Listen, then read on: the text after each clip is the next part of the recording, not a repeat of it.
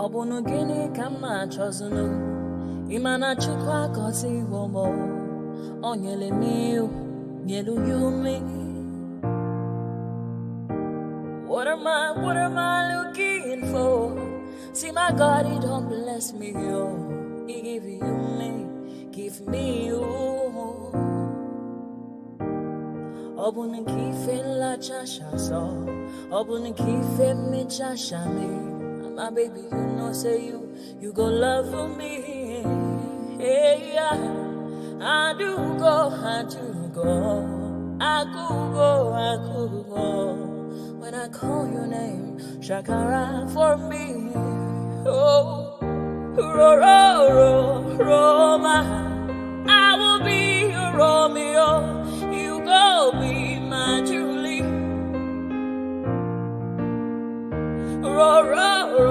Roma, I will be your Romeo. You will be my Julia. Oh, give me your love and I'll go run away. Show me your love and I'll go use you play. Carry me, go me, I go follow you away. Follow you, they go.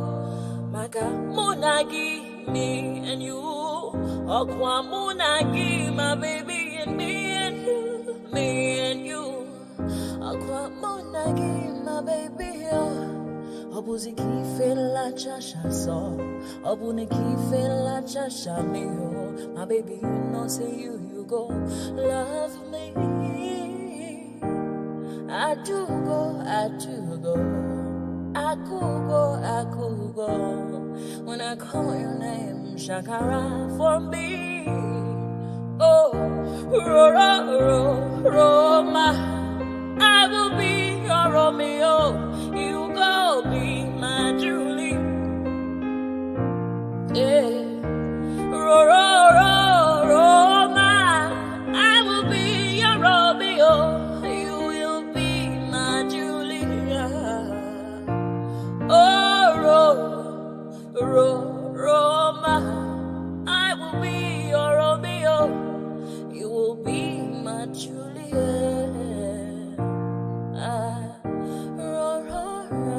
Roma, I will be your Romeo.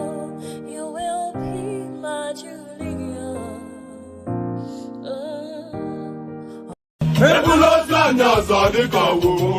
Okay now.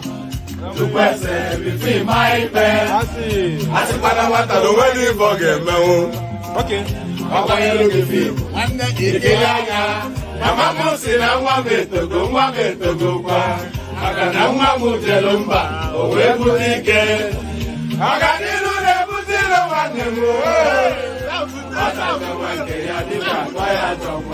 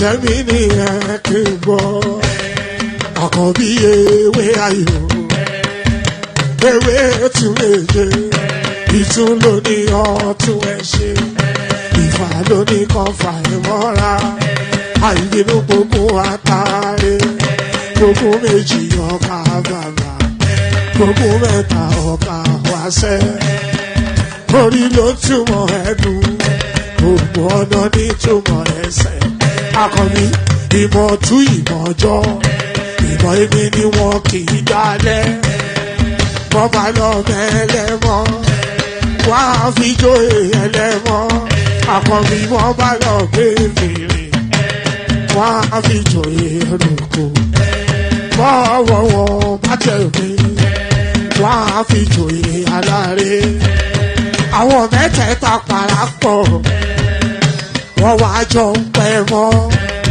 ẹ̀ẹ́mọ́ olóko jẹ wọ́n pa Akíntọ́lá ọmọ Ògún wọ́n pàdé Ìyọ̀dà ọmọ Àtàlàbọ̀bà Àkànbí wọ́n pàdé Ṣàtàdàdẹ ọmọ ọba Ìjẹ̀bú Mèrè Aṣíwájú odò gbólùkẹrẹ ajagun lólòdì ọ̀run tó bá ṣe pé tìyẹ tó bá ṣe pé tìyẹ lọ bá ń darí jọ wí àpérò ní kún gbọ́wọ́ ọ̀bọ ti ṣìgìdì máa gbé àgétì ló máa ń gbé àyàn ti ìdàyàn ewúrẹ́ Ọlọ́run dákun má padà lẹ́yìn ẹ kó má gbàgbé ọ̀rọ̀ tẹ́ Aṣíwájú Ọlọ́run dákun má padà lẹ́yìn ẹ Àkànbí Ọlọ́run dákun má padà lẹ́yìn ẹ ọkọ̀ olúrẹ̀lẹ̀ Ọlọ́run dákun. Ayandaba, ayandaba, ayandaba, ayandaba. Ayandaba, ayandaba, ayandaba, ayandaba, ayandaba, ayandaba. Ayandaba, ayandaba, ayandaba, ayandaba, ayandaba. One ayandaba, ayandaba, ayandaba, ayandaba. So, baby, subramia. Baby, subramia. Soko sunu baby, subramia. Soko sunu baby, subramia. Soko sunu baby, subramia. Ejemo, anamana. Ejemeje, anamana. Wana mejemo, anamu. Karatuba dodiri tukuma tukutuba dodiri ndimo. Eguma wego. Karatuba dodiri tukuma tukutuba dodiri ndimo. Eguma wego. Obodo jisike nubo seruna. Oyibo. It is everyone. Be free. Ayandaba, ayandaba, ayandaba, ayandaba. Ayandaba, ayandaba, ayandaba, ayandaba. Ayandaba, ayandaba, ayandaba, ayandaba. Ayandaba, ayandaba, ayandaba. Asima ayandaba, ayandaba, ayandaba, ayandaba. Ayandaba, ayandaba, ayandaba. Wana ayandaba, ayandaba, ayandaba, ayandaba. Ayandaba, ayandaba, ayandaba. So baby, subramia. Soko sunu baby, subramia. Soko sunu baby, subramia. Soko sunu baby, subramia. Ladies and gentlemen, sometimes you just have to act like you are drunk, like you are crazy. Confuse your enemies. Confuse them. Oboda say yeah, we mo. Yeah, we mo. Oboda say yeah, we mo. No basa ni ga ponto mo. Iye de gugeme. Okwitara kara mi nguru ma mi ga kwuru mu gwo ya baby mo. Abe Maria. Boy feeling. Ayandaba, ayandaba, ayandaba, ayandaba. Ayandaba, ayandaba, ayandaba, ayandaba. Ayandaba, ayandaba, ayandaba, ayandaba. Ayandaba, ayandaba, ayandaba. Asima ayandaba, ayandaba, ayandaba, ayandaba. Ayandaba, ayandaba, ayandaba. Wana ayandaba, ayandaba, ayandaba, ayandaba. Ayandaba, ayandaba, ayandaba. So baby, subramia. Soko sunu baby, subramia. Soko sunu baby, subramia. Soko sunu baby, subramia. Ase kwa nefo jabani si akuna nyego mkambasi ozo.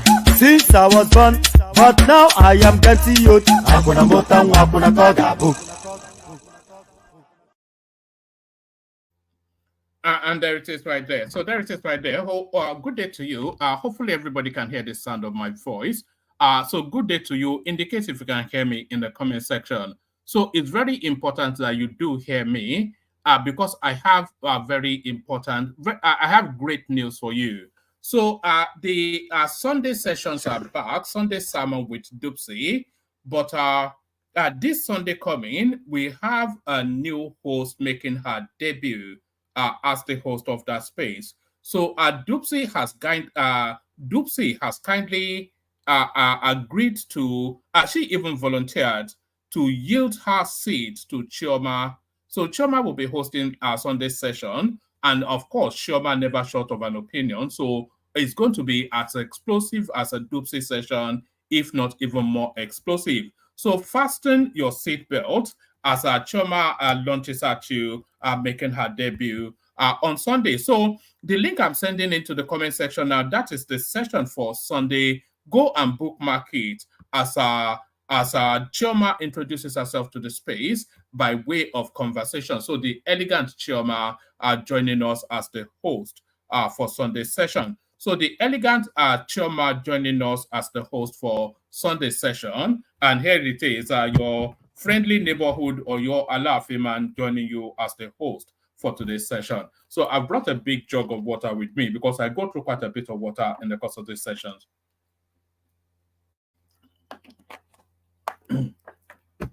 So there it is, your friendly neighborhood or your Alaafin, your host to guide you through this session, at least the first segment of it. Good to see you, Chioma. Good to see you, Adegboyega Abiola. So that's Boyega right there, starting the weekend off with One Man Went to More. And there's Chioma right there, bracing herself up for our Sunday's session, which are guaranteed going to be an epic session. So an epic session in the making for Sunday. So, pardon me. So go bookmark that. So the usual protocol, click on the like button just as soon as you're coming in. Subscribe if you haven't done that already. Hyperlink that says StreamYard invites you into the studio. And that $sign, we're not seeing sufficient enough use of that. If Ayo is not a super chat in the platform, then the platform barely gets any super chat. So let it not be entirely dependent on Ayo. Keep him company in that space. So we have the anticipation of a minimum of 5 super chats per session. So let us reach that fairly quickly. So let us reach that fairly quickly. So let us reach that fairly quickly. As I start to mumble, let me just start launching to the conversations. So what I am going to do this time around, I'm going to Oh, all right. Samuel Adeleke is already saying that it's coming to. It says, "I am coming for Chioma." So go and bookmark that link that I just sent in, so that you get the alert and you are ready to go when Chioma makes her appearance on Sunday. Let me send it again because I am quite excited for that session. So we see how that goes. So yes. Yeah, I was saying. I'm going to read out the headlines and then probably read out 1 or 2 articles, and then we take it from there. So because the readouts can be long and winding sometimes, and I'm not quite sure. I'm not sure if people are here for my readouts and commentaries or just for the conversation or for both. So it's always a guessing work sometimes, trying to determine what people really want. But we do that. So we do the headlines. Pick 1 or 2, maybe 3 or 4 to read out, and then hopefully the panel would have assembled and the conversation ensues. So the panel assembles and the conversation ensues. But let's kick it off with this one. Let me remove that from the screen. So let's kick it off with this one. So this one now is a pause and then go. It's just the way to understand this headline. Pause and then go. But that pause, so it looks like an 8-year pause. 2027, Lagos APC stakeholders push for Ambode's candidacy. So who replaces Sanwo-Olu is already the question agitating the Lagos political space. And there's no shortage of an abundance of names to replace Sanwo-Olu in 2027. There's the name Seyi Tinubu, he's always been rumored as a possible governor for Lagos State, and I think 2027 is going to be his window. Then there's a guy called Doherty something. He's also a strong player within that space as well. And Ambode has unfinished business with Lagos State. So who replaces Sanwo-Olu? A question already agitating the minds in Lagos State. Lagos APC's 2027. Lagos APC stakeholders push for Ambode's candidacy. So now let's now see just how fervent that approach is. All Progressive Congress APC stakeholders have stressed the need for the party to give the governorship ticket to former governor of the state, Akinwumi Ambode, saying he has the Midas touch to transform the state. Speaking on behalf of the stakeholders in the state, a stalwart of the APC, Oluwaseyi Bamigbade, said Ambode, let's do that entirely all over again. I just don't like sometimes when I'm reading it, it sounds stilted. I feel the need to start all over again. Pardon me.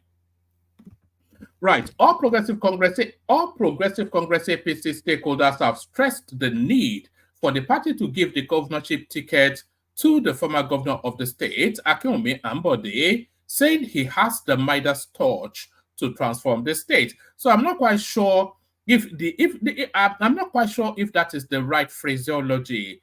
It's not so much that it has, because the state is already being transformed. They are building an O2 in Lagos State. They are building another seaport still in somewhere in Ekpe.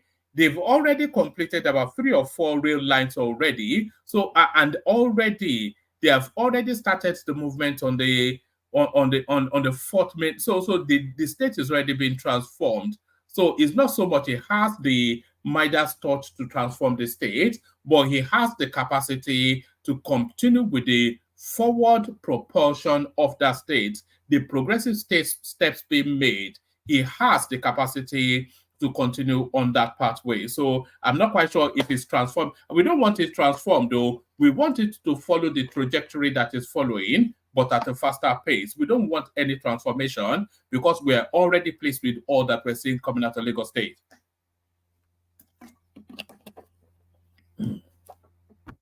All right, All Progressive Congress APC stakeholders have stressed the need for the party to give the governorship ticket to the former governor of the state, Akinwumi Ambode, saying he has the Midas touch to transform the state. Speaking on behalf of the stakeholders in Lagos, a stalwart of the APC, Oluwaseyi Bamigbade, said Ambode's 4-year tenure in the state witnessed massive development in infrastructure.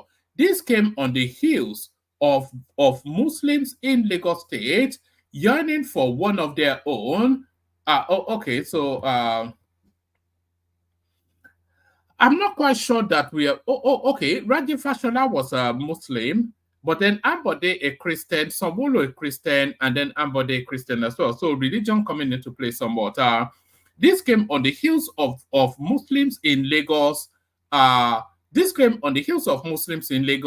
Yearning for one of their own as governor in 2027, as disclosed by an Islamic human rights organization, the Muslim Rights Concern, MURIC. So that is Isaac something or the other, the one that wears a turban on his head, pretending to be an Arab.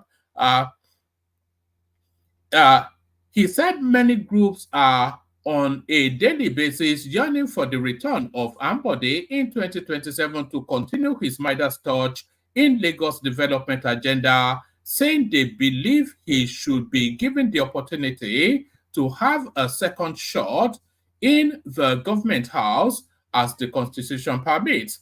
But Bamigbade said within 4 years in office, he remodeled Lagos, making it an investment destination for big businesses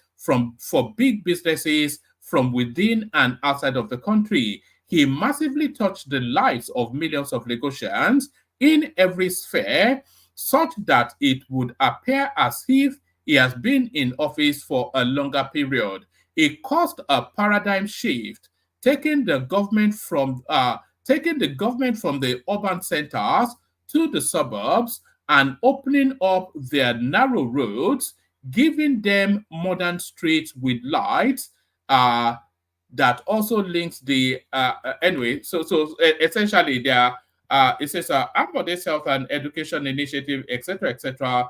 So this is a push now for Ambode to emerge as Lagos State governor. You see, I am not entirely averse to that. I wouldn't push too hard against that. Yeah, and by the way, we need people to come into the studio. If you want the session to happen, then you have. It is a participatory sport. It's somewhat, it's a participatory sport. If you want the session to happen, then you have to come and make your own contribution. We're not even asking you to super chat this time around. Just come into the studio and voice an opinion. That's just how it works. No one in there at the moment, but I will see how that goes.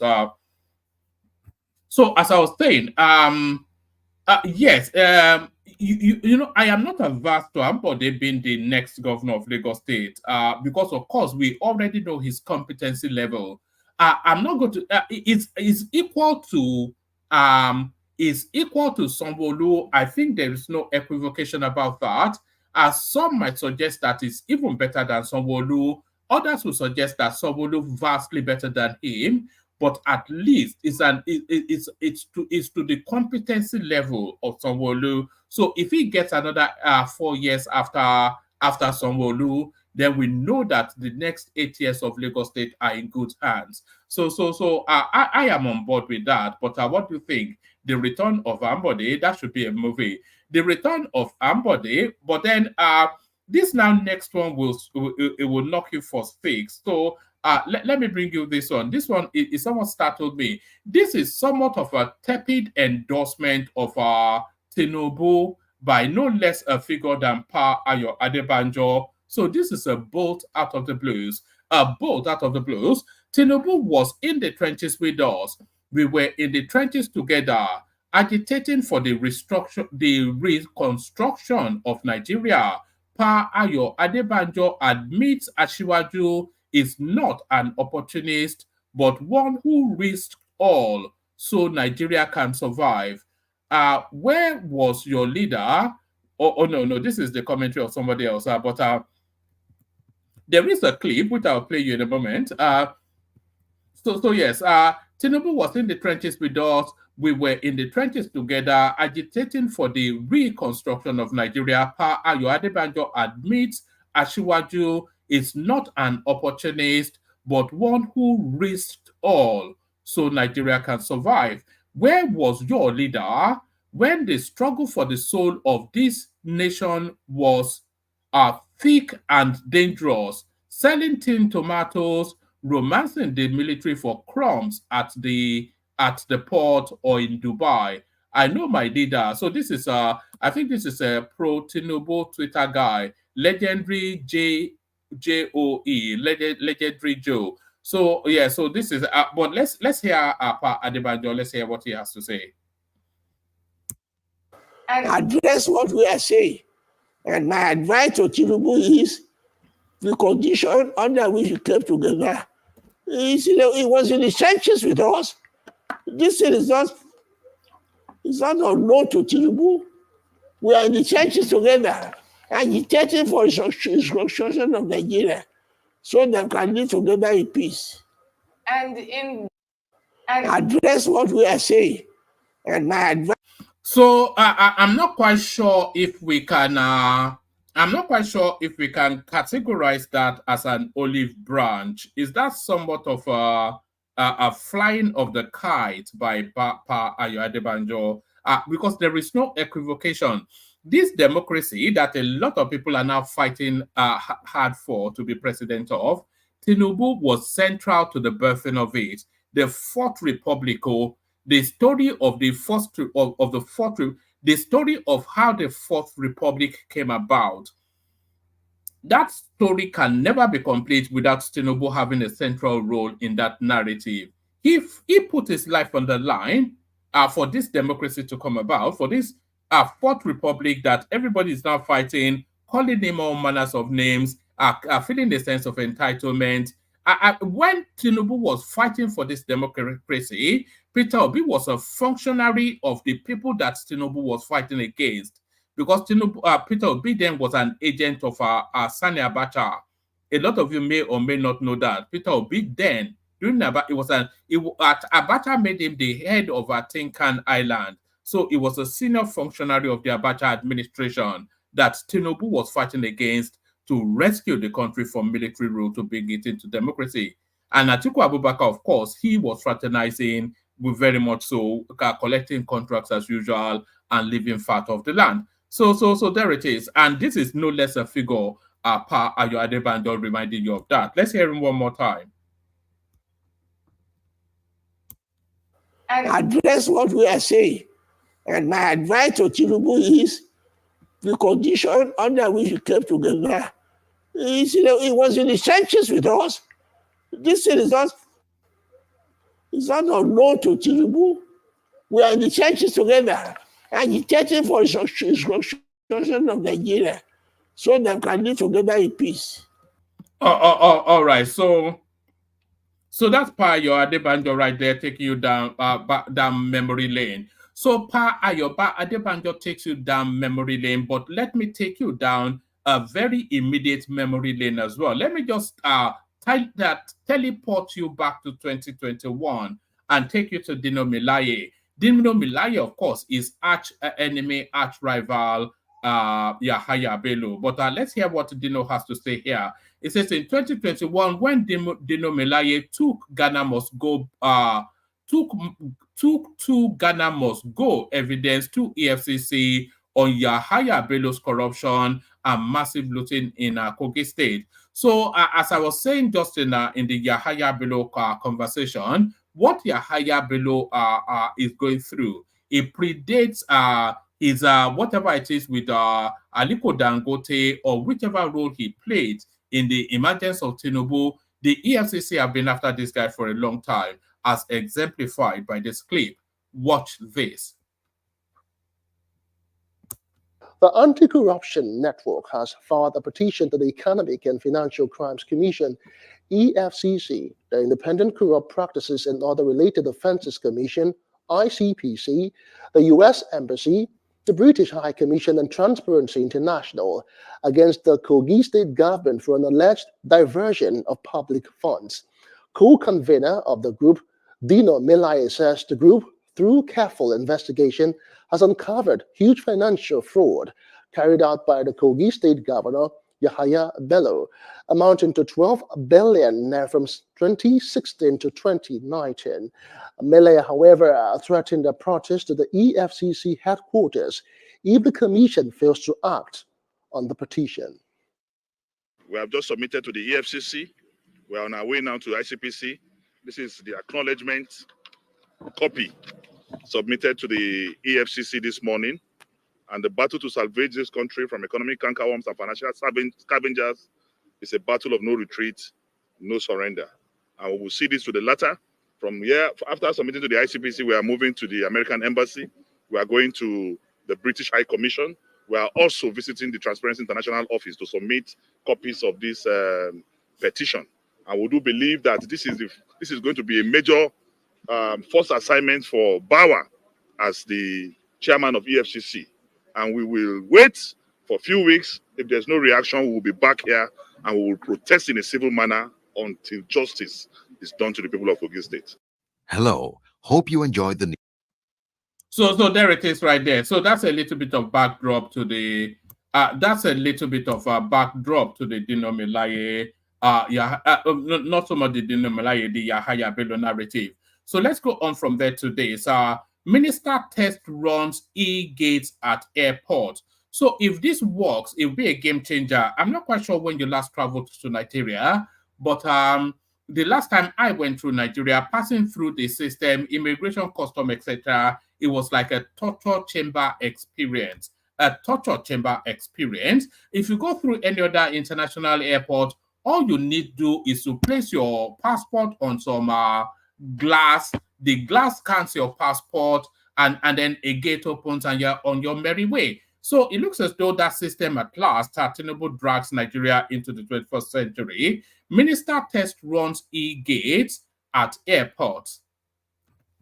Minister of Interior, Dr. Olubunmi Tunji Ojo, on Friday, test ran the electronic, let's do that again. Minister of Interior, Dr. Olubunmi Tunji Ojo, on Friday, test ran the electronic gates, e-gates, mounted at the Nnamdi Azikiwe International Airport, Abuja, asserting the job is 99% done. The e-gates, he said, would be deployed for operations by next week. Tunji Ojo was accompanied by the permanent secretary in the ministry, Dr. Aishatu something or the other, and the Comptroller General of Immigration, Kemi Nandap, amongst other top government officials. He said the e-gates were being deployed to eliminate human interface, reduce bureaucracy, and make movements of passengers in and out of the country seamless. The minister said 29 of the e-gates will be deployed in Lagos, 4 in Enugu and Kano, whilst Port Harcourt would have 5. So yes, this should work, and this will work, but then of course you can expect sabotage at some point. They will start to tell you that it is not working, because that human interface is where this necessarily corruption takes place. So if they don't get to grab, they grab hold of your passport at those airports and they hold it hostage, either you miss your flight or they rough you up until you part with some money. So this e-gates now, bad for business. It said the e-gates were being deployed to eliminate human interfaces, reduce bureaucracy, and make movements of passengers in and out of the country seamless. The minister said 29 of the e-gates will be deployed in Lagos, 4 in Enugu and Kano, whilst Port Harcourt would have 5. He disclosed that the airport infrastructure and command and control centers have been subjected to different tests, with fake and expired passports rejected, whilst genuine ones were cleared.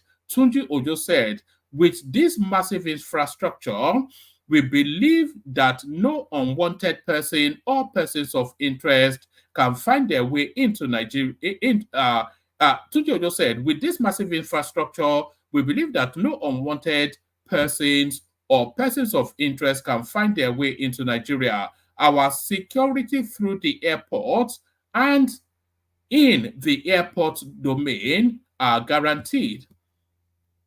It is a testimony to what Mr. President told us from day one on his renewed hope agenda.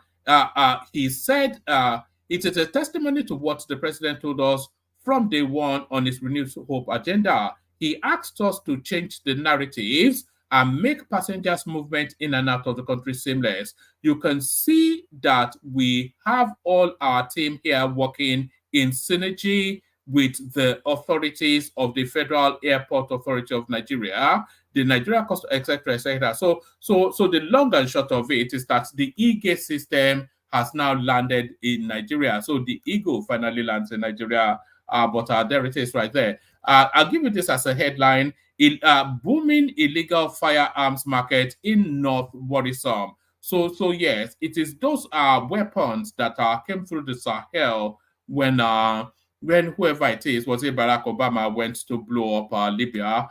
So Sudan calls, oh no, I'm not subscribing to anything. Sudan calls on Nigeria to intervene in crisis with rebels. So this is it now. What does this even mean? The government of Sudan has called on the Nigerian government to intervene in the crisis between the military and members of the rapid support. Right, fighting broke out in Khartoum, Sudan capital, on April the 15th, 2023. Fighting broke out in Khartoum, Sudan's capital, on April the 15th, 2023, as an escalating power struggle between the two main factions of the military regime finally turned deadly. On the one side are the Sudanese armed forces, who remain broadly loyal to general whatever it is that runs the country. Against him are the paramilitaries of the Rapid RSF, a collection of militia who follow the former warlord, General whatever it is his name is. The RSF was founded by the former dictatorial ruler Omar al-Bashir as an Arab counter-insurgents militia. So an Arab counter-insurgents militia, what does that even mean? Are they the Arabs insurgency against the Bantus, or what? It's just a foolishness going on in those places. Bashir wanted to crush a rebellion in the region of Darfur that began more than 20 years ago due to the political and economic marginalization of the local population. However, members of the RSF are now being described as rebels trying to overthrow the government. While speaking at a press conference in Abuja on Friday, Mr. Ahmed Omar Jabul charged the affairs of the Embassy of the Republic of Sudan in Nigeria, said Nigeria's intervention could end the 1-year conflict. If Nigeria intervenes in this crisis, we are sure this issue will be resolved soon. We know Nigeria was busy with elections when the crisis started, and then the Niger Republic crisis came up after. So if there's now a queue for Nigeria's intervention, and still they mock us that we are. The Nigerians themselves, they mock themselves as carrying no weight. I'll actually send this article to Niger, see what he makes of it. He always tried to diminish the country. According to him, Nigeria's previous intervention in crisis in the country had been successful. Whilst expressing the government's intention to return the country to democracy, he said Nigeria's intervention will fast-track the process. He said the humanitarian situation in the country was getting worse as the rebels were intercepting the fuel supplies from international organizations. Jabu said the rebels were invading civilian homes, government institutions, and universities, turning them into bases. He said although the conflict situation in Sudan has not completely changed since it began, the national military force has halted, blah, blah, blah. What we would like, so essentially, Sudan invited Nigeria to come and rescue them, and rightly so. Nigeria is the daddy of them all. So yes, of course, they will call us to come to the rescue. All right, let me take you to another one. Yes, no, we've gone through that one. Oh, yes, I'll. Okay, I think we've done that one as well. Hold on.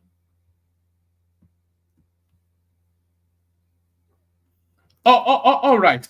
There is this one that I want to play, but maybe it's too long and winding. I don't know. But there is this one I want to play. Maybe it's too long and winding. I don't know. How Dangote diesel petrol reduced inflation in Nigeria. So yes, it's the green shoots of hope, isn't it? It's the green shoots of hope. But I wanted to share this one with you as well.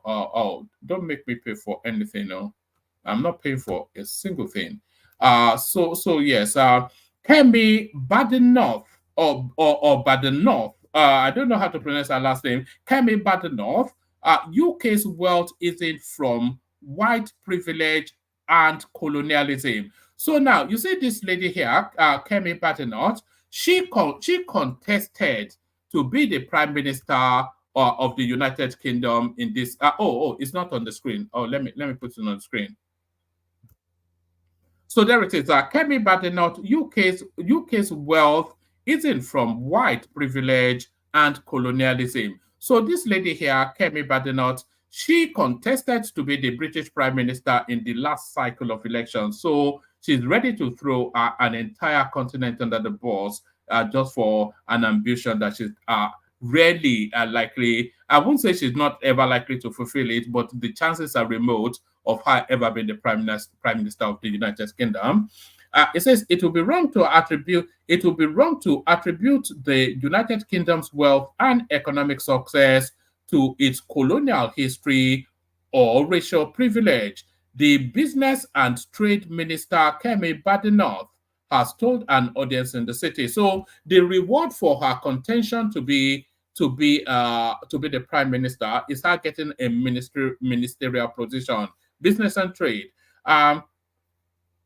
Addressing financial services boss at the Cities UK International Conference in London, the business secretary said the United Kingdom's past exploitation and oppression of other countries and groups of people could not significantly explain the country's economic trajectory. I would suggest that it does. I would suggest that it does, but there it is. They colonized half the world and stole everything. So how that didn't add to their is that Badenoch said, "It worries me when I hear people talk about wealth and success in the United Kingdom as being down to colonialism or imperialism or white privilege or whatever. This is who is that lady in America? She has a YouTube somebody will remind me of her. She's a black woman, but she speaks like this as well. Oh, let me see if I can find her actually. Hold on. Just give me 1 second. It will bother me if I don't find that name. Black American female conservative YouTube USA. Let's see if we can find her. Oh God, her name usually pops up. Oh, yes. Right. It's this lady here. Is this lady here? I don't know her name. Let me see if I can get the. Let's see. Yeah, it's this lady here. I can't recall her name, but this is who she reminds me of. Somebody will remind me of her name in a moment. Is this? All right. Yes. It's this lady here. She's an American. This one here. So is this is who that Kemi Badenoch reminds me of. Let me see if her name is in the description somewhere. Yes, Candice Owen. So that's who she reminds me of. So that's who this Kemi Badenoch reminds me of. So she reminds me very much of Candice Owen. Kemi Badenoch, United Kingdom's wealth. Yes, Kemi Badenoch, United Kingdom's wealth isn't from white privilege and colonialism. So there it is. A coon and her money soon to part. A coon and her conscience soon to part. It would be wrong to attribute the United Kingdom's wealth and economic success to its colonial history or racial privilege, the Business and Trade Secretary Kemi Badenoch has told an audience in the city. Addressing financial services boss at the City UK's International Conference in London, the business secretary said the United Kingdom's past exploitation and oppression of other countries and groups of people could not sufficiently explain the country's economic trajectory. Badenoch said, "It worries me when I hear people talk about wealth and success in the United Kingdom as being down to colonialism or imperialism or white privilege or whatever. Instead, she said the glorious revolution of 1688, which led to the development of the United Kingdom Constitution and solidified the role of Parliament, should be credited for providing the kind of economic certainty that paved the way for the Industrial Revolution. Any other interpretation would derail efforts to increase." This is enough for me to do. I'm almost minded to do a standalone video on this, but maybe I'll cut this out and do a more expansive narrative on it. All right, let me just do it one more time, and I promise I'll do it at speed this time. It says, Yet it would be wrong to attribute the United Kingdom's wealth and economic success to its colonial history or racial privilege, the Business and Trade Minister Kemi Badenoch has told an audience in the city. Addressing financial services bosses at the City UK's International Conference in London, the business secretary said the United Kingdom's past exploitation and oppression of other countries and group of people could not sufficiently explain the country's economic trajectory.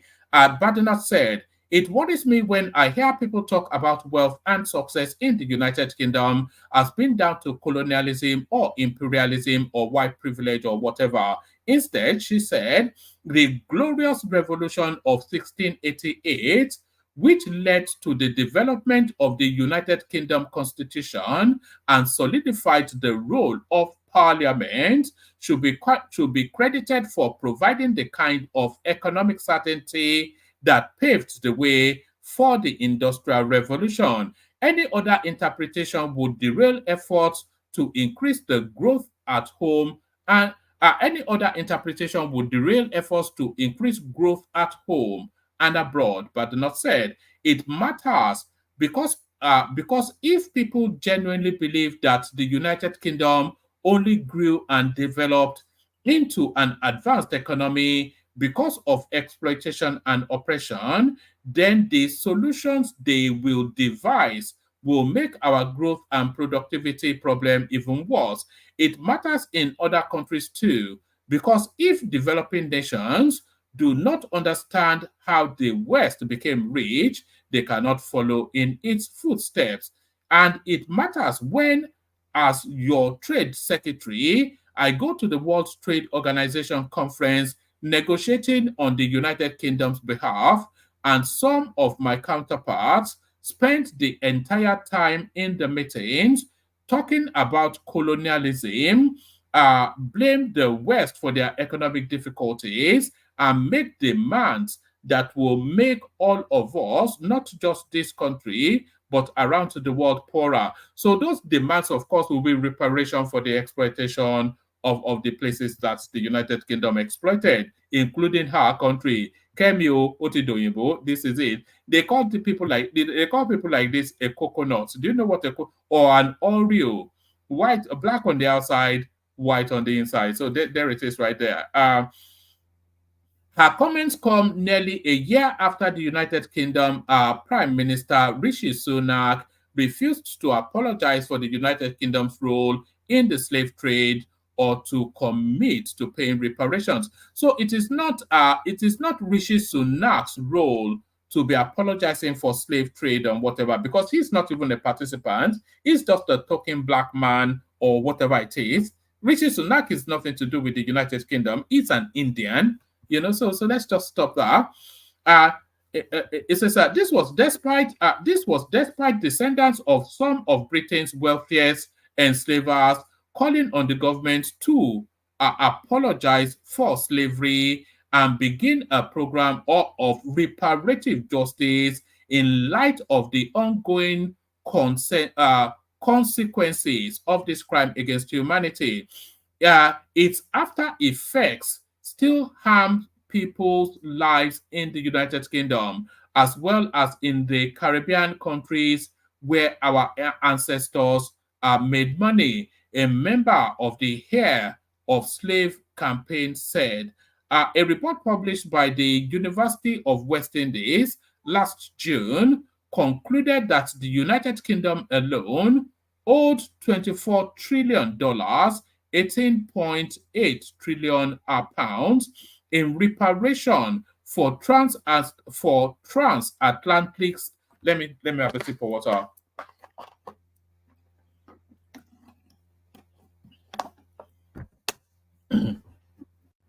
A report published by the University of West Indies last June concluded that the United Kingdom alone owed $24 trillion in reparation for transatlantic slavery in 14 countries, including 9.6 trillion to Jamaica. So how do they owe 9? So what exactly? What is peculiar about the Jamaican situation that they get at $9.6 trillion? Of course, the report written in Jamaica by Jamaicans. The report used calculations made by the Brettle Group, which factored in the wealth and GDP amassed by countries that enslaved African people. It goes on and on, but I think that's sufficient enough of that for us to wrap things round. Depending on if there's anybody in the depending on if we have a panel or not, I might well play you this clip. This is the lady speaking to the Dangote. Business Incorporated yesterday with an executive from Dangote. But let's look at it from the economics perspective now with the Chief Executive Officer of Financial Derivatives Company, Mr. Bismarck Rwani. Mr. Rwani joins us in the studio. Mr. Rwani, good morning. Good morning. Thank you for your time coming into the studio. We appreciate all right, we that. Just have of course, we have a little flavor of this because this is very, very important to current goings on in Nigeria. How Dangote diesel petrol will reduce inflation. So people usually pay attention to Bismarck Rwani. So we pay attention to him for about 10 minutes or so, and then we play the Kegite music and kick on the conversation. Consumers or Nigerians are being pushed on many sides. Yesterday, we talked about the possibility of telecoms. They are hinting us that they might, implement their own hike also of tariff. But at least we have one sucker coming from Dangote. And so we see Dangote telling us that diesel is not even going to be the 1,225, they said. It's not going to be 1,000. So, of course, this gives us a little bit of relief as Nigerians. Yeah. Even though we wonder how long it will take for this to sip down into real commodity prices. Thank you. I think, as you can say and see, the point is that what's the almighty power of diesel? Why diesel? Diesel is so important, right? In the fractional distillation column of the refinery. So the almighty power of diesel. Yes. You can see the price is down from 1,700, which it was last year, to 1,000 naira. This is big, right? It's not just why diesel. We talk about petrol, talk about this. Diesel is very. Petrol seems to be the most popular. Yeah. In the petroleum products in Nigeria. In Nigeria, but that is not the truth. The truth is that diesel is used for powering trucks across different parts of the country. It is used for your generators, right? It is used for thermal production of cement in furnaces, and it is so significant, right, in the process. And you will see as we go along what is the impact of a reduction of this magnitude in diesel, especially the price of diesel when it was. What the government should be doing is they should be stockpiling this diesel already. They should be stockpiling diesel so that we have to have a national reserve strategy. So we never ever because I don't think oil has an expiry date. So they should be buying and stockpiling, or even using our 20% ownership of that Dangote juggernaut to corner a national strategic reserve of these products. We should have a vast fuel farm where they stockpile diesel and PMS, which guarantees prices. So we never ever go back to where we're just coming out of now. It was 1,700. The global price of oil was 75.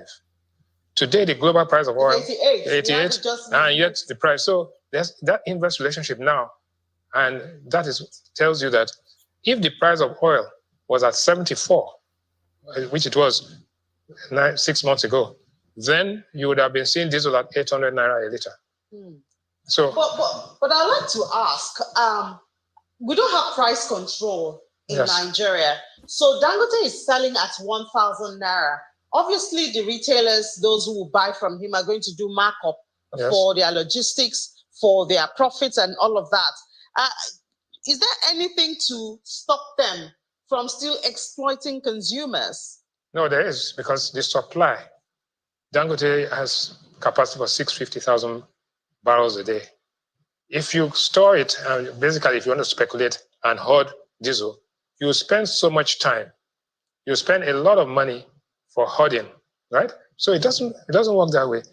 Because no, she's not talking about hoarding. She's talking about price gouging. That you buy it at that 1,000 naira, but then you go and put a 400 naira markup, which defeats the intention. But the answer that Bismarck should be giving is that because of the near monopolistic ownership of that space that Dangote has, he can dictate the selling price as well. He can dictate to them that don't go above X margin at your pumps, and anybody that that goes above that margin will be struck out. Because he has a monopoly, he can dictate the price to the pump. That should be the answer, not whatever it is that I'm saying. Because the cost of storing it become much more than your margin you make, and you'll be speculating. So if you speculate that the price of oil is going to go back up, and then you're storing it, no, you're going to lose. And you can see that is where the diesel price has gone all the way up, and now it's down this way. Yeah. Now all the way this way. And then we see it obviously connected to inflation. Headline inflation. There is a strong correlation between the price of diesel and inflation, because diesel is used for many of those products, and we'll get to that in a minute, right? But the reality is that, let us take, for example, a loaf of bread. A loaf of bread is today costing 1,400. This loaf of bread, right? Diesel accounts for 25% of the cost of production for bakeries, because once you start the oven, if you're using NEPA or whatever, if there's a power cut, the dough, you lose everything. So once you want to start the oven, you put on all your generators on, and this drives it. And based on this configuration, you will see that the price of bread by the end of next month will be down to 1,200. Because can we hold you to that, Mr. Rwani? Theoretically, yes. Now let's go to a tuber of yam. Yes, really expensive. Very expensive, 3,500 the current price. Because the cost of transportation has reduced, if you're buying diesel at 1,000 rather than 1,700, that loaf of bread, that tuber of yam could come down to as low as 2,700 naira. Very, very important, because logistics cost is a major part. So yes, these are points that we have already made on this platform as well, and you can see that the people that Nigeria defer to, they acknowledge the arguments we present. So I think that's sufficient enough of a presentation. A panel of sorts has assembled, still not a full house. Anybody that wants to hop on, still please hop on, especially if you're a new voice that we've not heard from before. But I can tell you that the people assembled so far, an elegant panel, are led by the majestic Ajanle Koko. So first the K guides, then the conversation. Only water, where they see ma. Water,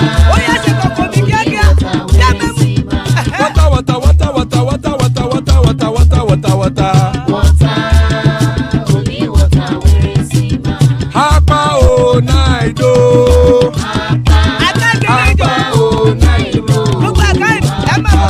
Hapa you don't come o.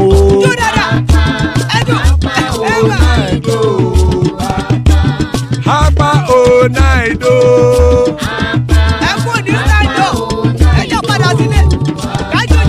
Oro keke elemuye o.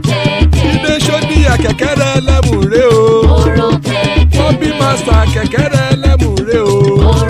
Chifu Latif kekere elemure o. Eruku lele elemude. Eruku lele egbe elemudodo jare o. Eruku lele Ghana ti de everybody o. Ọmọ ẹlẹ́yẹ ẹ̀yẹ o ó dilé o. Odúyẹ̀lá ẹ̀yẹ o ó dilé o. Petrosoname ẹ̀yẹ o ó dilé o. Petrosodunke ẹ̀yẹ rẹ̀ ó dilé o. Ẹlẹ́kọ̀ ọ̀run mú ìní o.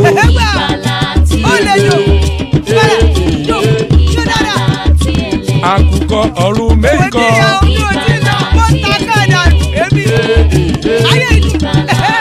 Ikú kò ní rí wà gbéṣe o.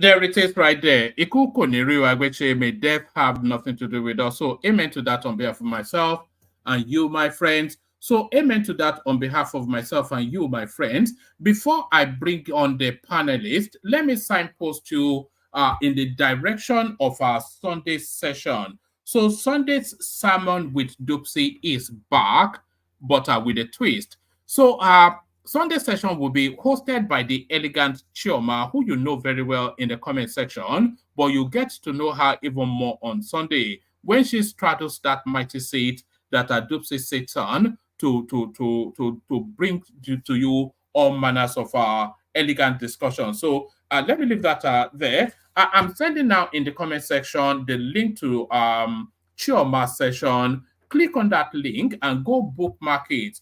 Turn on the bell notification. You know Chioma, of course, from the comment section. She never holds back in her opinions, and of course, are almost certain to be the same on the screen. So guaranteed to be an explosive session with the elegant Chioma. So the elegant Chioma, before we come to the elegant Chioma on Sunday, let's bring on the panelists as assembled. Ajale Koko with us. Always a delight when Ajale Koko is here. Rest in my mind, of course, your friend and mine. Adewale almost starting to be in a car somewhere.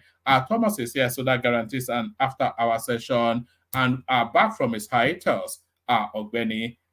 So there it is. So that's the panel right there. So let's kick it off with Ogbeni because we've not heard the sound of his voice for a while. Ogbeni, Baoni. Oh man, it's been a while. Okay, yeah, all that millions, you won't collect every single penny from this United Kingdom. Apology, I promised to be on this show sometimes ago, but I couldn't make it. How are you, sir? It's all good. We're all good. Yeah, we're still. Ajale Koko, General Thomas, and others. I greet you, sirs. Ọ̀gbẹ́ni ẹ káàbọ̀. Ọ̀gbẹ́ni fún ẹ. Ẹ ṣé. Welcome back. Thank you, sir. Ajale Koko, I thought you are going to be the first person to go. You are not yet back on the one man's book. You have to go and buy those cows. I told you. You buy the cow. Stop this book. So you buy red wine to appease the gods. Okay. No, we've not heard from Ogbeni in a while now, so you know he likes his sleep. Before we get to him now, so let's kick it off with it, and I especially want to hear from him on this UK space. These are Kemi Badenoff. United Kingdom's wealth isn't from white privilege and colonialism. I'm sure that's one of your spaces of interest, Ogbeni. Yeah, Oma, this lady, well, I don't know why is you hardly see Nigerians, particularly in the UK, saying anything good about the girl. And then even when she was contesting for prime minister position, Nigerians and Afro-Caribbeans they didn't really give her the support, and there was a reason for it. The reason for it is just simply that it's she now sees herself as what I can call one of the white supremacists. She doesn't relate much with the black community. Even though sorry, Ogbeni, am I right to draw that parallel between her and Candice Owen? Is there not an element? Yeah, you can. Yeah, you can. So she's, I think, because she lacks an understanding of African history. Maybe because in this country where we stay, you see, an average African man is we're double disadvantaged, or let me say Nigerian. We're double disadvantaged in terms of knowledge of history. Back home, we've removed history from our curriculum. Here, nobody will teach you about African history. My children presently in Scotland here, they're teaching them history about Scotland, history about UK, how many kings, Kings Harry, Kings William, kings, all these kings and queens. Good, it's their country. But what I keep telling their teachers once in a while is, look, why don't you teach them global history too? Let them understand what happened in the 19th century, 17th century, UK, 17th century British Empire, teach them Roman Empire, teach them what happened, how the British came to Africa to loot our artifacts and our resources, why they brought rail system to Africa, connecting the North, the Sahel, down to Savannah, down to the rainforest for the purpose of getting our resources, our tin, our copper, our bronze, our gold, our timbers, everything we had in that God, endowed us with. And they gave us some few coaches, of trains. And the only thing you can find on that train is, all these natural resources, and you're shutting them away to where? Unfortunately, Kevin back lack this knowledge. And again, it's unfortunate that so many Nigerians that are privileged like her, that to come to this kind of environment, find themselves in all these top-notch university, where what they do basically is to whitewash your brain, okay, and make you to feel among. So the moment you feel among, you want to talk like them, you want to hit like them, then you want to think like them.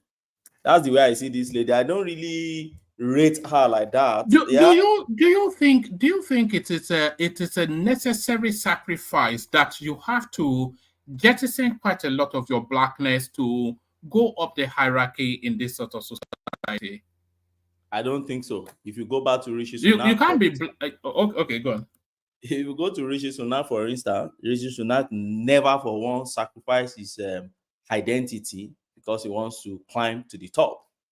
Okay, let's analyze a bit. What actually brought Rishi Sunak to the pinnacle of his career as a politician? First and foremost, he went to all those Ivy League university. I think he went to Oxford or so. So he related with them. And from there, he found himself within the conservative political space. And from there, he kept, giving his own idea, He became part of the cabinet of Boris Johnson and started playing his politics. But look at it, ever since he has been there, he's been championing the cause that relates with his identity and his ideology, what he believes in. Recently, he proposed a bill to ban 15 years old from smoking in the UK, which, in the real sense, didn't go well with the UK populace. They even want them to bring the age for smoking down. But that is his ideology. He brought it, whether you take it or not, that's your business. At a point in time, he spoke against LGBTQ. He spoke against what else? About a lot of things that even when the first day in office, see what he did. He went to his office to go and make his Hindu sacrifice there to let you know that I don't forget my identity. Yes, I was surprised about that, actually. Yes. He did that to tell you that, yes, I'm your leader, but I still relate my identity, my religion still matter to me. My race, my ethnic still matters to me. But I know I'm British and I'm leading you. But when you conflate it with this girl, this Kemi Badenoch girl, you only get anything black, anything that connects her, to our roots. And that's why I said I don't really blame her. Mainly why I don't blame her is because of lack of, the knowledge of history. If you engage somebody like her and ask her who is Jaja of Opobo, I'm not sure, even if she had heard about that name before, I'm not sure she can really engage you 30 minutes to an hour on the activities, the escapades of Jaja of Opobo, what he went through in the hand of the British merchants, and how he came to the UK to fight for his right, and how he got victory going back home, what happened to him along the way. Are we being a bit unfair to give any consideration to that this girl is a Nigerian? Apart from, there's nothing Nigerian about her, apart from the name and maybe the historical. This is a white woman, really, in a black skin. Well, I don't see her as a black, because an average white person will not see you as a white woman in black skin. It's either you are black or you are white. One man, you should know all these things now. You stay in the UK for a while now. an average Briton will not see you once you have a black skin. You're a black man. Just Yeah, but that's the thing. I think she's overcompensating because we see this a lot, both in this country and somewhat in America as well.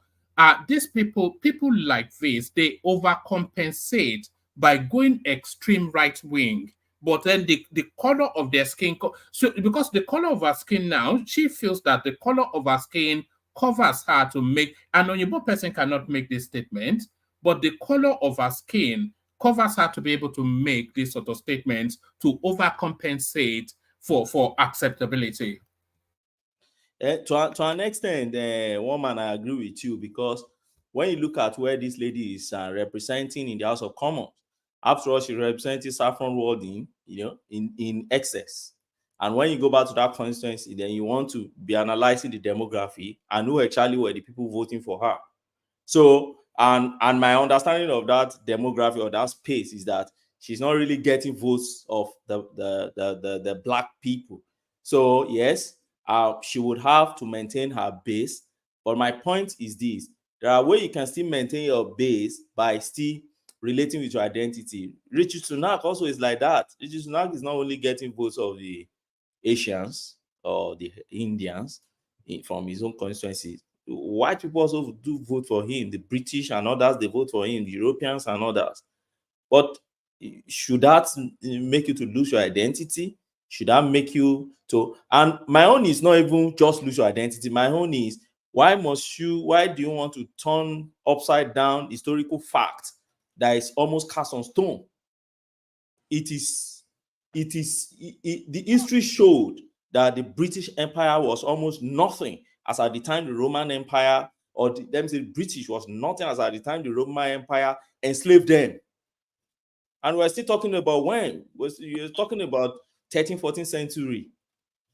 So where did they get their wealth from? Ogbeni, can I interject?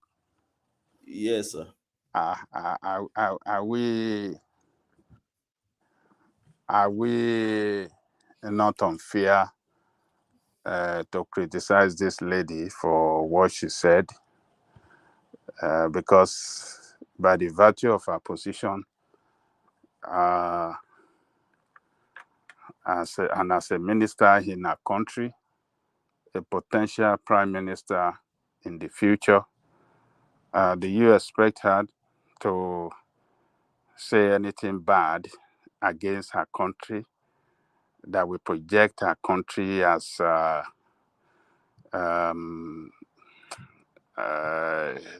project her country so bad, market her country so bad? I think by the virtue of her position, she's expected to project her country and market her country, in the best manner that can make the country look good. So we shouldn't.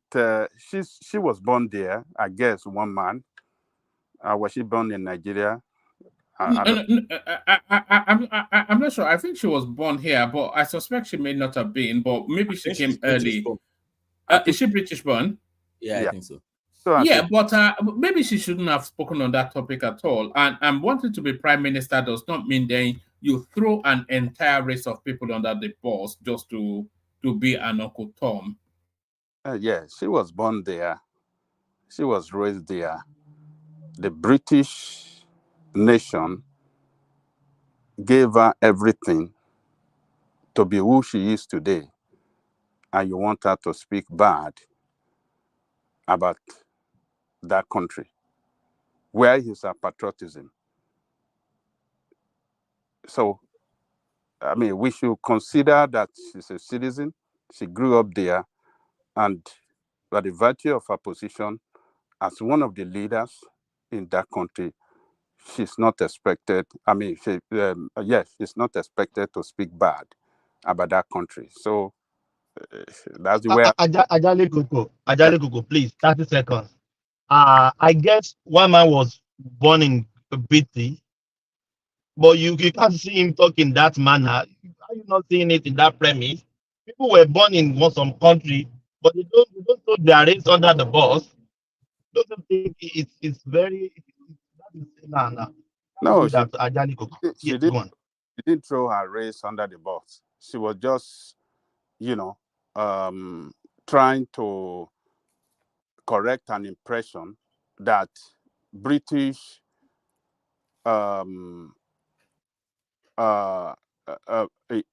British took the wealth of other nations to be a wealthy nation today, and she's just trying to correct that. Yeah, but she didn't correct an impression. Now she's trying to reinterpret history. Britain was a backwater of something. If you took colonialism, exploitation, we're not even talking just about the slave trade. They ripped the heart out of every single continent and stole everything of value there. And she's telling us that is not the backdrop of their wealth. Well, I think as a leader of that country, you wouldn't expect her to speak otherwise. She can't speak bad of her country. She has to be patriotic, and she has to promote her country and defend her country when necessary at all times. She's a potential prime minister. So if she speaks bad of Britain today, she will ruin her political career. She's a politician. So I think we should consider all those factors before we start unleashing, punches with cutlass and calling for her head. So, Ogbeni, you can continue. Okay, thank you, Baba Dale Koko. You see, you observe that I was careful first in my choice of word and also in trying to understand what this lady stands for. Now, I tried to conflate this lady with Rishi Sunak. This lady cannot be more politically exposed as Rishi Sunak, which is the truth. She's not even close to the MP thing and the prime minister position like Rishi Sunak, who eventually became prime minister position. And what am I saying? If you've been seeing Rishi Sunak position in that house, Rishi Sunak also was born here, just like Kemi. So, but if you've been observing Rishi Sunak over time, he will not make this kind of careless, comments, because this is history. So if she doesn't know history, she should just keep quiet. And not just anyhow history, it's a very sensitive one. Colonialism, it plays a very huge role in what the United Kingdom is today. And there is no professor of history in the UK that will be talking carelessly like this lady. And a real researcher who researches in history will not talk anyhow the way she's talking about. She's talking about Revolution of 1688. Is that where UK got their words from? Does she really know this thing? And that's why I said, let this lady engage people who understand African history and the. But does she have a point, Ogweni, that the 1688 the parliamentary system and then the birthing of industrialization, those are the real backdrops of the British wealth, because it established a consistency and a framework for governance, which is then does she have in the broad strokes, does she have a point? I don't think so. Let me give you just two incidences that happened in Africa that you can easily trace to what the British Empire was immediately after colonialism. Now, don't forget that this same British Empire we're talking about were raided and then ruled over time by the Roman Empire. At a point in time, the Danish, the Danes, enter into this land and plunder the land. The French Empire enter into this land, plunder their land. The Spanish enter into this land, plunder their land. Even at a point in time, the IEU is the Irish. And over time, they were able to gain their independence from these European brothers who invaded their land and plundered their land. And as at the time those people left them, they were almost nothing. Yeah, they were running a nation, but they were almost nothing. And don't forget at this same time we're talking about, flip it to Africa. What was Africa doing back then? We had our resources. I've mentioned it. We have our copper, we have our timbers, we have our tins, we have resources. Pick the British invasion of Benin Empire alone, for instance. That is just 1897. 1897 is just 3 years to 1900. And they sent their troops and they ruthlessly burned the empire to the ground, killing thousands and wiping out one of the richest cultures of Africa. And not just only richest cultures, not about culture alone, richest artifacts and natural resources. And the king was forced to flee, while his palace was looted of numerous treasures, bronze. It wasn't just wooden carving, woods and co they looted in Benin. It's more like you enter another empire as big as your own empire, and you looted their own natural resources and you brought it down to your own space. Not just keeping in museum. Those ones they kept in museum were the least of all the things they had there. But they were the things they were exchanging for the wealth they had today. Bronze, ivory artifacts, and a lot of things you looted from Benin. That is Benin alone. Not to talk of Egypt, not to talk of Ethiopia, part of Ethiopia. Nefertiti bust. A lot of issues. So when somebody now go to Gold Coast, you call Ghana. Ghana was Gold Coast. Before they named it Ghana, it was Gold Coast. There was a reason why they named Ghana Gold Coast. The one we name Ivory Coast, there was a reason why they named it Ivory Coast. And you looted all these things, you brought it to your country to build your country. Yes, good for it. You established colonialism. And even during colonialism, we're still looting things and bringing it to your country. And somebody will just write up in a day, and all what you can say is that the wealth they gather from colonizing has nothing to do with the nation's wealth. Does it speak sense at all? It doesn't. That's the point I'm saying. Ogbeni, what do you but think? our excuse are because Ogbeni, sorry, sir, let me just quickly land. Our excuse are, and before I land on that, let me address Baba Koko a bit. Ogbeni, before you address me, let me say this so that you can address it, take everything together. What do you think would have happened to this lady if she has said otherwise? If she has, spoke in favor of the history, or said it, the way it was. I mean, the historical fact. If you have spoken in the direction of historical fact and not, try to,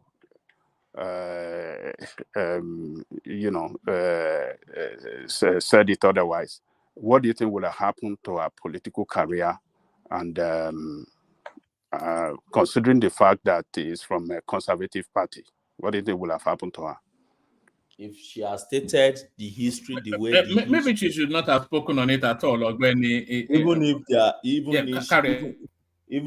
if she had said it, which she have said already, if she had stated the correct position of history. My own, I'm not on the side of whether she. My own is I'm on the side of somebody stating the correct position of history. Posterity would have have her name written in the golden book. Yeah, we are not living only for today. She's not living only for a political career. Where is Margaret Thatcher of yesterday? Where is she today? She's gone. But history will always write the good and the bad and the ugly of Margaret Thatcher till now. Where is even the Cameron of yesterday, now Lord Cameron? What is he doing now? Where is Gordon Brown and others? Where are they today? So everything is just not just about your political career.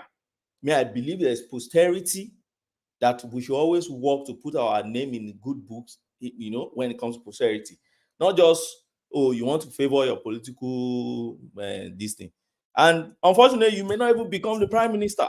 There are many people that have contested and worked towards this thing and they never be. So you don't walk your way through to that glorious, office by, losing your own identity, speaking against your own roots. You're seeing the truth, you're not talking about it. And I think for her, the best, you just keep quiet. You are not a professor of history. If you don't know the history, just keep quiet. Talk less of what you don't know much about. That's my advice to her. Talk and mind you, Babajale Koko, there are many members of parliament in that parliament, okay, that are fronting for repatriation of many artifacts back to Africa. And each time when I listen to these MPs, you will see them talking about billions of pounds that UK had made from those artifacts. And many of them are saying, don't just return it with part of the money that you have made for it. Do you know how many tourists that do fly down to London on a daily basis only to come and watch artifacts that were stolen in Africa? And somebody will just wake up and say, oh, it doesn't add at all to the UK's wealth. Yeah, let me interject for a minute, Obeni. I believe that you're right in criticizing her position, right? Not because of who she is. You see, minorities make themselves minorities. You know that. It's not a tokenism going on here. This is a real McCoy conservative British, right? So you have to accept that. She's not faking it. It's not just a perfunctory or symbolic effort on her part. She's a conservative British citizen, the member of parliament. Now, she's wrong, just like other white conservatives and racists who look at us the way they do and the way they look at their country. So you're right in your conclusion this time, but your premises are wrong. It's you who have to change the outlook. It's not tokenism, the practice of making only a perfunctory effort to be inclusive, right? So once you understand her and accept her as a conservative British citizen who's looking out for the interests of her country, then you could rightfully criticize her for the wrong decision she's making and have no nexus whatsoever to Africa or Nigeria or any other part of the country. She's a Brit. You cannot make her, because it's minorities, even in Nigeria, that make themselves minorities. Now, I've stated here often that we have Wazobia in Nigeria. You just have to find where you fit in there if you're a minority in Nigeria. And that's my opinion on it. So change your outlook and you'll be right in the conclusion, but your premises are wrong. Thank you. Okay, thank you for that. My point is very clear. My point is, I'm not saying that it shouldn't speak to favor probably a constituency where she's getting a vote from, or because she grew up here. My point is state history as it is. State history as it is. And if you don't know it, then you keep quiet. Talk less of something you don't know much about. That's my point on that. Yeah, I agree with that. And all of them, white and black. That's enough. All right. Thank you, Ogweni. So Ogweni, let me move you on to this space. Lagos APC stakeholders push for Ambode's candidacy at 2027. So it's a long pause, but they want him back. Do you buy into that idea first? Start from there. I don't, woman. I don't. Sorry, Pansat, that was a bit abrupt, but I didn't want I didn't want us to be stuck in that space for too long. No problem. Move on. Carry on. Pansat actually made a good point. Yeah, I agree with some of his points. Now, I don't agree with this push for Ambody. Not because of Murik. I don't rate that association, that prof, or what do you even call that? I don't rate it, not because of what Murik is pushing, but I don't believe that Lagos still need Ambody. I think by now they should move past that somebody coming back to government to come and do what again. Yes, you've tried your own best 4 years to try it, you didn't get it. And the reason why I'm saying this is this: the coming back of Fayemi in Ekiti, I remember, was a very useless pace of time for my state. You see, when you see governors like that try to win election back, they lost, and probably from their primaries they didn't give them. Then eventually they had to go home, spend another 4 years, and find a way to fight back into governance. By the time they come back, it's always a retaliatory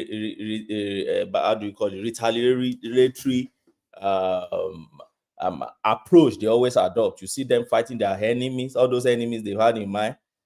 They come back and start fighting their enemies back, and that is what they waste time, because they know they don't need your vote again for the second term. So they hardly do anything. So for me, if I relate it to Ambodi's zone, I'll be expecting something like that again. What's Ambodi's coming back to do? It will just be like Fayemi second time in Ekiti. You just come, you don't care about anybody because you don't need their vote again. You've had their vote once and you don't need it, and then what exactly do you want to do? In your first time, the thing with Ambode is a known quantity. And we know he's a worker, and we know he has the capacity for elegant big projects, and we know that he is very much on board with the transformations that a lot of people want and are seeing in Lagos State. So we know that it's a steady hand. We know he can do the job, and we know that it's a minimum risk. Is that what we want? What do you mean by minimum risk? I don't know. What I know was that he's not going to rock the boat, is he? And he was doing excellently well. So we already know his pedigree. One man, Benny, let me ask you, let me put this position to you. Okay. Don't you think it's a wrong it's wrong of you to compare Ambode to your former governor, what's his name? Fayemi. Knowing that Fayemi was a disgrace even in his first term. I don't even know why he deserved a second term. But here you're talking about a man who has proven himself to be a governor of some sort that Lagos State has never seen. Besides maybe Fashola, who did maybe if he had the second time too, maybe he would have surpassed Fashola. So why don't you look at it from that point of view? That Fayemi was a disgrace even in his first term. He doesn't pale. I mean, he paled into insignificance if you have to compare him to even in the totality of his two terms. That's not even, you can't compare it to that of just the first time of Ambode. So if Ambode has proven himself, why compare him that way? That is, you have that suspicion that he might not perform in the second term. Okay, so thank you that you say it's a suspicion. Now, why I said this is one, I remember the major thing. I don't stay in Lagos anyway, but I remember the major headline on media during Ambody's time is that first and foremost, that Ambode started departing from the Lagos master plan. Secondly, that Eko started becoming so dirty that Ambode couldn't handle it. And a whole lot of things people complain about Ambode. The Ambode is so arrogant. I remember what his wife did. I can't remember, to the chaplain or something like that, and they threw the guy out of the state house, and a lot of rubbish going on under him. Now, eventually, to lead to his second term, he couldn't get his second term, and 8 years after, he's trying to find his way back. So, why didn't he get a second term? So, you said? Why was he not given a second term? Was it because he did not perform? Is that why? I've just given you some of the reasons they gave. No, that's not the reason. That's not the reason why we did not have a second term. So what do you think was the reason? It was a political coup they did against him. Yes, it was political. Gang up. And the gang up was not because he did not perform as a government. Gang up was an internal strife between them. We are both speculating here because we're not speculating. No, you see. Okay, let's go on. When I have my time, I will be able to talk. We're both speculating now. You are not. No, we're not speculating. I'm not speculating. You are the one speculating here. No, rational mind. Ogbeni is telling you the reason why the party members didn't want him for the second. That's why I said you didn't. I mean, when we say there's an internal strife within the party, that is what he was telling you now. It's not because he did not perform. It was because he did not give them chop and chop kind of crap. That is your own insinuation. So what was it? That one is part of it, but what was Egbeni in the mentioned media? earlier, what was in the media? Okay. What Egbeni mentioned earlier as to why the party member didn't want him, sanitation problem, which other problem Egbeni mentioned? They said he started working against the Lagos master plan. Oh yes, that is number 2. So all the party members, if you cannot get the support of your party, then you are nothing politically. So that is what happened to him. Okay, let me just let you people go on. Just go on. I just can't stand you people saying this, but it's okay. No, hold on, rational mind. It is the party members that didn't want him for the second time, and that is the way the party is run. You have to go through the primary within the party for you to get the ticket to run. When you are not given that ticket for some reasons, then just accept that you failed. Mr. Jelekoko. Yes. Please, can I come? This is what I just want to say. That I will support Mr. Rational Mind on this very well, because if we are talking about the party, who are these party people? It's few people that hate somebody, that have clash with somebody. They are few. It's not about that. It's not the majority APC member then. It was just few members, and that is the governing council of APC. They have issue with him. It's not, if APC want to win 2027 election, they have to present someone that is credible, that someone that people trust. That is why they are bringing somebody. They know if they bring in any neutral person, like a new person, they can lose the election. It's almost the most. Last year election, they were lucky because of this tribalism issue. That is why they won the election. APC is shaking in Lagos State. It's very clear. And Ambode have vote in his kitty, have a lot of votes, and they are sure if they present Ambode, they are winning the election. It's all about winning. APC is weak in Lagos State. It's very clear to everybody. In Southwest now, APC in Southwest, Lagos is the weakest. If you are seeing, apart from seriously, coming from APC is like I'm coming from, I'm more closer to Southwest politics, and I know that is the truth. When they just want governorship election, it's not about winning the governor. Everybody know what they want. They want the election with tribalism. If the election there was nothing like tribalism, so long we not win the second time. Winning is it not winning? And what is tribalism? Winning is winning, but we know that winning is different from winning. Sorry, hold on, Ajaniko. Hold on, Femi. So why do you say that if not because of tribalism, Sanwo-Olu would not win? Sanwo-Olu will not win. It's just because people are fed up of Tinubu. They are fed up of Tinubu. Can you hear me? Hold on. Why would they not win? We're talking about Sanwo-Olu, not Tinubu. Tinubu lost in Lagos, but we're talking about Sanwo-Olu. So why would they not win? What has tried? All the Igbos voted for him. We are all here during the election, and I think everybody were scared then. People that were supporting APC in Lagos State, they were scared because of the election.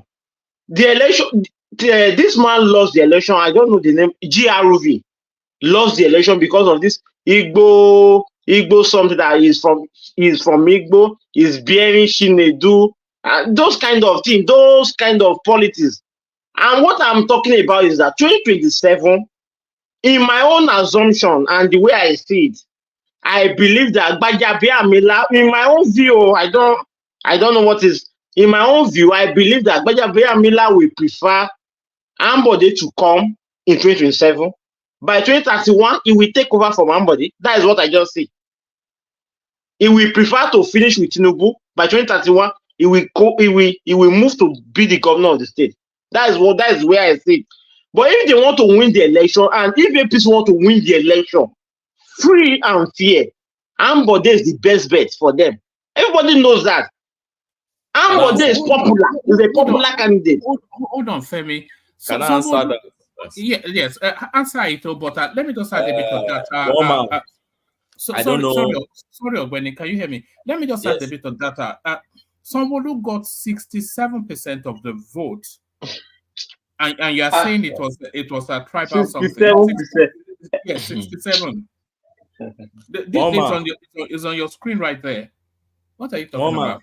Sorry. APC has never lost Lagos State in presidential election since 2015. They lost it in last election.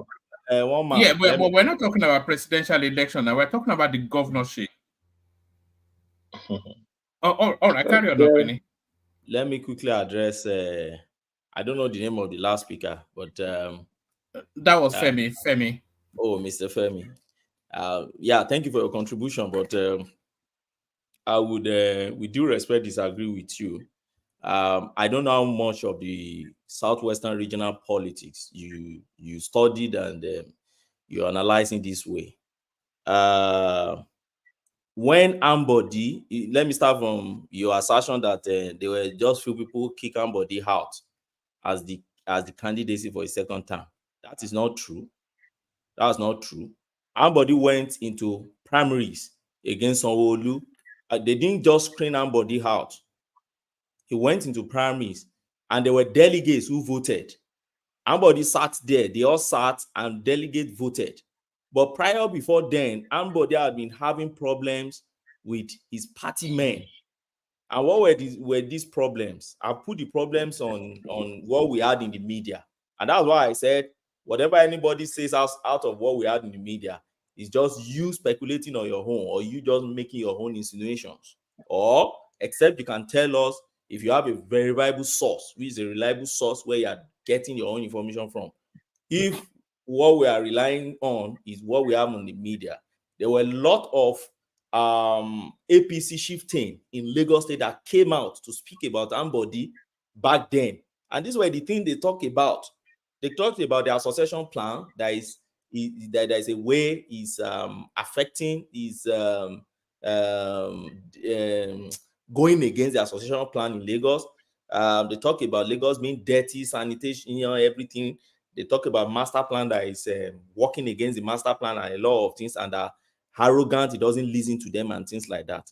And these were the delegates that you are expecting to vote for you in your primaries. So to say some few people just kick him out, that's not true. They went into primary. I can remember very well. Sanwo-Olu had about 970,000 votes from that primaries, while Ambody had 70,000 votes. So there were still 70,000 people plus that voted for Ambody in that primaries. Could I ask this guy a question, Femi? I just spoke. Let me ask him a couple of questions that are kind of leading in a way.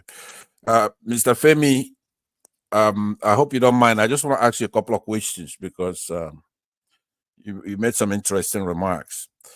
What part of Nigeria are you from? I'm from Southwest. His name is Femi now. So I mean, yeah, let me just ask him a couple of questions. I don't want to assume anything. I don't mean anything, but just to get some information from you. You are not then, since you're from the Southwest, you're not from the Southeast or South or Northwest, right?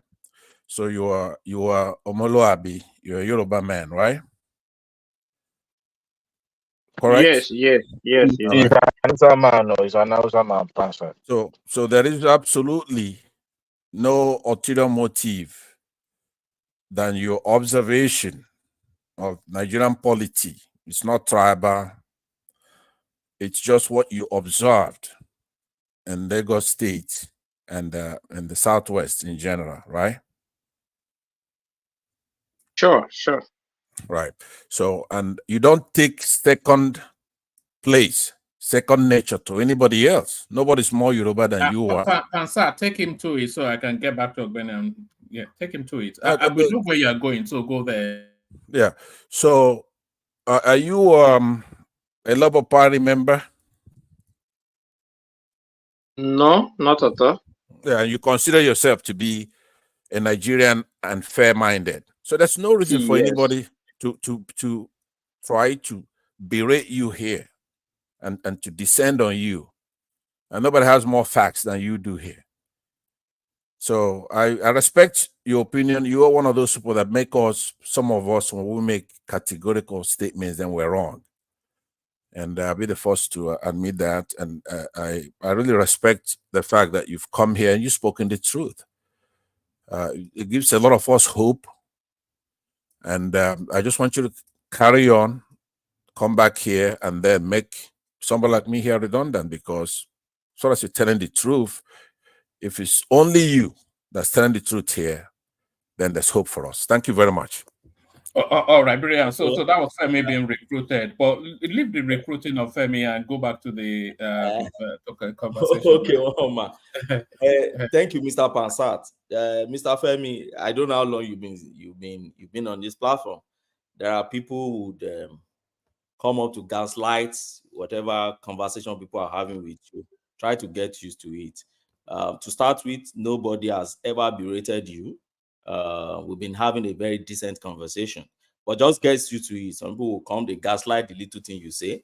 They will tell you, oh, they are trying to barrage you, but it's the normal thing on this platform. It's a platform for everybody, we're equals, and everybody with their own, background and the way they see things. So, as I was saying before, Ambody contested that primaries and he lost the primaries. And Ambody did not contest or contend the result of that primary.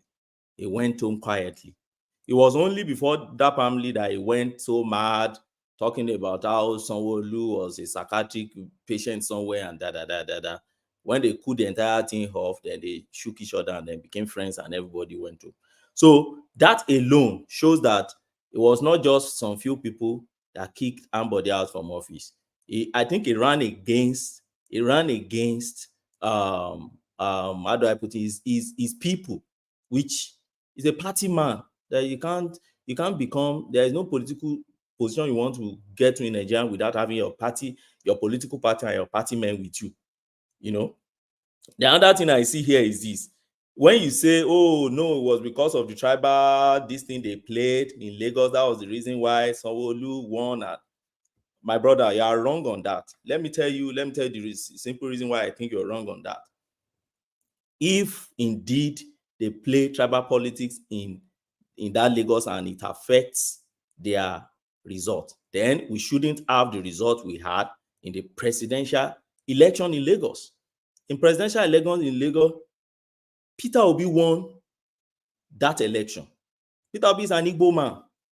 Are you saying the same people that voted for Peter Obi to become the president, so in the governorship, they now just all of a sudden put on the garb of tribalism? So when they were voting in presidency, their tribal sentiments did occur to them, or this pour out for them to vote in presidency.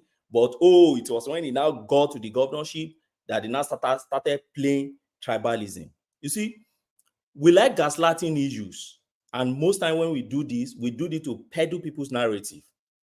Few clips you see online, MC Omilomo go and do something, and they have 1 or 2 units, and we gaslight it, and then we now brush it on the entire result from Lagos and say, oh, because there was prevalent. I've called many people to challenge on this. Show me when you remove that MC Omilomo clip, and then there was one other guy that said he was beating. Show me another clip that you can show me. But Gbadebo Road Rival went to election petition tribunal. One of his grant in that election petition tribunal was that point that tribalism play role, they frustrated some people not to vote and go and. You want me to show you another one again? You want me to give you another one? Yes, give me another one apart from MC Olomo and that other unit.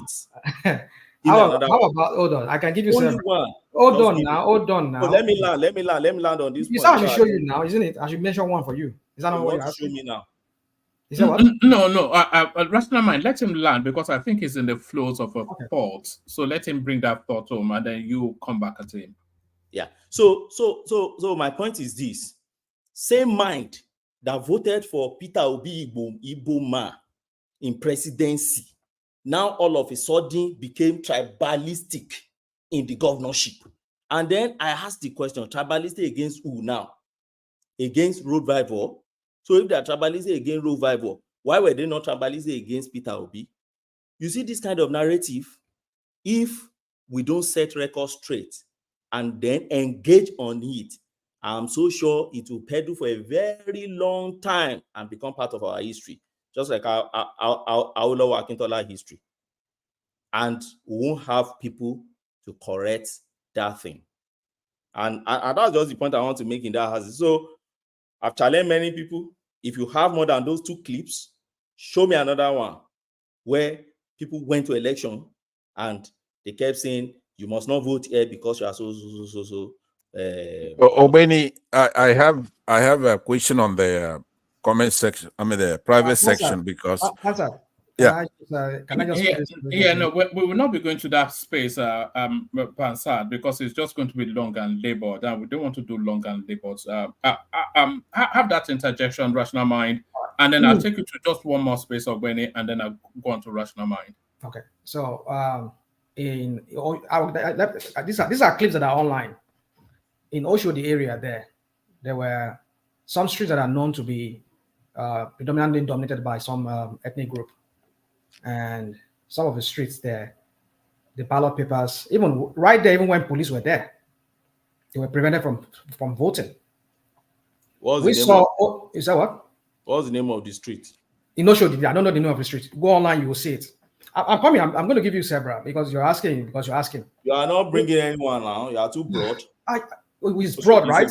But it's online. It's online. I can't. Hold on. Get online and pick one now. Okay, all right. If I can find it, I'll give it to one man. Let me just run through this.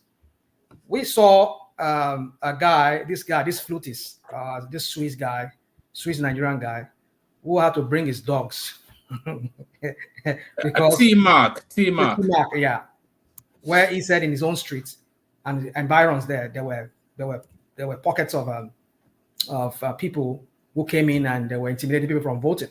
That in his own polling booth, they could not do that because they had dogs to chase them away. We had, like, at the evening before the I don't know, I'm looking for that English word, before the election, we saw some traditionalists who came online who were shown to be laying curse. And you're telling me that all these things are not an indication of a very tribal election that the APC played in Lagos? I don't know what else I'm going to tell you. If we can't see all of these things and all, can you mention? Hold on, Rational. Can you mention anywhere in Nigeria where tribal politics is not played? Hold on. See, no. Answer that question. Where in Nigeria? I don't want to digress. Hold on. Because where in Nigeria? Let's not do this now, right now. No. I'm asking you a question. Where in Nigeria? I don't want to go because this which part of Nigeria that tribal politics is not played? We know it is played in every part of Nigeria. I don't deny that fine. Fact. You answer my question. I don't deny that fact. Let's not do this right now. No, you just answered the question. You said there is no part of Nigeria where tribal politics is not played. Lagos is not an exception. Okay. Hold on. Lagos is not an exception. I'm not saying it's not done elsewhere. That's not my point. My point is the denial of some people who come on platforms like this and tell us that the last election, somebody who was on ground, in the person of Femi, who said he was on ground if voted, said it was highly ethnic. Even you, Ajale Koko, you are one of those people here. I remember during the election, when one man would bring the topic of Rose Viper, because whatever one man brings here, I understand some of the things he must have seen online, and he wants to bring it up so all of us can discuss it here. You very one, Ajale Koko, you are the one. You use that Yoruba saying, you are one of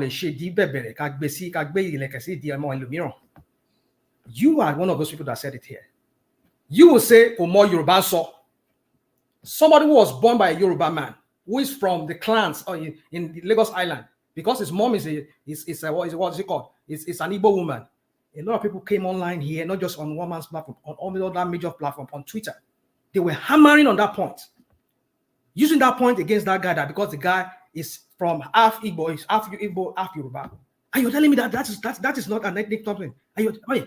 What planet are some of us from? And then want to deny that fact. In America. Come on. Let's not this America thing right now. I'm saying if you are born in America and you cannot speak English, can you represent anybody for political? The last time I checked, the official language of Nigeria is English. All right. Hold on. We know if I were to give you that excuse now, you say maybe it doesn't matter. That is military. We've had non-Yorubas, let me use the word non-Yorubas who have been administrators of Lagos State. They were not required to be speakers of Yoruba before they can administer that Lagos State. And you're here telling me because somebody, as long as it's Yoruba, it's Yoruba. So are you telling me now that all kids? Is Lagos State an English land or Yoruba land? You see, this. No. Answer that question. Hold on. I'm not going to contest this logic with you. Answer now, because you are saying, English is our official language. You are talking about language. No. And I'm asking you, is Lagos an English land or Yoruba land? Answer it. I'm not going to answer that question. Oh, okay. That question that's where you bust yourself. I'm not going to answer that question because I know I know what some of us do here. We want to do this what about thing, and then we use it to trap ourselves and say, okay, like you're trying to say now. You see, my point is this. The general point I'm making is this. It's okay. In your own state, everybody does it. In your own state, can someone who cannot speak his indigenous language in Ondo State, whether from Ondo or from Ikare, can that person be allowed to be their governor? Can I come in? So let us. There are some factors that I would like to address Rational Mind's question. Well, yeah, that's how I was trying to be. I was just trying to be quick with my question, my interjection before Ajaleko had to go on. So my point is, it's not from Ondo, it's from Edo. We do not have amnesia, my friend. We're not in a different planet when the whole thing played out in Nigeria like we saw. We're trying to rewrite history on this platform, trying to make us look like we are stupid, that people who knew what happened. Right, no, it's not what happened. You've forgotten that momentum. That thought. We don't have amnesia. We know what happened. That's your opinion. No, don't give me that. Yes, I will bring it because you don't have monopoly of truth on this platform. As at the time gubernatorial election was conducted, the momentum has shifted. You were on this guy, Chinedu, this is the same rhetorics that we see among the APC that they bring on these platforms, which I'm not against. Fine, but let us acknowledge history. That's also actually happened, but trying to rewrite history, trying to change it, that it's not what happened. Like, you people are just making it up. No, we're not making it up. It happened. Do I believe that it happens in other part of Nigeria? Yes, of course, it does. That is our politics. But trying to make it look like it's, no, they did not, it was not an ethnically charged election. Oh my goodness. I don't know where some of us, I just leave it at that to you, Ogbeni. You can address it. Can I address it? Ogbeni, before you come in, let me say something. Rational Mind that is fully charged now. I want to remind him, as at the time that gubernatorial election was conducted, the momentum has shifted. The zeals and the frenzy we had during the presidential was no longer there. Even those the likes of Oluomon and the rest of them, they couldn't do much during the primary and people didn't come out. The same thing played out in every part of the country where you have the majority and you also have the favorite. So to say that it was ethnically charged, for presidency, I would say yes. But for gubernatorial, please give me a break. People already, that momentum had already even shifted before that election. Remember, it was postponed. And people already lost interest. The fact that they lost Lagos and their candidate did not win was just what kills the morale. It's not because Yoruba man was contesting. Yes, what's his name? Garuba, whatever his name. I forgot his name again. That opponent of someone. I don't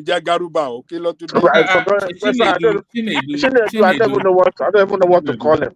As at the time that that election was about to be conducted, people are already, saying a lot of things against him, even on social media. So to say that, ethnic play a role during the gubernatorial, please, that is not true. That is not true. Thank you. So let me quickly address a few points the rational man has been able to make. Yes, I appreciate your point. You see, this is what I'm trying to say. You see, there are some things we put in history because people didn't push back on our falsehood and wrong narration, and we will allow it to fester and we will push it down to the next generation. But thank God for the time of for social media now. There will be pushback against falsehood and wrong history. I remember while growing up, they would tell you, Olowo was flying in the moon. I know some people concocted it and started it somewhere, just like this. And some generation push it down on us. And you say, that is Olowo in the moon. No? And like that, people started talking about it, which is just pure falsehood. Olowo and Akintola, they will tell you, how Akintola betrayed Olowo so much that so many falsehood they put inside that story. Until today, and every Obama you see will be talking about Akintola family as if they were nothing in the Yoruba land, as if they didn't even do anything. And that is one of the things I think in our own time, we shouldn't allow that to fester home.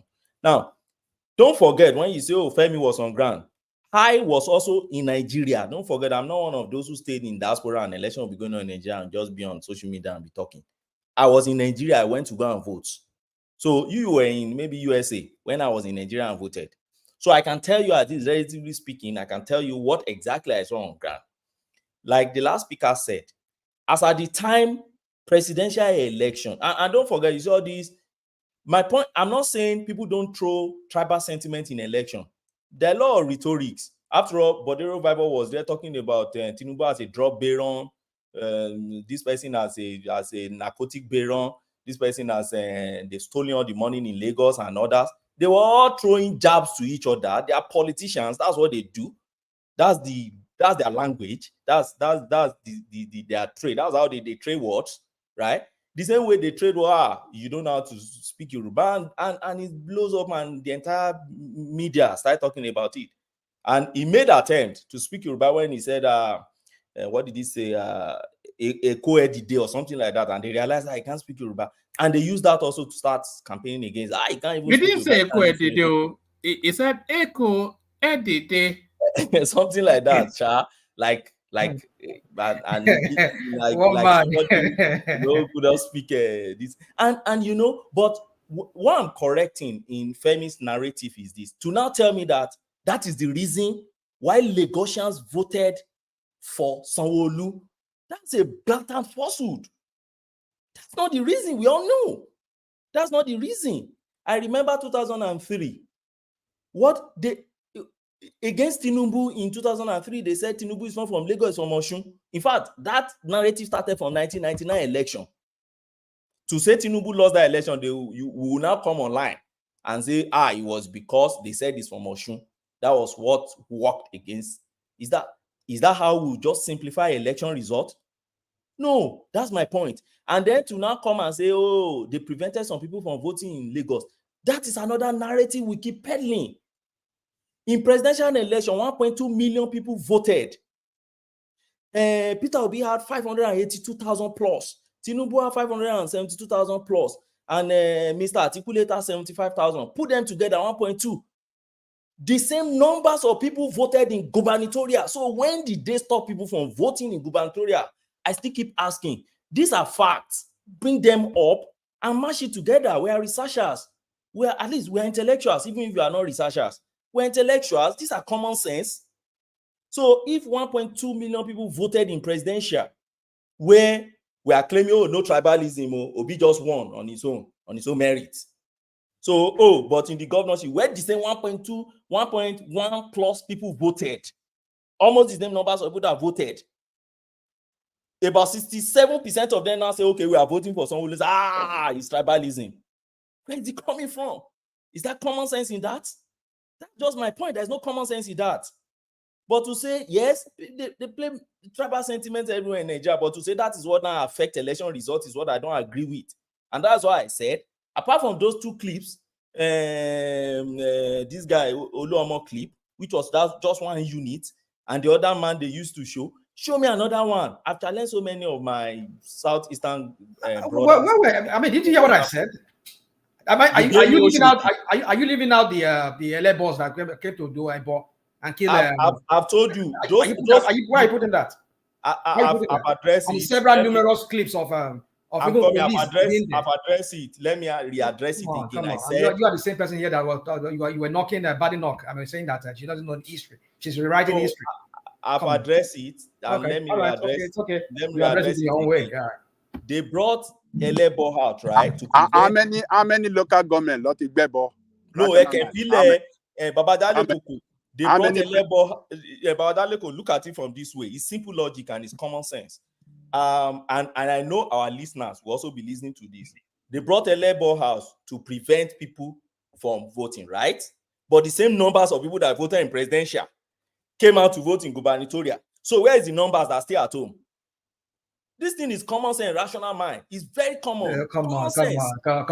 Are you saying that Ebo is to enchant them to go and vote for? I am asking him. You are very good. I know about your training. You are good at. I mean, at making something, making black look white. No, but that's what we're doing here.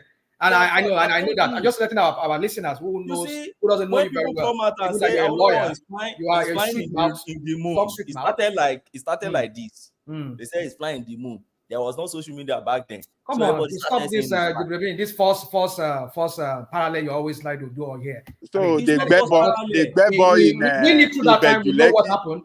And that determines the election. That Ebo in one place where the Gbebo, that determines the entire local government election result. All the election results. Thank you. I beg for your just 1 or 2 minutes of your time. Maybe 1 minute. Let me quickly address. Let me conclude on this point so that another person can. I think it's even moving to you. The trade will be moving to you. So my conclusion is this: they throw tribal sentiment anywhere during election period. It happens in Nigeria. It's now part of our political game. They throw religious sentiment. We remember one man who was going from one church to another. Now he's going from one mosque to another now. They throw a lot of sentiments in Nigeria. And they throw, how rich are you? We've seen somebody with bullion van in his compound before. We've seen governor who even uprooted the whole highway, and a lot of things happen in our political space. I remember, and I've given that example here before, example of Bianca, who couldn't contest in Anambra because they said she's not from Anambra. I've given example of Akeredolu's wife. They chase her away from Imo because you're already married, you can't have your cake and you can't eat your cake and have it. I've shown several examples here before in my analogy to say, see, these are things that are wrong with our political space, but they've come to stay. But will I say because they chased Akeredolu's wife from Imo State, that's the reason why Hope Uzodinma won? No. There are a lot of so many indices and factors that contribute to election results. Rather than to be too simplistic about zeroing an narrow election result on, because in 1 or 2 polling units, there was tribal sentiment there, or because they throw tribal sentiment here and there. Therefore, there had always been this sentiment. It's social media that just putting out. I remember when they asked Sanwo-Olu this question, he said social media that is just spreading it more now that we are becoming more aware. But it has always been. And I'll give you an example of Tinubu. Tinubu 1999, they said he's not from Lagos State. That was the major thing they were using to campaign against Tinubu. 99, 2003. They said he's from Osun. So how can you now bring somebody who is from Osun to come and rule Lagos? But did he win? Yes, he won. Did that work against him? Maybe minimally. But he was still able to win. So please, we should think of posterity when we are peddling all this falsehood and changing history. Thank you. Mr. Ogbeni, please, can I come? All right, brilliant. Yes, have that interjection, and then after you, thank you, Ogbeni. Stay with us. After have that interjection, and then we go on to rational mind. But make it not too expensive. Okay, thank you, Mr. This is what I just want to say is that I like the conclusion that tribal sentiment take part. Like it can be minimal, but we should not say that there's nothing like tribalistic in that last. It adds something to some only vote. Everybody we should agree on that. That is what I'm just saying about. And we should remember in 2007, I think that is 2007, Ondo State election. That is when Mimiko and Agagu contested. People say that Mimiko is from Igbira, Mimiko is not from Ondo. And without that does not stop him from winning the election. Tribal settlement has been part of our politics from day one. All right. Telling us that there's nothing like tribalism does not take part in that last election. Mr. Ogbeni, I won't accept that. I won't agree with you. And I know inside you that you agree with me on this, but you won't be able to tell me, say it out, because you believe that your own argument should be superior. But and everybody in this platform, I believe everybody knows that last election, Chinedu, where is Chinedu? Why is Chinedu a part of the politics? It's because of tribalism. And it's very clear to everybody, telling us today that there's nothing like tribalism. Hold on, Femi. What is part of tribalism? What? They bring up about that our mother is from Igbo land, and that is tribalism policy, sir. Mr. Femi, you didn't get that thing right. Hold on. It is mother not from. Sorry, Ogweni. Is his mother not from Anambra, or is his name not Chinedu? Yes, his name is Chinedu. Right. But this is what people say. I remember. This is what people say, that Igbo, this is how they say Igbo Gabale Walori, that Igbo cannot dominate in Lagos State. That if we allow Igbo to rule Lagos State, that they will be cheating on us. They will be doing this. They will be doing this. Femi, are you hearing people, or are you just ignoring them? I'm hearing you guys. Yes. So pause when somebody's trying to. Okay. Are they wrong to say Igbo le Jabale Walori? Is that the wrong thing? Should it be the ambition? What's offensive in that? What's offensive? What's offense in that? What's unreasonable in that? That is part of the politics. That is what I'm just saying. Yeah, but are you saying no? Are you saying it's unreasonable for them to have that sentiment? It is reasonable. It is politics, right? But what Ogbeni is saying that it does that is not part of what make Sanwo-Olu to win the election. That is what I'm just saying. You didn't get my point. Where my point is, tribal sentiment has always been there. That was not why Sanwo-Olu won. I gave an example of Tinubu. It's part of it. That is what I'm just trying to say. I'm coming. You just gave me an example of Mimiko now. So why did Mimiko win? Despite all those sentiments of Igbira. But he still won, to tell you that there are many factors. Don't simplify. Oshema, we come out then. Oshema, we come out like boldly that Mimiko is from Ondo. That is why Mimiko won then. If you remember. Your point is he would have lost. He would have lost. So why didn't Tinubu lose in Lagos in 1999? When it was clear that Tinubu was from Osun. Let me answer that question for you. Let me answer that question. Can I answer that question for you? You see, you like to do something a lot.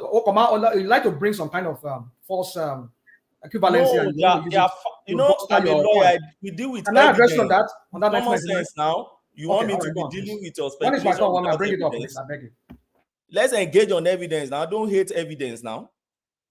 Sure, but I want to address that now. Yes, address it now. So, but don't deliberate it as if they are not good things to engage on. Okay. Good fact to engage on. I don't mean to denigrate it. I'm just trying to make you. I'm only trying to push back that narrative you're trying to push and you're trying to propose here. It's not actually what happened. It's an analogy. One man earlier. Did you not play a clip here their friendly ferries. What did Padre Adebanjo said was what they did from the beginning with Tinubu, that he was with them in the trenches. Yes, during the Nadeco days. 1999, they gave him that ticket. He ran with his deputy then, this lady. What's her name? Akerele Bokno. No, Koforola. Bokno. It was they gave it to him. They supported him. In 2023, 2020, what was that? 2003, right? After that 1999 second election, 2003, he almost lost that election. Because Bishop Mulius was killed. He would have lost that election. But we know what they did. They snuffed the life out of that man's life. And that was why he could run unopposed. Oh, sorry. No, sorry. It was not sorry. I'm talking about, that's for, what's his name? Fashola, I think. Fashola. So what I'm trying to make you understand is this, is that narrative you're trying to promote here, it does not hold. The issue of Tinubu being... You've just made my point, rational mind. Is my point you just made. My point is that despite that sentiment against Tinubu, he still won because there are many other factors that contribute to winning election. You just made my point. But that's a different, that's a false narrative. That's a false parallel you're trying to bring. It's an analogy. It's an analogy. We're talking about people of a different ethnic stock. We're not talking about somebody within a clan. What's your understanding of ethnicity? So you don't think it's part of the tribal narrative to say somebody is not from a particular state? When it comes to my turn, I'll be able to address some things here. Maybe if I have the time. Woman, please, can I bring one example, please? Yes, but Rational, you have the floor, by the way. But yeah, yeah. This is taking too long. Why are we going back and forth? Rational mind, continue with your narrative. Analysis. I just want to give an example of those states. That is what I just want to give up. It's all about Izeyamu and Obaseki. Obaseki, first time, Obaseki won the election with, I think, less than 50,000 votes. That is when Izeyamu was with PDP then. Do you know that when Izeyamu came to APC, like when he switched party to APC, when he contested in APC, he lost the election over 200,000 votes. Can you tell me why he lost that 200,000 votes? Why Obaseki won with over 200,000 votes? I just want to. We should know that Izeyamu lost the election. It's not because Izeyamu is not competent or is not capable to be the governor of Edo State. He lost the election because Edo not be Lagos. It's all about politics. You can just bring any narrative to win, to suit yourself. That is how politics work in Nigeria, and we all know that. Mr. Femi, you are too simplistic about politics. So you think because Edo no be Lagos, because Tinubu came out and talked that time, and they start, you think that's just the reason why? Okay, you can continue anyway. Okay, don't worry. My point is just you are being too simplistic about politics. Politics is more complex. So, let me ask, because I have to bounce very soon from here. Take the floor, Rational Mind. Go into the conversation at whichever entry point. I just want to address Enigmatic in the comment section. Enigmatic, you said you only hear my voice. I don't know what planet I don't know what channel, what platform you are tuned on to. If it's one-man platform here, I only interject whenever I see I have to interject. I don't know. Enigmatic is not in the comment section. No? It's not the one that's bearing FVD. No. Is that Enigmatic? I think it's Enigmatic. I don't know. So yeah, so I don't know what platform you're tuned on. If it's one man went or more, I only interject whenever I have to interject. And I know if you and I is to compare ourselves here, if we talk about somebody who has a monologue here a lot, you have the highest monologue here. There's a time you can go off forever talking. You continue. Nobody's going to talk to you about it. But then when you hear my voice, and you know that I mustn't say 1 or 3 words. The Agbado people would have perched on me like vultures looking for carcass. I will hardly even put any word in, and then they will say that I don't never land. You know, like the man that is over on the woman that never lands, right? Anyway, yeah. So my point is this: see, woman, on the issue of the Badenoch lady you're talking about, I wanted to comment. I understand. I agree with Egbeni on some, and you and Egbeni. Some of the things you said about she's trying to rewrite history. Yeah, but sometimes I just believe sometimes we just have to look at, like Pans also make a submission here. Look at the context of everything. The context is that, like we already has been said here, is that she's a conservative. One of you people call them Tories. She has to espouse that that conservative values and ideology, whatever they stand for, is always British, Britain first, Britain first. That's always they always promote. So having known that, there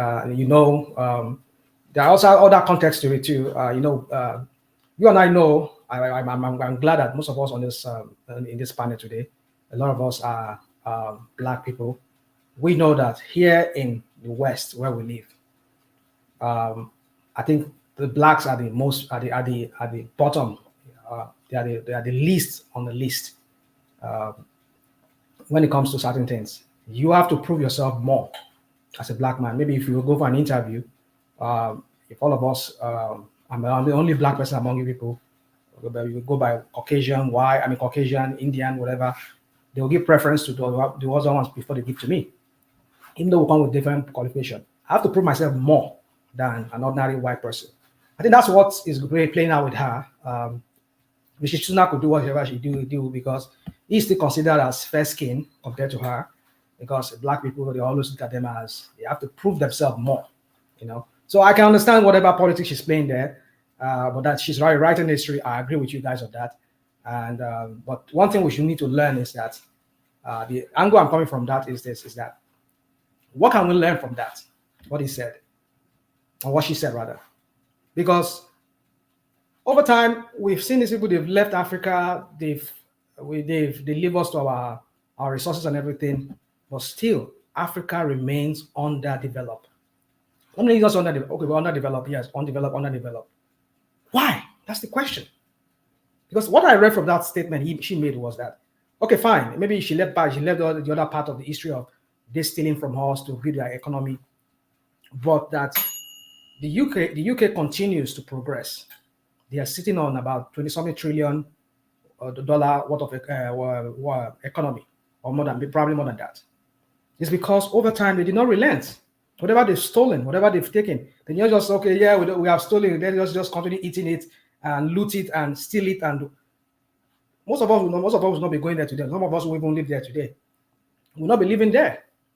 But like they steal something and they grow it into something bigger than that. I bet you if they were to start doing that today, I know they definitely will not be able to do that anymore. But whatever they've stolen, they change it, or they converted it, or they grow it into something bigger. What can we as Africans learn from that? These people, they've left us to our lives. Why can't we use whatever our resources we have and develop our countries in Africa? Africa has, the largest resources on earth. Is it agricultural resources? Is it trees? Is it what? Talk about it. We have it. Why can't we develop that continent? But still, we are underdeveloped. So we should not fault them for that. I don't think we should fault them, because every time we come on platforms like this, we always want to continue blaming them, blaming the West for reason why we're underdeveloped. No, I don't think they are the reason. Maybe they bear some of the blame, but the bulk of that blame goes to our leaders, the people that are our leaders, that are people who are managers of these resources within Africa. That's the people we should be blaming. So why can't we? They say, if what's it called? If life throws lemon to you, you make lemonade with it. If what they left with us was chaos and they left this other development for us, after they left over 60, 70, or even maybe in some countries in Africa over 80 years, but still these countries are still underdeveloped. These people, they've left us. So why are we not developed? So we should look at where the blame is for ourselves, not just to be looking at making issues out of anything. But I understand the other aspect of saying she's trying to rewrite history. That's on that for me, one man. Let us learn from our comments. Rational mind. May I just borrow 2 minutes of your time, please? And one man, please. I crave your indulgence. Please go on. Please go on. Okay. I crave your indulgence, one man. I just want to take us back carry on, Baba. Good to to see that you. Lagos issue. I'm sorry to do that. I couldn't contain myself, even though Ogbeni was doing a very marvelous job about it. But there is an historical part they left. One thing I want to set straight, because this is a platform of record. The Yorubas are one of the most fair-minded people in the world. No doubt about that. And this issue of the last election, I mean, nobody questioned Gbadebo's Igbo side. No, he brought it to the fore. His wife escalated it, and the mother gaslighted it. That's exactly what happened. Because the mother was going to those parts where they have abundance of Igbos living in Lagos and telling them that the son is their own and they should vote in numbers. He opened the Igbos community's eyes to that issue, and they embraced it and saw it as an opportunity to put their own there. Look, I have Igbo children. They have their Igbo names in their birth certificates. And if they're good, if they go to their mother's places, they call them their Igbo name. We know the kind of politics we play. Even a Yoruba man, I go to my mother's house now, they will call me my Muslim name because they are Muslims. So this issue, I mean, Gbadebo has a right to the State House in Lagos Marina. Nobody is stopping him. Whether he speaks the language or not, I can't shoot myself in the foot because my own children too, they don't speak Yorubas. To my eternal shame, I was careless. I thought I was being fair because their mother is not a Yoruba. So why should I impose? So that's how we are, the Yorubas generally. In Osun State, we have the governor there. His mother is Igbo. He speaks fluent Igbo. He goes to the east. So nobody is saying that. And I hate to hear people talk about tribalism. That Oro festival was already scheduled. And we don't postpone. Do you postpone Christmas? Nobody postpone Christmas holiday or the Birth of Christ holiday. We cannot postpone it. Rather, it was the clash of schedule. The gubernatorial was postponed for another 7 days, and it clashed with the Oro festival. And we're not going to postpone that for anything. We had to do it side by side. And those who felt threatened, well, I hear them say there is nothing there. Why didn't they wait? So it's the mother that escalated, that has opened the public eye to the fact that the son is their own. And that's where the trouble started. So that's it. Thank you, woman.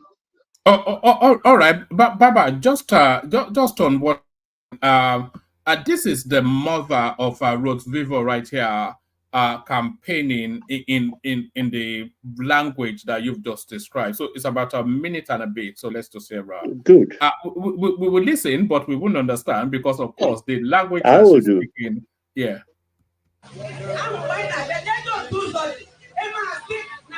Lagos is working. Where is it working? Where is Lagos working? Is it Lagos is not working. Don't indicate that the way goes. So what I say, no God knows that. The way you teach them like that, Lagos is working. Lagos is not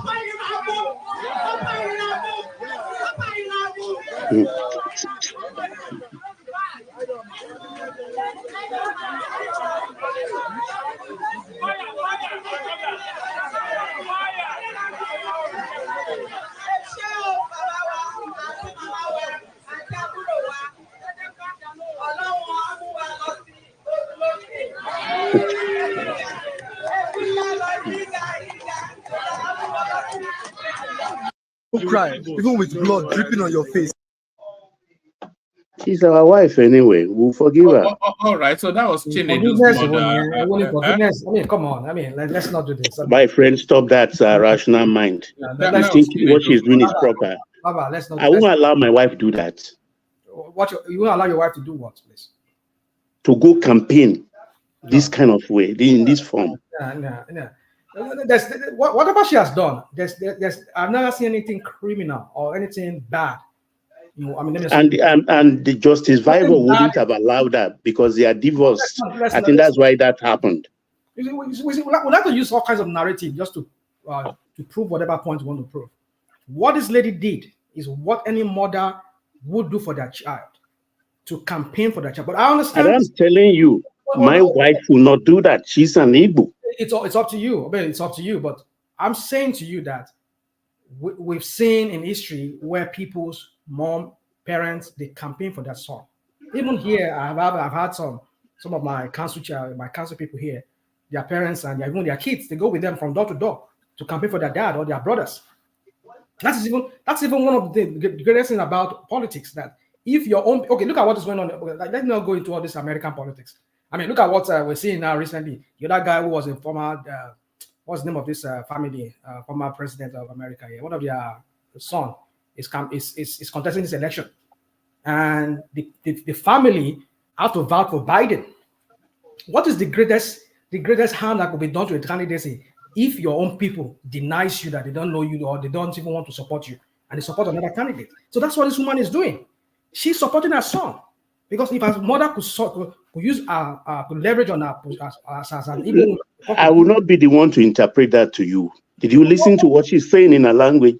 She's asking the people to vote for the son because he is Igbo. Okay. That he is Igbo. Yeah, yes, because he is partly Igbo, because the mom is Igbo.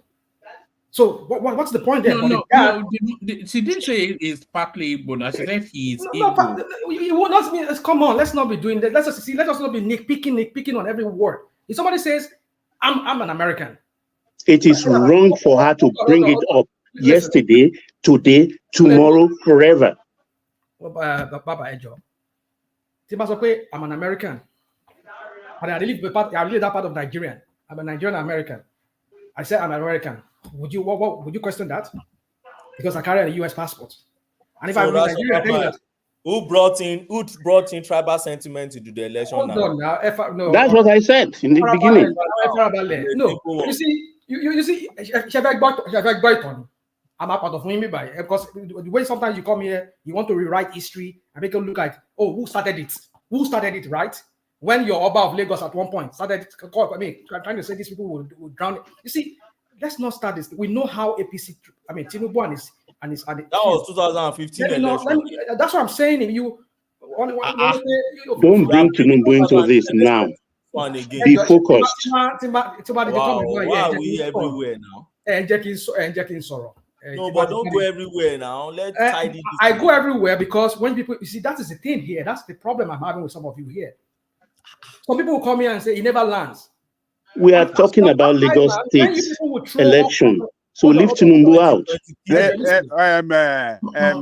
you will throw all kinds of shade into my whatever. Let him go everywhere. His DNA is from everywhere. All right. Just make me laugh. I'm so happy I laughed at least. Let the poor breed. Let Rational speak. That's what I carry on. How would I ever land when everybody just throw all kinds of interjection into my comment? They will bring something even so far from it, because I was talking about Badenoch, and then Baba now came out. Baba said because I was about going to that issue of Ambode, because Ambode was the reason why we were revisiting this issue of 2023 election of governorship election. Yeah, and for Ambode, we don't want to see the like of Ambode in Lagos House anymore. All right, let's go on to Ambode, and Rashna might do take the floor. Rashna, just give me 1 minute. Let me just clarify this point before I move on. It's just that let us not. Well, I understand everybody has their views as to what happened in the last election, but the point is that whoever is going to listen to this session, maybe 50 years from now, please follow the timeline. I know if YouTube is still here, saying about 50, 100 years from now, go back and watch the YouTube videos that you see from that time space of 2023, or even pre-2023, say like 2022, late 2022 to this time, and see how the whole event, the timeline of this event. It's not as what they're pointing to you here, but we know how the APC they do. They want to like rewrite history, like they were saying that Badenoch was trying to rewrite history. But the point is this: is that if she's campaigning for her son, because that is the greatest endorsement you can have from the family. If your mom could go, or your son, or your daughter, or whoever could be going from door to door or campaigning for you, there's nothing wrong with that. But I understand why we Yorubas are like that. I understand, especially the Tinubu people, because we know we don't want people coming in our space, and especially when we doubt them because they belong to one group that we've always have beef with them, and then because it's partly that from that flock and from that. You see yourself. We have beef with some group. Who has beef with anybody? Baba, let him flow for a moment. Carry a rational mind. I used to have, well, it's not, maybe it was, I was raised on that. My parents tells me there's a way we refer to these people from this other clan that they use their so we understand those kind of derogatory remarks. I was raised on that by my dad, referring to certain people. So I tell you, listen, as somebody who has kids that are mixed race, that are of different race, different color, different, I would not want people doing that to my kids, saying that, oh, you're not from this place. Yeah, you are not fully Yoruba, or you're not fully this because you have. No, I would not want them. You should be judged by their character, not by the skin, their color, the texture of their skin. So I'll leave it at that. Let me go to a woman, to the Lagos APC. You see, I've seen APC. For me, APC is the greatest Ashatan that we have in that country. They are the greatest demon, the greatest devil, the worst things that have ever happened to that country. It's APC. But would I want Ambode to come back? Not because he's maybe partly an Ondo man, because he said he's from Alilaje or whatever. That's not even that's his point. I like people who do not like to be controlled. He's a leader. But I understand the Nigerian politics, because some people come here say, oh, we are too simplistic, but we are still simplistic in our approach to politics. We just say things like it's so simple like that. I know, because that's the narrative that the Nigerian political atmosphere has always championed over the years, that, oh, politics is a do or die thing. It's you have to bring in some kind of corruption, some kind of even fight. If you have to snuff the life out of your opponent, you have to do that. Politics should not be that. You should not be under a godfather. Because when you have a godfather, you'll not be able to walk like you should walk.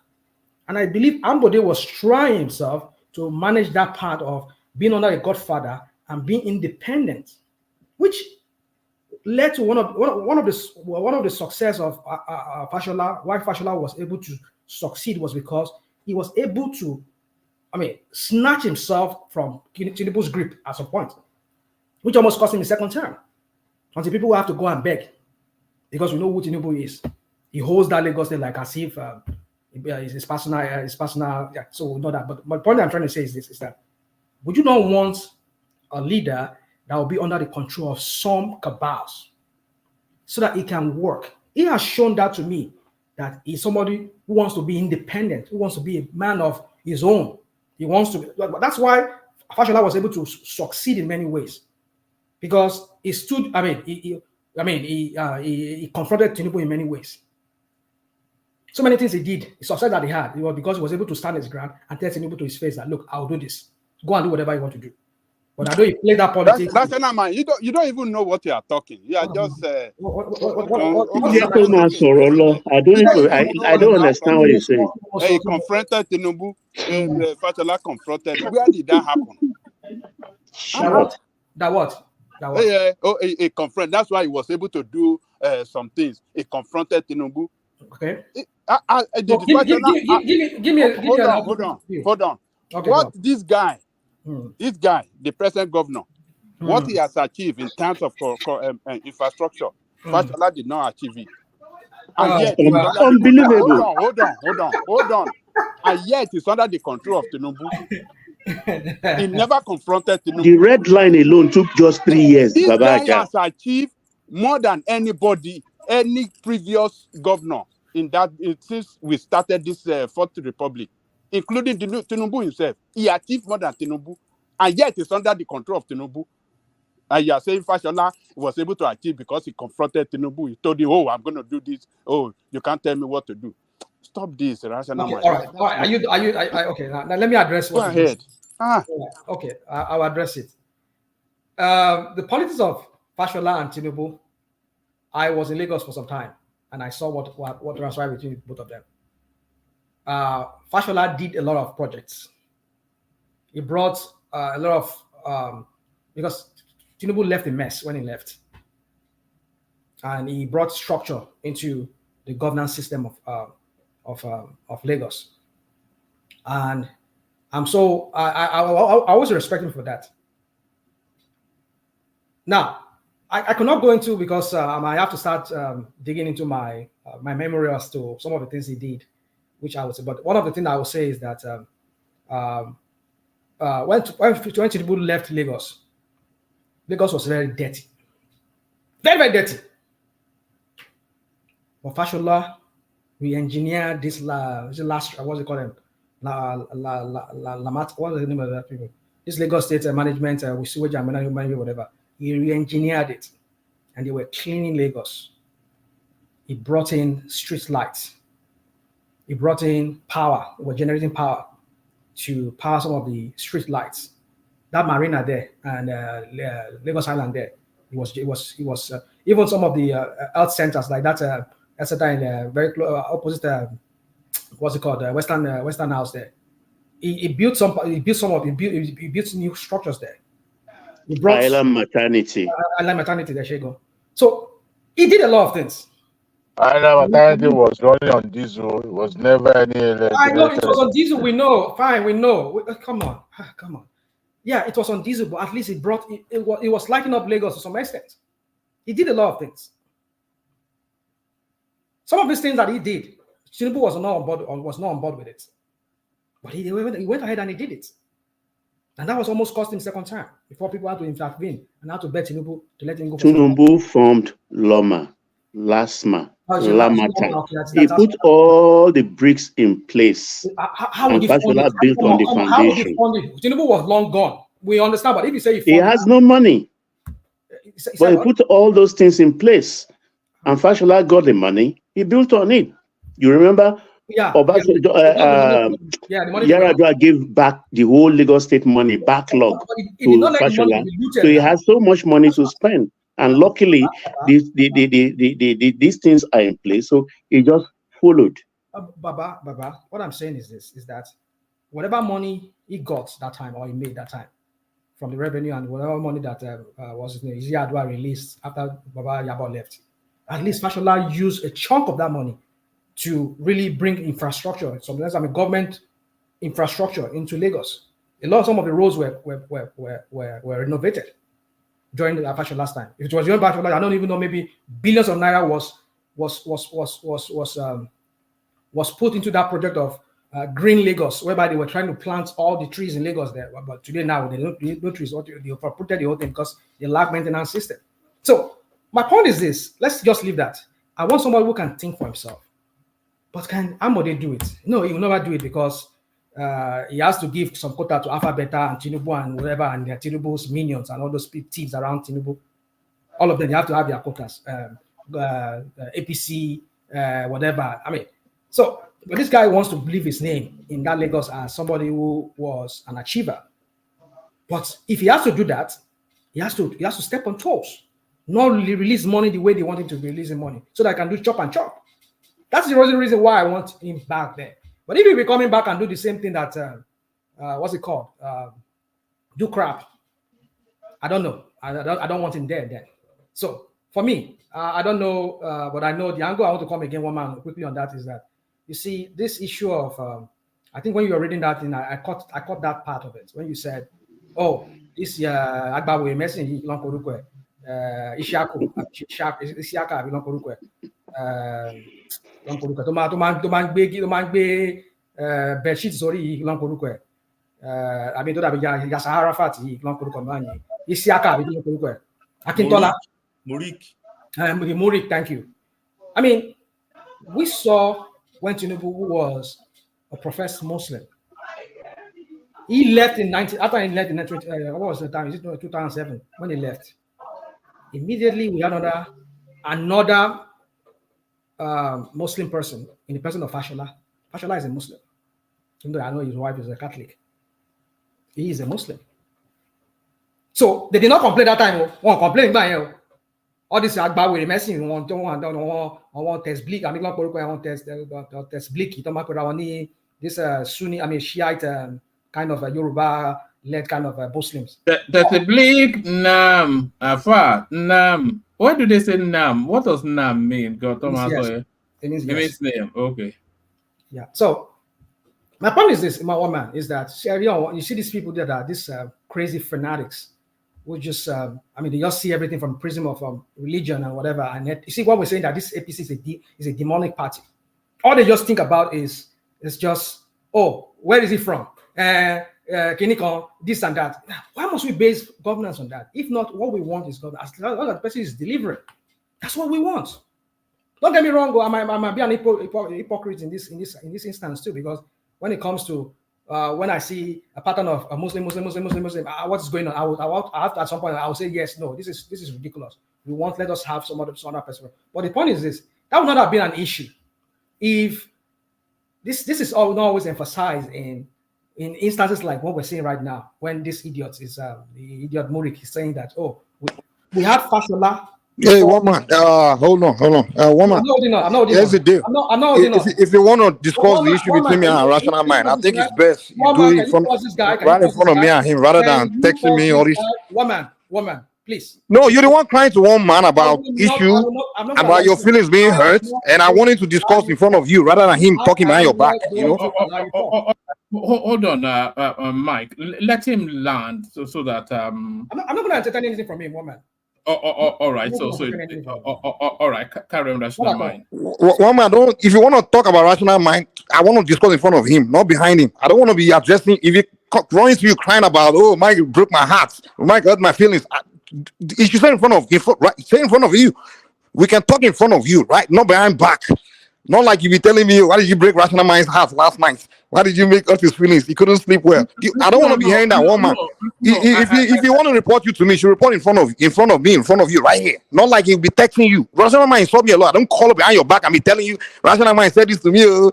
He insult people. Nobody call you behind his back to be telling you that, oh, Rational Mind said this to me. Oh. This guy insult everybody. The moment someone insults him back, he will start crying, going behind, texting you all night, giving you love letter, what your letters about. Mike said this to me. Emeka said this to me. Dude, you insult people all the time. What the hell? If you're a man, if you want to go on the internet and insult people, be ready to get insulted back. You don't need to be crying to the owner of the show to be crying that this person insulted me. You should ban him. Grow up now. If you can't take the heat, get out of the kitchen. Don't come on the internet to be being nasty. We're gonna get nastiness back. That's where the internet works.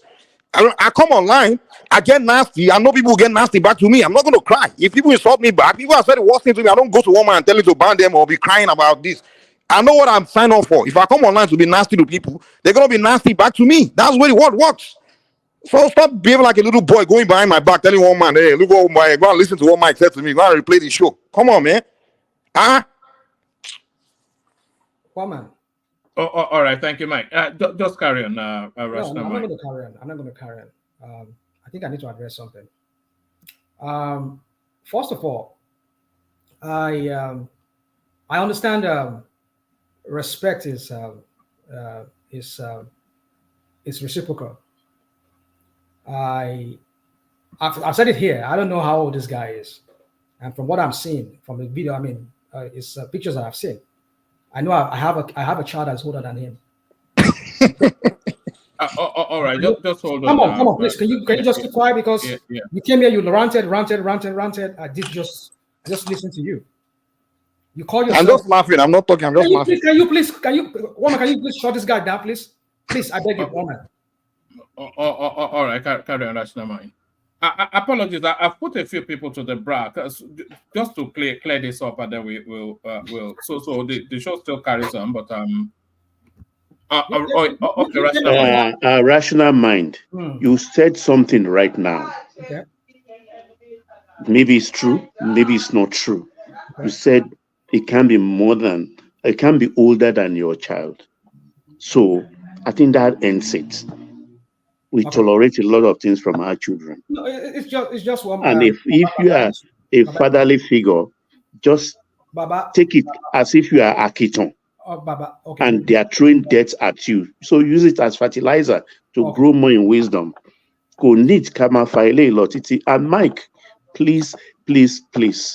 He comes online to behave like a teenager and then he'll be telling us about how old he is. This is internet, man. You have to come online and behave like your age Mike, now. Please, Mike. Say, Tabansuku Amarino. No, people that are younger, they have great intolerance. You understand? But learn to thicken your skin. And we are all here just for a few hours of the day. There are 24 hours in a day. Most people stay here only about 5 hours, maybe because you can't sleep well or anything, or just to kill time. So you just look at that, okay, rational mind. Oh, at the most, if one man gives him time, maybe 30 minutes, 40 minutes. In the extreme, 1 hour, it's all over. Hold yourself back. Baba, I don't know if you understand the whole how this whole thing began. I wish Angelico was, I don't know, maybe he was not close to his system yesterday when this whole thing but I know there are, woman has a recorded version of that, what happened, what transpired. You see, I would have listened to you, but I just want to clear something. Maybe after today, probably I will just take a leave for a long time. And because I can't come here and be insulted by somebody I know very much, if not even as the same age as my daughter. Bro, stop it, man. Last week you came on this show and said, hold on. You said you were insulting one elder. Hold on. One man, wait. I'm the hypocrisy is back. This is what you said, one man. No. Just hold on and let him speak because he let you. Okay. All right. Yeah. So, you see, when people when he targeted me, I can't even remember what I was trying to say, but let me just say. So, the point is this, one man, is that I will not stand somebody come here and insult me, because I do not come here to insult people. That's not to say if you insult me, if I see the need to want to insult you back, I will insult you back. But I don't give offense to people. Yesterday, what happened was that I was in the background. I had when Jewel was here. I think Angelico was just quiet. I don't know, maybe he was not close to his sister. So I had when Jewel was having this back and forth with Olajide or something like that. I don't know the guy's name. And I think Mike was the moderator. And then they were just having back and forth, and they were just talking. And then it seemed just like I was talking to Ogbeni about this issue of ethnic or whatever. And that was really got me really charged. As okay, I make a comment on the side. I said, Joel, you don't need to talk to some people. Some people are just, they have this thug-like personality. Just let it go. Finish. Then I left like that. So I came into the room and I said, bring me in. He brought me in. And then I paused for a little bit, and then this guy, Olajide, was talking and going on, and then he was talking, and I said, okay, and I said, Olajide, but what you just said now is not the same thing that you're accusing this. As I was just saying that, and this guy said, my goodness. I said, Mike, what did you just say? I was like, whoa. What I said was that what kilo five. And then I think Joel came in, everybody was, and Joel got mad too and was talking back at Mike, you are this and that. And then I think the other guy, Remy, was, I was like, what kilo far? I mean, what is it? And he said something against it, I mean you did tonight. That's why I called one man. I called you. I don't know what you said to him, but it's seeming to me, maybe because if Mike will come here, because you know him is a loudmouth, he doesn't have filter. He says whatever. I don't know what you said to him, but he's saying here that I said I came crying to you like a baby, blah blah blah blah blah. Maybe that's what you and him asked. Let me not put that on you. But the point I'm trying to make is this: is that no, hold on, rational mind. Hold on. What I said to him was that and by the way, you're not the only person to complain. There was Mike is here. There was a note left on that video complaining also about conduct, and I was addressing that with him. But he's now used his own language to describe. All of you are here. I'm here. So from what I just said now, what is the insult? Because he said something though, I mean you tonight. I didn't come here to. First of all, I didn't say that. Okay, but go ahead, sir. You said what? You said what? I don't care. Just go ahead. Woman. Just land. Go ahead. Everybody in the comment section. And that's why I can't respect you. You lie too much. But just go ahead. Whatever happened yesterday, I know some of you were here. If you can be lying in front of everybody, or even lying in front of me that you never said that you mean me tonight. And you're telling it to my face. What else am I not going? So you see, woman, the point I'm trying to make here is this: I will not come here and somebody insult me when I've not given any offense. I've only targeted somebody. Bro, you insult people before they offend you anyway. But go ahead. Your hypocrisy is the problem. Woman, but go ahead. Let me just move on. No. I gotta give my own response though. You can't just. No, I have the floor. So if I don't want to hear, I don't want to hear whatever you want to say. You are running from the truth. I will hit you with the truth, and you know it's going to embarrass you. I will hit you with the truth. It's going to embarrass you. Here's the deal. Here's the deal. But last week or so on this show, I was watching this show here. You were just rubbishing one elder like that, like you were saying nasty things. Somebody told you, like the person is your elder is older, and you said, an elder. You said this Yoruba culture about respecting elder is rubbish. That an elder that doesn't respect himself doesn't have any respect. Yoruba gonna stop it. An elder that is not to be rubbish. You were saying it right on this show, hypocrisy. And I now remember, like, oh, this is the same line you always used to tell one man that I'm older than Mike.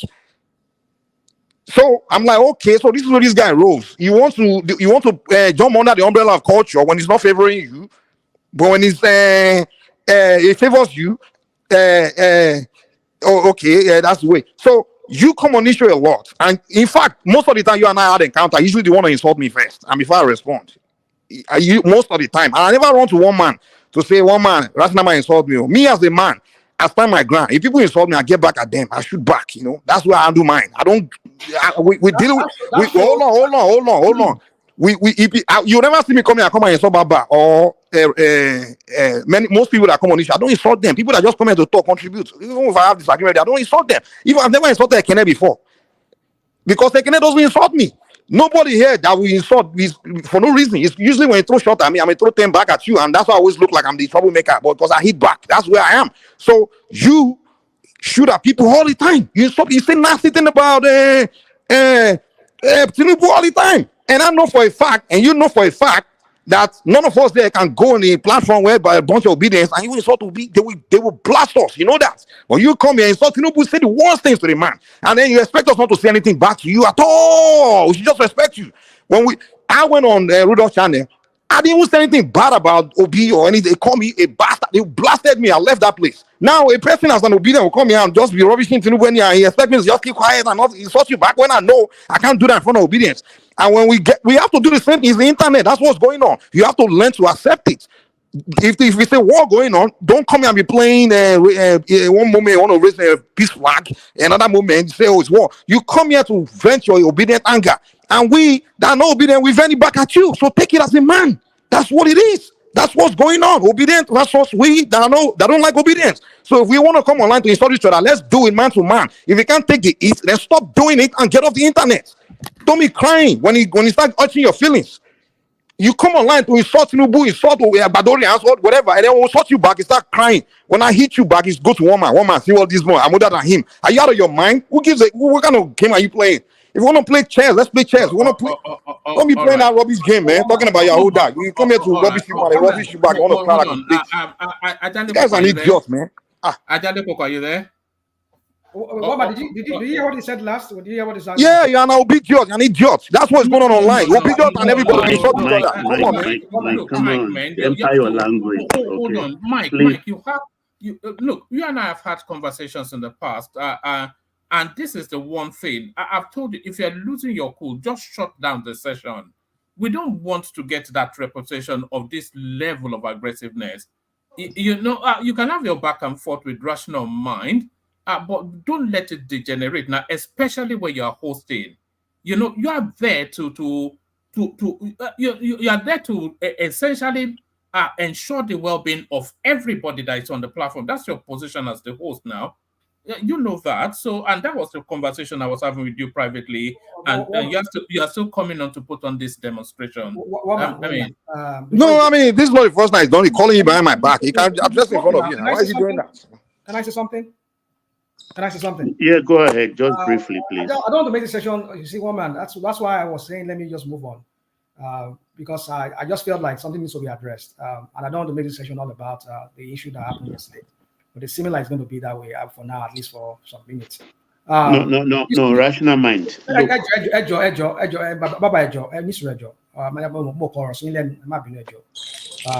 What I'm trying to say is this: is that he said something a while ago. He said, "I don't even know what he's talking about," because this is what people like himself does here. They will twist whatever I've said or whatever have transpired in the past. Like just like imagine like what happened yesterday. Now he didn't even address what happened yesterday. That did I come in here and insult anybody? I was only challenging somebody, and then he said because I said something previously as a moderator, and he's using that against me. Okay, let me address what happened yesterday then, since you want to hear it. Let me address what happened yesterday. Okay, this is what happened yesterday. We're not going to address it because you failed to Well, address you asked for it, so let me address it then. If you address it, let me address it. I've asked you to Okay, address this is what happened yesterday. This is what happened yesterday. Dude, Let me say what happened yesterday now. One man, please. Can you please? You asked now. You said what happened yesterday. So let me address what happened yesterday. I'm giving you time to address it. You said you were acting based on what happened yesterday. No, I didn't act based on anything. I act based on who you are. That's what I'm trying to say. I act based on I treated you based on who you are. That's what I expressed, not based on what happened somewhere else. Now, hold on. Let's start to. Hold on. Let's try to. Okay, let's try to start to wrap this up because I was going to deal with this offline, but since you have now brought it online, so rational mind have a say, and then in moderated language you have a say, Mike, and then Baba will wrap up the whole thing. So rational mind. Oma, I don't think there's anything I want to say. Then I think if this, I think the end goal of some of these people here is that they just don't want me talking here anymore. They just don't want to hear me talk about Tinubu. And I mean, these are just politicians, which I'm sure you've done most of the talking now. Would you please allow me talk? Come on. Let's move on. Let's move on. Give me the topic, other topic. Let me go on. Just say you have nothing to say, man. Except lies and yeah, Mike, it's okay. It's okay. Anyway, I don't even care. Hold on. Let Baba wrap up that. You go purge yourself of whatever you have inside, and I think, let's use our tongue to count our teeth. You understand? And the most important thing is moderation in everything. I know opinions are like noses. We all have one, and we should at least tolerate one another on this platform, particularly if whatever we do here is for record purposes. I think Mike, Tomode Banshebi Omode Agbano Mashebi Amore Lagba. So let's just leave it at that. Let there be a balance. There is no way there will be no friction, particularly when Uritutu and Uribigbe are together in on this kind of platform. So just let's take it easy and tolerate one another for a few hours we'll be here together. Because you may look at the whole thing as it's very ordinary, but then we are making the use of the space available to us to record ourselves for history and also to put out ideas there. You don't know who is listening. You don't know who is buying. So we have to moderate ourselves because I don't like this back and forth thing at all. I know it's not easy. Some people have different ways of reacting to things, but please, both young, old, I beg all of you, let us moderate our feelings here. Thank you very much, one man. Thank you, Mike. Thank you, Rational Mind. Oh, all right, brilliant. Rational Mind, back to you. Back to the politics. Well, man, I've lost it already. I'm just trying to see if I can. What other topic do you have? If you have any other topic, I think No, we were actually before I go to the next topic. Actually, something that might well set you in a better mood. Chioma makes her debut hosting on Sunday. She deputizes for Dupsy, and she's decided to take on then that's now a Tony issue, the dressing of the airpiece personnel, the flight attendants. So she's asking, Alan Oyema airpiece or Isiagu airline? Nigerians are confused. So Chioma intending to untangle that confusion on Sunday. So make sure you're there at least for Chioma. So she makes her debut as a host on the platform. The link to Chioma's session is now in the comment section. Everybody go bookmark it. It's going to be explosive. And that's not just the topic that she's going to be discussing as well. She's going to be discussing the difficulties of a 42-year-old woman who has been merrily going about life, successful in all ways. All her sisters married. She's not married. The parents don't even ask her questions until some auntie with a sharp mouth pointed comments in her direction, and the lady's life now has gone awry. So all of that and a whole mix of other stuff. So Chioma will be straddling the front seat on the platform on Sunday. So the link in the comment section, go bookmark it. Come hang out with Chioma and Rational Mind, who I'm certain will be here. So man, what does Chioma and Dupsy, what do they look alike? Is that the same photo of Dupsy, or is that photo of I don't know? Is that photo of Chioma that you have there? No, that's Chioma now. Oh, really? She looks like you know all these women now. Once they put on all their makeup, they all look the same. Once they put on their makeup, they all look the same. You know. So what happened to Dupsy now? What happened to Dupsy, baby? No, it's work commitment, but she's actually requested that Chioma should take it on. Yes. So she it's still as you can see, it's still Dupsy's name on the door, but Chioma's just filling in for her. All right. Yeah, filling in for her. So any topic? I mean, just to conclude this Ambode something. If it's coming back, but I don't know if just some people just trying to throw out that narrative there, because I know some people within Lagos State, they're already starting to throw out their spread out their connection as to who's going to succeed Sanwo-Olu come 2027. I know a lot of people you've been doing a lot of Australian has been going on behind the scene. Will Amdo, I doubt it, but if he ever comes back, maybe I would say Lagosians should look at looking based on his merits or the merits of what he has done. Don't look at him from the prism of Tinubu and the APC demonic party.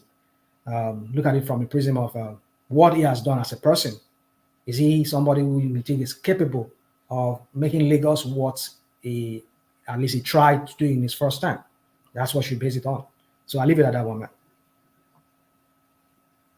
Are you there, woman? Woman. Sorry, I was speaking muted. So to the headline on the screen, Minister test run e-gates at airports. So at last, Nigeria being dragged into the 21st century. I'm not quite sure when you last went through the Nigerian airports. But it's like a torture chamber from the plane out of the building. It could be a 3-hour experience, but that's to be caught.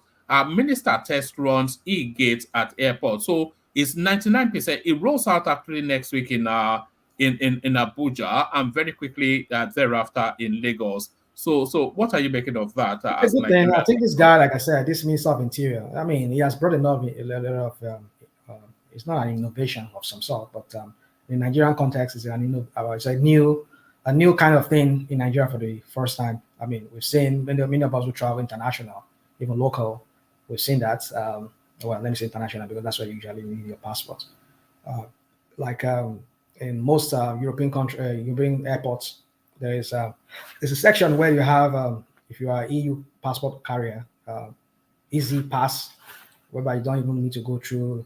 Even here in America, we do that. I mean, U.S. citizens, they have their own spots, and people who are non-U.S. citizens, they have their own spots. I mean, if they have that I think I only use it once. I think did I use it once? I think I don't know. I remember I used it in one of the airports once. I just went through that and then I just scanned my passport and that's it. And I went past through. So anyway, it's a good thing. I think this guy is. I think some of the guys working with this guy, I mean, with Tinubu, I think some of them have good ideas. I just hope that they will deliver more. Even though they are going to steal, like I know they're going to steal already. They're showing that they are stealers. I mean, they are criminals in some ways, even though they have to do that. But let them do something that shows that at least. That's what I'm like. Yeah, of course. Now, you want Jalen. We need to say better edu, and this one that is there, this same guy that is doing this thing now, this e-passport or I mean, something. Was he not also caught in the scandal of a better edu? Was he removed from there? You see, so that's the point. So as you see, when I call people names, I mean it's based on what is out there, what are the information out there. That's what I base it on. I don't just come here and say things that I don't know about. So my point is this one, man, is that on that, it's a good thing. I mean, it's a good thing. I think what they need to work more on that airport is the cleanliness of that airport. It's so horrible when you're coming to Nigeria. Not even the stench alone. It's so, oh my goodness. And you wonder, is this the most prestigious airport in Nigeria that looks like some kind of bus station, like is it like a Greyhound, like some of this old Greyhound bus station, bus terminals where you go? I mean, like you start wondering, is this a bus station or what's it called, an airport? I mean, despite the billions of dollars, billions of dollars that have been voted to have that airport renovated, but still we don't see anything coming up. But if it's we Nigerians don't need to queue, we need to just go through the part of it. I mean, just scan your passport. You just go. We need to have that section for. I know they have it already, but it's just like that interface between, like you read in that article. I think that's what they should do away with. That should not only work with this passport. I think even at the ports. I mean, many ports here and even in Europe, you don't even need to even talk to any person at the gate. Just scan whatever, maybe or some stickers by your truck. Just scan you in, and then the gate opens, and you go into the port to go and pick up your goods. That's what they should be doing. I mean, people should learn. Or some other people, like what's his name? I think custom is under this guy too. I think it's custom under this guy. I think custom should be under Interior Ministry. I think so. Yeah. So it should also put that also in the different ports too, so that when truck drivers are going, they just go in, not this long queue that you have to set to before you can go into ports to go and get your goods. I think it's a good development in the right direction. That is if they do more, because I don't know. They only just said it because that's one thing about I have with you, one man, your Agbado people. You come here and run with some kind of news, and then at the end of the day, we're not seeing anything coming out of it. Then they will just throw out some narrative out there. Oh, we are bringing in e-passport, this and whatever, and then we don't see anything happen after that. And like, what's He said it's 99%. He said it's 99% complete, and it will roll out next week. All right. So not sometime in the future. Not sometime in the future. We'll see before we can praise them, because I know in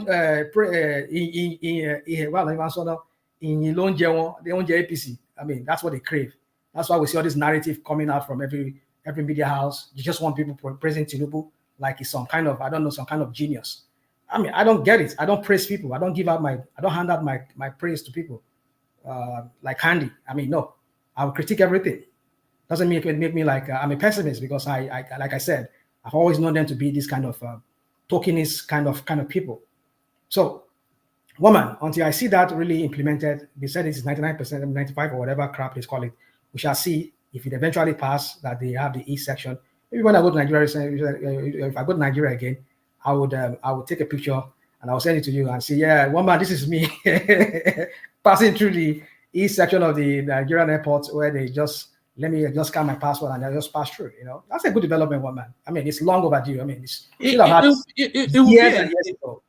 would be a real leap if they're able to. It is. Yes, because there a lot of things need to change in Nigeria, and a lot of it they're just easy changes. it's not beyond the wit of man. You see why? Just put the gates in, we scan our passport, we move on. Anybody that triggers something, you pull them out. We don't have to queue in some endless, no air condition barbarism, waiting from Malam Dandongo in Kaki telling us. You just took that word from my mouth. Yeah. You see, I think going forward, we should not allow any of these people. I mean, when I started, they said maybe I'm being tribalistic here now. We should not allow any of these people from the north. I mean, don't get me wrong, my people from the north. If this system works, sorry, rational mind. If this system works, which it should work, because often instances when the South takes charge, things tend to work. If it works, the next northerner that comes in, he will smash it up. That's what I'm saying. We should not allow these people come, even smell any place of development like that. I don't just know what is wrong with this people from that part of Nigeria. We should never let any of them become president for now. Until let them go yes, let them go. So when did this suddenly? It has now suddenly become a South-North thing again. You that is preaching against tribalism. Because when we find ourselves today in that country, whenever we find a Southerner, either from the Yoruba stock or from the other stock in the South, we see some kind of development in Nigeria. But when is this people from the North? Look at this. IDC Ricardo was there. I mean, Aregbesola tried too when he was there. This whole notion of getting passport at the embassy and all of that thing. It started with Aregbesola. Even this, what's it called? This passport thing. Aregbesola, he never implemented, although maybe he said it when he was leaving, or maybe he didn't have enough time. And this guy jumped on it and maybe he really implemented it. So my point is this, is that when you see a Southerner, I mean, having charge over some key parastatals or key ministries, we see some kind of development. Look at this idiot pandemic. It's a pandemic. But that's not true.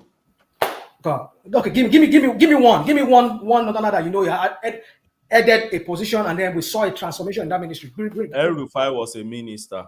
So for what? And he was the best of his kind. So who was the president on that? Ribadu headed EFCC was the best of his kind. Who headed ministry? Ribadu, when Ribadu was in so under who was the head of state? Who was the head of state?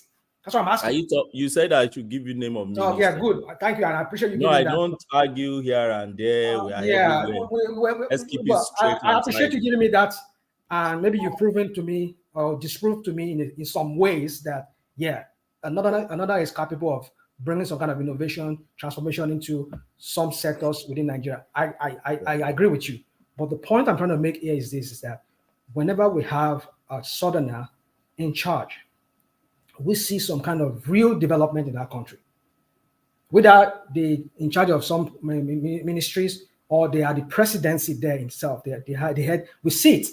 So that's why I'm saying these people need to go and work on themselves.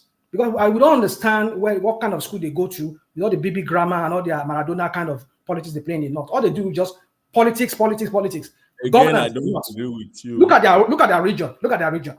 It's a personality. Take a look at that. I know you.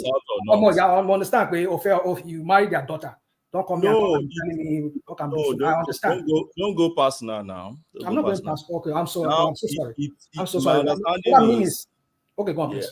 Go on. It's a personality thing. It goes beyond. Oh, you're a northerner. I'm a southerner. When Goodluck Jonathan was there, we know the kind of high level of corruption that went through that government. And we knew ministers that never performed under him. We knew those ones that performed. When Obasanjo was there, we knew so many ministers that were performed.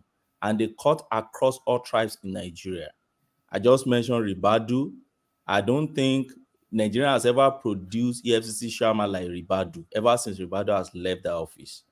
El-Rufai. The brother that is there now is not performing. This guy that is there is not performing. Ooh. Have you seen the jingles that they're doing? He has not matched Ribadu. His record has not matched Ribadu. So I'm still waiting for him. How many years now? How many months? It's just 8 months, and that's why I said I'm waiting for it. Like you people say we cut Tinubu a slack. Like just about 1 year now. No, let us cut him a slack too, right? Have you seen adverts in Nigeria? To his I said he has spent 8 months. his record has not matched Ribadu. That's the fact now. He cannot match it now because it's just 8 months in it. Let him start arresting. Let him get this Kogi guy, the white lion from Kogi. Let him get that guy arrested first. Yeah. So it's all good. Tell me, so how many people did Ribadu successfully prosecute? Tell me. Tell me now, how many did this successfully prosecute? So many. Who? Where do you want me to start from? Give me one. You're a lawyer now. Give us one. But kí lorúkọ bàbá tó kówó power generation jẹ, what's the name? Adekinikan, former interior minister. Where were you when we were asking you to come and settle fight? He was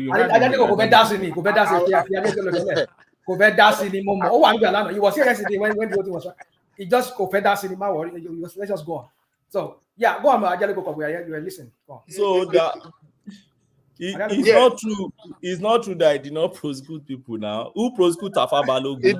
He declared that guy that stole that money for the development of what is that water lake in the north. That Yoruba guy. He declared he wanted, isn't it? You are going too far. The one that Obasanjo said he will testify against. Okay. That's Afolabi now. Interior minister now. Yeah.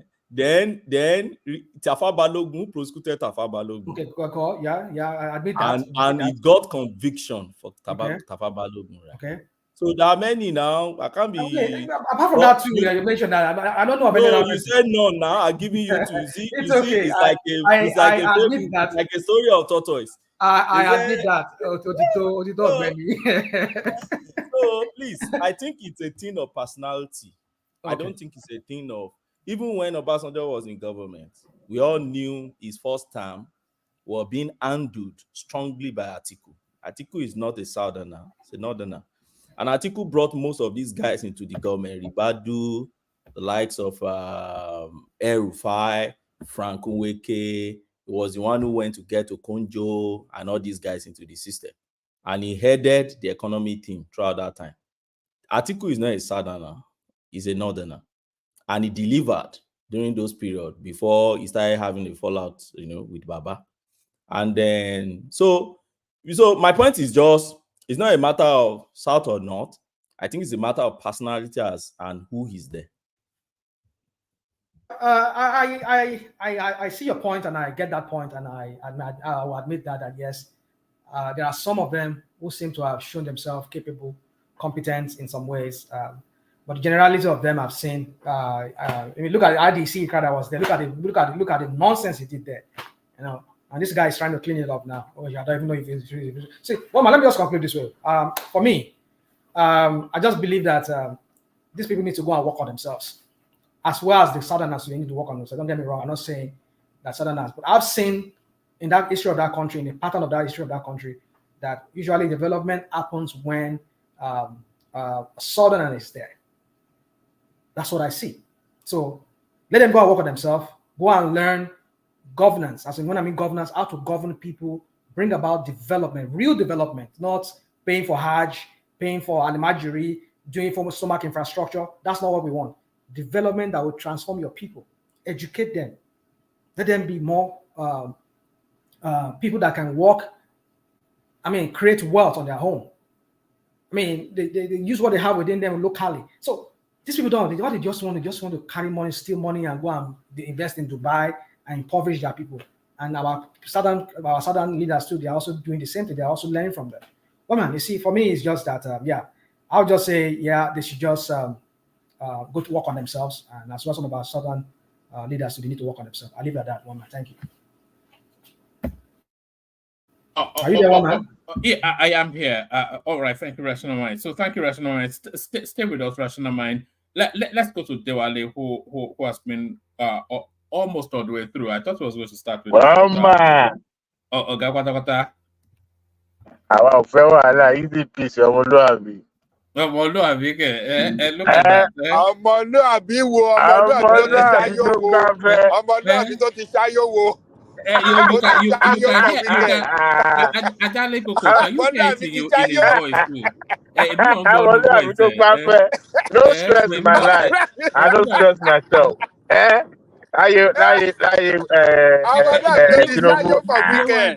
Tinubu. How are you ever going to lose weight when you are downing 2 bottles of wine every single day? Every single day, 2 bottles of wine. What does the weight got to do with our discussion now? I said this life is one life to live. Enjoy yourself. Baba Jale Koko. Kò lè lose weight. Kò sí nǹkan tó kàn pẹ̀lú weight loss. Ó ti surrender yẹn. Èrò tọ́ta rò lórí mi lè ṣe. I'm working on it.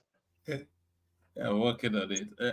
I'm not that fat though. You need to see me now. I'm not fat. For over 20 years, you've been working on it. Abajale Koko, leave me alone. I'm not fat. Okay. You're just big bones. Yes. No, to be honest, I'm not fat. It's just that yes. How tall are you? Who's profiling me on this show tonight? Why am I at the center of the discussion? Why? Why? Because Let me tell you why I asked. Weight is not good on somebody that is not tall. If you are tall, then maybe you can carry it off. But if you are not tall, then you don't want to be fat. It's not a good look. I can guess. I think ṣé kò ṣe bàtà ẹsẹ̀ mẹ́fà bí báwo ṣe máa ń pè é ní ìkílé ló máa jẹ́ bẹ́ẹ̀ yẹn. Dewale is 5'2" and a bit. How I became the center of discussion is what still baffles me. Everything just turned upside down. Now it becomes now whoever is going to listen to this show thereafter will be hearing about my profile. He's 5'2", he's 6'10", he's fat, he's skinny. Because you are the only star here. You are the only star here. So we have to focus on you. You used to be the number one man's favorite. Now tonight, because you have not appeased the gods. That's why you are not number one. And one man called me. He knew that I'm gonna I wish I was sending FCC after one man. If you had not come in tonight. After we started the show together, you first of all call Ogben that has gone on pilgrimage for only God knows, only to come back and take it 4 hours, argue with rational mind that is not rational. How can that be? It's okay. Even the crazy ones like Pansa too came and interjected. It's okay. I roll the tape, woman. Let's you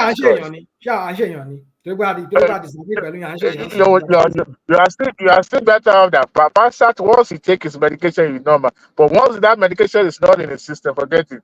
Everything's gonna be upside down. You just like to dabaru case, but it's okay. You are the amulodun of this show. Without you, I don't know where the glass bros will come from. Even Mike too coming with his own glass bros. Hello, man. Address every one of you. But it's okay. I enjoy you guys. So, roll the tape, woman. Where do you want me to come in?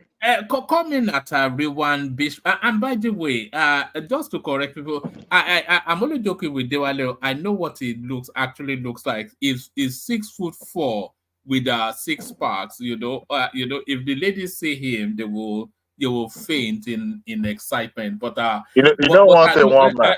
Yes. Stop patronizing me. I still look better than some folks on this show. Well, okay. I don't know about that. Adewale is an handsome guy, yo. I know that for a fact. He's a very handsome guy. You can't speak. Rudolph show. He's a very handsome guy. You can't speak ill of an Ekiti man. An average Ekiti man is a cute, handsome man, okay?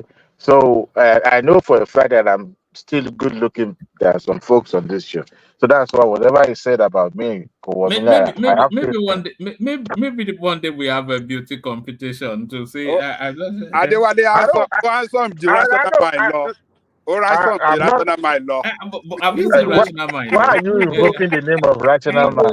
Why rational mind that will be eating fufu by 12 p.m. Bẹ́ẹ̀ náà kò ga ju àmì kò lára ju òpó náà lọ right? Eh? Adewale handsome be pansat. Oh, handsome be pansat. Don't compare me with the crazy people. I'm not crazy, okay? Talk about good. I mean, the real people, not like Passat, please. Okay. Speaking of the Ruwani's analysis about diesel, right? Is that what you're saying, one man? Yeah, you can start from there if you like, or you can start from wherever you like. But yeah, that's a good. You know, I think we've dealt with politics for a while, so let's talk a little bit about what moves the economy. So the diesel, I could see that Rwani is trying to champion the importance of the role diesel plays in our economy. And to some extent, I agree with him. I totally agree with him, and it looks like he has good news to say about the slashing of price by Dangote. But the concerns of the interviewer was about the middleman people, or the retailers, how they are not able to, that if the price comes down to 1,000, that it's likelihood that it will be sold at maybe 1,200. Oh, that's Nigeria. I mean, American slang, 1,200 thereabout. But depends on the location. But I think it speaks to the less competitiveness of that market. You can't have one person to dictate, how such a big market would go, because I mean, you can imagine having only Dangote alone, supplying diesel to the entire country.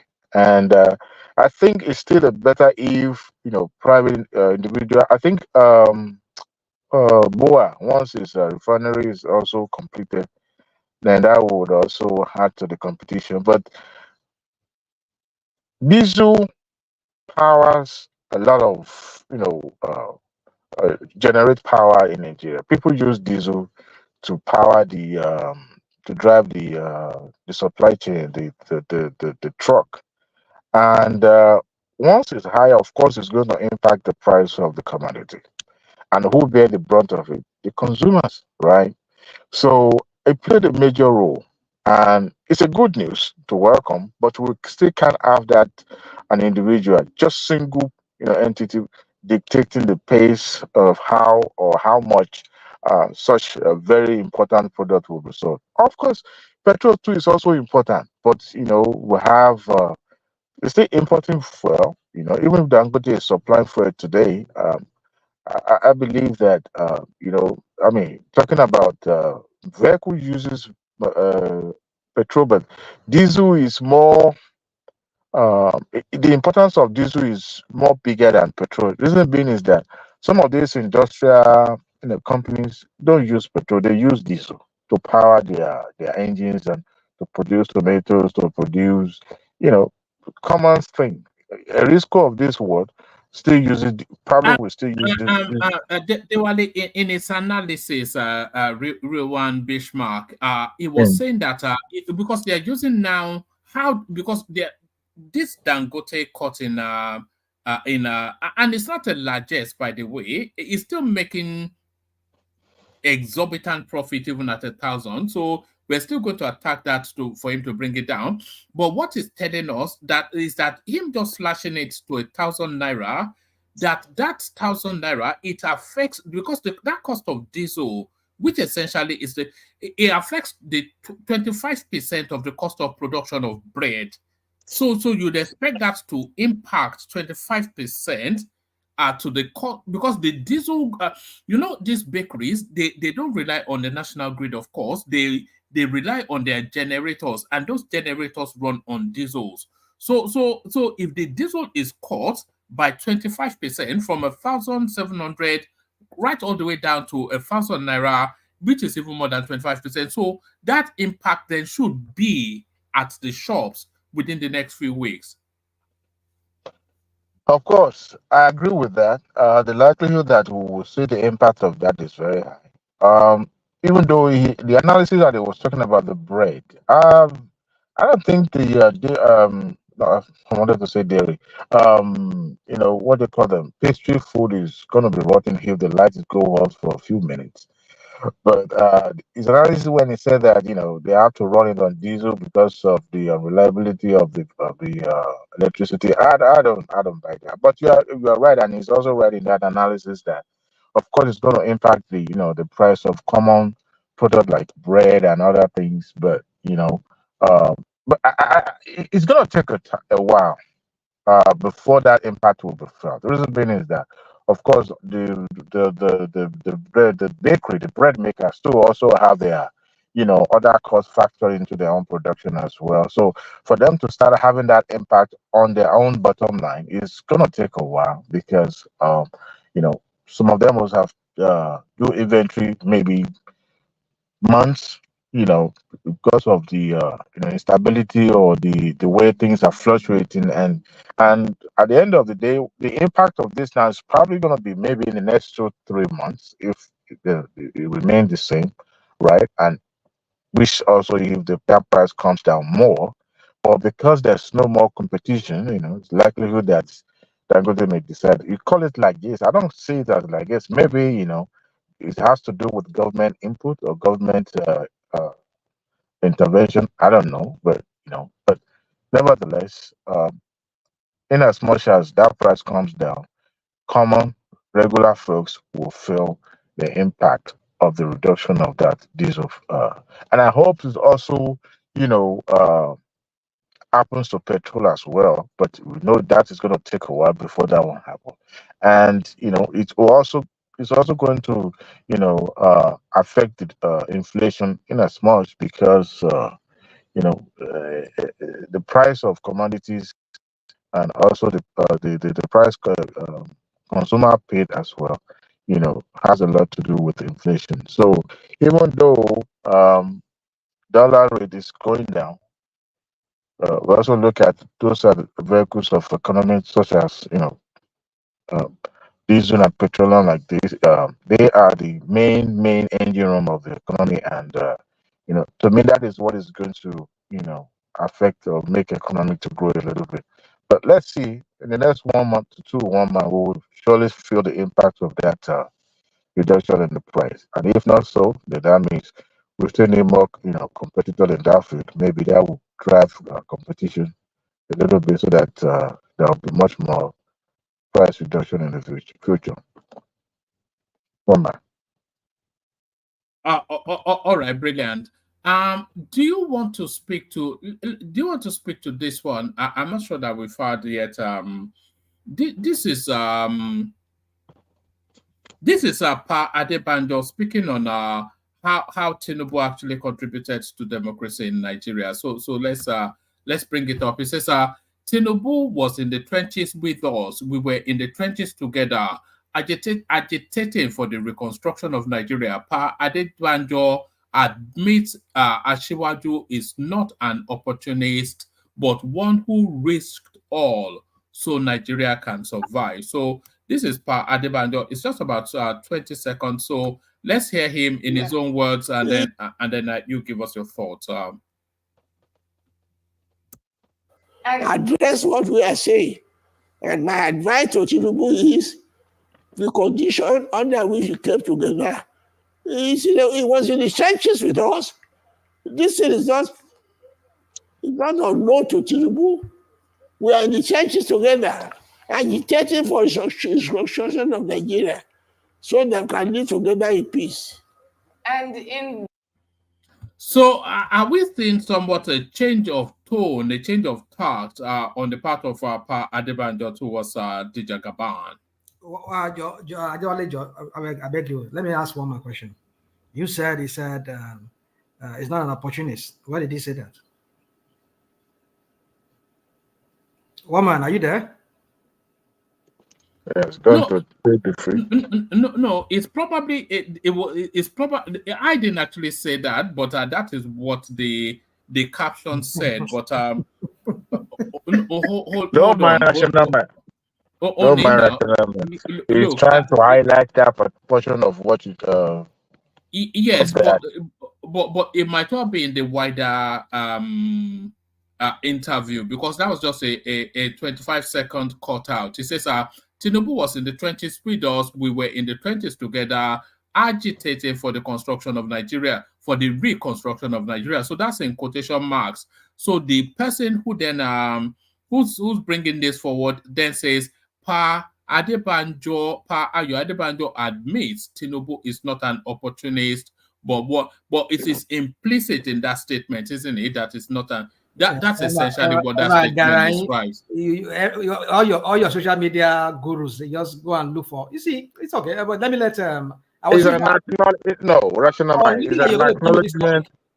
It's an acknowledgement of his contribution to the development of democracy.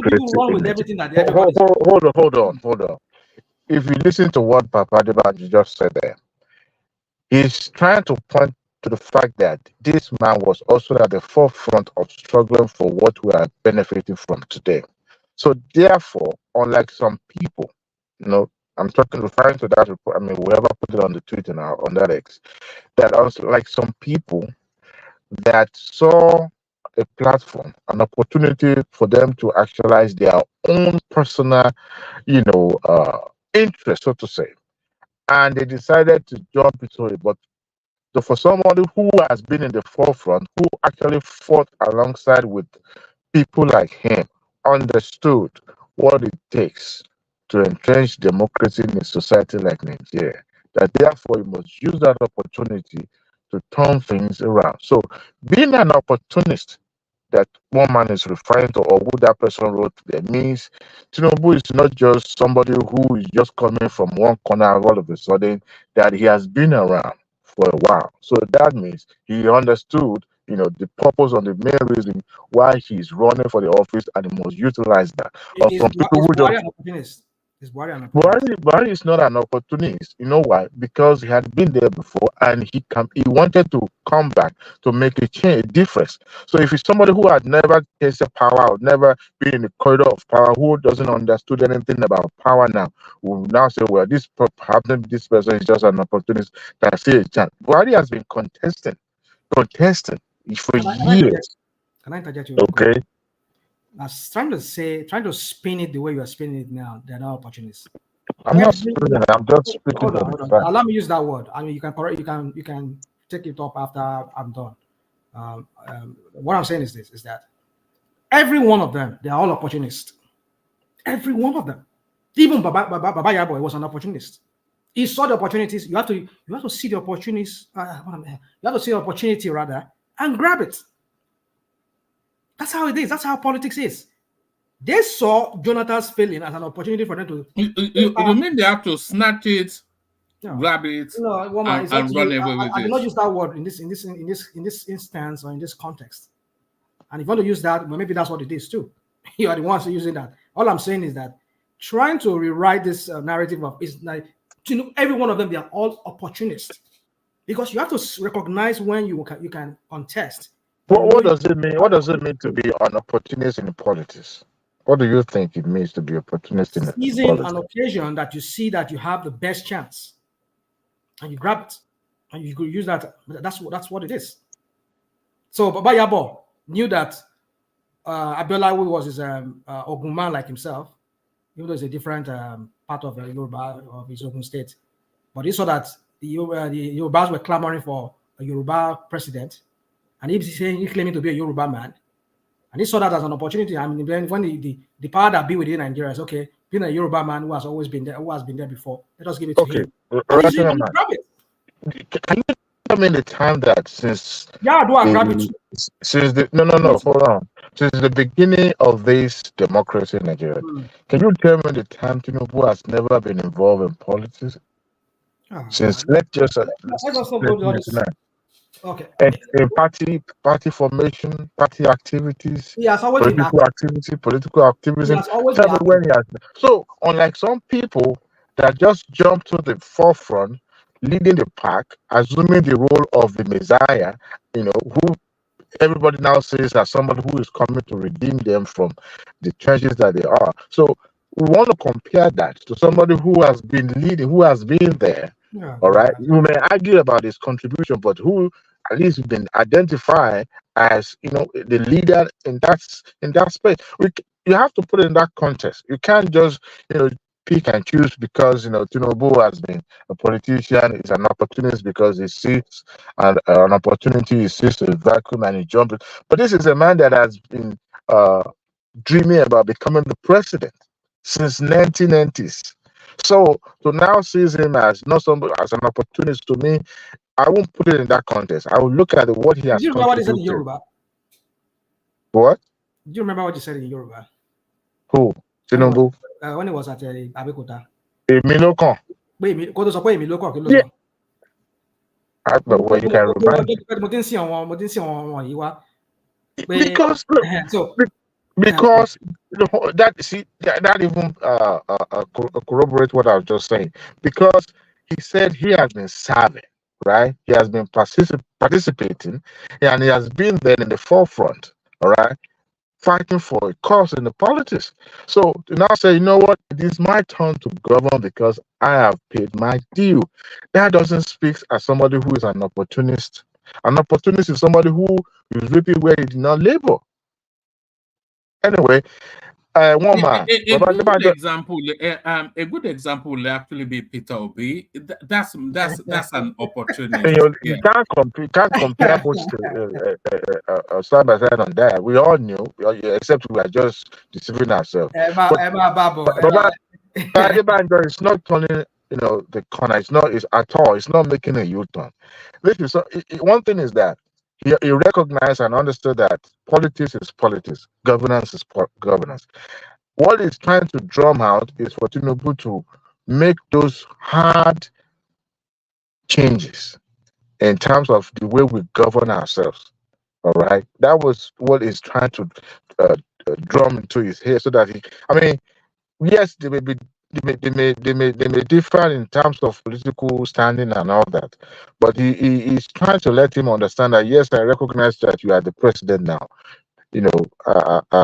as proclaimed by the higher court in the land, but I want you, because we've also fought together as well, so I want you to use that opportunity to, I believe if that opportunity comes again for him to campaign against Tinubu tomorrow, he will do that gladly because he's a man of conviction. I give that to him, right? But the reality is reality. The fact that Tinubu is the president, he should consider using that opportunity that he's got now to make those changes in the way we govern ourselves. Maybe that's what he's trying to say, not because he's trying to. This man is in his 90s, he's on towards the way to the grave. So what is the essence of aligning with Tinubu for what? Is it going to be giving him money or appointment or for what? So I don't think it's turning the corner. I think it's just speaking to what he believes in. Unlike people like Bode George, who are still, at his age, he's still controlling around power, and still, every time I see that, this man should not even be in front of camera all the time. But, you're going to turn the duty, and I'm sorry, Baba, I hope you are not offended. Sometimes, you have to play that Omolua bit with it. When you leave when the ovation is loudest, to now be struggling with, publicity or whatever with the younger ones. You can advise. Occasionally they will invite you and you speak, but it seems he's a regular contributor on Sleep TV and he enjoys it anytime, But he sounds frustrated. But to me, if you are not enjoying it, why coming into, hugging camera every second you got? To me, you should leave that space to the younger ones. His time has gone. They can advise behind.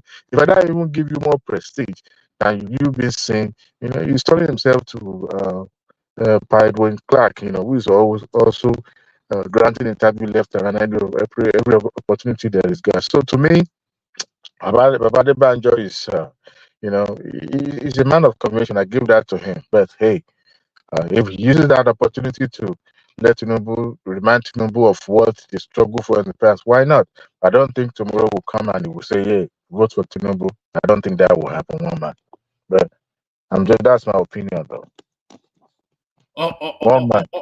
All right. You want me to go one more topic and you want me to yield the floor?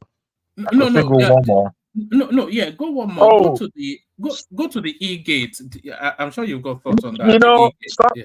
sometimes ago, my father and mother-in-law, we were trying to buy them tickets, and typical Nigeria, we were able to select a seat for them, uh, of all the those that are on their connecting flight and all that. But the remaining one that proved difficult was the one in Nigeria, and I was wondering why Nigeria is always proving difficult. Why we cannot select our seat to the point of knowing, printing even the tickets ahead, because we're ready to check them in. But these are the frustrations that Nigeria shouldn't be having at this time.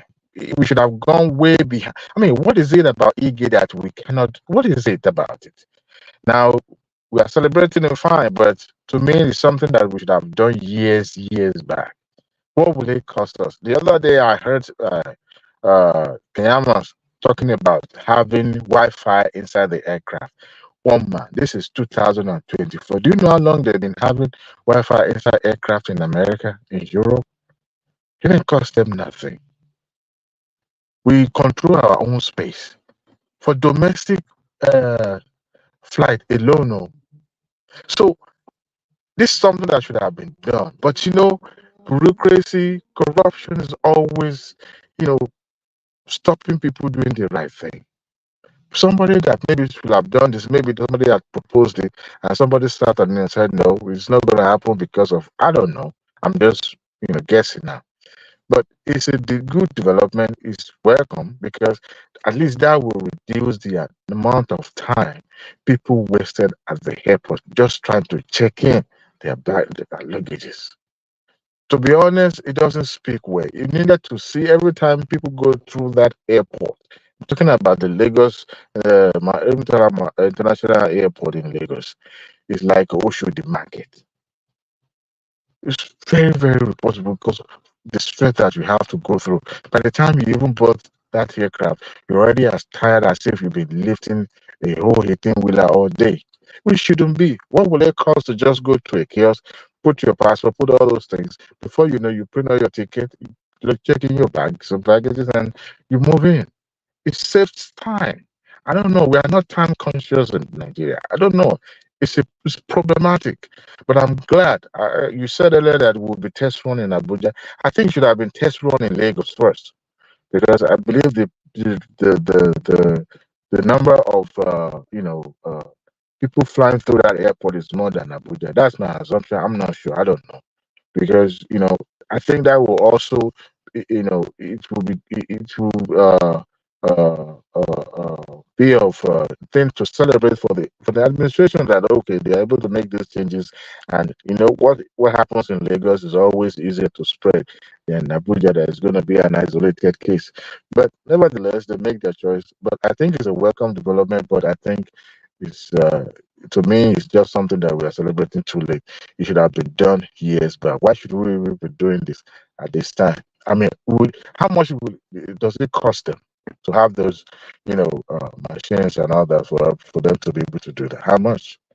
And I think the airline can as well do it, in conjunction with the government, But you need to see the design of this new airport in both in Lagos and Abuja.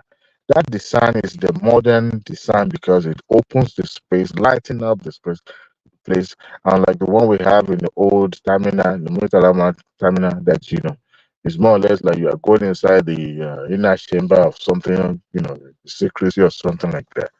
But this one is open, it's energy conservatives in nature, and I just like the way it's been structured and how those scrupulous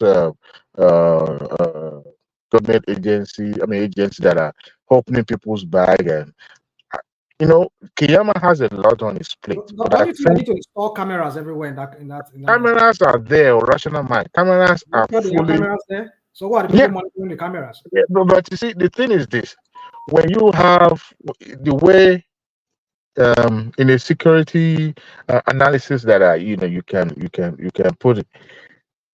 Anytime Mohammed Airport is structured in a way, I'm talking about the old terminal now.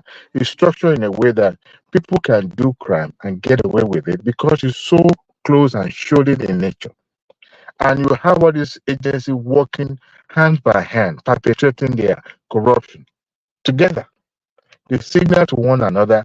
You know, I mean, we are Nigerian. For those who have passed through that airport, you understand when they are custody, they're trying to fleece you. You know, one way or the other, they want to do something against you so that you'll be able to put your hand in the pocket. But when you have an open place where to even collect the gunje is going to be problematic. Yes, Nigerians are the one behind those cameras as well. But we're talking about the one that you can easily put on the spot. If somebody is trying to, if you look at the way the new airport is structured, it's well lightened. I like that way. So for somebody to even, and it's open. It's like airport is like an open floor. I mean, for those who, I mean, you guys live in Europe and all that, you realize that the walls are partitioned with glasses, so it's easier to see through what is happening next door, or next few distance where you are, right? So that reduces the level of corruption that the way it's being done in the old terminal, right? Where somebody can take you inside one room and lock the doors. Because I've once witnessed it. One time I was coming from Nigeria, and coming from Nigeria, and all of a sudden they said, you come with us. They took us to inside one room. All those loudmouth guys in the Italy and stuff like that. We were able to take money from them because they were the loudest in the room. But I was just looking at them. Though they let me go because by the time they check my passport and say, hey, you go. But I realized that it can easily be stopped, delayed, and extorted because we were inside one partition room where nobody will see us that we're even in that room. So I like the way that one is structured because it reduces all these things that I just mentioned. But nevertheless, e-gate should be celebrated because travelers will spend less time, queuing up, trying to, check in and all that. And give kudos to Kiyamo. And I also give kudos to his principle because you have to have political backing to effect some of these changes because some of these immigration custom officials, even police officers at the airport, you are stopping the source of their livelihood. That is where they are feeding themselves and their family. And you are putting a stop to some of you are checking all these things. It's not going to go down with them. When this guy in the interior says passport has to be posted within that stipulated of time, you think they were happy? No, they are not. You needed to see the way these people always fight to get posted to the airport. Airport becomes and remains their cash cow. Passport centers. That's where they get their money. Yeah, it remains their cash cow. And God help you. I've heard so many reports about even getting the names, NIN numbers, and some of those people who, registered twice or with the wrong names, and they were extorted because they have to collect money from them, right? And which is shouldn't be in the first place. And if you have to pay, you have to pay maybe just a token.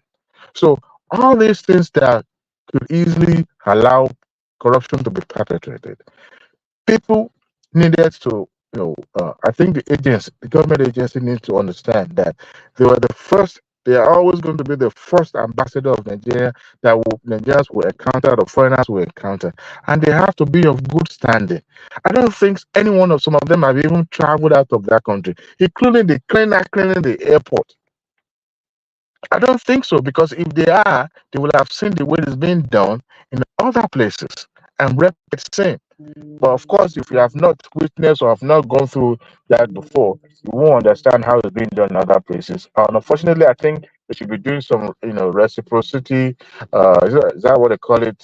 Program, so that they will be able to take them out of the country, let them witness where things being done, get trained by those people out there, and then they can replicate that, within the country.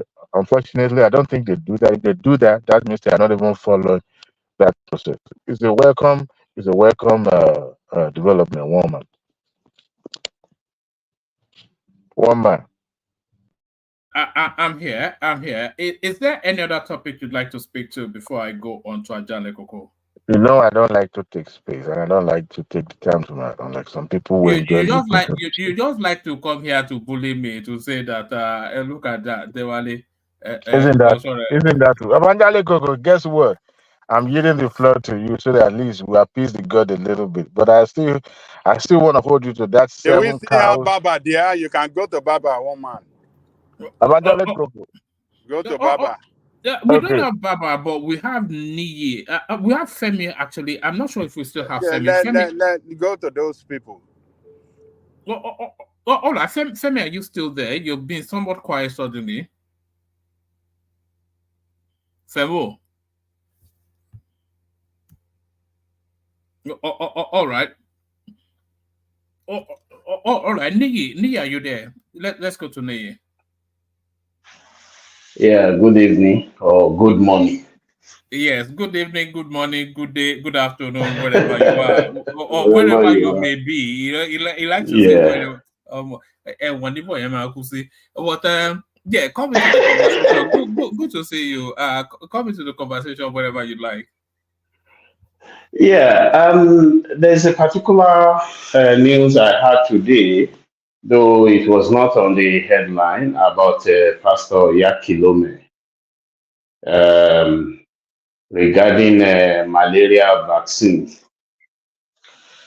When yeah, I think BBC did some investigation on him, that he has been right from the time of COVID. He's been instigating the members not to take the vaccine, this and that. And then when the malaria one came, he said that malaria vaccine is the most dangerous. Now, how can they be saying malaria or mosquito is dangerous? I was shocked because I thought he's a graduate, but I realized he was talking from an informed or uninformed area, because he's supposed to have read it that what the highest killer in Africa, possibly beside hunger or famine, is malaria, especially for children. So if you cannot, do they even think that everything has to be within the church? Where is the place of science? I don't know. They are just ditching out ignorance to the people, and they were cheering him up as he was talking. I say, wow, I couldn't believe that, because for thousands of years the mosquito has been troubling us. We could not even produce one medicine for this, and then some people are working tirelessly to produce vaccine. And then you just come ignorantly, you just rubbish the whole thing. I don't know. It's so pathetic. So I'm surprised. yeah, I thought Oyakim Lome, I thought he was a man of science somewhat. He comes I don't think so. I don't think so, because or possibly, sometimes they just want to tell you that faith covers everything. Yeah, was it not the same person about 3 weeks ago that he said he has raised over 50 dead people? Yes. And we've not seen any of them on the street. You see? Nii, if what we know biblically is that God raised one person from the dead, and Oyakilome, he raised 50. 50. So should we not be worshiping him instead? Say as a Yeah, but that is actually what they want, for you to be worshiping them. I think sometimes they go by this scripture that says, when Jesus said that you do greater works than I did. You do greater, the disciples will do greater works than he did. So meaning that if Jesus can say they would do greater works than he did, means that they will do surpassing, what surpasses what he has to do, because he only did it for 3.5 years or 3 years? So then 3 years. Yeah. So maybe that's what some of them. But to me, before you condemn anything, you need to do your own research and be able to come out with facts, not just basing everything on faith. Everything is not faith. I always tell people, if everything is on faith, Jesus will not tell Peter to go to the sea to go and catch fish. And he knows that Peter was a fisherman before, so he knows where to go.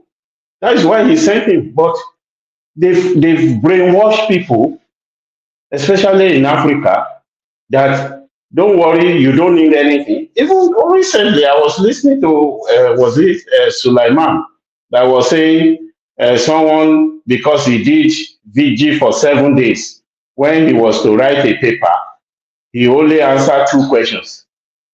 And then when the lecturer was marking the paper, he had a voice, add more mark, add more mark.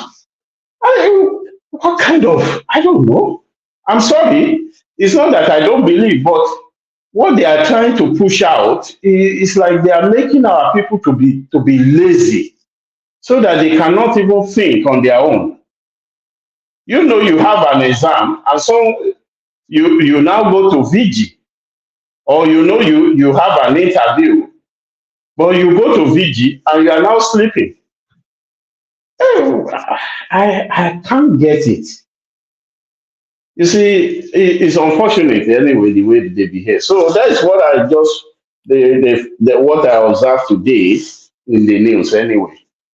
So, but Neil, why don't you blame the people too for looking for shortcut? Like you said, you did not study for a test, but you want God to come and be your pencil, your biro. No, that is what I'm saying. I'm blaming the people too because they are gullible.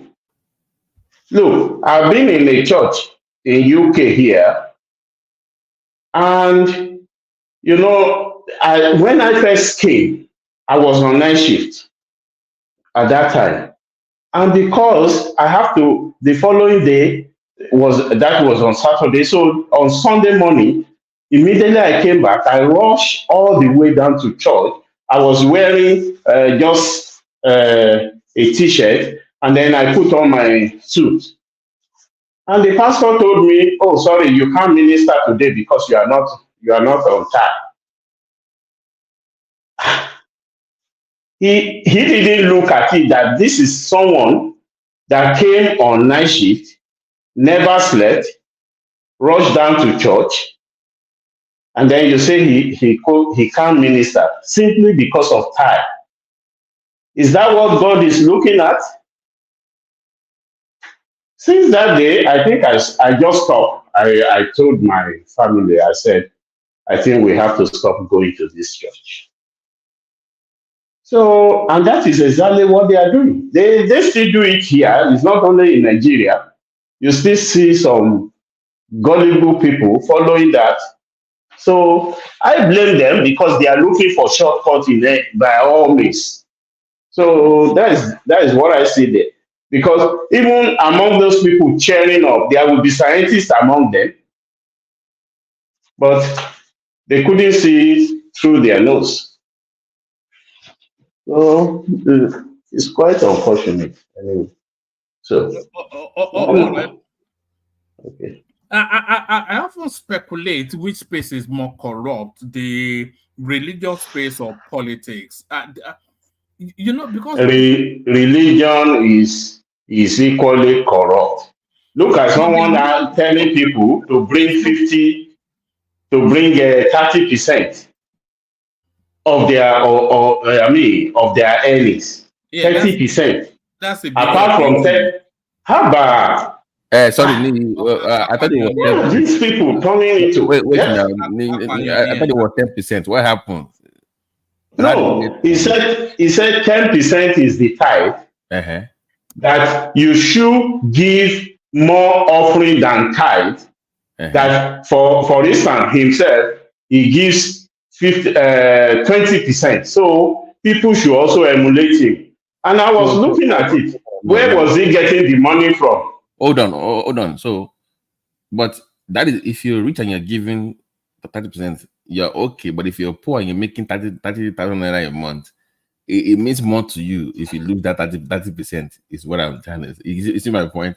So if you're really poor, you can't afford to be giving 30% of your income. If you really but rich, they want you, afford it. but they want you to give it. So it's for everybody. Even if you are earning 1 million, you know, even the Bible has already said it that the more you earn, the more the mouth that eats from it, and that is the truth. So in that case, if you are even earning 1 million, there are a lot of people that are dependent on you. But for you now to take a chunk of 30%, and mind you, there will still be other things that will be coming up in the church when maybe building project, all this projects, building, all manner of kingdom investment and so on, and that you still have to put into. And people will pay this nonsense. People actually Let pay. me tell you, in the same church, the pastor told us that was when Ronaldo moved to a club. I can't remember, and he was being paid 80 million at that time. And the man of God said, if I can just get two Ronaldos in this church, I will not even bother with all your tithes of £5 of all these things. You can. Some churches in this country, I will not mention their name. They actually demand your pay slip. Nigerian churches, people actually give their pay slip to confirm how much they make every month, and they are paying that 10%. It's not even every month. Per pay period, they are paying that 10% from their check.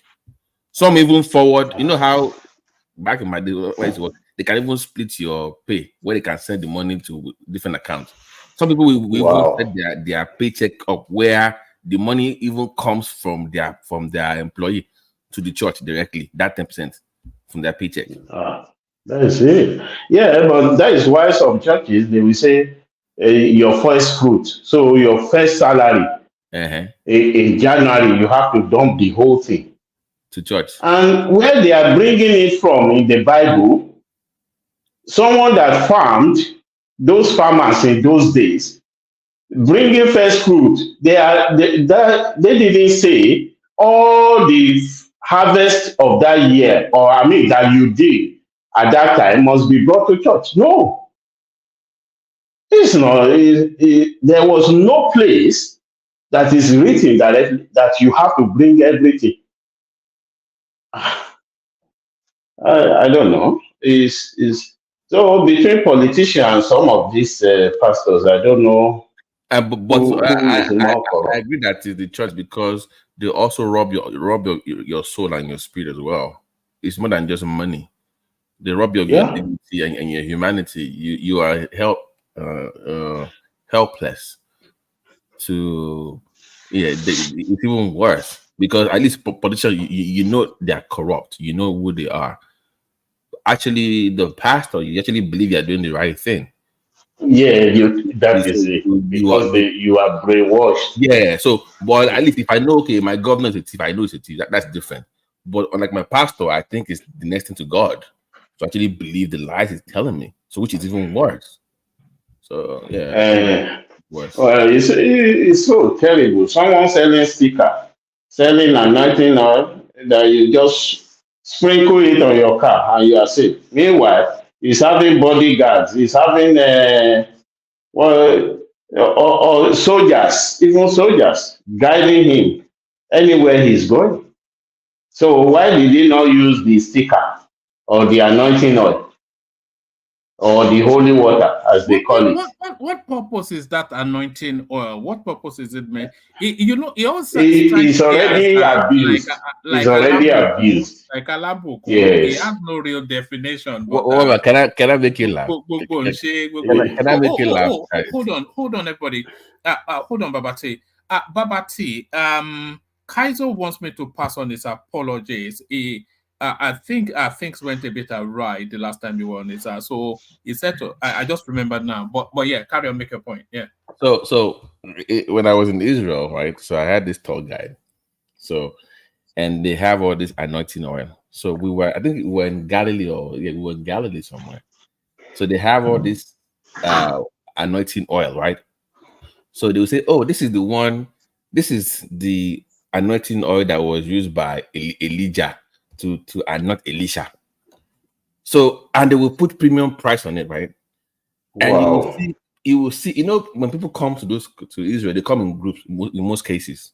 So you see people from all across the world in different churches, and they will be paying $50 for a bottle. So I asked my Jewish tour guy, I said, how much is it? He said it's not even up to $1 to even make the bottle, and maybe like $4 to make the whole thing.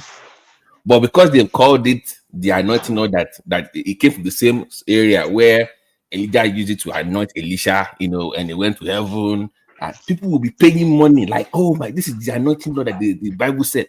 And this guy will be laughing at that. They are making money off their ignorance. And the would happen. I went to this, the Red Sea. They call it the Red Sea, actually. People will jump into the sea to swim because of the historical whatever to it.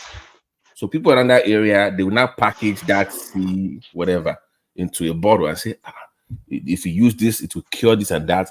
And you will not believe people that will come there with their Bible and they will be paying top dollar because somebody said it's in the Bible somewhere, and they will be paying money for it. And I thought it was unbelievable. And they were paying money.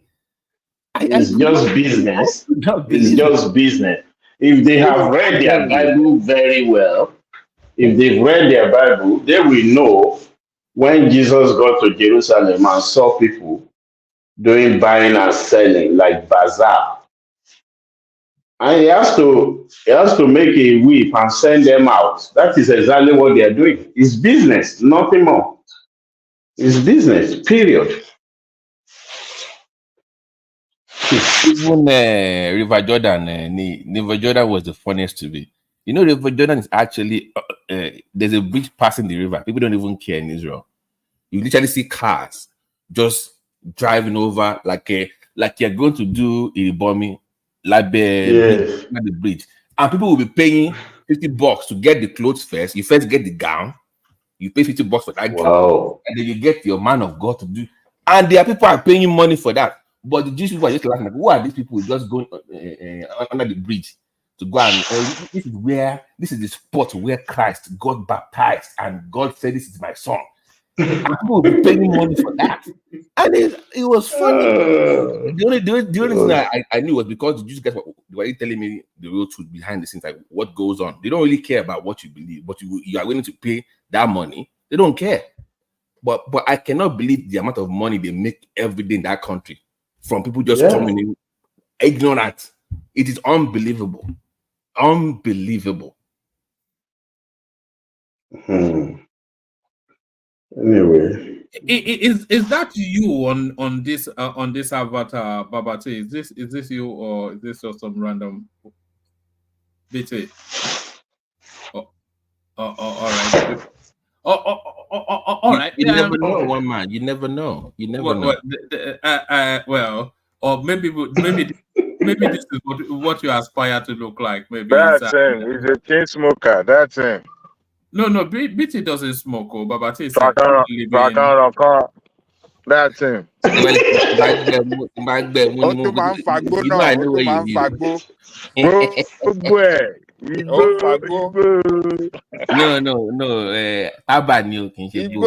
Igbo Ifo. Ọba láti Ifo wá fún. Àwọn Ogun State. Igbo Ifo àtọ́ta. Igbo lọ́mọ láti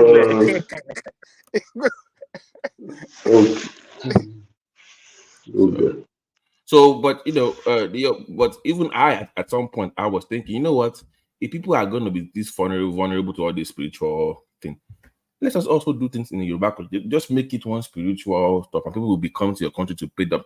I mean, now make your own to maybe or should just make up some story and say this is where Oduduwa landed and. Yes, because what they have done, just like when the white men came and they rubbish every of our organization, Christianity and Islam came and destroyed our culture. They have forgotten that culture is different from religion. So anything cultural, they just want to destroy it.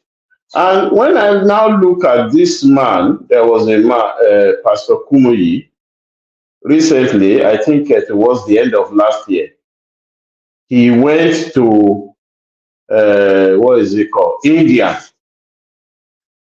And he himself and the wife, they have to dress in Indian way, that they put all those flower on their neck.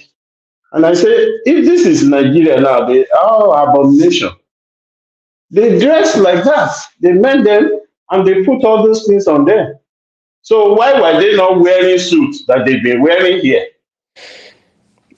But if you Yes, boss. if you wear Agbaja, they reject it.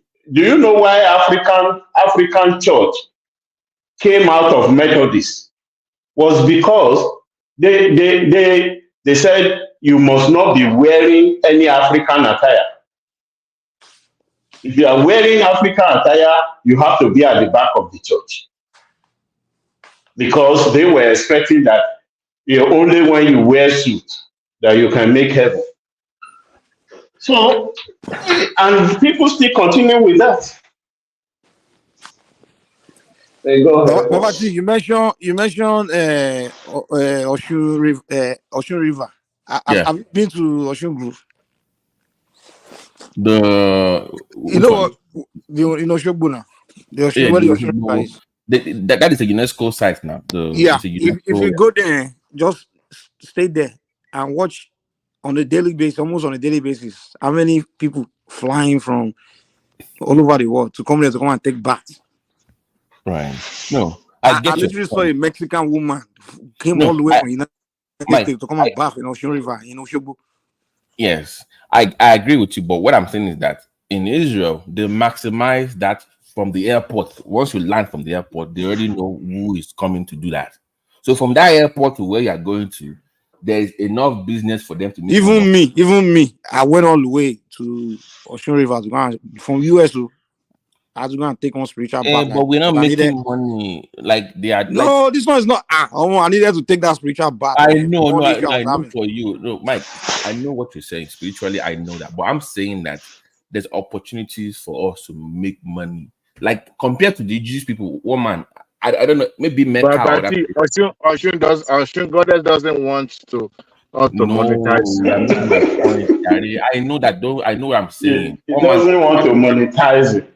No, it's not the religion that you monetize. I'm saying like the fact that you attract people to that place, other ways. I mean, the fact that people are attracted to there. I mean, it's not like it's the spirituality is there that you monetize. It's just, not that one. No. So, the environment is what you make something. But the beat, the god drums, all those things that are around that culture that you can market and make money of.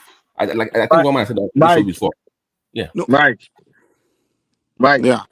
I was in the church this last Sunday, and one pastor that was invited came in and he was preaching and he was laying hands, he was taking times. The next thing I heard after he has done all those anointing show, he now said he needed 30 people to sow a seed of 200. I brought my phone, I calculated 200 by 30 people. You know how much that is? Around 6,000. I said, I put a fast one on you guys, you know. In a way, now I said this. So I'm beginning to look at it. Okay, 6,000. The church will take maybe 2,000. He will take 4,000. 4,000 is enough to pay for his mortgage. And I was looking at this mother. I don't want to curse. I just said, I stood up, took my money, I dropped maybe how much I wanted to do for ovary. And my family was asking, what's going on? I said, I'm going to be in the car. So when you guys are done, you guys come and meet me. I was like, man, this guy is trying to slit these people. They needed to regulate that. The guy needed something came up. He needed to raise 6,000 on his way to church that day. He just put a fast one on you guys. He now said to cap it, or he now said 30 people to sow a seed. I was like, man, this guy na 419. But there's no way I can convince my family. So I just took my phone and walk out jelly because I was like, man, I can't stand this fuckery, man. This is just too much.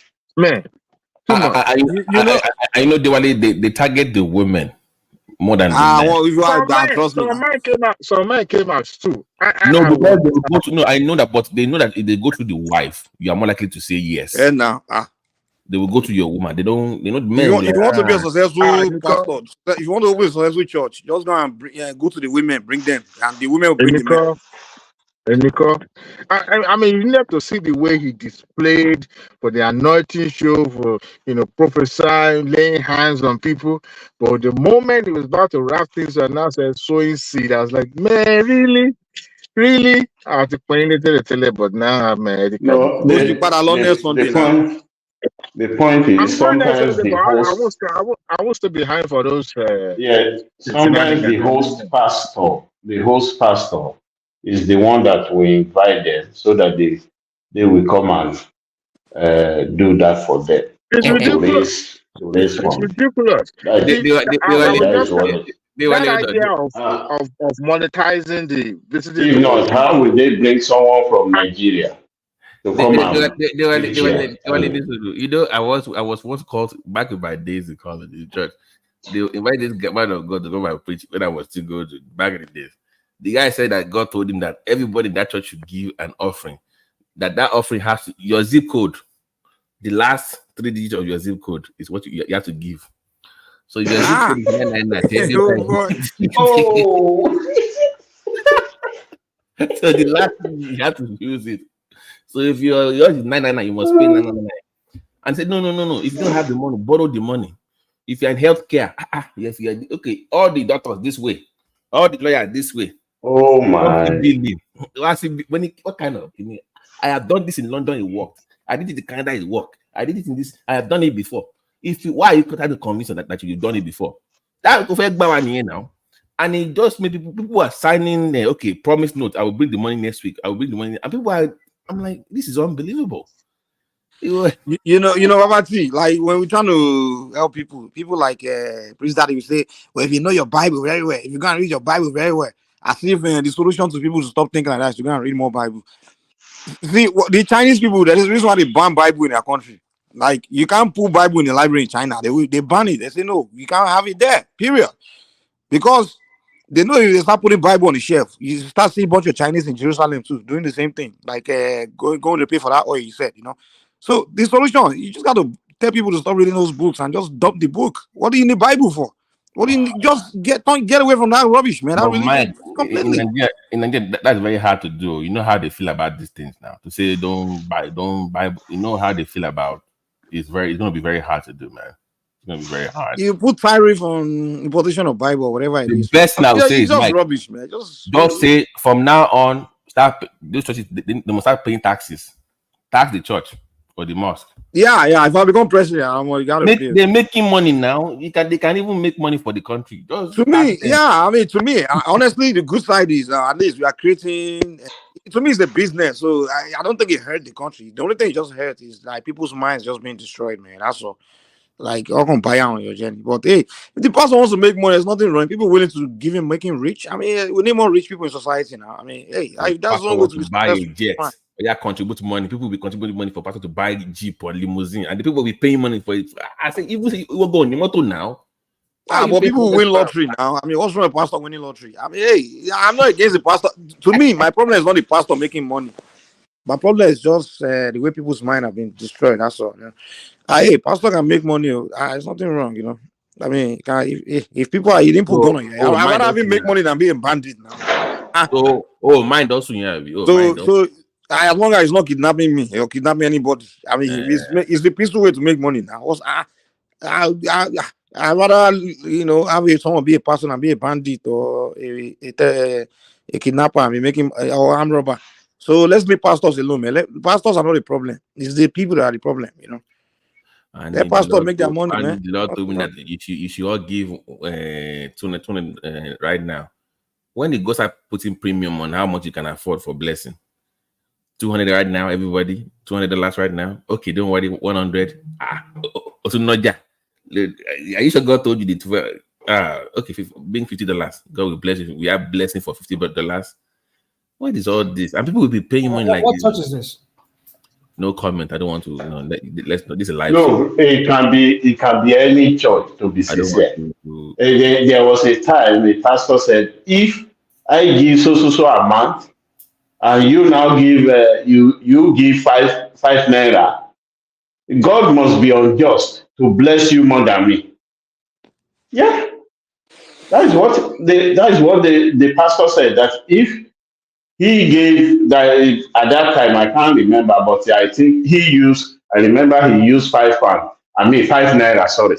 That if I give, like, maybe if I give 20 naira and you give 5 naira, God must be unjust to bless you more than me. So where it God put happens, the premium it of happens blessing. in all churches, maybe apart from even the Orthodox churches, there is a way they also get their own money, like all these Anglican, Methodist, Baptist, and so on. But it's more rampant in Pentecostal. Is more rampant. Any of the Pentecostal is more rampant. Was it not one that was? He said she wanted to raise money, and people wanted to go out. She said, "Ushers, block the road. Nobody is going to toilet." Eh? Oh, we have mercy. I think it's not the Bible that is the issue, because people have failed to even read the Bible and know exactly what it means. So all they are doing is whatever the pastor just tells them to do. That is all. Nothing else. They don't even read the Bible. And the Bible said it that, when some people were taught, they went home and searched the scripture to see if those things were true. But that was the way it was in the 80s. If you remember, when we were moving from those what you mentioned earlier, the methodology into the New Age ministry. All those were very. Pentecostal, So they yes. will study. Once you do your baptism, everything, you study the word, and you go home. You have fellowship to further on study.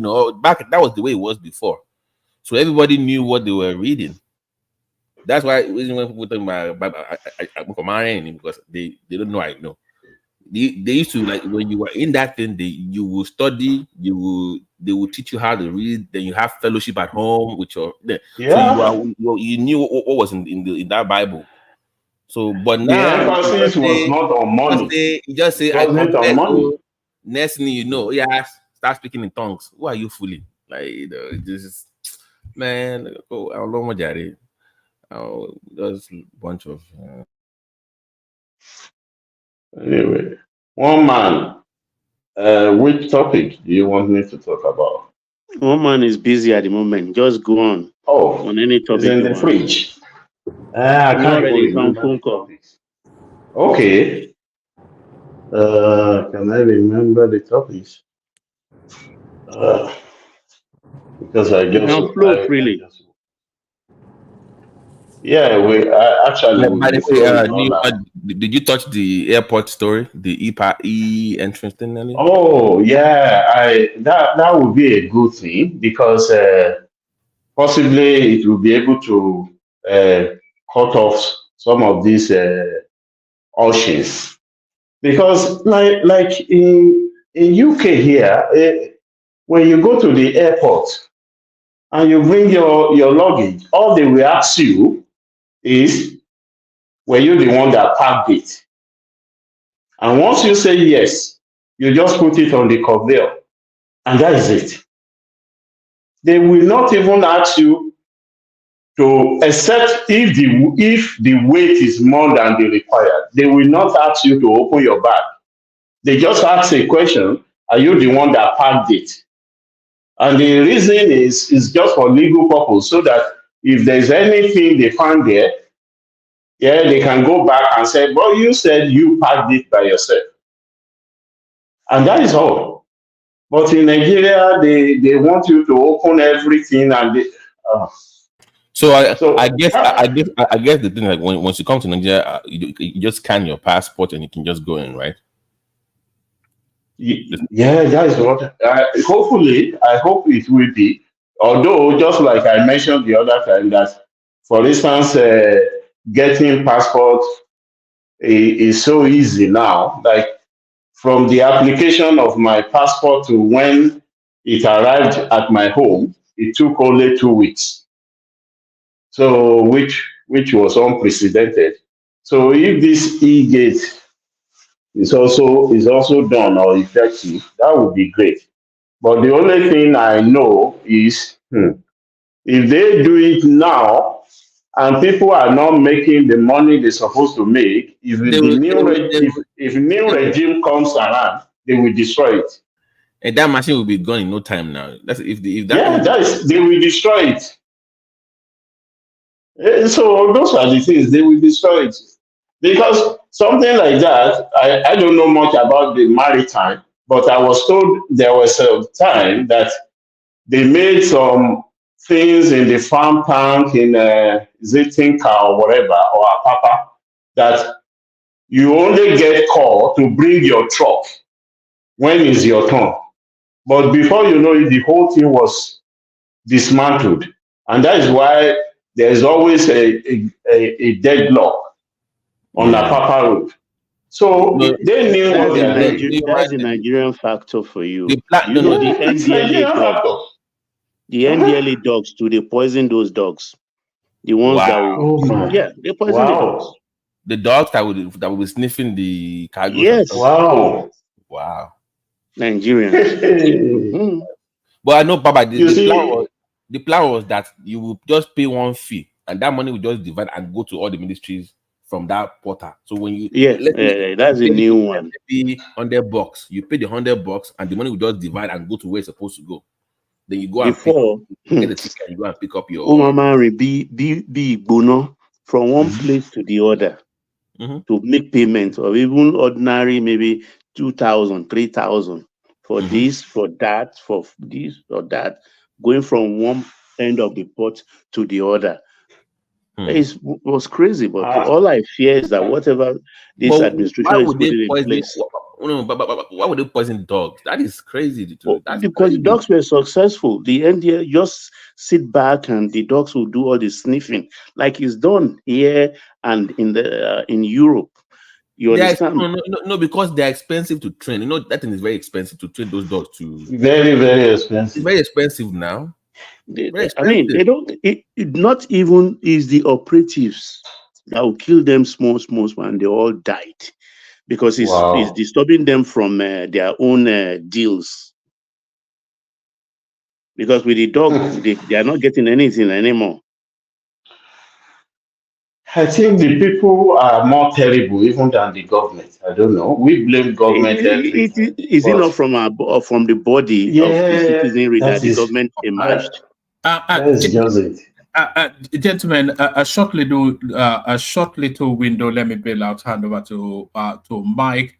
Ayo, the super chatter. Ayo again, of course. Bosun joins him there, and we have Lato Rage. So the traditional names there. Maybe one of these days we have new names joining that space, but those are the traditional names doing as they traditionally do. Thank everyone. We'll see you tomorrow. Mike, over to you. Try not to burn the platform down this time around. Over to you. Happy weekend, women. Thank you, Baba. See you tomorrow. All right, no problem. Anyway, you guys continue, Harry. Yeah. So, before you go to the Bible, I know. Please, I know you're here for the Bible. Before you go there, why is it that I was going to ask Mike a question, but that's okay. I know you're going to go. We'll get there. We have enough time. But why is it that it's not just marrying? It's not just the airport. Even my time coming to Nigeria, like I think it was 2015 or 16. After leaving the country for like 17, 18 years, right? Or 19 years, right thereabout. So I went to this national ID office just to get ID. They said before you can open a bank account, you need maybe NIN or BVN or maybe national ID, right? So I had gone to that place because I didn't have a Nigerian passport at the time. I got there, they say, Oga, we can't do anything. We don't have fuel. So we got that big tank to get them fuel. We get them fuel. They put on the light. They say, oh, sorry, the server is down. So I'm saying, So what do you guys do at work then? Those people just sitting down here, so it's not working. So we left the place to go get a passport. Since that will work, they say, Oga, we have told you, order wala, it was for you to pay money. That they deliberately turn the light off and the server down, and somebody can pay enough money for them to, and they do it every day. I say, and nobody. He said, yes, that's the rule. So it's not just airport or seaport. It's across all government parastatals. But you know what's really even more messed up about Nigeria is that when you encounter these kind of things, there's literally no avenue to report the corruption, to say, okay, this is the thing that's happening. I want to report. Like in America, for example, that's true. That's it. Yeah, you can say, oh, this is going on. There's an authority where to go and report it, and the employee, whoever it is, get in trouble. But in Nigeria, there's nothing, no one to report anything to. Let me give you an instance. Because I will be going home by the end of the third quarter. So I have to do NI, which I have not done before. Now, when on the internet, they gave the address of a place. So I saw 2 different places or centers where you can do that. And I went to the first one. On getting to that complex, the receptionist told me that these people that are using the address, they don't even know them. That they don't know them. They just use the address, and someone will just hang around and maybe knows that you want to do NIA and will now tell you to go somewhere. So if you are there and that person is not there at that time, then they are not really using the address. So when I didn't get that, I tried the second one. The address they gave, I went there. The place was locked. It looks as if nobody was even living there. So I now went to the barber shop beside it. That was where they now said, when is okay, they do it here. I said, okay. The very day I was to do it, I went to the same barber shop. From there, I was given a leaflet to go to one African shop. I go to that African shop. Then the lady now told me, go to the back, you'll see a barber shop there. That is almost 3 Nigerians. Different addresses. So when I got to the back there, the guy was just sitting down with his laptop. And then after doing it, I said, how much do they pay? He said 60 pounds. So I paid 60 pounds for NIN. And then they said, you have to do verification so that it will correspond with the NIMC in Abuja. So the verification is 10 pounds. So I have to pay 70 pounds for NIN. You see, you move from one place to another. One will give you a leaflet. You have to go almost 4 places. So we are so crooked. I don't know why. We are. Even despite that we are outside Nigeria, we are still very crooked. Good morning, Yoman. That is the question. Good morning, everybody on the platform. Good morning. Morning, Simba. Yeah. Okay, you see, I wonder why Ajali Kuku is not talking this morning. Because, I think I'm one of the people that they used to castigate that I talk more about the people, I don't talk about the leader. And I believe that the leaders emerge from the followers. If you have bad followers, there's no way you can have a good leader. Okay, look at it now. You are talking about even Nigerians in diaspora behaving that way. What I believe is that if everybody is doing what they are supposed to do, if you are a teacher, you are teaching the people very well. If you are a custom officer, you are doing your work diligently. If you are an immigration officer, everybody is doing what they're supposed to do. our country will be better for all of us. These same people that are not doing what they're supposed to do, they're exploiting other people by virtue of their work status. They will also be the one complaining about other people. They'll be the one complaining about government, that the government is not functioning.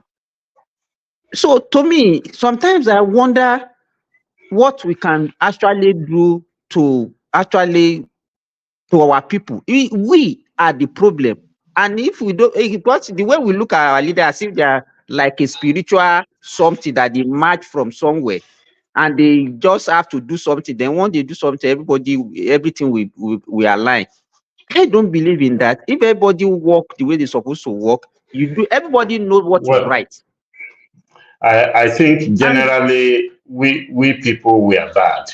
I won't deceive you.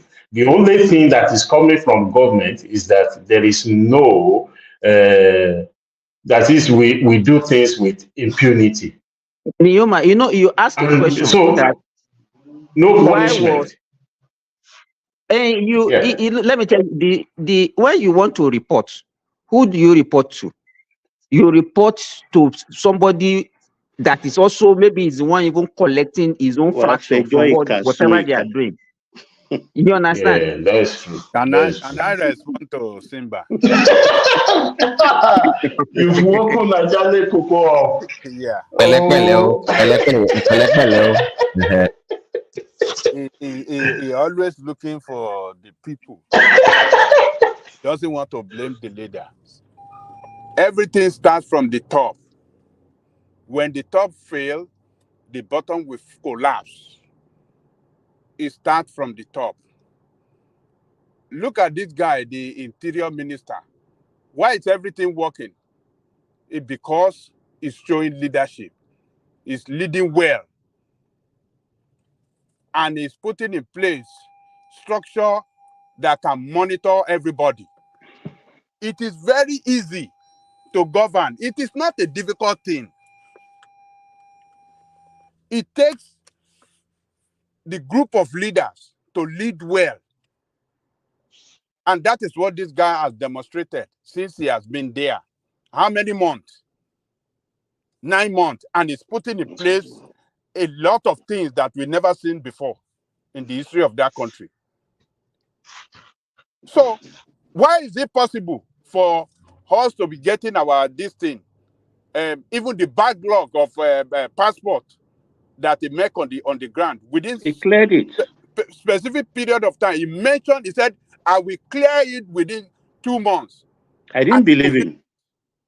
And he said, this is what I'm going to do. I will make it possible for Nigerians to apply for their their passport, and you won't need to come to the passport office to come and apply. You will apply right from your home. And he did it within a particular period of time. So when the leadership is not leading well, or when you have a person that is not fit for a sensitive position to be in charge of that position, then he cannot perform.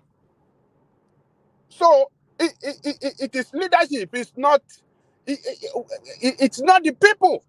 Is it not the same civil servant that is using that are doing these wonders? Bàbá bó ṣe wà ní líìkì ló wà ní gbàǹjà. It's not only government alone. I mean, who are the people doing the work? Are they not the same civil servant that people will rub in? They don't work, they are lazy, they are that. I mean, let me make a point here. So, hold on. I agree with that. Go ahead. Okay, to Simba, he said when Niyoski was saying, even in Britain, some people, it is because that was the way the system worked. The people that gave them the contract, right from Nigeria to do the work, they are taking their own Egunje. Before they were even given that contract, they paid the Egunje. So they have to recoup their money some kind of way too. That was the reality on the ground then. That was the way the system was. But use very time now. That He is has not. not Let turned me give around. you. Baba, who is government that we are even talking about? Are they not the people living on our streets? Are they alien? Within us? Hold on. Look, Haba. when we are talking of the government, when you have corrupt people in that leadership position as your government, they will not govern well. No. So the people that killed the dog, the sniffing dog at the seaport, are they government too? People that are collecting money at the airport, are they government? Okay, hold on. Yeah, you are 9 now. That's not government. Hold on. This is the thing. If I am the one that is heading that office, or the ministers that have those dogs, that train dogs, I train those dogs, I spend so much money on the state, and I have put some people in charge, to use those dogs to detect drug and to carry out investigation. And then those dogs die. You think I will not carry out investigation? How do you carry out investigation? I mean, we have animal specialists, we have animal doctors, they can do animal autopsy. There are a lot of things that you can do to unravel what is behind the death of the dog. Alone. That was the result. Look, when you have people that are corrupt, that they are corrupt from the top, the bottom, all their followers will be corrupt too. That is the problem. But you people don't want to agree, particularly Simba. He doesn't want to agree that leadership really matter. When the leadership fails, the country will not work. That is it. And that is what this guy is showing us. He said, I am competent, I will lead well, I will do my job well, I will transform that ministry, and he's transforming it. Within a short period of time, we have seen some changes that we never seen before. Right. On that one I agree with you. So let me wrap up on that. Hold on, Simba. Let me wrap up. Well, Simba, there's no doubt. Followership, they have responsibility, and so do too leadership. At the end of the day, though, the onus falls on the shoulders of the leaders, no matter what. It's like a criminal, a thief is expected to steal. People will behave badly no matter what. Prince, I want to ask you a question. Do you believe that environment has a way of influencing people? Absolutely. So if you are living in an environment where majority are corrupt and they are misbehaving, so what do you expect? Because let me tell you, one of the things that is not making our leaders to behave very well, because one, they are product of the society that is corrupt. Two, because of the nature of our democracy. Because of the nature of our democracy. You have to accept this principle. You have to accept this principle, and it's general. It's a general principle. It's universal.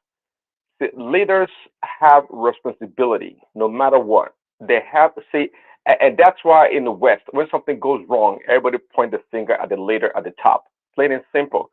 No matter how badly the people at the bottom behave, influenced by the environment, nonetheless, the leaders at the end of the day, they have to take on that responsibility.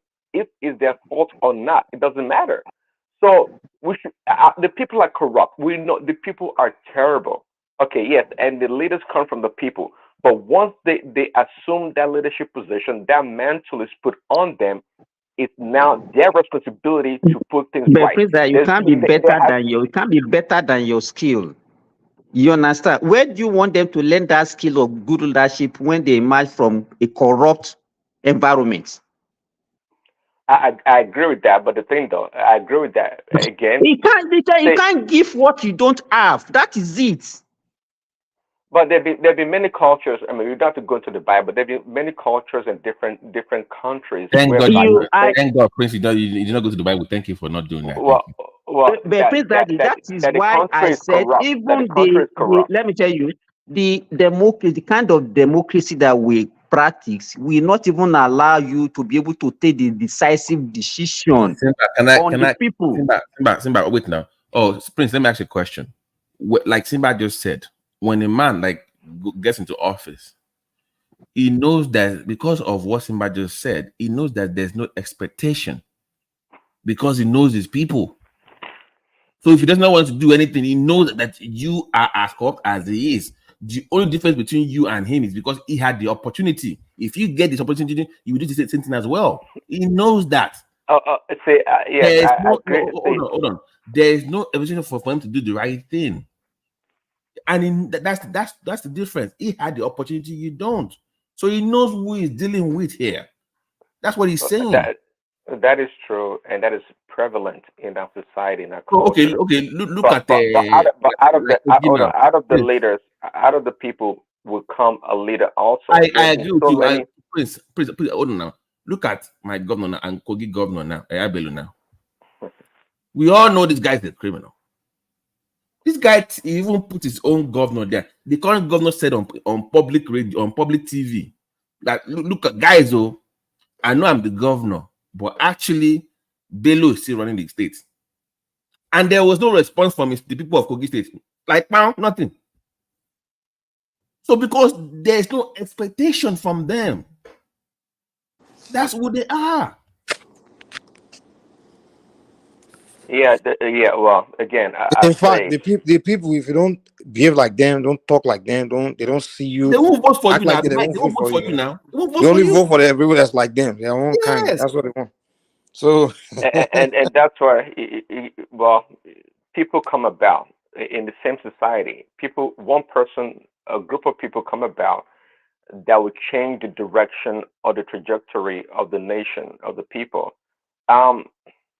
It is what it is. But at the end of the day, so no matter what, the leaders come from the people. But once they assume that position of leadership, they have to do right. It's their responsibility to fix the problem. And let's not make it. So people do change. People do change. They have an epiphany, and they do change. They see things in a different way. They may be from the outside, but when they come to the inside or to the top, they can have the conscience to say, look, it's time to do differently. It's time to change what is going on. And it does happen. It does happen. So let me ask you. So somebody becomes governor of New York, and he tells the public on Fox News that, hey guys, listen, I know I'm the governor, but my predecessor is still the one running the show. Do you know what will happen to him the next day? Do you know they will get rid of him? Nothing happened. If you, Babatia, and I hope you know that. Hold on. I hope you know that. See, everybody's saying that. Hold on. Everybody's saying that. Listen to what I'm saying. Obama is still running the show. Obama is still running the show, and not Biden. You know, the people are saying that, and that's what's happened. The truth. But stay with me. But it will dare not come. Who will say that? It will come to public. Obama is running the show. Obama is a known puppet. How can Obama is running a white man? Come on, please. I don't want to say that now. Come on now. What are you talking about? That is so backward. Which white man? Biden is a white man that can be run. What are you talking about? Obama is one running it. So who the heck put Biden there? Who the heck put Biden there? Please, that I'll give you 1,000. Well, let me not even bet. An American will tell you that Obama is one running Biden. I'm not even arguing with that point. Prince. Listen, I'm saying people are saying that, but you think that Biden is the one running the entire show? It's comical. Nobody runs anything, anyways. No, I'm not saying Biden running the entire show, but Obama is not in the picture. That's the point.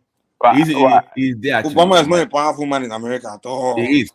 Trust me. Don't say that. Obama. Please don't say that. No, if you're saying it to influence black voters, something like that. No. But if you're saying a powerful man in the government that controls shit like Obama, like Ayatollah Khamenei of Iran. No. You have to belong to a cohort. So Obama belongs to this group of people. Yeah, it doesn't have the but he may belong, but he's not. He's not the one controlling. He's not the one running the show. The guy has a lot of influence. He does. I don't care. Black voters influence. That's what. No. No. It does actually no. Even the black doesn't have that much influence with the black voters. It's more, if you know the power this guy wields in the circle that he runs, you'll be surprised. I think you don't know much about it. Do you know that the lowest ranking Jewish guy in the government, you can tell Obama to shut up. Can even slap Obama himself. He's more powerful than Obama. No. You're living backward. They don't do that anymore. Obama is a powerless man. He has nothing. He has no backbone. I see, but I agree with you in a lot of ways, Mike. But I'm saying though, if you look at what the group that it belongs to, let's call it the group. Which group? What's that group? Democrats? No, see, there's a group of people that it has nothing to. Just like black community. Black community. No, it's not even. Trust me. Obama is just a black community member and a Democrat. That's it. He has nothing beyond that, man. Mike, I know where it's going. Prince, let's not jump to that. Is he taking us to the Bible? I said we want to use Bible to convince me that Obama is powerful. Mike Nisuru, Mike Nisuru. I know what it is exactly. I agree with him, but if he says it on this platform, it will sound crazy. But I know what it is saying exactly. But so the main issue that I'm making is that even if you're running the show behind the scenes, you will not make it public on the American media. You will not do that, unlike the Nigerians one would do, because there's no special, like I said earlier. But that's just the difference. But both the follower and leader are both responsible. We cannot hold we cannot absolve one for the other one. You can't say, oh, it's the follower, just do that, and vice versa. You have to hold both accountable if you want any level of development. That's all I'm saying, Prince. But I see your point. But where you are going with that Obama point, I know what you're discussing, but don't do it on this platform. They will think you're crazy. Yeah, sure. I'm not gonna skip on that. But yeah, you have to hold both accountable, right? Of course, and it's up to the leader, the leaders, to with the institutions in place to hold the people accountable. That's what it is. That's why we have police. That's why we have the tax collectors. That's why we have all these different organizational or institutions to enforce the law. People don't go by themselves to institutions or pass laws. They don't do that, and that's one thing also in America people don't take they're not mindful about. See, the police in America only goes by what the law says in the books. Yes, the police, they do misbehave. They're humans and they get selfish and they have their own problems as human beings. But trust me, there's no police officer that apart from breaking the law by himself is not going beyond what the law says in the book, the policy. So every time we blame the police officer, rather is the politicians or the policy makers, the commissioners that make the laws that the police officers follow in the counties or in the cities. Okay, so it's the law that guides the people in society to do right, and it's the leaders, the people in charge that pass laws, not the people. But they have laws in Nigeria, and the people don't follow the law now. Well, we have plenty of laws that pretty much like addresses everything in our society. Means that you and I can agree that if you go to black community in America, the people don't like the law. They don't even like to obey the law. But they are a lawless bunch, you know that. Yeah, exactly. We as a people, we have fundamental problems. We as black men, we don't like to respect law. Wow. That is the only community you go in America where people even encourage you to break the law. They will celebrate you if you're a lawbreaker. It's just like in Nigeria. Tell me how they buy stuff. Tell me what they do. You can't get the law. I didn't hear you. Say it again. How did they break the law? Who? I didn't hear you about. What did you say? It's asking about when Prince said they are the black community, they are lawless bunch. I don't think Mamajani Goka is living in a black community in America. I think he came straight to the white neighborhood. I don't think you live in the hood. In fact, they obey the law. You are the one that we hate. Mike, there are areas. If you live in a black neighborhood, if you witness crime and you call the police, you know what they will call you? Yeah, there are areas in London. If you are there, you will just know that you are among the black people. If you go to maybe Peckham, things you can't just they won't respect the law in that place. Even my time in Houston, there are places in third world that police don't even go to. Don't even go there. If anything happens, food delivery people won't go. If you order food from there, those areas, they will say that I don't deliver in that place. You're your own. Yeah. Like I was saying, there is a consumer protection law in Nigeria. But for instance, if you buy clothes or anything like here, and you don't want it, you can return it within 28 days. In fact, you are not obliged to give reason why you are returning it. But you dare not buy anything in Nigeria and return it immediately. Even if you return it immediately, nobody will pick that thing from you. They will never collect it. So and these are the same people that will be making complaints. Oh, government is bad, government is this, government is that.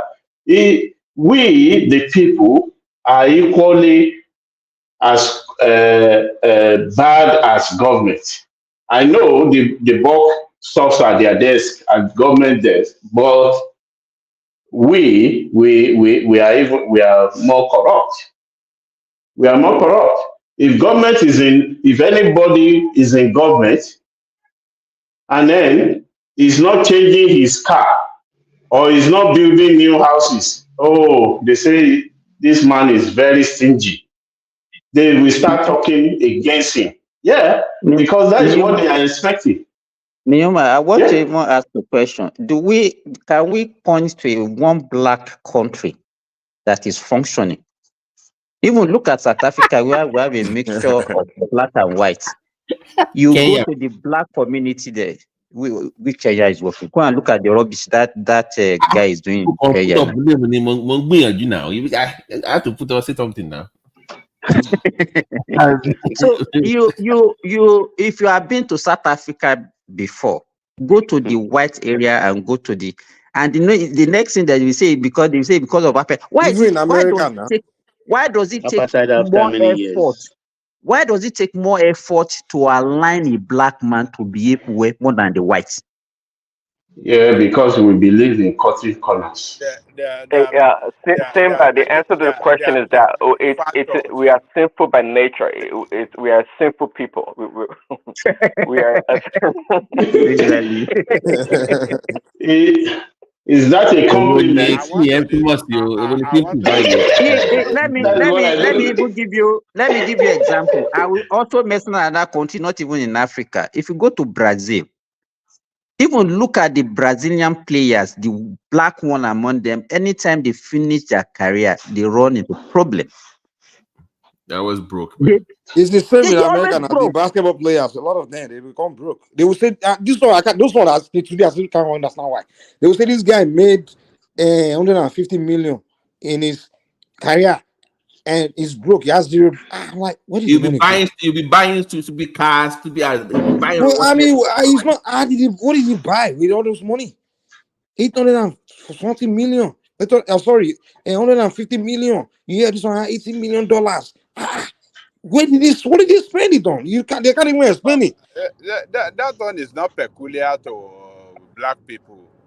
We have seen many white people that won billion on lotto in this country, and they blew everything off, and they were bankrupt. So it just depends. If you don't know how to invest your money, or you don't hire experts to help you invest your money, then you will blow it away. No, those white people, they have like 1 or 2% black in them. You got to put that in mind. They're not Can you come in on this show? I mean, all these anti-black statements that you've been making this lately. What's going on, man? But is it true? When you are talking of black people failure, you are all black. You came from third world country and you became successful here. Majority of Nigerians are successful here. What are you talking about? We are successful. As far as I don't know.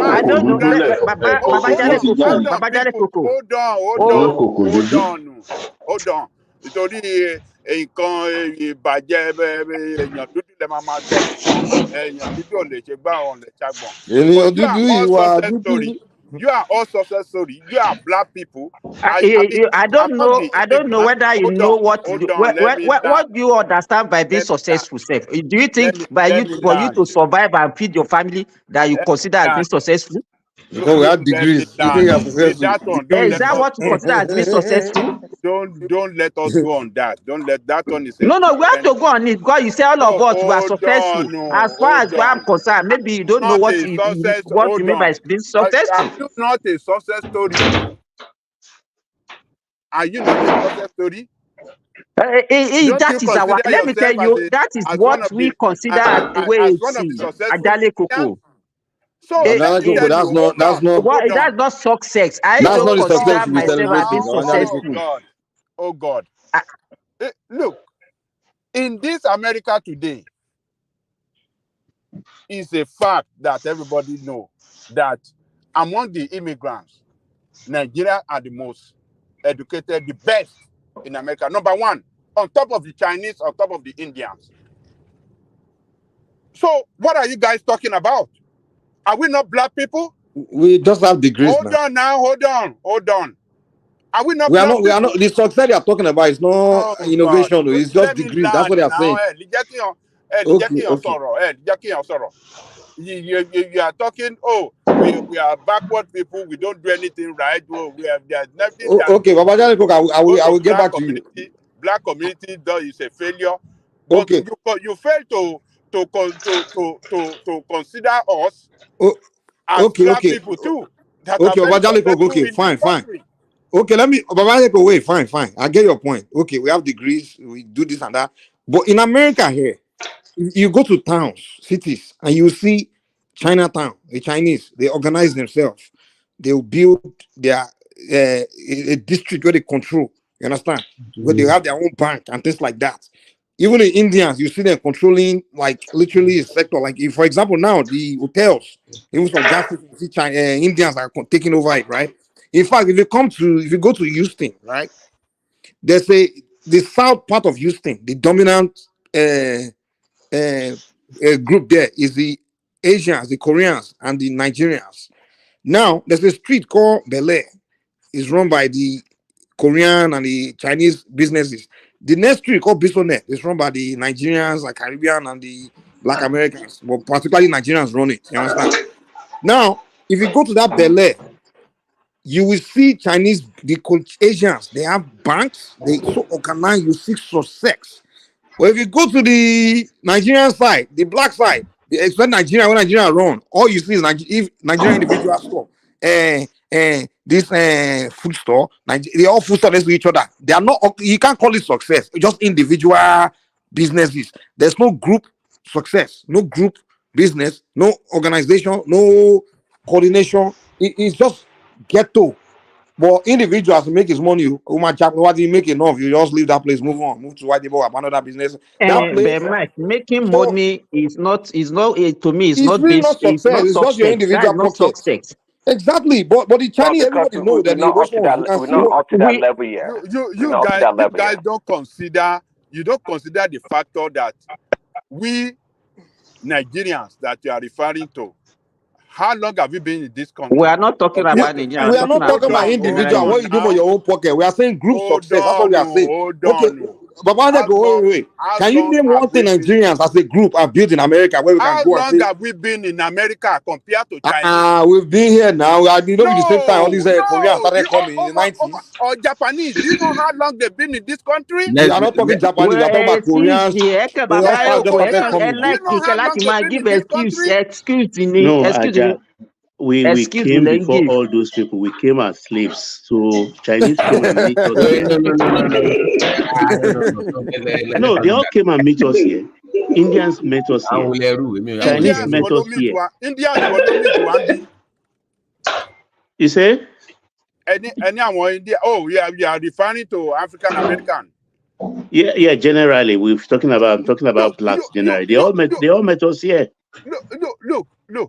Okay, our Nigerians or our Africans. Let me refer. I'm referring to we Africans. Oh, okay. I'm talking generally about blacks. Yes. Yeah, that's no. I'm referring to we Africans. So ẹ ti condemn àwọn yẹn àbí? So, Bàrẹ́ ló pé ti condemn àwọn yẹn. what you don't realize is that, look, if you know what the black men, black people, black community going through, what they have passed through in this country, you don't, because you never passed through it, so you cannot. But that's what's supposed to give you reason to even perform better. No, how can you say your tough experience supposed to make you it has fail? long-term effect. It has long-term effect. Effect, really. People that they are first generation. Baba, do you know that the Jews and the Japanese, the reason why the Jews and the Japanese, the reason why they do better than even their counterparts is because they went through something tough than the other ones.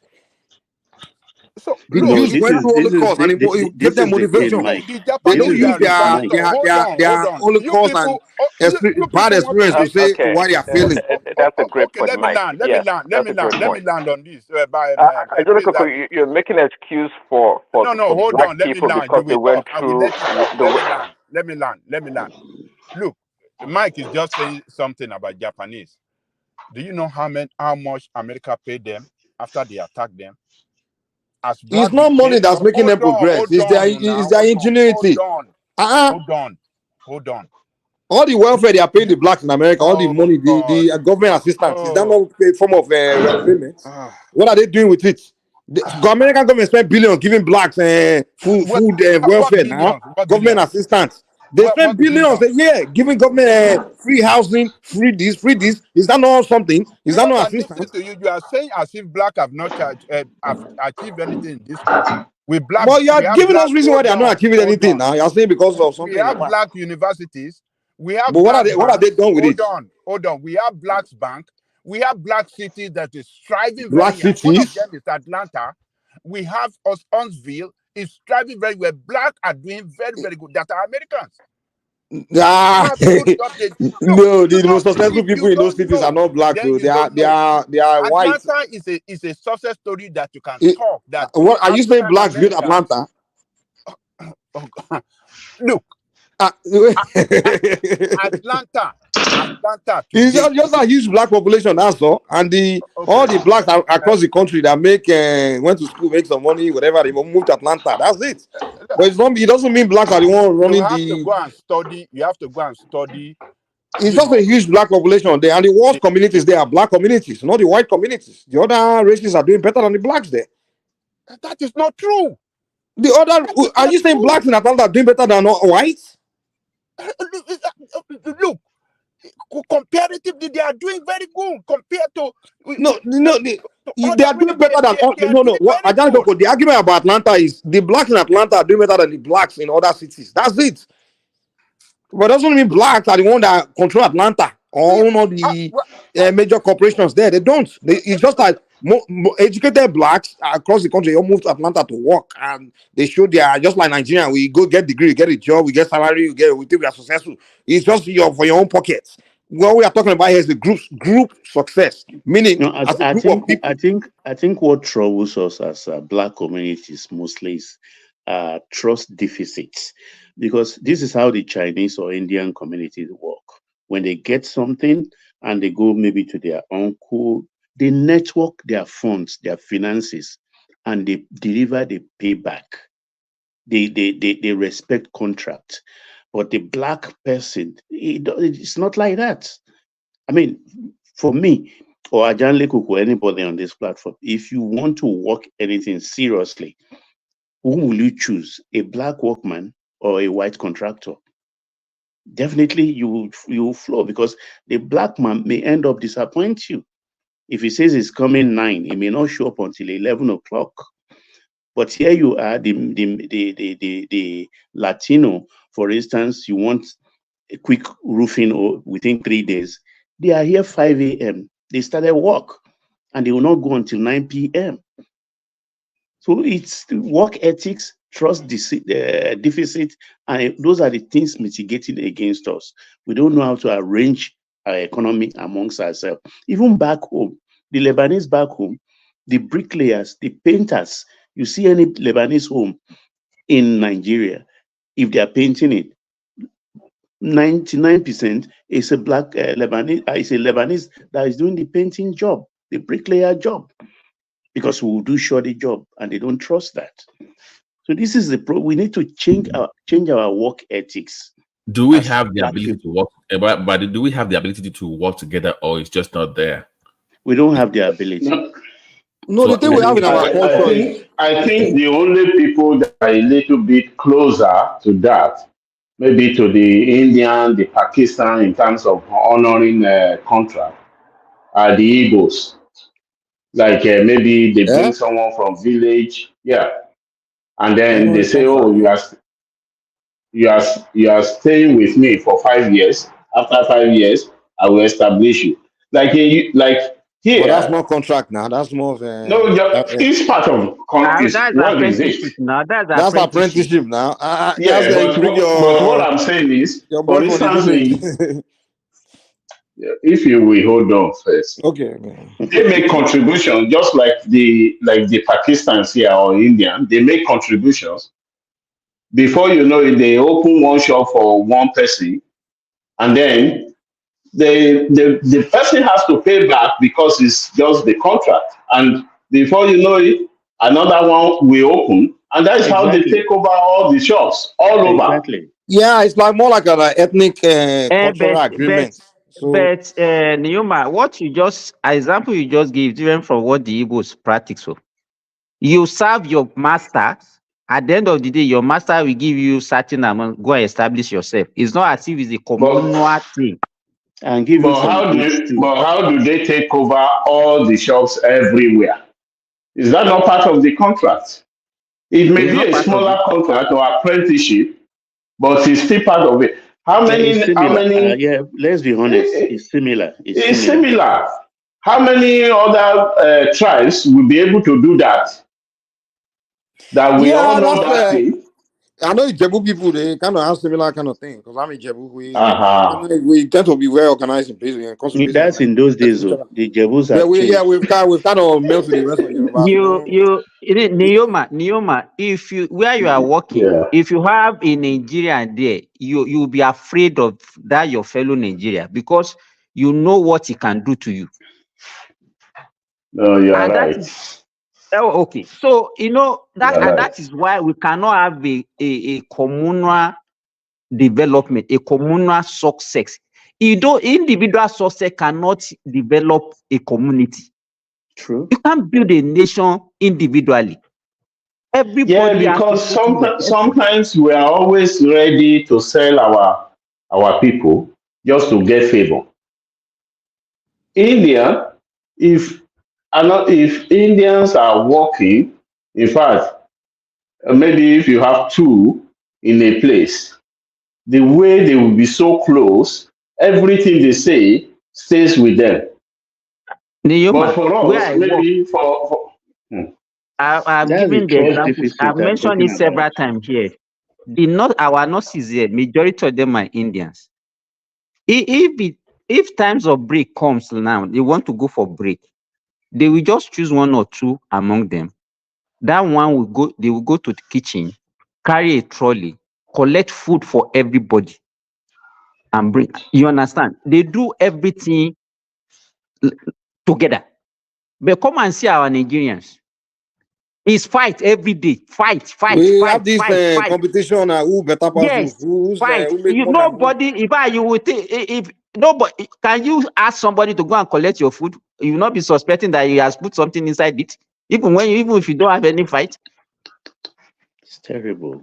The kind of things we don't talk about, Seth. Like our conversation is more about dating, who marry who go who. The kind of conversation.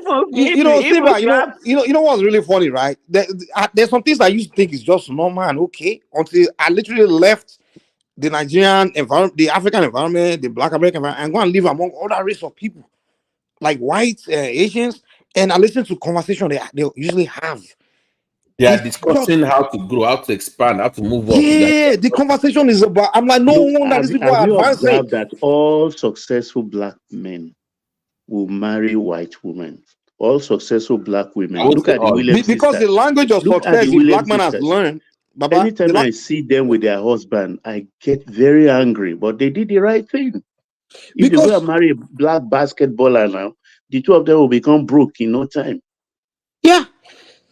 You know, because if you're successful, language of success, you want to marry someone you can speak that language of success with. And when you get around blacks, and even me going, you get around black women, when they start talking like, what kind of, as a businessman like me, my mind is so, I'm growing in business, my mind is so occupied with business ideas and, you know, ideology.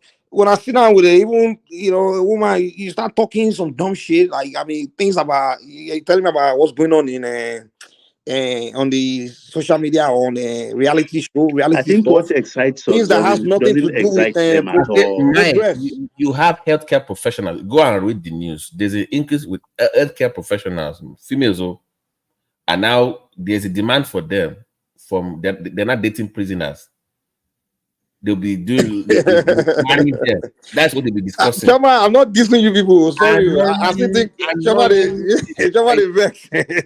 I'm not dissing black women. I'm just saying when I have conversation, I beat you hold on. But you guys can agree with me now. You don't toast different race of women before. When you toast a other race of women, when you engage in them in conversation, the kind of things those girls will say, you really want to keep talking. But the blacks, when you engage them in conversation, it's always something toxic that they don't say things that they are very beautiful. The black women are the most attractive, no question. The most attractive, the most beautiful. But when it comes to elegant, like just like you sit down and start engaging them, they don't have that same level of elegant and kind of, I don't want to say that intelligent. I don't want to It insult is them like really that. different. It is really different. As what you hear from the Asian women or white women and all these other women, the race of women, even Hispanic, they talk, a lot of those women talk more sense. But they share information among themselves. So if they know something that can help you, they will tell you. We hide it from ourselves. We don't share.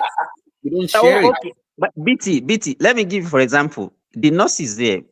By the time they want to write the license exam in Saudi Arabia, I discovered that even their colleagues that they are living with in the same hostel, they will not inform them that they have exam. They will just sneak in, go and write the exam and come. Because what did they believe? They believe that if they tell them, they might even do something against them. They might not wish them well. I don't know why. It's just. And let me ask you, all these things that we believe in, all these fetish things, with spiritual, all these our diabolical things, if the thing really existed, why didn't we use it against the whites when they came to colonize us that time? If you have that power, where you can actually use that power to cast curses on the whites and say, leave our land, or even what those Lord Lugard and all those people that came that time. Why didn't we use all those things, all those power, black power, to suppress them, if all those things really existed? You know the funny thing, when I say Bezos, they cannot use it because they don't know their grandfather name, they don't know their real name, they don't know where they really come from. So sometimes there is limitation to the black power also. So this topic you have been discussing is very, very important.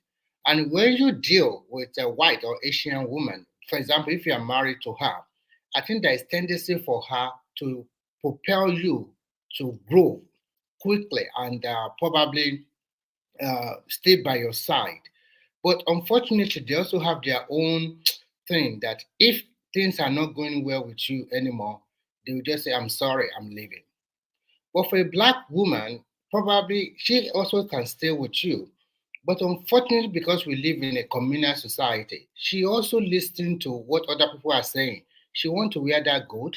She wants to go to that party. They are inviting her to a lot of places. And when you factor all the money she will use in gracing this party, buying this wig, going to this kind, it reduces the family capital one way or the other. So look, for instance, Remy, if you look at Bezos' wife or ex-wife of Bill Gates, at times I look at those women and I say, yeah, if they're not these beautiful, are black and women, you can see them, they're not if flamboyant. these are black women, They are not flamboyant at all. yeah, that's what I'm saying. That if these were black women, oh my God. For example, look at most of our superstars like Burna Boy and the rest.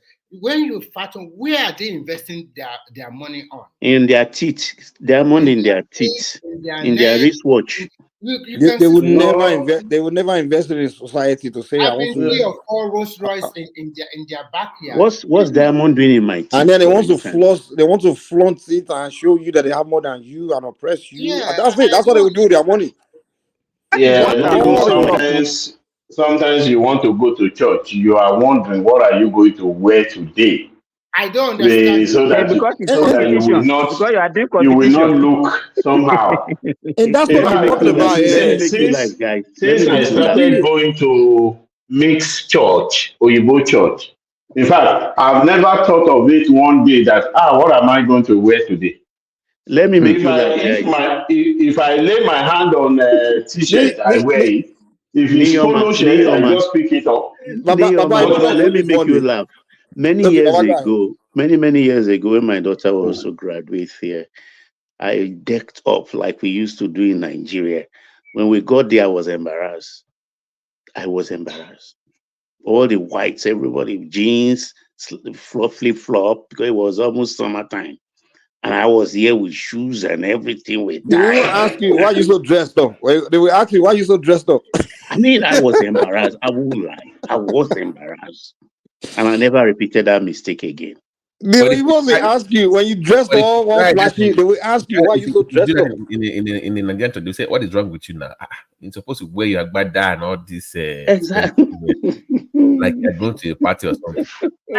Why do we go to churches and all those places to give testimony? Because I want to let everybody know that you have arrived now. Exactly.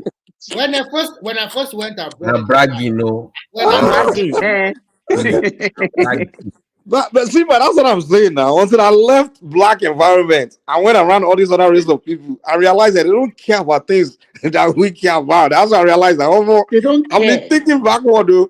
Like I literally when I moved to the white community, and then the first time I bought my first luxury car, I remember there was like 20. I can't remember. It was a Mercedes E-Class. You remember I bought it, drove it around the white people thinking they would start ailing. They didn't even look at me, dude. The moment I went around my black people, if you see where they started hailing me, shouting, the white didn't react. They didn't react. They look at it like if you bought a car, it's for your own goddamn. They don't care. It's not their business. It's not if you didn't buy it for them, so they don't have no reason to be celebrating and that you bought a car. It's not their car. But the blacks, they were celebrating. Like I said, I bought it for them. Yeah, you know. Sorry, there was a time this guy, that publisher of Vision, what's his name? Dele Momodu. He interviewed Dino Meleye, and they went to his garage. In his garage, he has more than 12 cars, sporty car and the rest. But do you know the irony of it? And then he does not even know the car key. He said, bring this car key. They gave him car key. He want to go to another car. They said, that is not that one. Oh, it's that one. He went to that one. That one did not work. I was not asking myself, this guy is already crazy guy. Okay, why you have these expensive 12 vehicles all scattered in your yard and you don't even know which one will start one? What kind of investment is this in my life? I think no, it's not an investment just for bragging now. Does he really need all those 5 cars? In fact, some of them might not even touch them in 1 year. Yeah, 1 year, even 5 years. You know what? They don't 1 year in Nigeria. If they tax us on motor, the vehicle will ride. Everybody will sit up. Here in abroad, can it drive that at 12 cars? You pay 12 car insurance now. Look at Mike Zuckerberg. Look at the simplicity of his dressing. Even if he stands by you, you may not even know that he is Zuckerberg. Do you know one thing I learned in Asia? All that you will see a CEO that even worth half of what Dangote have. He will sit down with ordinary worker in the factory. They are eating lunch together. Yeah, same thing in Singapore. Yes, that's true. And he treats them very well. You can see if you see the work ethic of Chinese, you will know why they develop. You will see a young woman that can work non-stop for 7 days, puts in more than 12 hours of work every day, never complain. Remy, okay, you see them, they will do all those things even outside the soil of their country. You understand? They will do it anywhere. And that is why I still maintain You don't need their leaders to put them, you understand, to give them instruction before they pass. You go to India, you go to anywhere, you see the Chinese, you see the way they walk. The thing is like an innate thing that is already in their gene. Okay, guys, let me chime in real quick, and maybe I want to talk 1 second, please. 1 second. Come and look at Let me talk real quick. Chinese children here. They are children. Come and look at them. How lazy they are. One thing that I realized, one thing I realized is that all these different groups, from the Koreans to the Chinese and the Jewish people, whatever, they have their own. They're human beings like we are, black people, that is, and they have their own problems too. Actually, they do have. There's nothing unique about them. But this is leading me to the question. So, what is really wrong with black people, with us? I mean, is it that collectively or individually we have like low self-esteem, or why do we behave the way we behave? It's much easier for other groups, I realize, not because they don't have problems, but to be able to come together, work together, organize themselves, lead themselves, and work towards the good for their own community. But to black community, from Africa here to America, there seems to be a huge challenge. What is our problem? What do we suffer from, Mike? We suffer from so many things. Low esteem is part of it. Low esteem is there, yes. I would say it has to do with values. values. What is responsible to that? What is that? What is responsible to that low esteem? What is responsible? I think it has to do with the way you are brought up. For example, no, it's not the way you are raised. It's what you consume. It's much more than that, Remy. For example, I'm a Yoruba man. It's not the way you are brought up. But Let me finish. Yeah, finish. Remy, I'm sorry. The people in the rural side, they don't have no self-esteem, man. Those people are more confident. It's those of us that have been westernized. We consume so many. Our stories about every time about yourself was told to you by another person, so you feel so low about yourself. Mike, let me ask. Remy, just give me 1 minute. Baba Elukuku, you have been in US.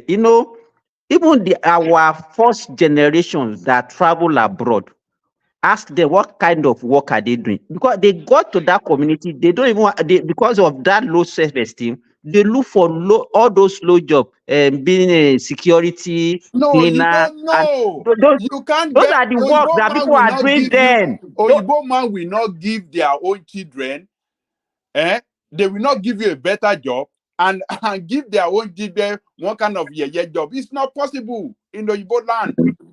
We don't even know. We didn't that time. Those people that time did not even aspire to go to that. Don't say they did not. Before you leave Nigeria, before you leave Africa, that time the only job they'll be asking you to come and do. What do you mean they don't aspire? Have you been through? I think Simba is trying to say something different, though. Let him, Baba. Maybe I think he's trying to say something different. But let him land. Let him land. Look, let Simba quickly land what he's trying to say. Okay. What I'm saying, even before you leave Africa, they will have said, okay, this is the job available to the blacks, so these are the work that you will do. People, all of you, when you went that time, it's either you are a driver, even before, it was even after that people are buying car to do Uber and all those things. It was cleaning job, doing security and all those small things. And that is, by the time you are getting all those little money, you will be sending them there, you consider yourself being successful. It's just the mentality. It's our mentality, and to me, Simba depends which country, though. Maybe in Saudi and all those places, but in America it's different. You've not been to Igbo land. That's why. Yeah. Simba is different. It's different. It's different in America. The Nigerians here, trust me, when they come here, I'm in Europe here. They start with cleaner, but within 5 years they become engineers and things like that. That is now. I'm talking about that is now. It's now that we are realizing it. Go and ask those people who have traveled those days in the 60s, in the early. Ask them. Those are the kind of jobs that you are doing. Yeah, maybe those days. Yeah. Even the racial discrimination. I've listened to people who traveled that time. Even in the early 70s and all those early 80s. That is what they do. Those are Simba. Are you saying these people, when they left Nigeria, they were engineers, doctors, and lawyers, and they went to the West to become cleaners? No. They went to school. They went in Okay. No, so to chase the the reason I don't know golden why fleece, somebody's questioning and the they kind have of to job that do he did. jobs. They can only get a job according to their skills Their level, right? qualification, yeah. And Simba, Exactly. let me So, tell you and the truth. 1 second, and also, and the job that they're doing, anyways, is not unique to them. All races do the same job. People think about white people differently in a lot of ways.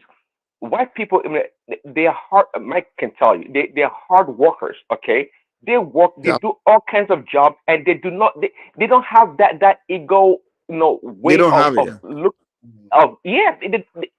See, we talk about black people suffering They all do the time whatever here in job they America. qualify for, they do it diligently, Exactly, For and they example, always shoot for long. Hold on, they always shoot for long term. They don't mind putting in their time and grow from there. But we black people, I think we have a challenge with that. So we don't like to start from the bottom and grow from there. And that's why in America for many years, if you finish high school with your high school diploma, whatever, you get a job. They call it a blue collar job, and you work your way up, and you become successful, and you do very well. I think, Simba, you must realize that's what we call glass ceiling in most of this Western world. You cannot just come from Nigeria, not as a top professional. You are lucky you went to Saudi Arabia as a qualified doctor. Let's assume you go to Europe or as a qualified doctor. You apart from your let's say UK and UK, which is an English speaking environment. If you come to like here, they will not recruit you into their system because of so many reasons. First, they will ask you, you cannot speak the language, but you can work in with your qualification and with your experience to some other countries like maybe Asia or maybe UK, Canada, and America. But you cannot, and most people that come to maybe even in America, I would say America is the only open that, okay, fine, if you have any qualification, and then when you get there, you can do some simple, pass the exam and do some crash program and fit into the system very quickly. But in Europe, it's not easy. You remember, most of these countries are not speaking the same language. So there's what we call glass ceiling here. And then when you look at the pay attached to this different kind of job we call cleaner and the rest, they pay, like most Scandinavian countries, they pay if you are working in a bank and if you are a cleaner, the pay disparity is not much. You are nearly handling the same thing. So the way they do their system here, you can be a qualified doctor, and then the person that is a cleaner can match you at least to some level. So you do not see that Very close. Yeah, the salary very close. that. You do not see that. And what you can get as a qualified doctor, a cleaner can also get it. So far it's in the system and it continues to work. If you can buy a Rolls Royce, it can also buy a Rolls Royce. It's the same thing for everybody. So when you look at it, for But Remy, I think glass ceiling. most of our problem, Remy, I think is You cannot poverty. take over some starting, and I don't blame them. It's their country. They won't give you But, that. sorry, Remy, because in Finland and places like that is because their job is not for status. Their job is their lifestyle. It doesn't matter what you do. Doctor, lawyer, a cleaner, If an I hear you engineer. don't even care about your qualification most times. It's a lifestyle. That's what you've chosen to do. It doesn't give you any real advantage over other people. You may make a little bit more, but it's not about that. It's not about status. Exactly.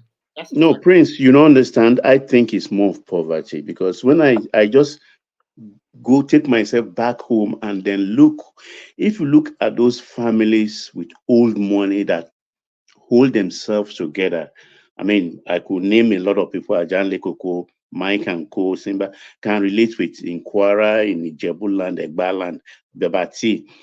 If you look at those families, up to maybe even 20 years ago, things that would dazzle people who just came into wealth doesn't dazzle them because they are used to it. When you just got a bank's job or hit a contract and you go and buy a Mercedes, you will see them still come with their Prado Toyota, and they are calm because they just look at you. They know that this is just a flash in the pan. So that's why I say at times I think it's got to do with poverty. Your background kind of haunts you. You want to belong, and you trying to maybe spend, so carry me, kind of see me, I've arrived. And those old family, old money is like, Baba, sorry, you can't attribute it only to poverty because there are plenty of white people here that what they grew up in a humble background. They were never rich. They were like poor like any other black person. But they took an approach to life as growth. They became better financially. They went to school, whatever, and eventually they started a business. And plenty of them, they became millionaires. They make a lot of money, but their lifestyle is simple. Their lifestyle is simple. They don't do anything like flashy with their wealth. So it's mentality and thinking, and it's the way they see life. No, I'm talking about the blacks now. You are talking about the whites. I think generally the blacks, to me, No, I I'm see not talking about the black. sometimes But as you're saying it's poverty, and I don't totally no, agree I that it's don't think poverty. it's not poverty alone. Ego is part of it. You know, it was when I got here that I realized if you go out with your colleagues, everybody will buy what they want and pay. You will not see a single person pay for everybody. You They will don't even do be that. embarrassed to volunteer.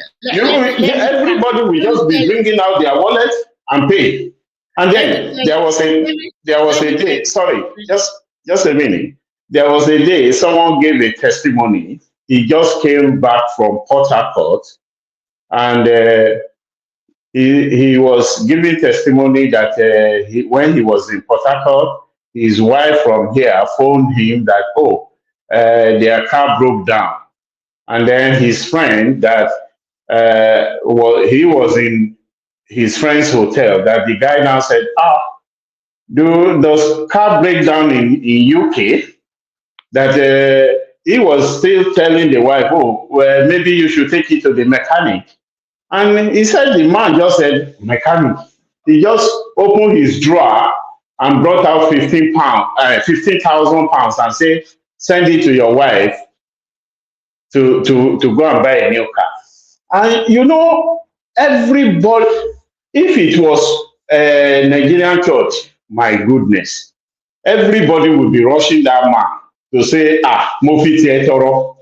But the whole thing, people just went silent. And they were looking at each other. For me, being in Nigeria, I say, wow, that's good. But when I look at those whites, when I look at their faces, and they were startled that what type of job is he doing? 15,000 pounds. So they were startled. And that's the way we see things, ego. We don't see our job as a lifestyle.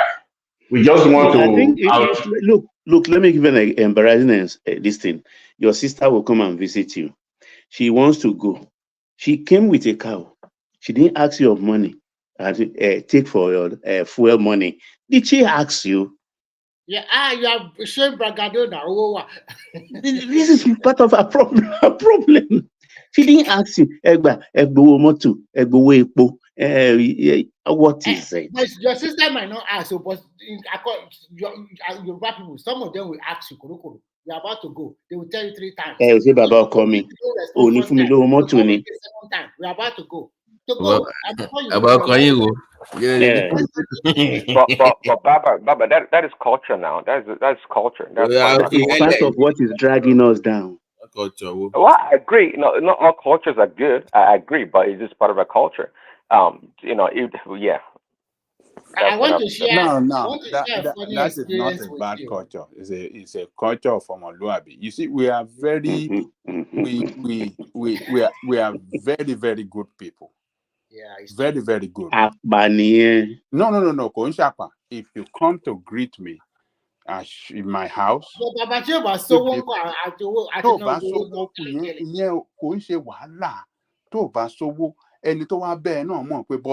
when you are well-to-do, when you are more blessed than that person, it is our culture to bless others that are below you. That is the culture. You can't just I don't totally agree with you. If your junior brother comes to you and he knows that even times were difficult, but he knows that you are better than him, you will still pay. How come the politicians are not blessing the people that are below? if it's that culture. No, they don't. Look, no. They are responsible. Don't trigger him. You know, I know why you those one fail to carry out their responsibility well in accordance to the constitution. That is the problem with those. You understand what I'm saying? They don't politicians don't even need to bribe or give anybody any. Just do your job and effect positive impact in the life of the people. That is what they are elected for. They have a constitutional role. They have the law that specify clearly their job responsibility, and they're supposed to do the job. But when they don't do that job, then we will start feeling the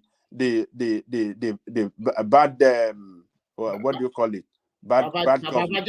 Is it part of our culture to also say when a Yoruba man or any Nigeria is working for you, in a month it will tell you, my children, one of my son or one of my daughter is sick, I need to go home and take care. Another day, I'm not feeling well because it was heavy rain yesterday. There was a lot of water pouring in our house. So because of this, we are clearing and we cannot go to work. My security man, we always demand for his salary. Our culture to do what? My security man will always ask for his salary up front. Is too many, right? For the work he has not done. For what? He asked for me to get the full salary at the end of the month. Is it part of our culture too? What did you say? Okay, I asked you, is it part of our culture? The work ethics of an average black man, let's just to Nigeria, is very low because we tend to give excuses here and there before the end of the month. And maybe out of our 20 working days, at the end of the day, we do not work more than 12 or 15 days. The rest 5 days is my daughter is sick. There is every downfall of rain. There is every traffic. Where does that happen? Does that happen in the banking industry? Does it happen in the oil and gas industry? Or which sector does that happen? I think it happened especially in the civil service. Okay. Hold on. Now it happened in private sector. Even in private sector. Which private sector? Babaja, believe me, it happens in private sector. It doesn't happen in banking and finance. It doesn't happen in. You see, when people are well paid. How many people? Hold on. When people are well paid for the job they do, they don't give excuses because they don't want to lose that job. Okay, because they want to lose the job, that is why. But the reason for paying you well is to do your job well. But when you have a situation when you as a civil servant, you are not even paid what you are supposed to pay constitutionally, what you are supposed to be paid constitutionally. Hold on, give me 1 second, please. Yeah. When you go to McDonald's to go and order food, right, where they pay the minimum wage, do they do their job well there? They are not even paid minimum wage. They are paid far ahead minimum wage. They are paid like double. Places in America where you go where they pay minimum wage. Do the people there do their job well? There is no place they pay minimum wage. Everywhere I know in America, they paid above. There's nobody or above minimum wage. Yes. There's nobody making minimum wage in America.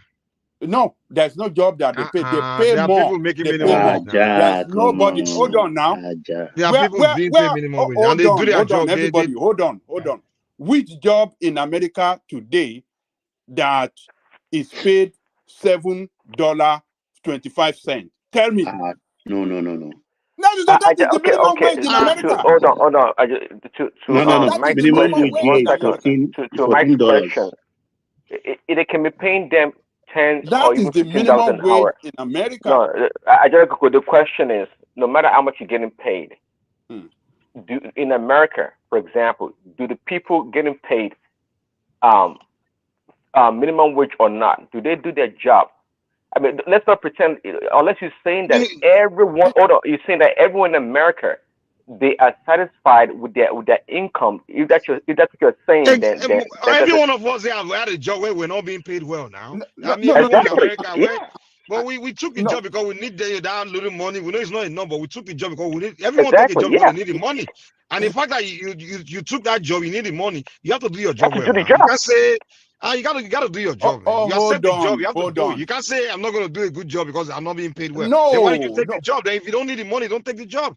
Oh, okay, hold on. This is it. In America, when you are hired, on your letter of appointment, they will mention there this is how much you'll be paid per hour. And on the payday, maybe you are paid weekly or bi-weekly, that pay will never miss. They will pay you according to, on the day that you are to be paid. They will pay you on that day. But that's a different argument you're making. Like Nigeria, sometimes they don't pay them. We get that one. If that's what you're saying, we understand. Hold on now, Mike. Let me land now. But in Nigeria, you have your governors sign that they will pay you minimum wage of 30,000 per month. But you are not paid that amount. And you see that governor making millions, driving free vehicle, the most expensive vehicle. But we can't disagree that. We can't argue that one with you. When you see a situation like that, you are shifting the argument now. You are going to when they don't pay them. We understand that. You are not. When you are not number one, what you should be paid, you are not paid. Number two, then you are not motivated. Number three, maybe many months they even owe you. So how do you want such a person to have that dedication to that job? It's not possible. You will not be in your right senses to even do that work. You'll be demoralized. This is a psychological thing. It will even happen the worst in this country if workers are being treated in this country the way Nigerian workers have been treated, it will be worse off in this country. So what I'm saying is that hold on. But Angelico, the slaves, they did their job very well. They were not paid. Is that the slave? The slave that have no option. When you are being taken as slave, you can be killed. You can be killed anytime. You can be terminated anytime. They can terminate. Slave have no option now. What's going on with him tonight? What's going on? I'm just Slave are even happy that they are working on the field and they were not paid. They can get food to eat. They can get Daddy, you want to kill somebody this morning? Prince Daddy, what are you saying now? Look, let me tell you, we. But go. You know that there was a research that shows that the Black Americans, they work harder when they were slaves. There's a black. I agree. Yes, because they were they were under slavery, and they were treated like animals. They were terminated. That's extrajudicial. They just, and they are afraid. Bajadoku, is it possible to give a black worker a free will that even, let me tell you, if you pay them even billions, if you give them free will, wait, see, let me, I don't know, I was, wait now, oh God. There are many organizations that hire black that are well paid. They do better job than their counterparts. Let me say this. At least I was a civil servant in Nigeria, and I can tell you. I'm talking about you. Well, we started from Nigeria, and we are telling you how people work. I've had a doctor, a junior colleague of mine, that was supposed to be in an emergency, and that one cannot claim that he was not paid well. Nobody was owing anybody any salary, and left emergency and went for a party. You know, let me tell you, you can give 1,001 reason, but all those reasons that you gave, let me tell you, is not the reason why we don't have a good work ethic. Believe me, Evangelical. Even people that are paid well, you don't work for the money. We just have that character in us. It's not about money. If you give, the only way you can make us to work is by extensive, diligent supervision. If not, in fact, you will see people, they will go for I like what you just said now. Yes, supervision. Every position, every position must be supervised right from the top down.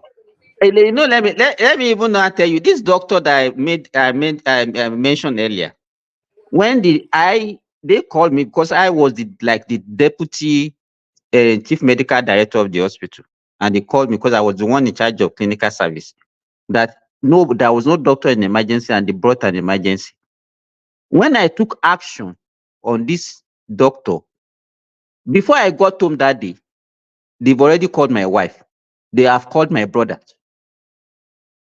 that I shouldn't take any strict action on this guy.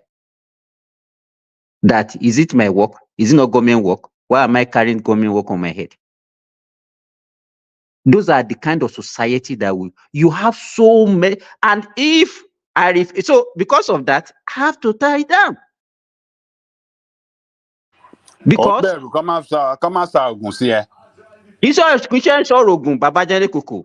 they can do anything apart from that. They can even frame me. They can even there's so many things that they can do against you. So if you are operating in that kind of environment, and that is why I said the way people, the way we are, you cannot take yourself away from the environment.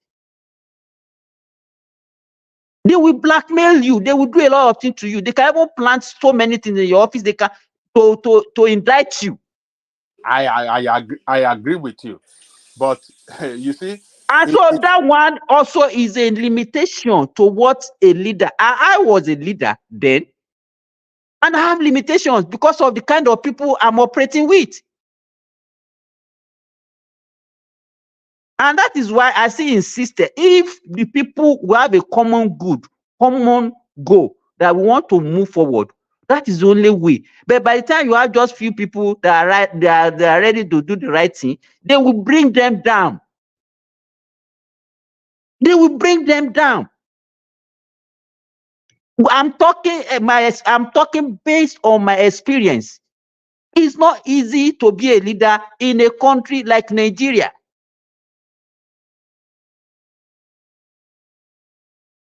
Oh, okay. But Simba, you know this. Well, I don't want to agree that it's not easy. We just need to look.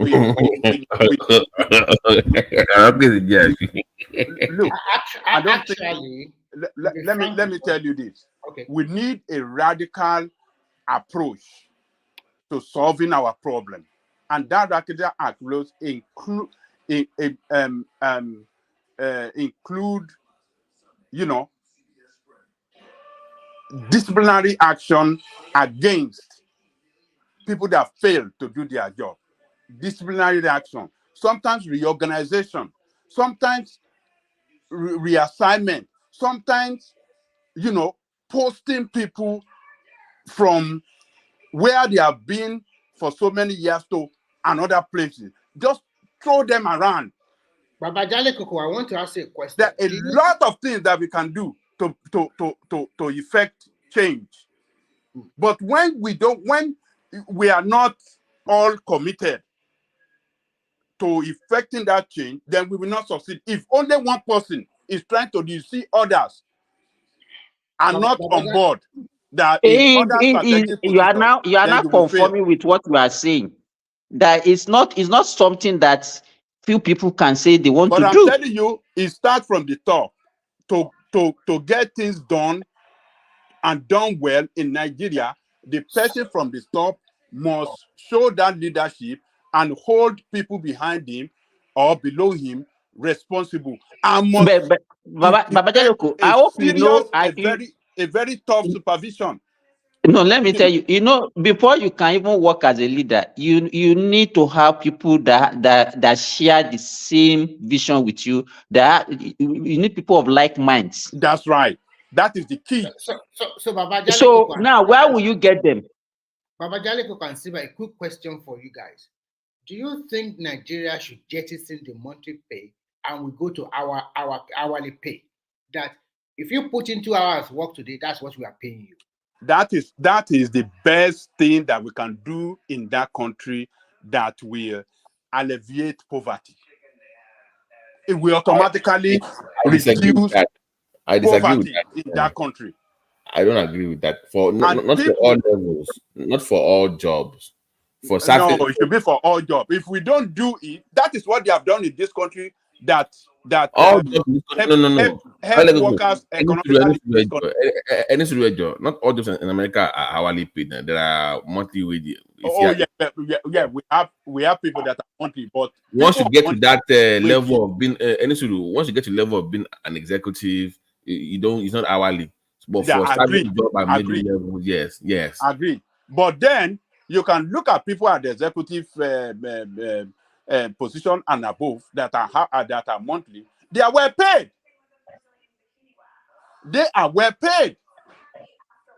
So look, for people at the bottom to live above poverty, you must pay them hourly. That is the way out. And what you know? What is that going to? What you know? What is going to bring?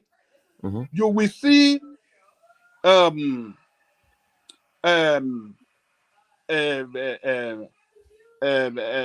do I say? You will see business owners paying this money because they know this hour pay will be taking a lot of money out of their pocket. Can I add one thing? See them carrying out supervision. They want you to get the job done. Let me clarify to justify what you are paid for. Before you go ahead, please. Yes. For that to happen, two things has to happen. You have to expand work hours and you must improve on security. Let me explain what I mean. You know, in Nigeria, if you notice, in most cities, life is between 9 in the morning and by 6 or 7, everything shuts down. So there's this other part of the economy that is not on tap into, which is the night economy. Like America, here you have night shift for factories that people can work. So you have to expand that. But for that to happen, there must be security where I can say, I agree with 2 o'clock in the morning. No, yes. I'm going to work at 2 o'clock in the morning. So you must have more hours of production in that company that people can work different. But people still work 24 hours in private sector in Nigeria, especially in industries. I'm saying the big gap compared. You see how the market shuts down now. I'm saying that you can expand it, but there must be security for people to say I want to go and work. When you have hourly wages, you will have shift. Abi, once you're having hourly pay. BT, you know where we have problem in Nigeria is not in private sector though. Is in the public sector. Oh my hell. Oh no. People, you understand? Look at the way, look at the way government declare public holidays recklessly. I know it's because they don't see, it's like the civil servant don't even have any input into the economy. They are just a bunch of people that are just being paid to just maybe reduce unemployment. I don't, when it comes to go Nigeria, I don't focus on the public sector. It's private is where it's going to happen. So what happens is when you have flexibility in working hours, people can pick up overtime here. They can work second jobs. They can have part-time jobs. There's flexibility to do different things. You can work Monday, Tuesday, Wednesday. You are off. So there's flexibility when you do hourly wages. You can work different hours, different jobs. You can go to school while it provides you the opportunity to expand, but you must absolutely, Babati. That's the easiest way to get a $1 trillion economy. but you must expand the working hours. But that requires you having security in that country for people to move around. But in an economy like our own economy in Nigeria, where is predominantly public, how many industry do we have? How many private? You understand? No, Simba. Nigeria economy is not predominantly It's a step public. Expanding the highest employer of labor, the highest employer of labor is still government of former. Yeah, I mean but former. what percentage of that is the workforce? What percentage of that is the workforce? 2/3 of 36 states in Nigeria are civil servant states. That is bad for Nigeria. So serious in Young we're not serious. Of course, you are serious. No. Hold on, Angelico. That can't be real. That's not real. Look what at do you mean 2/3? Oh, well, America. Prince. And you know what happened, please? No, Baba Jare Koko, you might not be right. If you are talking, because majority of workers in Nigeria are actually self-employed. Yes, of course. It's private sector self-employed. Hold on. And another thing, Baba Jalico, I want you to know is that most of the states have downsized. So mostly a sole proprietorship. They have downsized. The only problem here is they still depends on the money that is coming from government. Right. If government refuse to pay salary, they will not also have job to do. And I don't like Simba. I hate where in the morning everything is not so Simba. We have to know the percentage. Government workers, they're not more than I know. I'm saying that I don't think it's good for the economy where life shuts down with the markets and everywhere by 7 o'clock in the evening or 8 o'clock.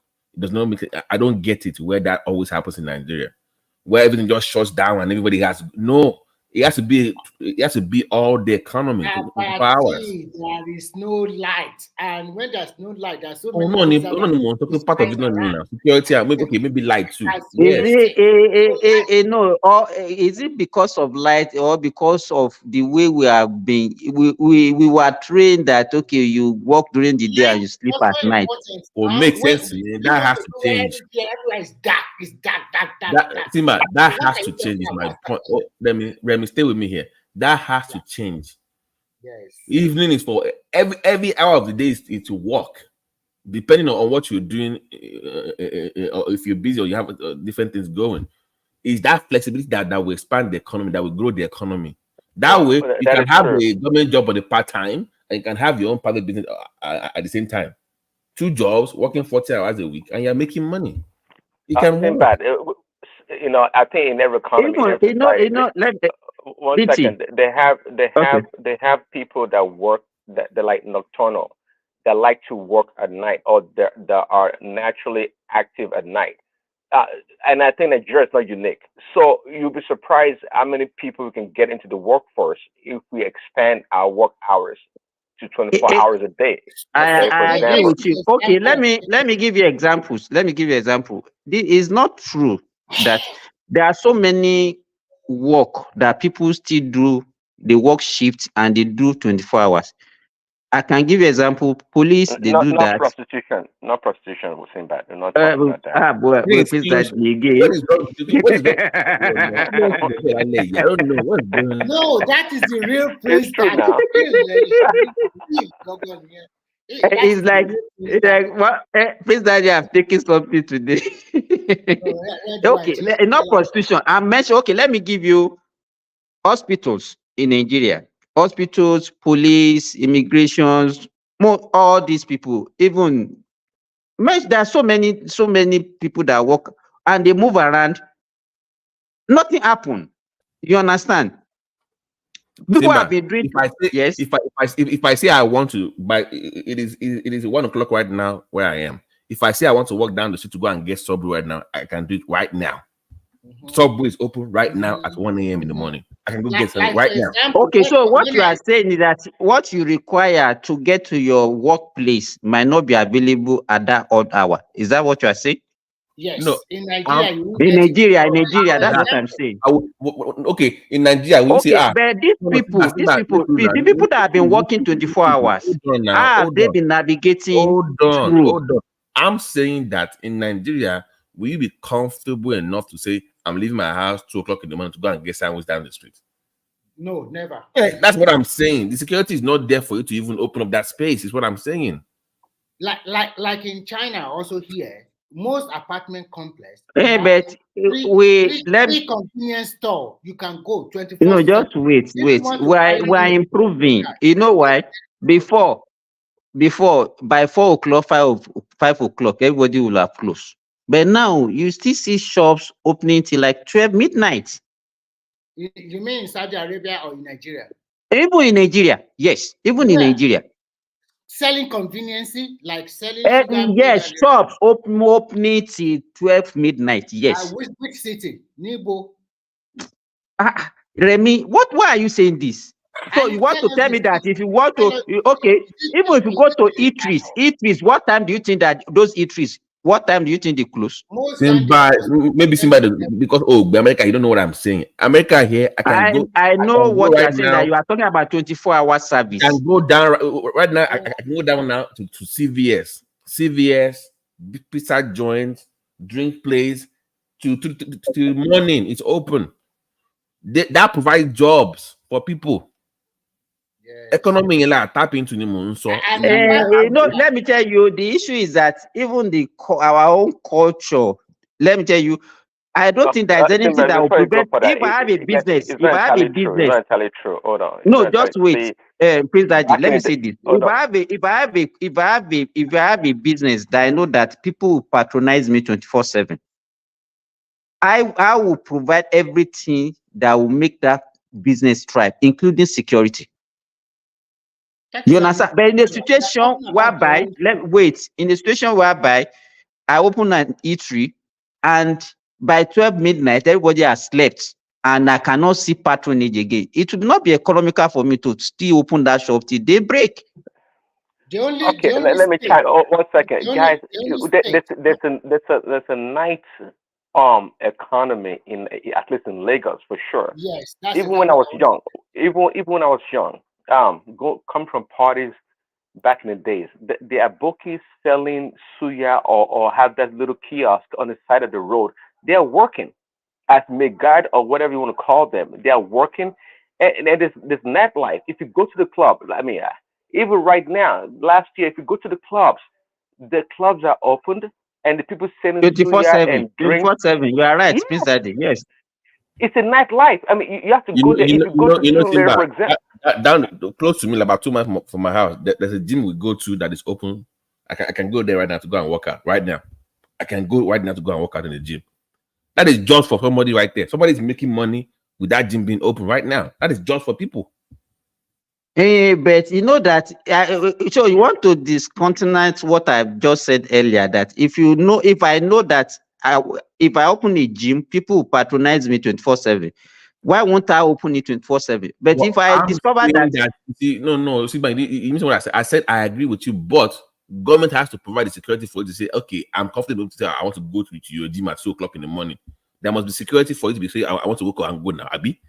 If there's security, the people will come to your gym at 2 o'clock in the morning now. If there's security, like I said. So if there's security that people say, I'm okay, I can just walk down to Simba's gym. Okay. Let me give, for example, here in Saudi Arabia, you can even leave your door open. I've never heard any gunshot since I came to Saudi Arabia. I've never seen. No. Let me finish now. Let me finish. There is security, there is light. Even that, in fact, they don't like coming out during the day.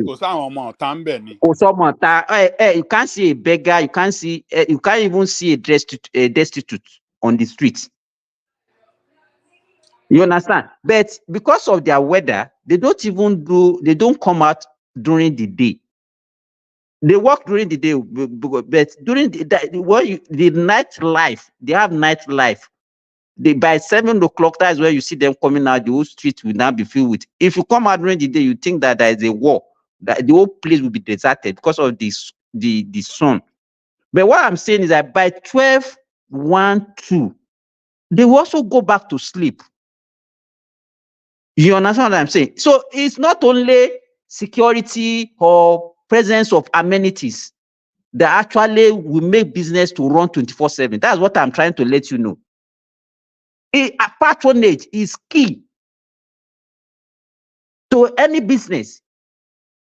If you open and there is security, there's everything, and you don't get patronage, it will not pay you. You will just pay people for fun. I agree with Simba. We are on the same page. I'm saying that it is part of it. I'm not saying that for you to get patronage, there has to be confidence that if I come there, I'm safe. Government provides guarantees that, but together that works for the goal of people coming on. I agree with you that there has to be patronage, but what drives people to come to your to patronize you? They feel safe coming at that time. There's a flexibility in their schedule, right? Like Bade Koko said earlier, you have hourly jobs, right? Maybe they work, let's say they work from 11 to 7 in the evening. Okay, what's going on at night? See club party one. See there's this one corner. That is so more connect dots together. Only be dot connection dot. So if A happens, B happens. Àwọn èèyàn lọ party Nigeria wọn ní ronú security. They will go for party. They will go and man of prestige. I don't think man of prestige understand Yoruba. It's only when they want to go to work that they will not say there is no security. But if they want to go and enjoy, they can go for party, do night party, do everything. But there is no security for that. You mean your third leg when it takes over, you know what happens. But you're right. I never once thought about security going now. No, you're right, and a lot of people do that. Yeah, security. I mean, it's a big deal, but you know, I'm looking at insecurity does not prevent them from doing night party. A lack of electricity does not prevent them from going to beer parlor to go enjoy. When it comes to work, that's when they have insecurity and lack of electricity. They will provide electricity for them to do party. I beg you, leave us alone, Babati. We are not serious. Wait. New York annually for the night economy, because I had to go look it up. New York's night economy creates almost 300,000 jobs and makes almost 30 billion for government every year. So they make $30 billion from the night economy and create all those jobs. So I'm saying there's opportunity here for Nigerian government, especially Lagos. Again, you're right, but see, and it's an easy way to achieve a $1 trillion economy. And by the way, people will adjust their lifestyle too. If they know they can get in services at night, people will adjust their lifestyle, and many people wouldn't mind working late at night. Prince, let me. There is what we call conditioning, biological rhythm. Right.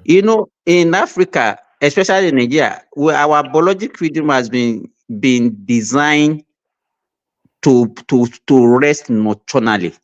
You can always change that. But I can when we go to America or abroad, we can work late at night. If the money is there, okay. Let me tell you, the kind of motivation you have abroad, you won't have it if you are in Nigeria. Let me tell you. Denny, Prince, can I? Okay, please, guys, give me 1 second, Prince. Let me. Okay. Listen up. I said New York. Sorry, New York City makes that money, not state though. City, they make $30+ billion annually from the night economy. So it's not even the state though, just the city, the 5 boroughs. Even in some cities across on the West Coast, for example, they have what they call night markets. Maybe once a week or so, especially during summertime. Night market that starts around 9 p.m. and it goes to 2-3 a.m. in the morning, and people patronize the market. People do. So in other words, to wrap it up, there's so many ways and opportunities to be creative, to have a night economy in Nigeria, especially in Lagos. No doubt about that. And people will patronize. And many times, anyways, if you go to some places in Lagos, people are just outside hanging out, barely doing anything. They just don't sleep. There's some places in Lagos that people don't sleep. They come out at night and they do whatever they do, and that's what it is. It's a nightlife place. And imagine trying to tap into that economy and actually make people more productive.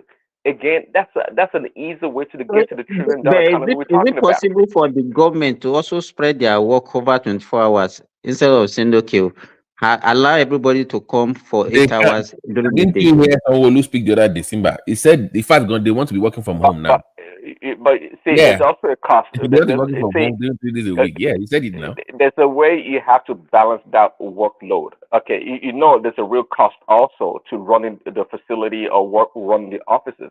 You don't want to have 5 people in the office that normally consume the same kind of energy and resources that like 100 or 200 people would. You see, there has to be a balance. But absolutely, there's a way to have a balancing of schedule to have people work on. Prince, that you know why I raised this. Let me tell you, there was a time in the hospital that I work in Lorry that you have people that does not even have chairs. They don't even have an office.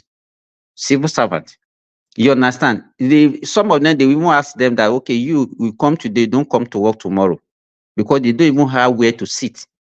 You understand? So if it's possible, you can make those one productive. That's okay. Now, if you are doing the same work and you are 5, instead of the 5 to come, because that one person can actually do that job that is meant for 5 people.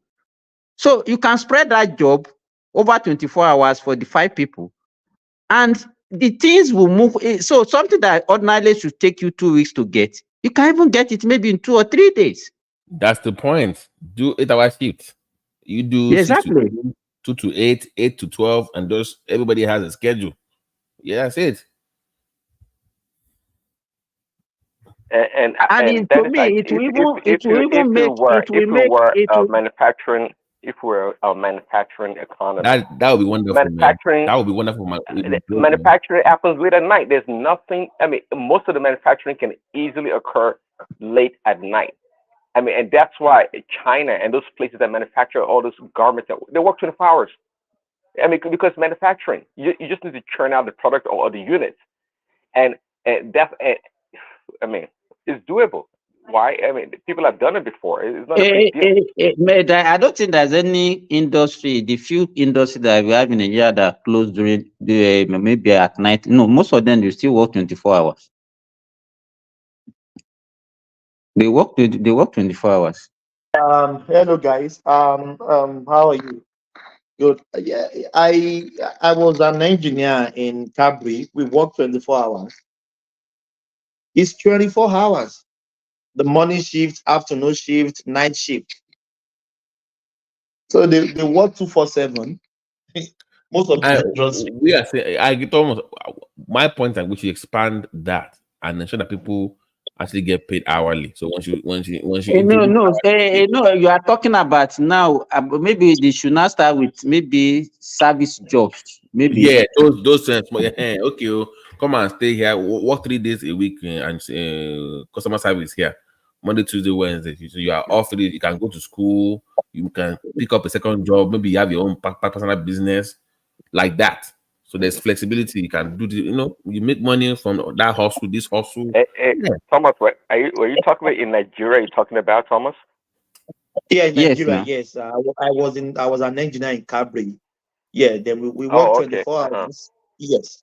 We work 24 hours. Morning shift, afternoon shift, the night shift. They can't afford to miss night shift. Even night shift hours is the longest. I think like 9 to 10 hours. The Nigerian hospital one, that one is crazy. They make you do day and night shift at the same time. You work days this week, night week next week. I'm like, what kind of it used to annoy me back in the days because I have for doctors, for doctors. You work day, they work in America here, no, it doesn't work that way. I can know do. what the way we do it in Nigeria is you come during the day. Everybody comes during the day as a doctor. Then if you're on call, that is when you start your you start your work from 4 p.m. to 8 p.m. the following day. No, here, Simba, here. If I'm gonna give, because you people are running shift system. if I'm That's gonna what they give run. nights for the next 6 weeks, I know from 6 in the evening to 6 in the morning next. That's my schedule. That's it. So I'm prepared to, but just going back and forth. And I say, hey, care about people's reading cycle. Hey, you don't care about people's reading cycle.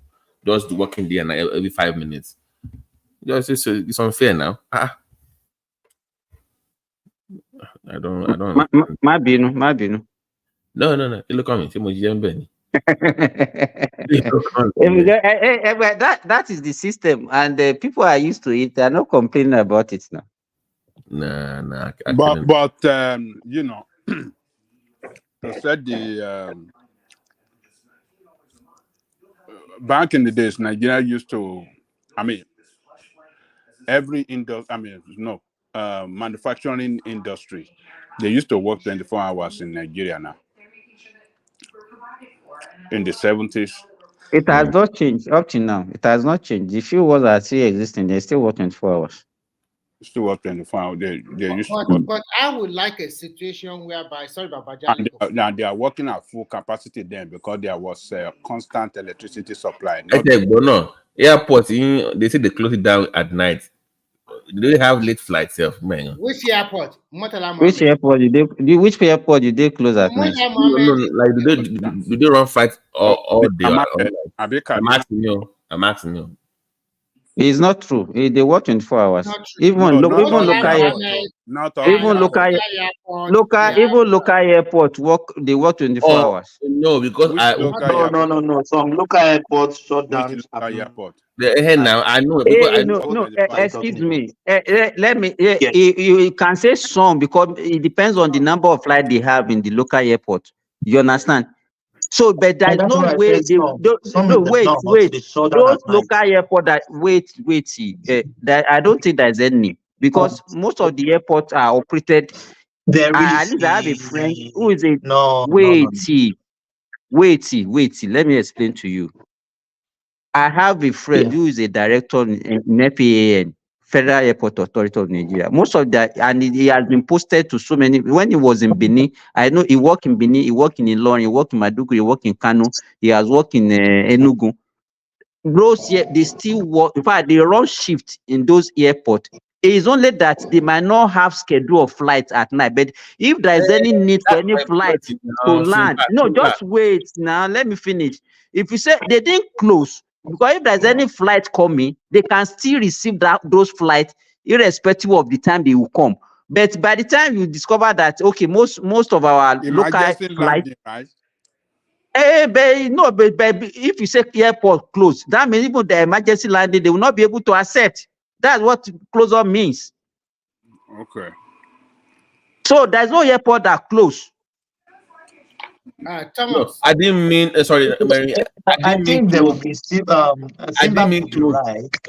There will still be staff there. It's not that everybody will go. They don't have flights scheduled. No flight. Last one is at 11 p.m. That's it. On run flight, then 11 p.m.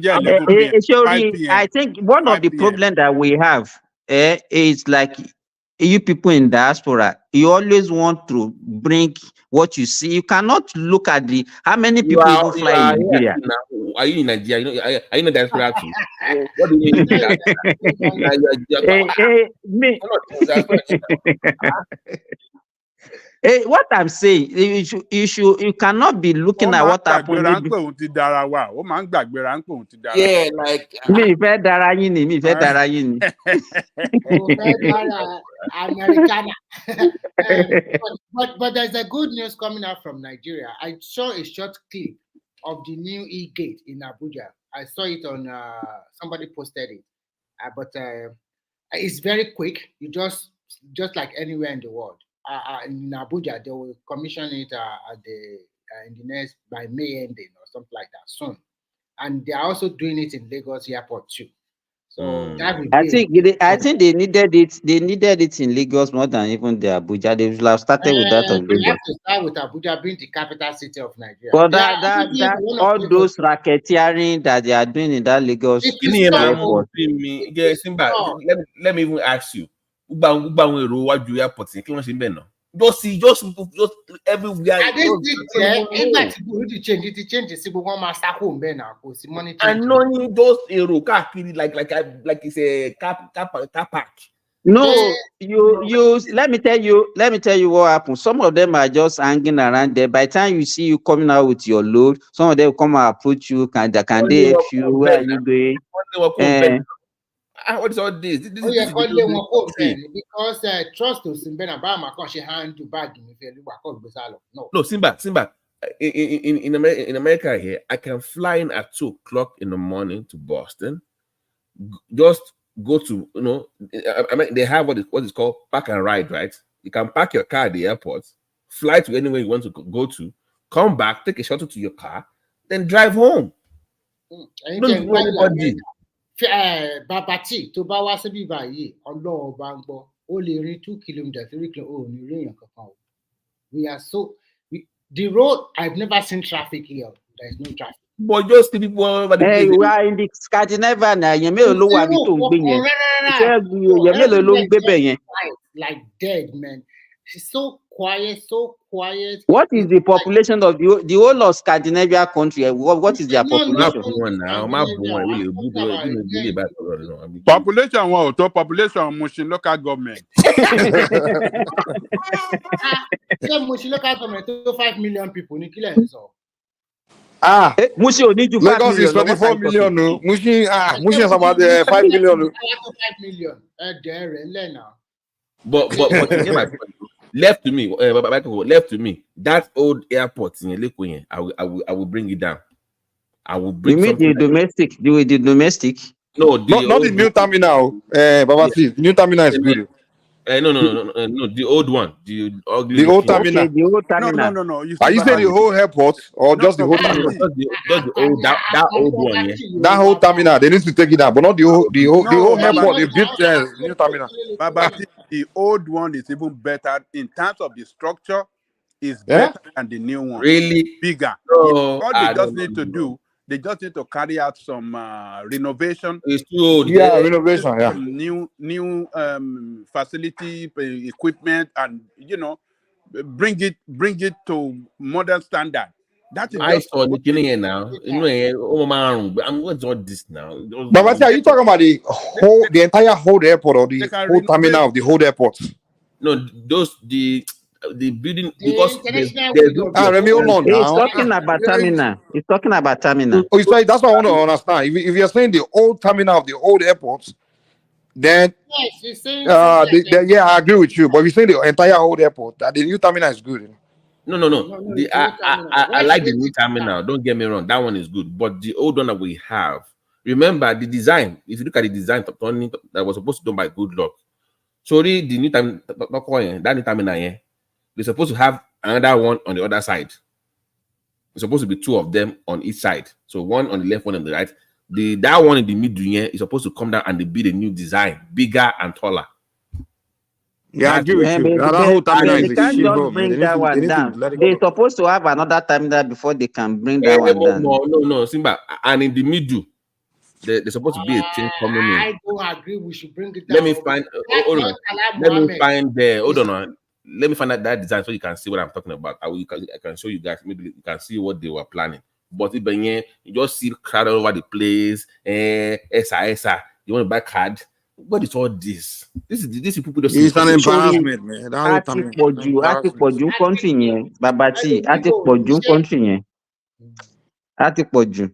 don't know why people. Take up by one. Ṣé kọ́ lé wọn kúrò ní àbí kí lè kọ́ fi wọ́n ṣe. Kọ́lọ̀ kó wọn sóko ká máa dáko lọ ní ẹ̀gbẹ́. Gọ́gùn lábẹ́rẹ́ àbí. Kí wà ní Finland kẹ máa jẹun. Gọ́gùn lábẹ́rẹ́ àbí.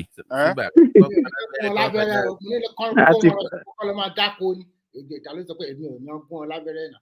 Because they are just staying there, nothing to do most time. Some of them are even have a ulterior motive, which is not good. So it's a nice story. You come because an airport or any kind of boundary is a welcome to your country, and they see that It's a gate. It's a gate to your, and that it gives the first impression about your country. It's not good. Yeah, exactly.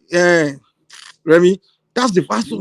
That's why I don't understand. I don't get that. Like your airport, you can't. That's the wrong. Like you can't have it like that. You can't have people be hanging out there like that, just bombarding people that just arrive. What about foreigners that never been to your country, just come for the first time, and bunch of black hungry people just rush them like that? It doesn't make sense now.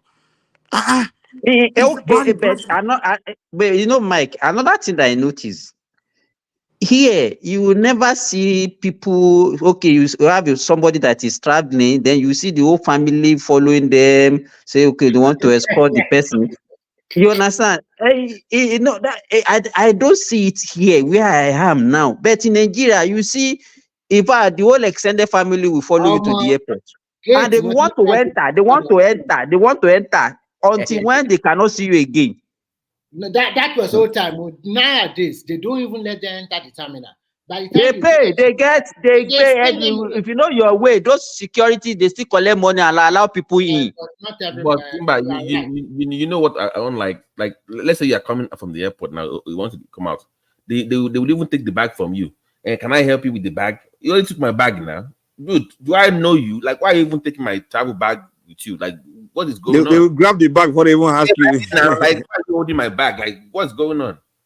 I see people, like all these foreigners, we look at what is going on. That kind of thing never happened to me. I don't know why it happened. Maybe Man, I'm telling you, I don't know what it is, man. Maybe just me. I don't know. Which airport? Remy, how can you say you never in that airport? There's no way you can escape it.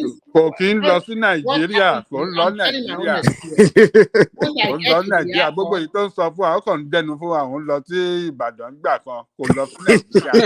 Ó ṣe bàbá Jáde kò ṣe ẹ sọ pé rẹ̀ mi ń parọ́ kọ́ yẹn. Ẹ kò lọ Nàìjíríà rí. Báyìí máa sọ pé ó dé Nàìjíríà, àwọn kan wá bẹ́ẹ̀ ń pé ọ̀gá let us help you do it, let us do this. No, You can't escape it. ẹ jẹ́ kí n ṣàlàyé, ẹ jẹ́ kí n Ah, ṣógun ló fi gbàrin wọn kọjá mi.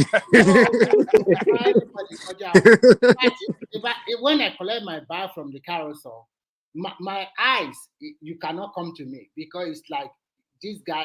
I don't look. There's no way they will see. I think they look your eye. They never approach me to say, "How can we carry your bag?" Nobody ever approached me to carry. Are you serious? I know. Even let me tell you, even you see all those, even cars higher in the airport, they come and meet you now. That where are you going? What are you saying? Those one have come to meet me, but at the end of the day, I have someone come and pick me. But somebody coming to say, "I help me carry my big luggage" or something like that. Me too, that I'm carrying too heavy luggage. I'm already tired with it. No, I won't give it to anybody. So they never approached me for that. Maybe they see you as Baba T. This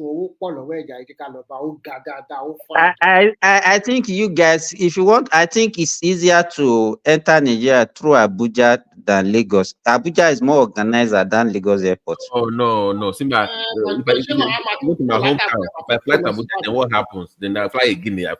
Simba, lọ́wọ́ ni. Ṣebí Yorùbá Amẹ́ríkà ló wà, kí ló ṣe ló lọ fẹ́ fi wọ ó lè 100,000 láti fi wọ plane láti Abuja wá Lagos now. You can't use that one to buy convenience. You can't use that one to buy convenience for yourself. I will now fly from where I am right now to Abuja, then fly from Abuja to Lagos. Nah, I'm not. But Simba, the second, if you are right through the second terminal, the new terminal, the employee they are different. It's different. But the problem I've never, maybe because of I've never traveled through that new terminal. Yeah, the new terminal. They don't. traveled through that new terminal. If you are departing, they will check in through the new terminal. But when you are getting to the plane, they take you back to the old terminal again to go and board the plane because they have a big hangar that can take that. Yeah, but that's inside now. You don't see anybody again. But the new terminal, the service are good, to be frank. Those guys, those immigration officers are young people.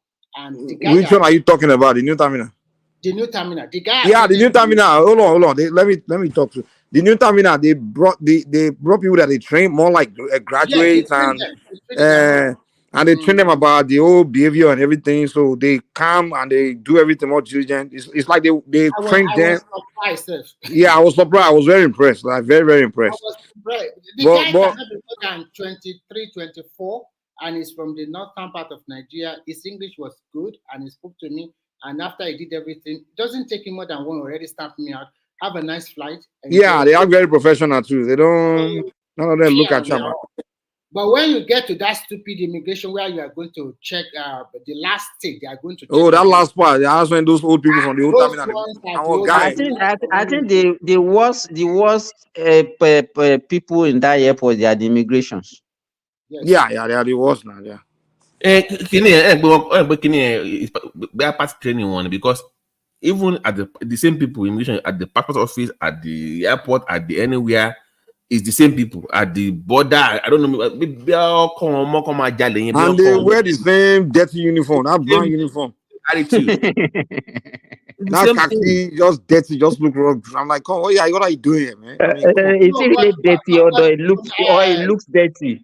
But the government is trying to say they are going to scrutinize. Keyamo said they are going to put them together. Only one phone back, but all they only one phone back. Custom immigration annoying. It doesn't make any sense. Immigration is not under Keyamo now. Immigration is under Ministry of Internal Affairs. Interior. Create a single window. Not that this person check you, another person bring your passport, DSS also check you know the funny thing. In fact, what they used to do is that you have let's say you have 7 or 8 desks for people to sit and attend to passengers. You will see maybe it's only 3 of them or 4 of them that will report to work, and that will cause a lot of backlog and delay. Okay.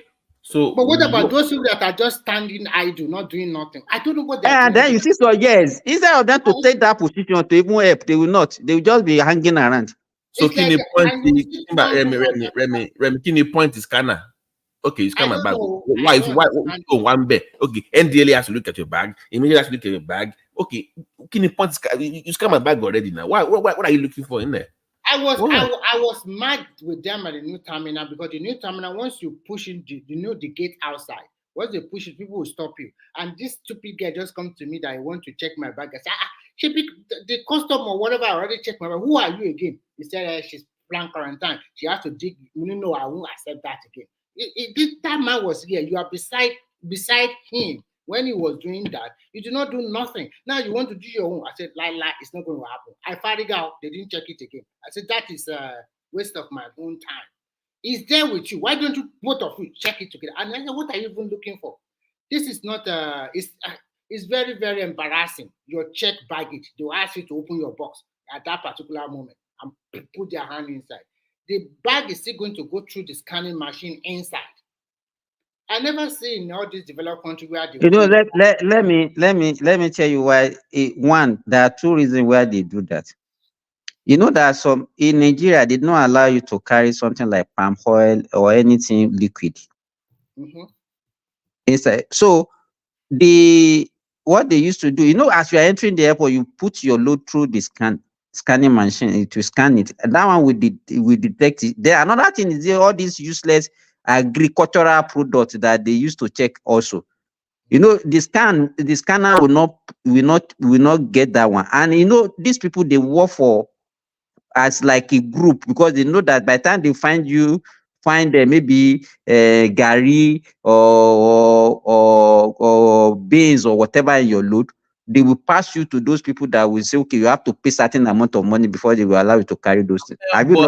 America here, their own scanner will see everything. So you don't have to. They are seeing everything. They are lying. Their scanner is good. You're supposed to tell you, okay, walk in here, okay, go on. You can't put it on. They'll say, okay, I always carry red oil now. You have to check it in, Abby. Tell me. They'll say you must take the bag in. You can't put it on the plane, but you can check it in. You have to go pay your $50. It's too big or too heavy. That's it. Make it convenient for people. Don't make I think I agree with you because even here in Saudi Arabia, nobody has opened my bag. I will just take the bag to the airport. The next thing is I'll check it in. That's all. But you'll be doing 1, 2, 3, 4, 5 scans, just making life miserable for people. And also embarrassing. They are just all those things. They do it to exploit people. They just do it to exploit people. That's it. It's just exploitation. My last time in Nigeria. Okay, that was the time I was traveling. I carried palm oil, and what we did that time, that we frozen it. So I don't. So, but it was at the point of boarding. You understand?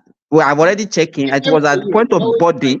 They called me out, and they said they found palm oil inside my luggage. But so I now asked them, okay, what are you going to do now?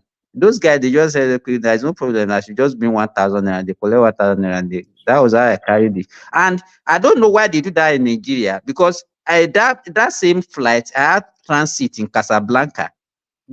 And I check in my load again, and those people, they did not even raise anything about it. So why are they making it an issue in Nigeria?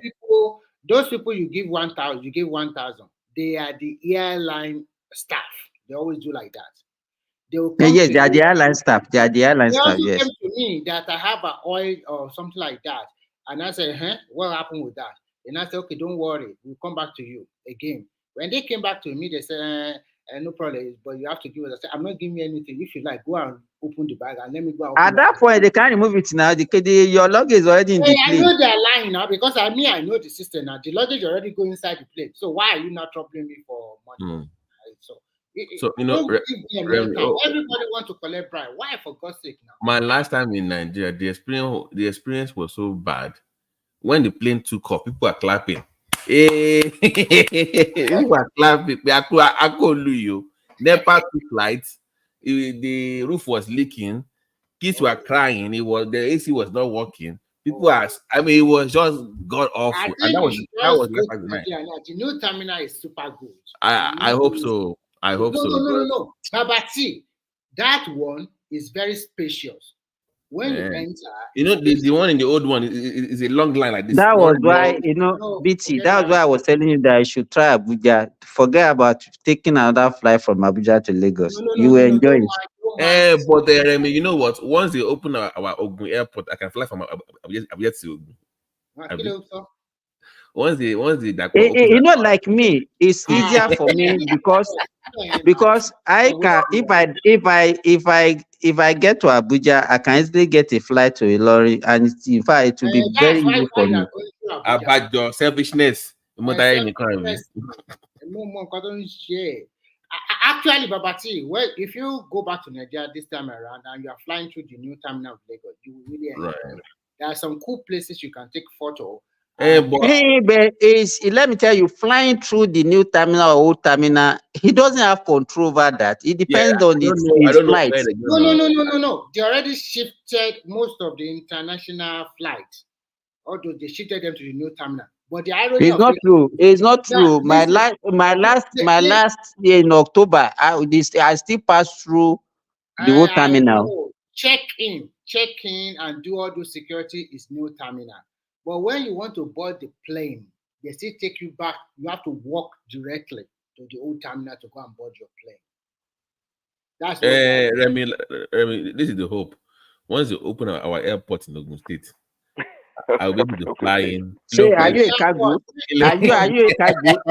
Is it not your cargo airport that you people have? Are you a cargo? They are doing human too now. They are doing human. Since I didn't hear what Remy said. Remy said, it's all international flights go to the new terminal. It's not true. What you say is not true. No, hold on. International flight from white countries, not Arab countries. So you still go to the number one terminal. You know what? Please, at this point, let's drug test you tonight. Something is off. I don't know what it is. You don't like black people. You get Arabs. I don't know what. I think if you are flying any of this, you have to check in. If even Turkish, Emirates, British Airways, Qatar, all of them, all your checking, stamp your passport is through new terminal. But you heard what Prince Daddy just said now. So Qatar is Arab now, Emirates is Arab now. Remy, that e-passport, is it for when you are coming in or when you are? How does it apply? It's going to be both. It's going to be both for Nigeria. Really? Yes, for both. Wow. You check out, you check in. It's going to be for you.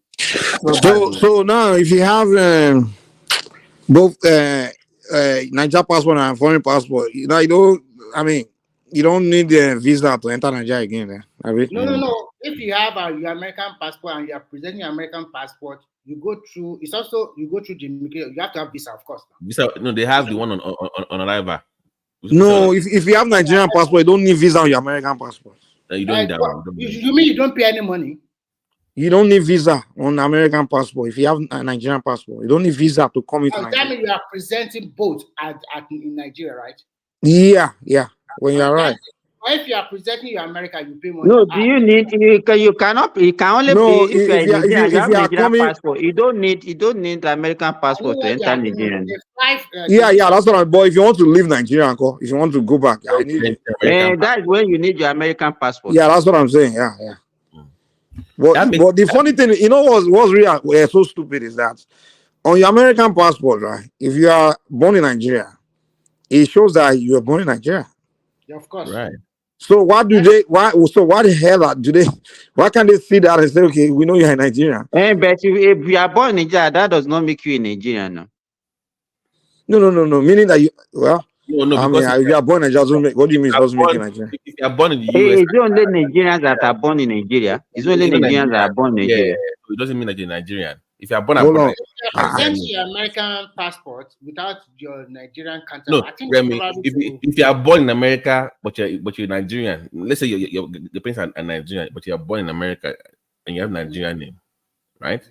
Yes. So if you that one that would be American. So Mike, I see what you're saying. You be American just straight up. I see what you're saying, but I think it's just. But the thing is, if you're a Nigerian, right, you come to America, become American citizen, right? Mm-hmm. Yeah, on your American passport, they always write born in Nigeria, like in Nigeria, and then place of birth will be there now. Maybe place of birth, Nigeria. Place of birth, does it guarantee you citizenship of that place? That's what I'm saying. In America, if you are born in America, you are automatically an American citizen. It does in America. I don't know Nigerian law. But Mike, you know that document. But in Nigeria, it's not like that. So if you are born in Nigeria, you are not a Nigerian citizen. Okay, let's say you're a Ghanaian and you are born in Nigeria. Does that make you in Nigeria? No. Yes. If you are born in Nigeria to another country national, you are not automatically Nigeria. Really? I didn't know that. I didn't know that. Really? Your parents, you can file for Nigerian citizen or through. I thought you were Nigerian if you were born in Nigeria. No. I don't think so. I didn't know that. It doesn't work that way. So Nigeria is different. For example, we have seen a lot of Oyibo people now having Nigerian passport, virtue of marriage to Nigerian spouse, so they can have Nigerian passport. And your children, even if you have your children abroad, your children can get Nigerian passports now by virtue of their parents. That played for Nigeria. This guy that played for Nigeria Super Falcon. No, it's not even a parent. It's a grandfather that is Nigerian, no, and she gave her Nigerian citizenship. Yes, of course. That from pay, right? I think the law said that even if your grandfather, one of them is Nigerian, you can still get Nigerian passport. Yeah, some black they're not Nigerian. I just go and apply for Nigerian visa. They have passport to get it. That place, I even know some black American now that carry Nigerian passport. Something that will shock you. Do you know that how? Who gave them? What's a DNA? Which DNA? They not some Nigerian person hook them now. They just have to you going to help them get one self. Oh shit, that's not good. What are you trying to say? One law. I'm telling you what's going on. No. But you mean it's so easy to get Nigerian? Yes, now just go to your government man. No, I mean when you went to get Nigerian passport, what did they require? I got it from my first passport was from Ibadan now. So what document or bill? Wait. What did they require for you to bring to get Nigerian passport? I think that time they were asking us to bring one stupid document from local government. Your birth certificate now. Affidavit. That certificate. You just swear. Okay. Can't anybody get that? That's very easy now. Just piece of No. I think the way they are doing it now, even now they are luckily they are doing NIN now, all those things. They are doing now. Or even now, those NIN, go save. Even foreigners are going to get those things. Easy.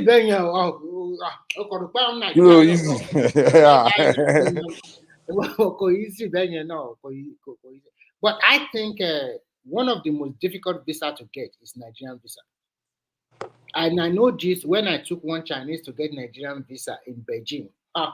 If I did not follow those group data, they won't give it to them.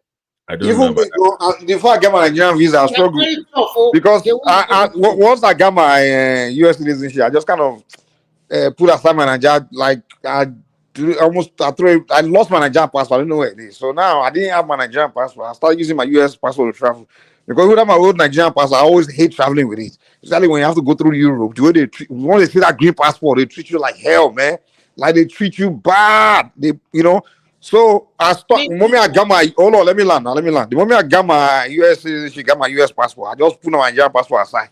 But then when I wanted to start going to Nigeria, I realized I would now get visa. I had to go to Nigeria embassy, all those things. The kind of hell I went to get Nigeria visa to go to Nigeria. That's when I realized, I need new Nigeria passports. So now I have to go and get new Nigerian passports, And now to get Nigerian passport, do you know that people are getting it in UK in less than 3 days? I when I renew my passport in Jeddah, I got it that same day. But I pay extra. Yeah, but it depends. If Atlanta, it's only Atlanta and DC. Nowadays, people are sharing their experience. When I renew my passport in Beijing, the same day I collected it, no wala. Now if I want to renew my passport, I have to go to Sweden because they don't have embassy in Finland here. So I have to fly to Sweden. But people that are doing their under let me tell you, all this problem of passports actually started during Buhari regime now. Yes, so I don't know why it's so difficult. Because even in Nigeria before, you get your passport in a day, 1 day. They just started all this. Now they have to have NIN, BVN, you have to birth certificate, you have to prove so many things. You have the NIN before you can get it from the embassy. That's what they are doing for people in diaspora.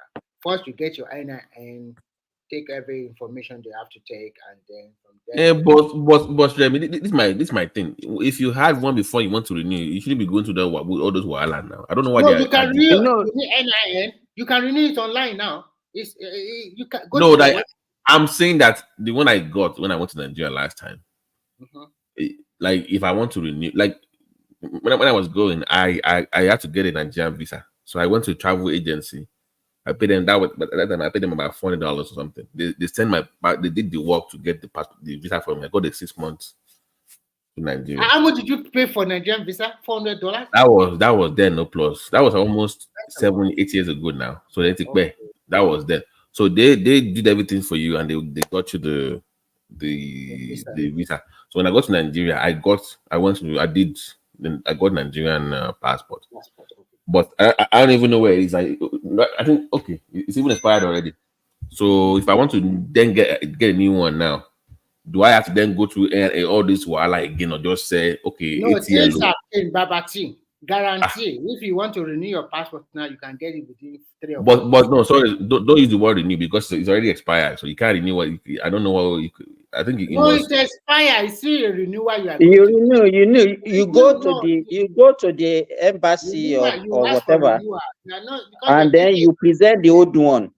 Yeah, it's a renewal. You have to do. Wait, Baba, see the old one. Is it? Are you talking about the very old one before they started doing this? No, that's the one I had going to Nigeria. Okay. Wait. If you have, hold on. If you still have that old one from the 2000s or the 90s, that old Nigerian kind of passport, I don't use that one. He did this one about 7 or 8 years ago. In 2017, I did another one. No, that one. Okay. So renew, if it's these ones, the renew is not a problem now. That has the French stuff on it, the West African. That's the new one, right? That's the one. Like ECOWAS. Yeah, ECOWAS. Yeah, whatever. You won't have problem now. I mean, if you want to renew it, you just go on there. NIN. I mean, NIN. I don't have all this NIN. No, you don't need it. Now. If you have this passport, you don't need all these NIN things now. Oh, okay. All you have to do is just mail it in. I guess the instruction is there on the website now. I think it's more a matter of mailing it in. I get a new one. They just replace it. All they need is the passport number now. They just update it and that's it. The only issue I have is this issue of biometric that you have to repeat your biometric again. Oh, you have to do that again? Why? That's what I'm saying. All this wahala that they are adding to. Why do you have to continue to do? It's not the same fingerprint, yeah? Or maybe new picture, I guess. Maybe they want I new don't know. picture. I don't know why they are doing that. Maybe because doesn't make maybe sense. they don't have a bank or what. I don't know. Because if you are an adult, I can agree for children. Maybe their face can change and all Yeah. those things. But for an adult, Though in even America, they though can, your even driver license, they if you require you want to take. be taking biometric for adults, it can make it like maybe every 10 years, but Yeah, not. that's what I was about to say. Like in America now, your driver license now, after 10 years, you have to go and take new picture. You know. So I want to get the 10-year one now. When I apply, they say they want to do 10-year Nigerian passport. No, I'm it's like, already people are getting it too. I know some people 5 that years. have 10 years now. That 5 years makes sense more. It's too. Could Let's make see. sense. In 5 years, yeah, before you know it, now. But then you could know when Kimukumbe. That would make more sense than. How many years did I even do? Sir? I don't know. I just got my Nigeria passport. Sir. I just came in like. But it felt weird though in Nigeria with the American passport because one of the guys was like he was very mad. He said, "Oga, why are you on the the foreign line? You're Nigerian." I said, "No, I said I'm not." He said, "Yeah." I said, "Show me your passport." So I showed him. He's like, "Just look at me." He's like, and he walk away. And why are you there? You're supposed to be on this line. I said, what do you mean I'm supposed to be on the line? I said, I'm supposed to be here. So I know. But it felt kind of weird though at the airport. Being on on a foreign line. But they give you better treatment now. But if not because of who we are and we don't have belief in our country, then why should we be flashing a foreign passport when you are not you are in Nigeria? I don't have a Nigerian, but I think they changed it now because Dabiri said about 4 years ago that you can even go to Nigeria with an expired Nigerian passport. I'll change it, but that way when you go there, of course now. No. Really? But if it's this current one, yeah, of course now. It's your country now. You can go back, but you just can't live without it. You can even go to Nigeria without passport. All you need is if you want to go to Nigeria, all you need is the embassy to send you travel. This thing I've done it before. I'm telling you, man. I did it. I got in trouble. Let me tell you what I did. I got in trouble. My Nigerian visa on my US passport was expired, and I needed to go to Nigeria so bad.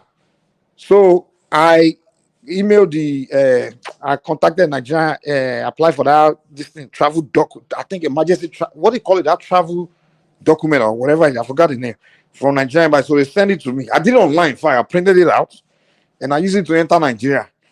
I just presented it at the airport. I used to enter. So I'm in Nigeria. Just that travel document. I just enter.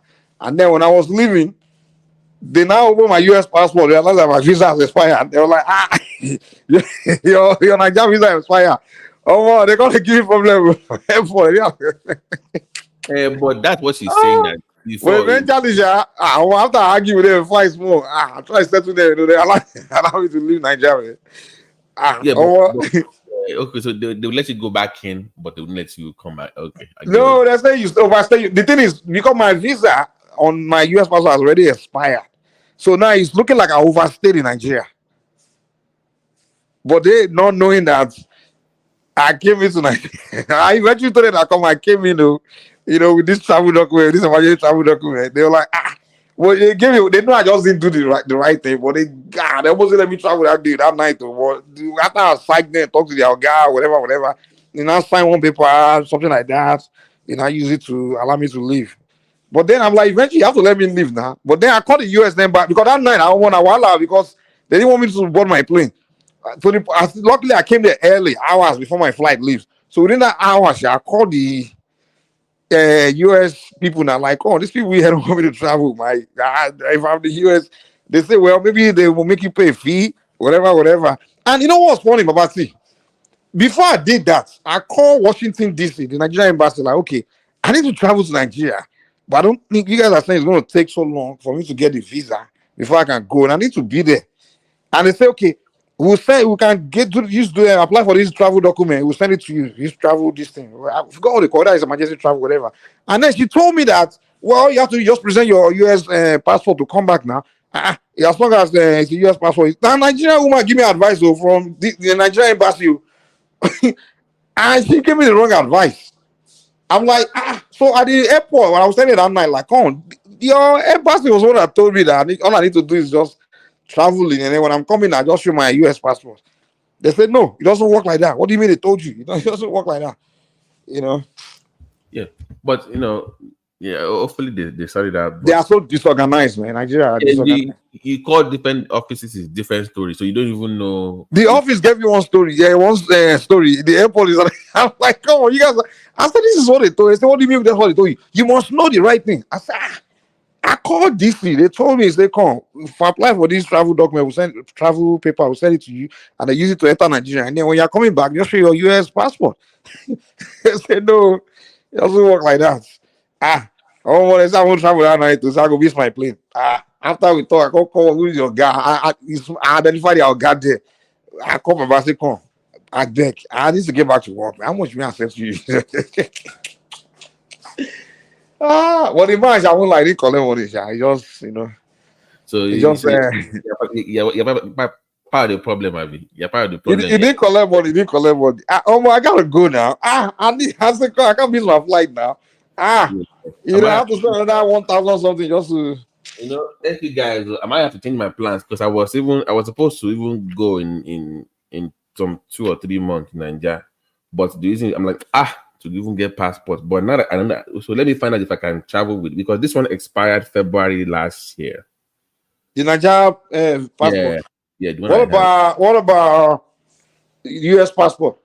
No, I still have that one. I still have my passport, my US passport. But US passport doesn't expire. No. I think you can enter Nigeria, man, with the expired passports. You can enter now. It's your country now. They can't say you can't enter your country without passport. No, I don't want to have issues at the American port of entry. Is what I'm saying. The very like, your passport is expired. I don't want to have issues with them. So that's why I'm like, let me. That's possible.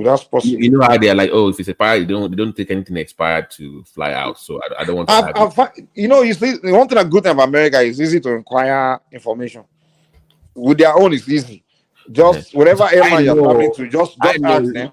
I know if I'm stuck in Nigeria now and I have an expired US visa, I can come back in. I can go to but Nigeria. I don't know Nigeria's. No, if you have expired US visa, you're stuck in Nigeria. Nigeria will give you a lot of airport. I can call the embassy and they can give me like a temporary something just to fly out. You can go to I've seen that done before. Where you can just come in, they will give you like a paper. And you can there's always solutions to there's always ways out to everything. But Nigeria, but to me, I think you can still enter Nigeria with the expired Nigeria as long as it's still this current passport. I see what you're saying, but that would be at the port of entry in Nigeria. But I'm asking that in America here, before if I'm in Nigeria, I'm good. But the port of entry here is what I'm worried about. The point of entry or point of exit? Of exit from America, I mean. To go to Nigeria. Why would America stop you from going to Nigeria? The only people deal with you going is the airline. It's not the American immigration or anybody. They don't have problem. They don't have business with you. The American immigration or whatever, they don't have business with you exiting America. It's when you are coming and they have business with you. The people that have deals with you is the airline that you bought the ticket. So the airline that you are boarding, they are the one that know the country, the guideline of the country you are going to make sure that before you board their plane, you have the document to the place you are allowed to enter where you are going. So it's the airline that will ask you. In fact, the day they will ask you is the day you are even boarding the plane. We are checking in. So when you are checking in, the airline will ask you, do you have your passport? Do you have this and that? And then if you are allowed to enter Nigeria with expired passport, the airline will, as long as you show the passport, they see that it has a passport number. It's one of those current passports. But the only thing is expired. They won't tell you. They won't tell. The thing is, they won't tell you that you can't go to your country. That's one thing I know. No. Yeah, it's easy to just call and ask. Just call the airline, and that's it. The airline will answer all these questions. It's not even Nigeria will answer the question because it's the airline. Before they know, just call whichever airline ticket you want to buy. Just call them like, hey, I'm buying ticket to go to Nigeria, but I have the passport, but it's expired. The airline will tell you that your country allows you to enter with expired passport. I was supposed to go this month, but I'm like, voila, to buy passport. So, but now I know I can travel with. I think you can enter, man. I think you can. It's your country now. They can't tell you can't go to your country because your country passport expired. No, Nigerians already make it easy for expired passport. You can go to Kuala. I wonder if they are deporting you. You can go to Nigeria. Yeah, paying by money. I mean, sorry, BBT, are you saying if America wants to deport in Nigeria, they will say, we can't deport you because your Nigerian passport has expired. Yeah, different. Yeah.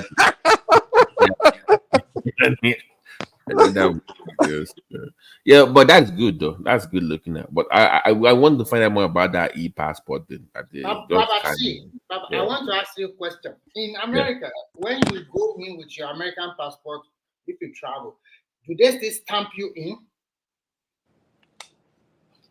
Stamp you in. Mike, you can also answer that question. Say it again. I didn't hear you. In America, if you want to go back to your state, do they stamp you in? That stamp your passport? When you say your state, what do you mean your state? In what sense? I don't get it. Stamp. For example, if you want to go from where to where, that's what I'm trying to understand. You travel outside America and you're coming back. By the immigration, do they stamp your passport? Nah, I don't think they stamp it, man. They don't stamp it. They just they don't stamp your passport. Americans don't stamp your passport. Everything's electronic. Do you know one thing here? Yeah. They don't even ask for your passport. You know, your record is there. Sometimes you just ask for your ID card or resident permit. Yeah. They just, once you come, everything is in computer. It's computerized. They don't deal with your passport. They just look at your passport, and then that's it. And you come in. They don't do all that stamp stuff. America don't have time for that. Yeah. Just say what? No, they will scan it in the bing. Welcome back. Yeah, they just scan it exactly. Yeah. The only thing I have there's nothing like that.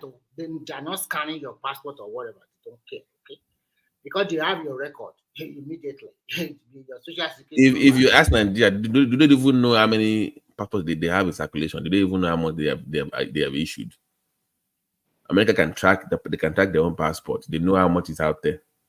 They know that's the benefit. It's only Nigeria that stamp your passport, my US passport. The only time I see my US passport is Nigerian stamp. When they say you're allowed to stay to this date. How many days did they give you? 1 month? No, no, they gave me 6 months. They gave me 6 months in Nigeria. Okay, that's nice. They try now. Because it was last minute now. That was done within 3 weeks. Nigerian visa that I got is like a 2-year visa. It's supposed to. The 2-year visa, I think it expires December this year. That's why I quickly got my Nigerian passport, man. I don't have to apply for this 2-year visa. Did you give 5 or 10 years? I think it's fine. I just looked at it. It's fine. You mean, they are giving Nigerian 5 years now? No. They want to do 10 years. Like you can get on your passport. That leaflet now. They would do. Yes. I think it's more than the 5 years. Because I already got 30 leaves, not from nearly 30 leaves 5 years. But that will be 6 leaves. That was about 64. 64 leaves and 5 years and 10 years. That's not bad. That makes sense. But the funny thing, this having the US passport, you can go to any country in the world, man. That saves you trouble, man. You know what's funny? Like before I became US citizen, when I had my Nigeria passport, that's why I used to travel a lot. I used to go to Europe, go to everywhere, and we struggle, wala. But then when I finally got my US passport, it's more easier to even go everywhere in the world. That's why I do less traveling. You know what is crazy? You know what's crazy? Even in some countries that I've traveled to, at the airport, they even have special lanes for Americans only. You just see, like in Cairo now, you just see at the airport, you just see Americans. You just see they have their own lane for them when they come in. I'm telling you, United States, I want to get privilege. The issue is this. That is what we have some people who are controlling this world. Okay, now with American passports, you can go to virtually many countries that you don't need visa. But how many countries can enter America without visa? I know. I don't born you. Maybe UK. You understand? And then I can't blame them for that. But even look at what we are doing to ourselves, even within Africa. You understand? Cannot go to Kenya. Over there, we go and get visa to go to Kenya. Exactly. But We are discriminating among ourselves, but we allow all those European countries, they have free access to enter our country, but we are restricting ourselves from entry. It's just Simba, when they talk, when they know what you have to bring. Remember, go and talk to people. People are like, I'm sure you're old enough in the 70s. I don't know if you're old enough to remember the 70s and when Nigerian currency was the shit. When you want to enter any country, allow you enter because they know your currency is good. So it's different now. They know when you enter their country, you're bringing the money that their country needs. You understand? So they know that you're an asset. You're bringing asset. But if you come from a poor country, they know if you enter their country, you're coming to become a liability because you're coming there broke. Exactly. So that it's not about value. We must also do like because I'm going traveling. I mean, you go to Israel, you are king, American. It's like just USA, just this way, sir. This An American traveling, it's vacation now. They are coming to blow money. Jamaica. They are coming to blow money. Which American is doing American broke? First of all, for you to even afford to buy, America is not going anywhere to go and say you want to go and look for a job now. They know you are coming for vacation. You are coming to blow money. When every time I go Nigeria, how many people are set to let me tell you, there was a day at Riyadh airport. They were not even looking at passport. They are just looking at the color of the skin. They said black people on this row, the other ones on the other row. This thing is so disgusting. But think about it now. Sometimes we just look at it as from the surface, but we have to look at things deep. Okay, majority of black people that are coming into those places, what are they coming to do? This record shows that majority of them are coming to look for opportunity or looking to come and work and things like that. And they know that majority of only a European has come in there. They're not coming in. Which Europeans living in Europe come and work in Riyadh or looking for a job there? So that they already know that. Okay, we already know that. Okay, even they know that even they are coming they are coming as expatriates. They are not coming to do low. Let me shock you. Exactly. So the treatment is going to be different, and it can't be equal. Let me shock you. Forget Europe for a second. Let's just do Africa for a second. As a Nigerian, you are at the airport. You are the customs officer. Somebody from Somalia flies into Nigeria. Kilo on row. Somalia, kilo asimbai. Exactly. Like, refugee. You won't think money now. You won't think this young person has money. So is that the position of what they have in that country that moves the past value? That's just the way. I'm sorry, but the only Somalian that will be coming to Nigeria will be like maybe a diplomat. You know that he's coming to do something. Or if it's an investor, he would have received some kind of special things from the government. But if it's just an individual from Somalia, he's not coming there to come and do anything great. Now he's likely not. He's probably just coming to see roam the street of Lagos looking for some kind of opportunities, just trying to jackpot or something. So that's the same around Africa.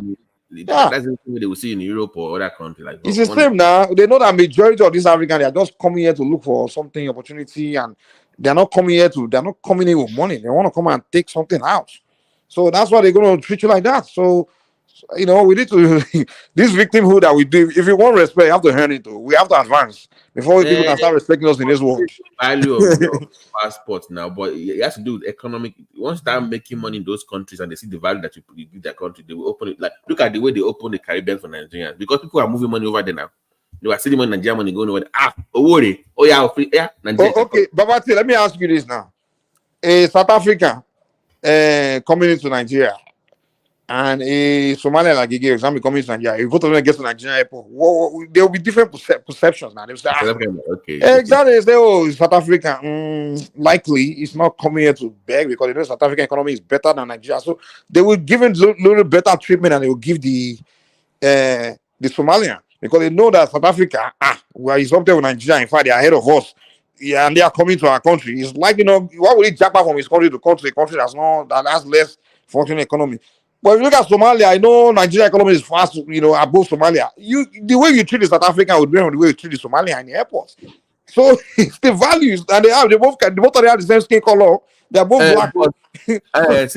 How do they treat you with the Nigerian passport? You are in medical field. They will know that obviously. But how do they treat you at the airport? Like, Actually, I've never had any, since I've been traveling, I've never had any bad experience about discrimination. I had. You remember when AirPeace was talking about they tell people to go back to Nigeria because they came there and they said I'm like something's not right with that story because it's very weird to just say we don't want The one piece, I mean, what they call it now. He was one that caused that problem for himself. You understand? All this country, if you are coming to them, they don't want a one way ticket. Do you understand what I'm saying? just So if you the other airline, what they used to do is that if they see that it's one-way ticket that you bought, they will insist that you must get a return ticket before they will fly you. Maybe he doesn't have that experience. So most of the passengers on that flight, they have only one-way tickets. Simba, listen, hold on. So let me get this. So ticket tomorrow could visa one more be. Ticket they usually cannot afford but BT, get this thing right. You understand? You are in Nigeria, you are coming to Saudi Arabia. It's not as if you are coming to work. Maybe you are coming for Umrah or all those pilgrimage or whatever. Do you understand? Or maybe you are coming to visit somebody. Then you now bought a one-way ticket. You understand? Your return ticket some of them, the thing is, what they do is they are cheap. They want to, they find, because the one-way ticket at that time is cheap, so they'll pay for that one way, and they're hoping that maybe until they find a cheaper ticket to come back, or someone don't even know when they will come back, or some may see maybe they have a motive like, I mean, for me, I might go somewhere else, or they don't have their trip planned out. You understand? So that's how Nigerians are. Those people, that's where they are. Well, like you and I now that live in America, we have job. You know, you have to come back to your work. So you already know that if I'm leaving, I'm only taking 2 week vacation. No? So you pick that time, you already have your schedule. So you have to buy round trip ticket now. You're not buying one-way ticket. You buy round trip ticket. So maybe that was why I can say anytime I travel, I usually have my return ticket anywhere I'm going because I'm not planning I've to never stay. even bought that one-way ticket before. It's always a round trip. But people buy it now these days. So how did they find out? How did they find out that they were doing in Saudi? Was it okay? How is it? It's our AirPeace fault then? Maybe they don't know that. He did not know. It doesn't have that experience. You understand what I'm saying? He's not doing it for the first time. But I got a question. But he's supposed to know that if you are flying to another country, you have to already have their guideline, their information, all those things now. The airline's supposed to know, because every time I want to go to Nigeria, airline already we don't because BT, on that same flight, they allow some people to enter and ask and return some more.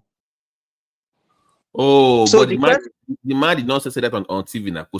You don't know. You know the way we behave in Nigeria now. We always we don't say this complete truth. Anything, whatever. And that's why I'm always frustrated when I'm having conversation with Nigerians. We can't just be direct. We start twisting, bending the truth. Any mistake from his own side, he will not let he it will not out. show you now. He will not say that. He will not say that. Because Tony, how can he just say, okay, just go back like he did? At least nobody say, before you come to this country. The question you should ask that why they allow some to enter and refuse some? They won't tell you. They want to tell you where the other people are at fault, but you never show where you are at fault, because you don't want to take responsibility. You don't want to look bad. And to me, it just doesn't. We don't, and until we change all these things, the way we you know when we are saying like why we are the way we are, a lot of the way we have to do is how we address things. Like most of our problem, even when we sit down to try to address problem, we just find it difficult to just lay out facts, and just some things we hide it. Let's say we want to address the problem to solve now. Some information that's vital to solving that problem. Somebody may hide it because that information may not make him look good or something, or may not make someone feel happy. And I'm like, dude, we are here to solve problems. Just lay everything out now. Something happened. We want to solve it. We are not here to punish anybody. We are just here to have conversation, so we learn and get all the facts, so that way we can fix the problem or prevent it from happening again. But some people hide some information they will keep so because they don't want someone to look bad, or they don't want someone to feel they want to protect another person's feelings. And at the end of the day, we don't solve any problem. And I'm like, why do we do this, man? Because most of the time, I also like, putting things into public opinion, so that at least we get public sympathy and all those things. And in Nigeria, by the time you get that one, people can start putting ethnicity, like religion, and so many things. Idiot. And that guy was just that is an old lady, but boy now own feel the government down for almost 10 years. Then they left you alone. No, you're not crying wolf online like they are robbing you. You don't own, like they even give the guy free land. Okay. Who's that? The landmark guy now. Perfect. Oh, landmark. Only, you know what? We even give you that bit. We will put that road on the water place. I feel you're complaining. You're protesting. What are you doing? So I don't understand. But it will get sympathy of Nigerians now, because now they will say he's an investor. So why are they? That's why people are not investing in Nigeria. Government policy is not favoring people. People blah blah blah blah blah blah blah blah blah blah. But why can't we learn how to do things properly? Why are we always dubious? To notice, you understand? If you notice, when it comes to that land, the only rules, they've been very quiet. So going to the other one, they never say the word, because they know that they are fault. They know they are their fault. This is the beachfront. But it's open place to this ocean. And government not even persecute you. You are making money off of it. Onto feel like when go law, and they are doing their own road. They're complaining online every 5 minutes. Nigerian business, I don't know. You know, Nigerian government, I can say they're probably the nicest government. In America, yeah, they can tell you have broken the law. And in America, if you have broken the law, it's not a matter of because you didn't know. There's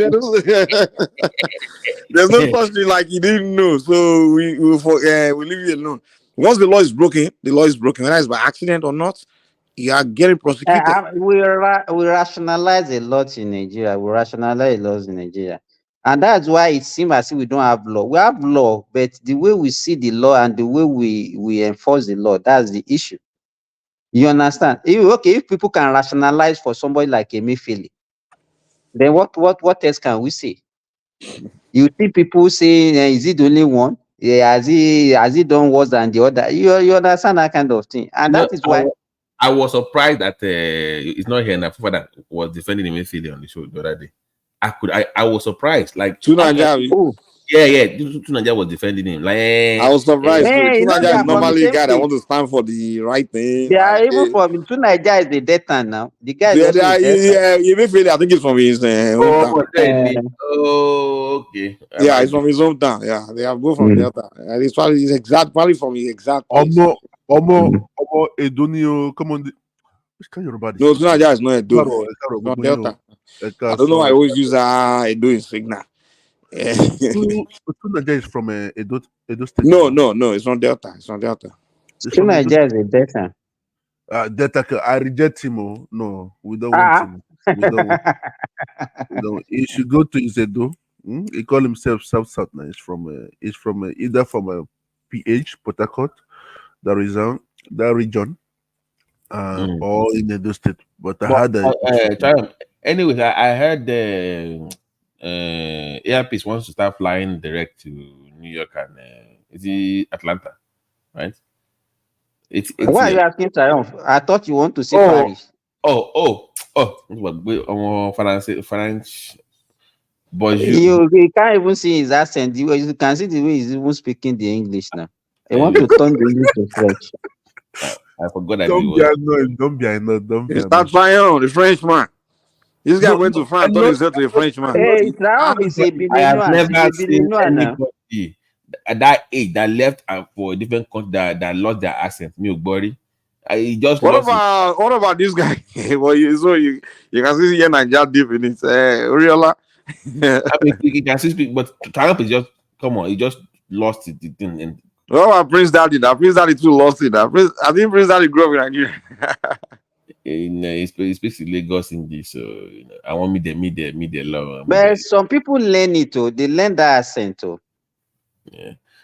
Mike Kiloso. Eh? This guy's awake. He's trying to make fun of me.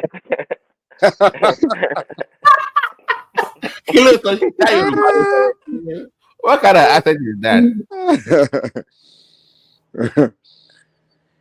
I was trying to check if the guys are awake. That's why I pick on him. Yeah. Prince Ajay, he has a way of just remain silent and be watching what everybody says. Whenever you now touch him, then he will talk. You can figure him, just say anything about Israel, Bible. Israel, or talk about Christ. Say anything bad about Christ. So this guy can die for Christ too. How can we describe him now? Is it an American Israelis or Nigerian Israelis or who? He's a Zionist now. He's a Zionist. That's what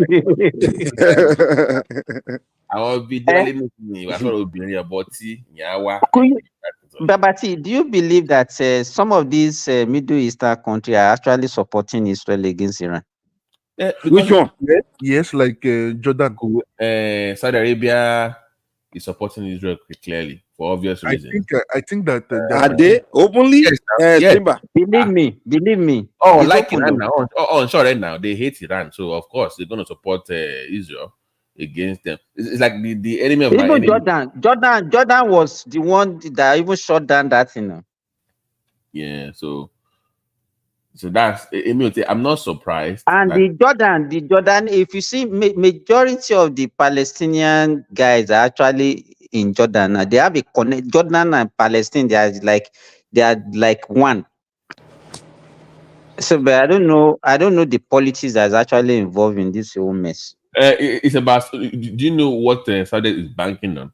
Wait, I had a phone call that came in, so I didn't hear you saying that. Are you saying some Arab countries are supporting Israel openly? Yes, now. Yes. Saudi is supporting them. Yeah. Saudi openly, publicly. Yes, now. That's why what's going on in Gaza. What about Jordan? What can you say about Jordan? Saudi wants nuclear weapon. They want nuclear.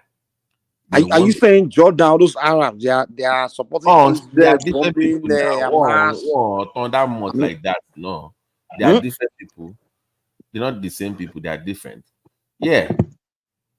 So it's pretty much. I thought they always bring another Islam first. Islam. That's not covered, Jerry. They are more ethnic, like we are Nigerian ethnic, even worse. Or they have their. Do they have different languages there, or is it not Arabic that they all speak? No, everybody has their own unique. But it's like the Shua, Mike, the kind of Islam that Iran practices. I know it's Shia, yeah. Yeah, so that is. So, yeah, but in that region, actually, I think Saudi Arabia is Iran's #1 enemy than Israel. Right. Actually, they don't like each other at all. They hate Israel too, but the enemy of my enemy is my friend kind of relationship is what they have with Israel right now. I hate you too, but I hate that guy more. So let me work with you, kind of relationship. So that's pretty much it. I don't know why Iran became Islam. I thought they were Persian people. Iran is not actually Arab now. Yeah, no, they're Persians now. They are not Arab. No, yeah, they're not Arabs. They're not. They're Persians. They're not. Yeah, that's why I'm wondering how they became so Islamic. No, if you look at some of these countries, okay, let's say Iran, Pakistan, Afghanistan, and all those ones, even Iraq, majority of Iraq people are not Arab. I know Pakistan are not Arab. Those ones are more Indian. But from so you say Iraqis are what? They are Persians too? Wasn't Iraq the old? They're not Persians, but Prince, Abraham. Can you remind us, Prince? Wasn't it Abraham lineage came from Iraq? Wasn't it Abraham? Wasn't Iraq the old? No, sorry, Mike. Wasn't Iraq the old Babylon, right? They're the old Babylon, right? Iraq. No, the Sumerians. They are the Sumerians. I think, yes, Sumerians. Okay. They have these popular rivers, two popular rivers. I think this Tigris and Euphrates. And Euphrates. Yes, yeah. In fact, those two rivers, that is what actually made the Sumerians to thrive those days, because that's what they used for farming. But those rivers are dried up now. See, the Sumerians. Sumerian text before. The Sumerians. The Sumerian text. What do you say, BT? Have you ever read any Sumerian text before, like their own records? I read some little things about them. So yeah, it's quite interesting that they have their own. They have Americans who bomb Iraq. The Sumerians, they trace their lineage. The Sumerians, they trace their lineage also from Abraham. Though they give birth to everybody. BT, the so-called flood, or during that is in the Bible, Noah flood was actually Sumerian. This story. It was the flood of all these Euphrates and Tigris that they refer to. Right. So they have older text that predates the Bible, like almost 400 years before the Bible. So they have a more richer. So if you read, they have interesting. So I've read some of their it's quite interesting. But that area, I remember back. Let me tell you what happened. Those days, the so-called Gulf or the Arabian Peninsula was actually not habitable. So what happened is that they are like they live life like the Fulanis. They are nomadics. They move from one place to the other. They don't usually have a settlement. So, but when the weather became more hostile, most of these Arab countries like Saudi Arabia, Qatar, and all those things, most of the people migrated to more favorable countries like Iraq, like Jordan, all those countries that they still have some greener pastures. So it was the discovery of oil and gas that actually made all of them to come back. Because even here in Saudi Arabia now, we have some people here that doesn't have nationality. Because when they are asking them to come back and they form a country in 1932, especially Saudi Arabia, some of them did not made up their mind whether to become part of the Saudi Arabia. So they don't have the identity. So they are still living here, but they don't have their identity. So they consider them as displaced people. And that is why if you go to Iraq today, you will still see some families, because here they bear family name. That is not really family like a tribal name, that you still see some of them in Iraq that are in Saudi Arabia, because those ones actually left when the weather was not good. So it was actually here, people are surviving because of money that they have. There is technology that is actually making things to work, especially in the Gulf country. Now. Simba, those Middle East, those places, they all look like desert. I mean, how do they farm? Do they grow food? No, they do what is called they do farming. No. Simba, you're asking about the water. They do what is called seedling. They will seed the atmosphere. So they will fly a big plane into the sky and they will pump it with nitrogen. So when it's cloudy, they do. The water that we drink here is actually the water from the sea. Oh, you don't do seedling in. No. The salination. That is done in. When I was in the El Paso, they do seeding of the clouds. They do that one occasionally, but it's not something. Most of the areas where they have farming is actually they do irrigation. Then so they have this aquifer, the underground water that they actually dug into to wet those things like that. Usually here, what you see mostly a lot of rain. Do they have rain? No. You can count it. Like where I am now, maybe I can say good rain. Usually rain here is usually during the winter. Were you sure that? Were you shocked when Dubai that they had their flooding in Dubai? I'm like, Let me tell you what happened here. They don't have the culture of having drainage. Oh, so because one need drainage. So it's very easy to experience flood because they don't usually have rain. So they don't have. If you see most of their road, you will not see any drainage beside it. That's crazy. So it's very easy to, and then the soil is not like it's not that permeable. It's like rock. Do you understand what I'm saying? So even when water drop, it doesn't sink much. Then what actually help us in Africa where we used to have rain. You have rivers, you have stream where those things can drain. You understand? If water is flowing now, it will have at least water will flow and enter a river where it will have a pathway to go. But this place, they don't have rivers at all. You can't see any river on that or stream. It's just the desert. You guys always wonder why did God give Africa so much? There is no natural flowing river in any of the Gulf country. That's what I always wonder. Do you guys ever? Why did God give Africa so much and just don't give the rest of the world like that much? I think it maybe God actually spoiled us. We have everything. We have too much, man. Look at that Congo River alone. Oh, more. Have you seen the documentary of that river? Hey, they say that river is enough to generate electricity for the whole continent. Look at America here. All the snow, all the crazy weather. And yet they're surviving. There's this saying that it said necessity is the mother of invention. Are you blaming God now for blessing That's black not what people he's saying. so much? He's not saying that. I mean, as much as God bless Africa, you see how Africans like Baba, what's his name, Prince Daddy, they still want to become they still want to worship another man's God. Okay. They still want to become Jews. Mike, you're contradicting yourself. If God bless us so much as black people, should I not be the one to follow God and worship God? No, the African God is one that blessed us now. So God now has nationality. You say it was the European God that gave us all those things in Africa. Mike, God now has nationality. No, our own God. Is it the African God? Well, Mike. Israel has mostly hilly. There is mostly hilly and just rocky place, but they produce the best highest numbers of oranges.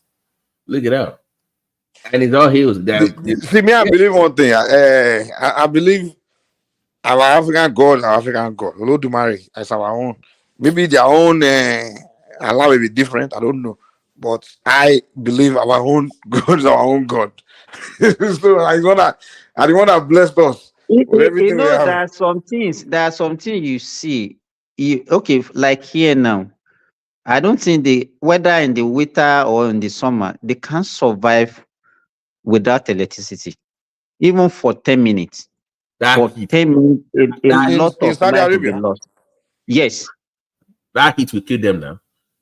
It's not only Saudi Arabia. It's not even Saudi Arabia is not the hottest. How were they surviving in the olden days before what's his name? They invented electricity. That is why that's what I was telling you, that they don't stay in one place. They move from one place to the other. Though if you look at the history, actually the Arabian Peninsula was actually not a desert before. And that's why they can have hydrocarbons. You understand? You know that hydrocarbon is a fossil fuel.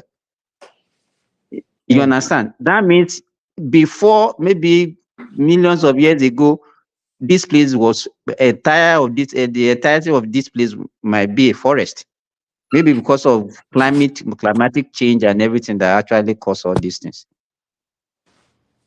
Because the question you have to ask yourself that, okay, if this place has remained a desert right from the time you believe in what's it called, climatic change? No, okay. How do you explain that? I've seen Prince Daddy. He's a young man. He has a Igbo man's face, so Prince Daddy has Igbo man's face. Kill and something in triumph survive. This French, this your French. But try to be, look at Nigeria for instance. Look at the how they are losing their for forest seeding or whatever it's called. Deforestation. No, you can see the desert encroachment from the north now. Yeah, you can see that now. That's evidence. Tell you. It's not even only that. Let me tell you, most of the southwestern states were forest before now. Well, all those big trees that you used to see in the olden days, where are they now? All gone, man. AIG4, all those Iroko, baobab, all those big trees that we used to see. They've cut all of everything finished now. And nobody's planted. And you know the funny thing, those trees, maybe some of them are even 500 years old, 600 years old, 700 years old. They live longer than the human being. You know, they say one tree of that size gets, so whatever your car is producing, they can cover for over 1,000. Whatever your car produces, instead of fossil for whatever, because of the how big they are and what they provide for you, they can actually they suck in those carbon, they suck it in and they produce more all throughout. So you're supposed to have more trees across around your areas, and you can tell growing up in Nigeria. We are cutting it. Nature gave us all those things. When it rains, Mike. Look at Lagos there. They don't even have trees there anymore. That place, I look at that Oshodi. It's all, where are the trees in Oshodi? There's no tree. It's just like Baba tea. No, look at that Oshodi now. Where's the tree? Where are the trees? We can put artificial trees then. Artificial trees are more better. Sorry, artificial, right? No, like you need trees. Back in the day, if you cut down the trees, you have to have a program to replant the trees. They had a program before Prince Daddy. We should have a what we call the Ogadem. Prince Daddy. Even if you have to replace, you can't replace with the same type. The trees that we are talking about, all those trees that we used to make planks. Yes, they are not trees that grow that you can grow in 100 years. In 100 years, they can't grow into the size for the what we use them for, even in 200 years. It's not a generation. You understand? So this thing is supposed to have started earlier. You understand? The only one that they plan these days maybe is all those what they call them. They'll be costing trimming it. I said you can't trim those kind of back. You couldn't trim them. You can't trim those kind of. They are huge, Joe. But what happens is Dubai has artificial trees now. You can see during the said we can't plant. You can't replace the trees that they cut with the same ones. No, you can't. No. You say you can plant them, but they will not grow like as fast as they were prior because it takes decades to get those massive size. It's not even centuries, not even decades, centuries. Okay. So more, maybe you don't know the kind of thing we're discussing. No, there used to be one in my hometown in the going to Kuto area. That tree literally covers three. If I begin to tell you some things we do, the biggest trees, I think you can find them in the Pacific Northwest. Really huge trees. I can't remember what they call them. Back in the day, they were in the cities. They were in the major cities. They were there. They were around in our area. If I begin to tell you a lot of decisions we make in that Africa and that Nigeria, let me focus on Yoruba land. That it's really haunting the people that they don't even know how we just turn against nature. We are people of nature. All these things you are talking about, some trees and things. Do you know there are some land? There are some land. If you go to my place down Shunai, there are some land that are particularly for some deities where that land is no one's supposed to do anything there. We only go there. It's reserved. Mike, we used to have one in my hometown that they said is like a spiritual land. You don't go, you cannot enter it. Like for example, or Igbo. They call it like Igbo. Yeah, like Igbo fire come here. Like for example, in the people say evil forest. Hold on, like there's evil no forest. You I'm mean? not speaking English here. You know, you people that are evil, they are not evil. They start using that and that's where the whole thing starts. When the British came, they bring their own by the time they demonize everything, I think Mike, you know, some of these things also, the people target, they gave it that name to preserve those forests. You understand? Okay, like most of the do's and don'ts in Yoruba land, they are not actually, if you do it, it's not as if something will happen. Okay, let me give for example. They say you don't sit on the mortar. You understand? It's not as if you sit on the mortar, something will happen. But they know that mortar is something that used to prepare food. You can, if you are allowing people to sit on it, they can put plateaus, they can put anything, and that can contaminate. So, giving those things, they just put fear in people so that those places can be I get it. So, in some cases, it's fear, but in other cases, even it's something like also it's like a magic. You understand? But the shape from years, from beginning of time, all those things. So that's what some of them are, and trust me, I know like consequences happen. Like for example, even Lagos, the place is called Ojuelegba. You know what Ojuelegba means? Eyes that beat people. If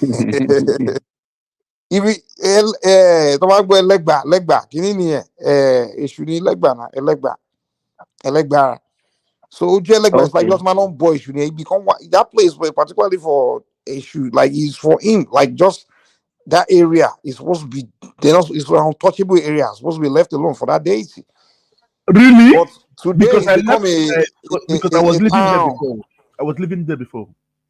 Yeah, they've turned it to settlement. So and those things will give trouble, they'll give troubles, man. I lived there for more than 10 years now. You know. Man, I believe that if we continue the way we are recklessly tapping into the resources of this earth, a time will come that the resources will not be enough, and this is the only way I can only disagree with you. Even it can never finish. There are 3 places of wealth in life: in the cloud, on earth, and in the sea. There is wealth. We cannot finish it in a billion life to come. It will not finish. So so you can see we are just.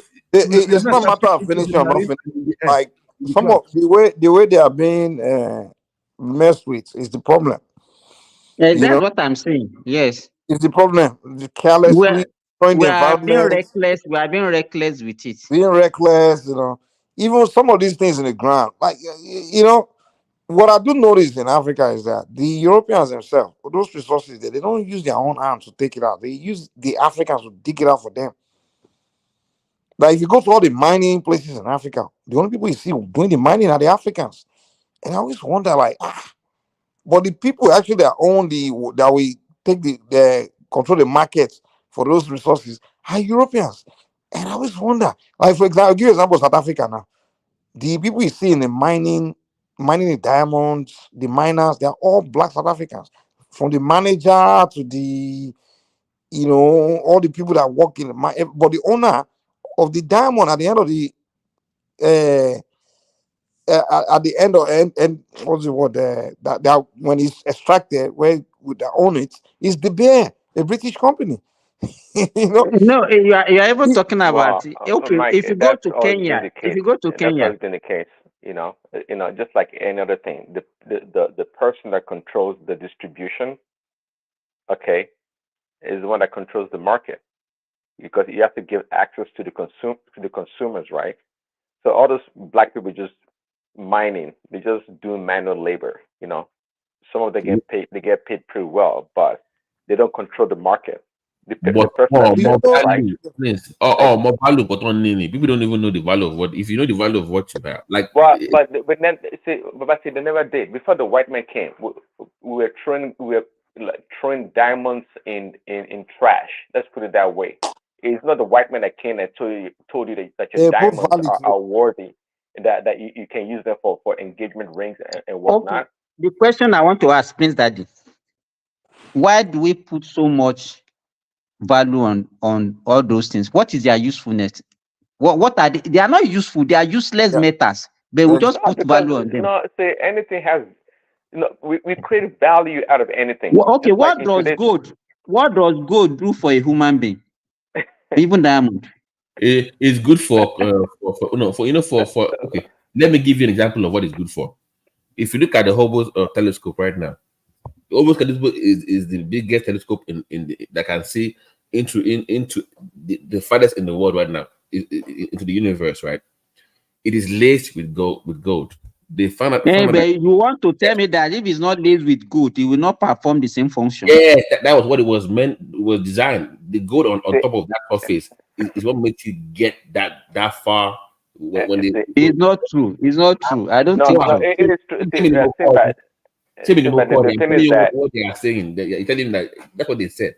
That gold design. Okay, said what they said. But you don't find value. Do you believe find that value in a lot of things? It's just like if you look at society, the reason why a lot of things have value or they even worth anything is because the white man chooses to do something with it and create value out of it. And the reality is that again, diamond didn't come to Africa because the white man showed up at the shore of Africa.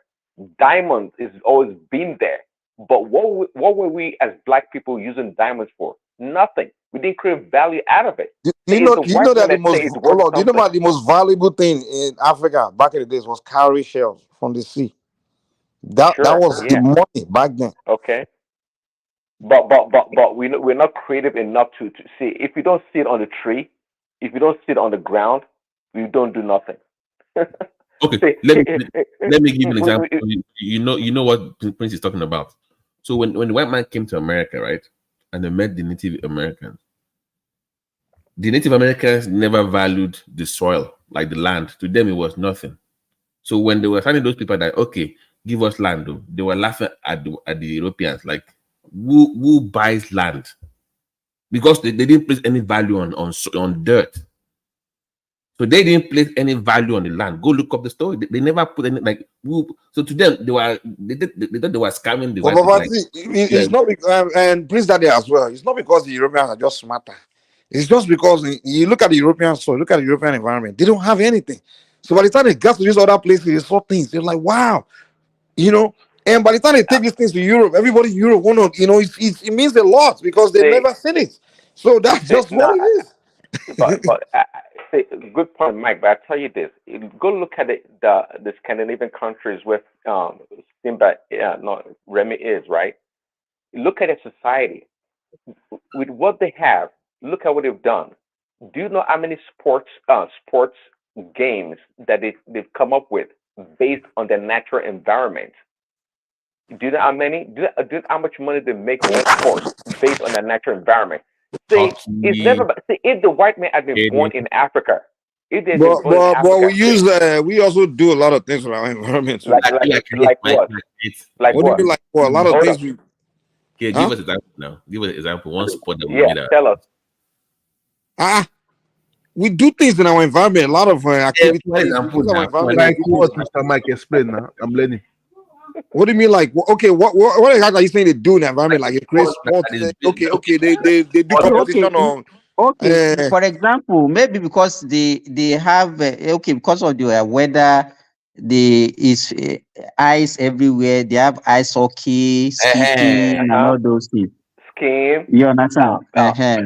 Skiing, snowboarding. You heard about the exports. Let me tell you. See, at the end of the day, this is what I've been able to synthesize. I tell you, it's not about what you have. It's about what you can do, what you have. Let's give it to the white people. What are you saying they do? What they have in the? Hold on. Okay, are they exporting this? First of all, and this sport you're talking about is something of recent. No. Wait. You telling me Europeans were doing this sports this thing years ago? Is it not recently that they just started all this? No, it's not recent though. Was it for profit? I mean, sports like you start skiing, we're talking but about this creativity and what you can do with your environment. Do you know how many? For example, Mike. You know, there's so many sports. The point here is that it doesn't matter if the white people had been in Africa. Trust me. No, they trust me. They wouldn't have done shit, man. Dude, they wouldn't have done nothing. You couldn't make that argument They would because just be look enjoying at that what they good weather. They will as lazy which as good all. weather. Which They good wouldn't weather. have used it to advance So, anything. Mike, is that so? You are saying now that is whether the No, we conducive had environment everything. Okay, that think made about us the to be psychology. lazy, that Simba, made us not think to about the be psychology, reasonable. Simba. In Africa, you literally cannot, you don't have to wear clothes year round for one. Two, in Africa, every village have the water source. They have soil that can grow food year round. They pretty much have everything in nature, like where to survive. So they desire to God now. bless Africa so much now. God bless. Yeah, that's what I'm saying. So the desire to start look a bit desperate for something else. It's just give you. it's just the reason it's not there. But in Europe, for example, let me give their you weather is not like they usually have to wear clothes. You have to cover. The winter is coming. The soil cannot grow faster If you sometimes. even So they see in become the, they desperate to have a start lot of, thinking. and another thing, Mike, that's not they have a true. lot of epidemics that wipe up, that have controlled their population. You said epidemics. Yeah, They have a lot of diseases. you know when it kicked this thing kick started, the idea to start looking for new world, to start sailing to another world, to go and find new world was during that and the Black Death now, when they had that epidemic disease that wiped out their population. That's Mike, when the whole thing kick started now. The world exploration or the global exploration did not only happen with the white people. The Chinese did it. The The Arabs did Africans it. were sailing the world too now. We were traveling now. With what? The With Moors. what? Have you not heard about? Do you know Africa were Europe? Do you know the Moors? They did Are you sail kidding me? Prince. You know the Moors were in Italy. Across the world too. They did sail across the world. But my point is this to you, Prince, Mike. But it depends on the reason why you are sailing. Now, if you are sailing for fun, now you are sailing for business, it's different now. No, Simba. Actually, Africans sailed to Portugal to study. Yes, before slavery. Did you know that? Before slavery, yes, Africans were studying. The Moors were even Europeans. There was the Moors. The Moors were giving the navigation, all those things. No, I mean, come on. Forget the Moors for a second. Even Africans, go look it up. They were going to Europe to trade and to study in Portugal before slavery. Yes, look it up. But my point is this: if they had the opportunity to have our waterways, what happened to sports with water? Water sports, like all those events that you can make money off from sport. Look at Lagos, for instance. They have that sports events on that water every year. What happened to it? If it was to be, you can imagine we have more water than them now. We have more water body, and we cannot even swim. We not make money off of it. We cannot even swim. We just became disorganized. We're now organized. That's one thing. Look at the Olympics now. Look at all the sport that involves water. The medals in swimming, the medal in swimming alone is more than any other sport. Look at it. How come we don't dominate them? Look at it. And win all the medals? Look at it. Look at the effort you are going to put in football and can only fetch you one medal. Football. Mr. Simba, if you are the president of Nigeria, you will flog all the whole athletes. You will polish them. You have canoe, flat water. You have rolling. You have water polo. They say this butterfly. In swimming, you can win 100 medals. And yes, you have water, but that one you forget that one. Now football and basketball you go play. I don't make any sense. There was a time, BT, that they were actually looking at it that it's physiologically, because if you look at short sprint races like 100 meters, 200 meters, you see that it's predominantly black race. Right. But if you look at swimming, it's like we are not made. I don't know the reason why. Maybe physiologically we are not made to perform well. No, that's not true. We don't have it. You have to understand, sport is a program. They have to have a sport program. Like, Chris, that you want to tell me, let me tell you, okay, with all the technology and everything that the white has, they are still not doing well in sprinting. But sprinting doesn't. Hold on, please, Daddy. Yeah, sorry, Simba, you have to understand something.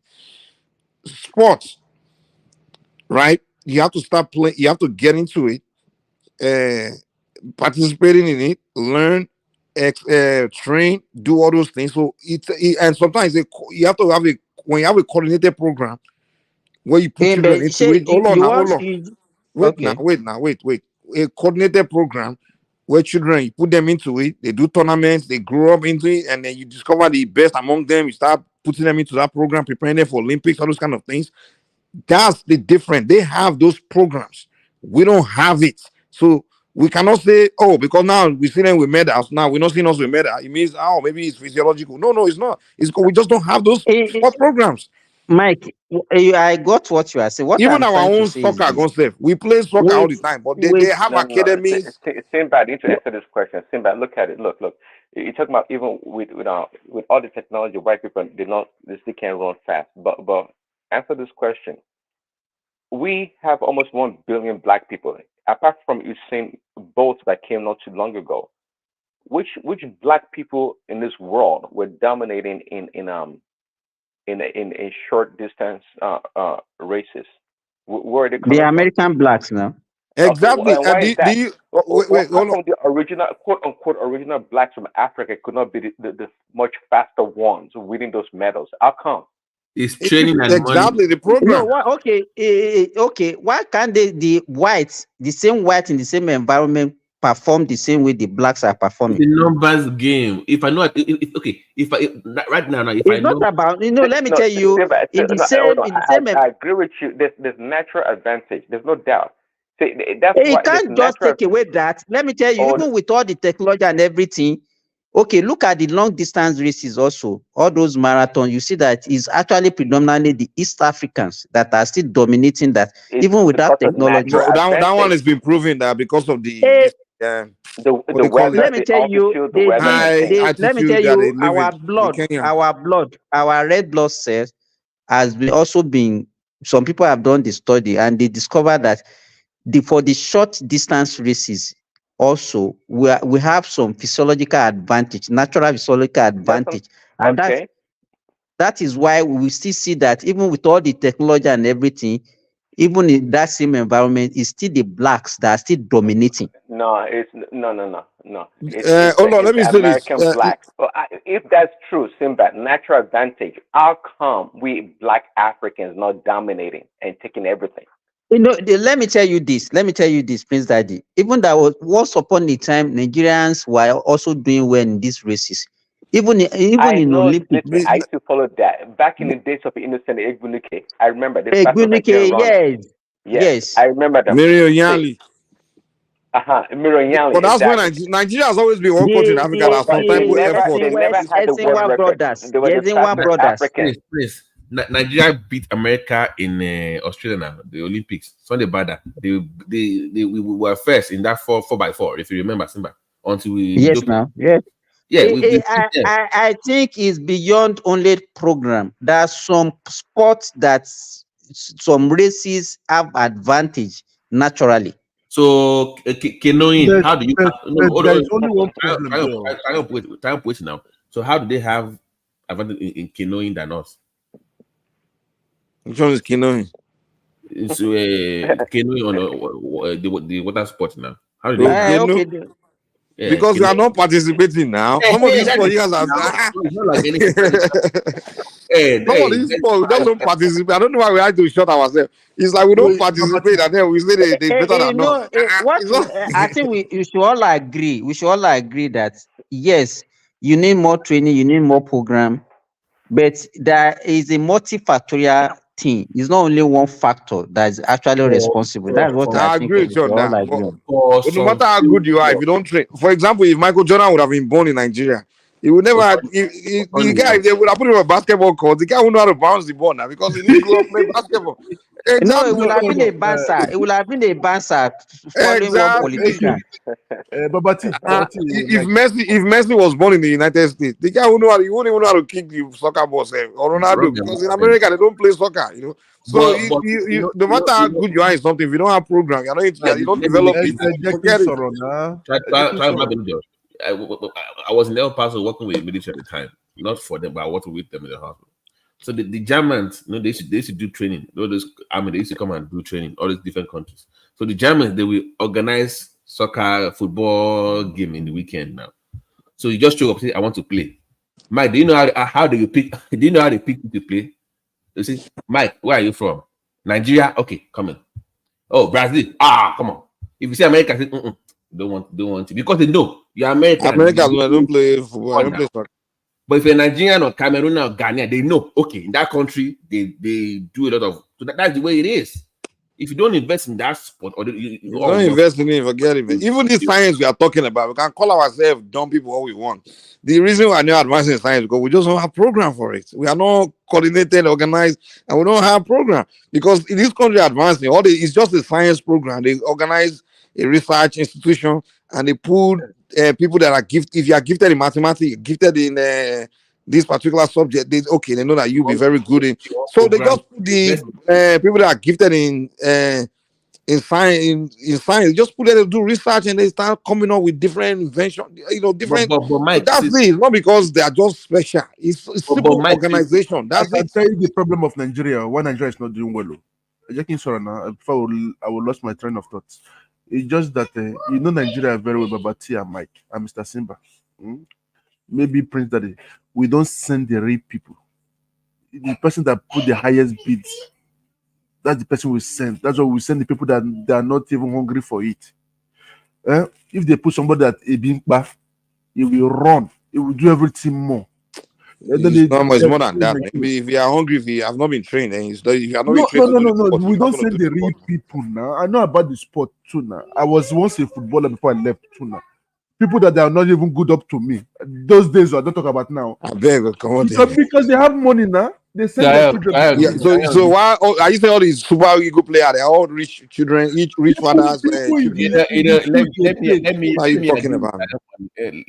agree with your point on this one. Do you remember recently this race that the one minister of sport, I think it's of Ethiopia, sent their cousin to join the race? But that's Ethiopia. It's Somalia, I think it's Somalia.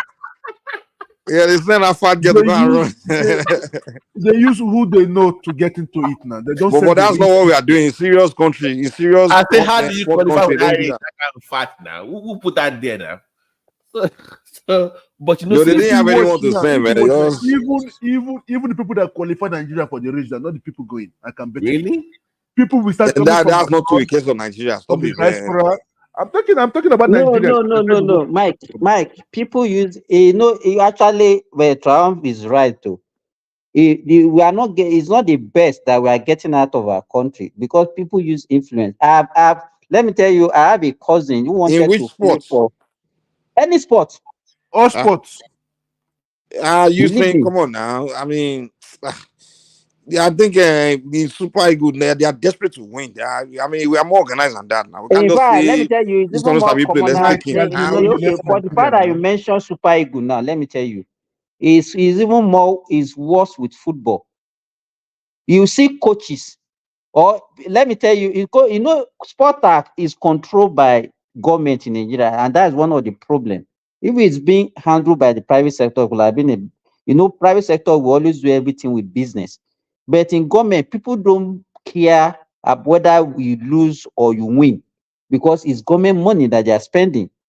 You see people in the ministry that have to have, this person, why did they take Garba Lawal? No, not Garba Lawal, this Kano guy to Nations Cup? He was old now. Musa guy from Kano. Ahmed Musa. Why was he in the team? No, it was the choice of the coach. Oh no, calm down. No, it was not. Mike, it was not. Wait. You guys don't understand football very well. In a team, you always want to take a guy that has experience of winning in it because he had that experience of winning at last Nations Cup. What did he do? He did not even kick. Bro, that's not where football works. I'm telling you, I went to coaching school. I coach football. I play football. I coach football. I know it and understand the psychology. There's more to be playing on the field. That's some team psychology. That's very important. You need a veteran player on a team where his job. Why did we win Atlanta 1996? Dude, calm down, man. Let me learn what I'm saying. Sometimes the psychology of the team is very important. You understand? And what they do is they when a coach come in or the technical advisors, they study the interaction of the players, right? And they always know that one player that knows how to organize the rest of them or lead. You understand? And that player, they always want to have him around because they know when the coach is not always going to be, they always leave those players alone sometimes. They always need that guy that always talk to them or rally everybody and get information and all those things. That psychology of the team is very important. So what they knew about Musa was that he's a guy that knows he's very good at that thing, right? So that's why they were like, okay, we are going to, and most of these guys, some of them are new. Wait, listen, wait now. Try to stop it. Stop it. They knew that a lot of these guys, they just brought them in from, some of them are just new on the team, like Kevin Bassi, all those guys, they are new. And then they realized that Ekong has this personality of leader, and then Musa, they realized that he's a very cool guy, and they always know. So that team psychology is very important. And that one player that has certain wisdom, they always want to have them on the team. So it's not always about who will be on the field and kick the ball and kick. Football is more than that. So they just needed him for the dressing room politics. Is that what you are saying? The one Musa, are you saying they brought Musa in because he's the son of somebody? Ahmed Musa now is the veteran. Just gave him the quota system. No, it's not quota system. No, it's not. No. Mike, let me read this headline to you from. This is from Daniel Amakachi. You know who he is. Of course, you know who he is. Let me read this headline to you. Players pay to play for national team, says Amakachi. So even they know that Amakachi said it, or someone said Amakachi said it. Yeah, no, it's a Vanguard story. Because come on, now, you know all these guys. Now, I know how they come on. Because it's been going on for years. This is nothing new. Come on, who has come out to say I pay to play? Come on, stop it. Let me tell you this. Somebody has asked me before. Okay, wait now. If you're a star player on a team like Victor Osimhen, of course you're going to play. We know you are good. Forget that one. Me discuss. So Kevin Ekong is paying, Abi.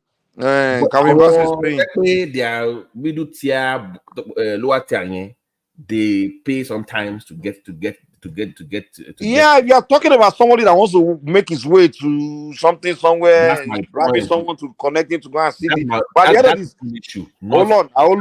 At the end of the day, what you are saying now, you are saying that there is no corruption in our sport. Is that there is corruption in our sport? There's no question. But I'm talking about on the selection level.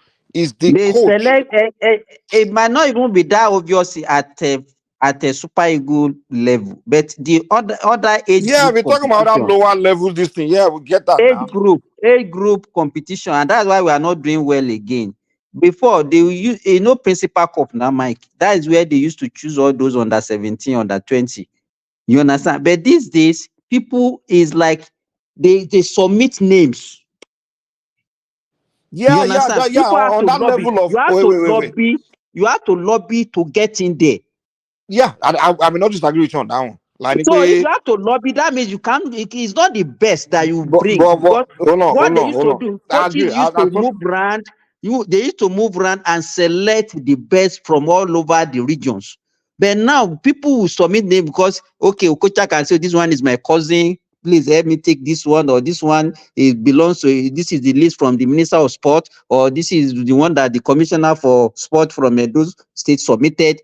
That is the way they contribute players. On that level, saying who goes to tryout, who gets to make it to the tryout, those kind of things. I agree with you on that level. But to make the list to go and do tryout to be seen. Those people are connecting, they're selling their own people they know. I agree on you on that. But if you are talking about the Super Eagle coach, like Jose Pereiro or whatever, is the Super Eagle coach that knows his job is on the line. Winning is determines his career. His winning record is very important. You are telling that Super Eagle coach now players being presented is going to be telling you that I'm picking the son of this one, son of that one. No, I agree with you. It might not be that obvious. I know football more than that. That's what I'm telling you, man. Don't play that one. The coach is not the decision maker to that. No. The coach at the end of the day is one that will pick. No. The coach at the end of the day is one that will pick his 25 players that is taken to a tournament. No. And it's to manage the team. It's to manage the team of the coach. He determines the 25 players, or else he's not signing any contract because his career is not only tied to that country. No, let me tell you something about FIFA. Bros. Coaches is not only your country that the people coaches come from all over the way. Coaches, all our coaches come from foreign. Coaches, their football career, you know, their coaching career is tied to how they perform in tournament, how they win, how many record win to lose, all those things, and they move on from country to country. It's not that they move from country to country. Like this guy now that coach Nigeria Super Eagles. This coach Wait now, calm down, let me land. coach. I don't like what you're doing. Chill out. I'm making a point. You just keep diverting me. For example, this guy that just coached Nigeria Super Eagles, the guy is in the beginning when he came, the way Nigeria was performing, the guy was like, God, no, this career. In fact, the last team he coached, it was Colombia, I believe. He did terrible, where his coaching career was declining. And then when Nigeria gave him that job, he was like, oh my God, I cannot do this. He started off on the wrong foot, where his reputation was even coaching resume was dropping. But luckily, the players performed. The guy took Nigeria all the way to the final. The moment he got to the final, I mean, his resume went on. He quickly quit that team because you know that the next team they're going to offer him a big salary because he took Nigeria to the final. Now his resume has grown. You understand? So these guys are focused on their resume. So if you're not approaching and saying, hey, this player here is the one that will help you win this tournament you are going, that will help you build your resume. Oh, but don't take him. But take this one because I don't know how to play shit because it's one of the minister. Hell no, he's not doing that. Okay, let me interject quickly. I will argue with you, Mr. Mike. I know Nigeria. Let's Prince Daddy talk. Okay. See, that coach you're talking about, number one, is probably a B-class, B-level player, coach, or C coach. He's not a high world coach. Anyways, coaching. What do you mean the C-level coach? That talks about his resume. But forget about that. Are you kidding me? Here's that. A national team coach is a C-level coach? Are you kidding me? FIFA? From where is coming from? Just because he's a white man. No. It's not because of skin color. No. You guys don't even know how FIFA coaching license work. For you to coach a national team, you have to be A-level. They're different FIFA coaching license. There's A, B, C, and A, B, C, D, and E. Rich country. No, it's not about rich country. No. To coach any national team. It's not good place neither. It's not a great fucker nation. Do you know anything about FIFA? I don't have to. Their level of. What do you mean you don't have to? You're arguing against facts now. Anything. What are you talking about? Okay, you don't believe that they have levels in everything. You don't think. No, we're talking about FIFA. We're talking about FIFA. We're talking about football here. We're not just talking about anything. But sent you something. Look at the private chat, Mr. Mike. No. You have to, okay. By the way, the point here is that look, before the coach is just a coach. The coach coaches whatever players Nigerian. I don't know, soccer or football association gives him that. No, that's not the way it works. No, that's not the way. They don't give him players. No, it does. How can that coach? What do you know? Where are you kidding me? Making the decision. Prince Daddy, do you know anything about football? Let's stop this conversation. You don't know shit about football, man. Just okay, Mike. Let me ask you a question. Okay, I apologize. Do you know David? You know this guy that plays for Germany now, Alaba. You remember him, right? Alaba doesn't play for Germany, for Austria. Alaba is Austria. It's Austria that he played for. Sorry, Austria. Okay, maybe because he played for Bayern, that's why you are convincing him to he played in the Bundesliga, but he plays for Austria. He was supposed to play for Nigeria, but the reason he did not play because they asked him for bribe. So I put the link. Thank you. So there are many stories, Mike. Many stories. The best of the best. They could have played for Nigeria, but because they were kept asking them for. Was it the coach that asked him for bribe, or was this one? Wait. Was it the coach that asked him for bribe, or was it one worker? Hold on. Some of them are coaches. Some of them are the FA themselves. There's no coach of a national. Okay, when this guy General, hold on. Wait. When General, General, the German coach. Right when he was coaching Nigeria, or say this last guy, Jose Poseiro, this Portuguese guy coaching Nigeria. Are you saying if what's this Nigerian boy that play for Bayern now? The half Nigerian Musiala would tell General, I want to play for Nigeria. General will not tell Musiala, hey, come and pay me bribe. Are you kidding me? He said, okay, let me quote. He said he was asked to pay bribes by the Golden Eagles coaches. He accused the coaches. Golden is not Super Eagle now. Golden Eagle. No, I'm telling you. She's part of the Nigeria's national team. No, it's like Mike wanted to exonerate the foreign coaches. Okay, at some point in Nigeria, we have local coaches as our national team coaches. Those people, don't you think they cannot compromise? Well, anyway, let me just leave it. He doesn't understand who the gatekeepers are. Let me give you one more. The gatekeepers. Let me give you one more. Actually get on the team. Hold on. I was asked to pay £5,000 for Super Eagles call-up Saki. I put them in the private. There's too many players. I can't even put the. Yeah, it's in the private mic. Go and read the private chat now. Even I want to give Mike examples. I want to even give Mike examples, even in Premiership, even in Bundesliga and all those big clubs.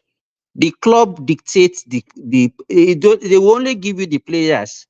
You are not, the coaches don't even have a say on who to buy, exactly. who to buy or who to sell. Yes, and that is why some coaches will say they don't give them free hands, because how many clubs actually allow coaches to buy players on their own? Most clubs they don't. You can bring, but you cannot. You can propose, but you're not the one. Exactly. You can make proposals. You can make suggestions. 2014. You don't call the shot. You're just a coach. You don't control everything. You don't control the club. You just have a job. From 2014, Chinedu Obasi said he was refused to play in the 2014 World Cup because he refused to pay bribe. 2014. I'll put the link there. There are so many players that have come out to say that the reason because they refuse to pay bribe to those coaches and the FA. There are too many players. If you go on, just type in Google bribe Super Eagles, you will see all those not the best. It's a lot, man. Mike, you can't deny that, man. I'm not denying that there's no corruption. People asking for a bribe. I'm just saying, like, the head coach of any team in the world. Mike, what you are saying. Head coach is an employee. He doesn't own the team. Prince, this is the solution. You must take the power away from the FA. Find a private sponsor of the Super Eagles. That is the only way. If the FA is the one paying, government is the one paying, they will be controlling who plays for Nigeria. That's the reality. That's just the reality. If they are paying you to coach, they will tell you who you. I hope, Mike, you know that all these foreigners. Also, the 2 World Cups ago, actually, sometimes, and it depends. We all know this guy, that German player that became the U.S. national team coach, Klinsmann, right? Georgian Klinsmann. Yeah. See, okay, we know he's an international player, big time coach or whatever. He took over the U.S. National team. Okay, he signed his contract. Obviously, he wanted to sway more power. So they give him the power to choose the players and do whatever. This player, London Donovan. Yes, London Donovan, yes. Yeah, he didn't choose that player. And that's absolutely the best player, a veteran player, but nonetheless, the best player on the U.S. team, because they had a beef or quarrel or whatever, he didn't choose that player. He put him on the bench. And that's why U.S. actually did poorly. That's not why they did poorly. He didn't pick him, but no, they didn't do poorly. In fact, they performed well in that World Cup. They performed to their. Was not the same World Cup that hold on, Mike. They lost to Belgium. Are they supposed to beat Belgium? Without Donovan, you don't think with Donovan they would First of all, he didn't pick. Donovan was 32 at that time already, so it was not in his absolute prime. But hold on, wait. Clint Dempsey was already, in fact, the best striker at that time, so he didn't really need Donovan like that. That's why I didn't take him. But the reason why everybody was heartbroken. Hold on, calm down, man. That played for Fulham that time. Yeah, Donovan. Clint Dempsey was still playing in England. Donovan was playing in MLS. So Clint Dempsey was more in his prime. Exactly. So Dempsey was even a better striker than Donovan. So Dempsey was the main striker now for them. So when the thing is, when the American media, Donovan was their darling son, and they were just talking Donovan, distracting the team. And during training, the media will come there, be interviewing Donovan when everybody's and the guy is just irritated. He's a German, so he didn't like the way Americans' attitude towards the game. It was just being irritated. So it's like, you know what? Let me just drop this guy. It's not that special because, first of all, Donovan is not like a guy that play for one big European team or anything like that. It's just a average, But you know. So I understand. But so just it like dumps Musa, it. But you guys for are you to talking. say they didn't perform well, they performed absolutely well in that World Cup because But okay, Mike, it's subjective. That's your own opinion. no, I'm saying that with Donovan. no. The way they hold on. The way they measure how you did is if you beat team you're supposed to beat. Yes, they were not supposed to beat Germany for one, and they were not supposed to beat Belgium, and those are the only two teams that beat them. But the rest, they performed well. They kicked Portugal out of the tournament. They outperformed Portugal. They beat Ghana. They did well. They did what they were supposed to expect, Well, and that's why the guy it's kept the job. okay. Well, that's well with Donovan. Okay, I thought they would have done much better actually. No. That's your opinion. Nah. I just because the. But my point is that this was a unique case that Klinsmann had the authority actually to control who plays and who doesn't play. Okay, but most of the time that's not the case. Even the big leagues, the coach is not the one that calls the shots. The coach is just the coach. The owners, the managers are the ones, just like NBA. Anyway, Was it not Klinsmann that called the shots? Huh? With I said Donovan. they give Klinsmann a lot of power to call the shots. In soccer, the coach speak is 25 because he's the one that's okay, Mr. Mike, let me ask you this question. See Nigeria sport entertainment. I go today. It's the same thing. They run the politics and the businesses. If you do as you are told when they give you a contract, you will still be there. If you don't do as you are told, they will fire you. Look at that. Look at Southgate in England now. They fire you if you What don't has he win. achieved for That's what England, happens. and he still remain there? Let me tell you, the sport administrators actually has a major role to play in the selection of who and who play for the country. So why do they fire the coach when they don't win? And they fire you because you don't perform. Exactly. I can argue like you want to pick the players. The coach can just say, wait, I lost because they allow me to pick the guy I wanted to pick. So you're giving the coach okay, let me use The coach is supposed to use the players is given to use. He doesn't call the shot. When they hire this coach, they pay them big salary and they could let the coach do his job. They give him free hand. And then when he doesn't win, they fire him. Have you ever asked yourself? Let me tell you, you see some coaches, they will still perform whatever they presented to them, they give the materials they give to them. And then at the end of the day, you see them saying, okay, after this tournament, they will have performed well, they will say they are quitting. So why do you think they quit? And some will not even perform well, and they will be there for years. Thank you, Mr. Simba. You have to understand, Mike, he's a politician, he's who you know. You just do as look you at that. told. Look at Southgate. Look at Southgate for England now. What has he achieved for England?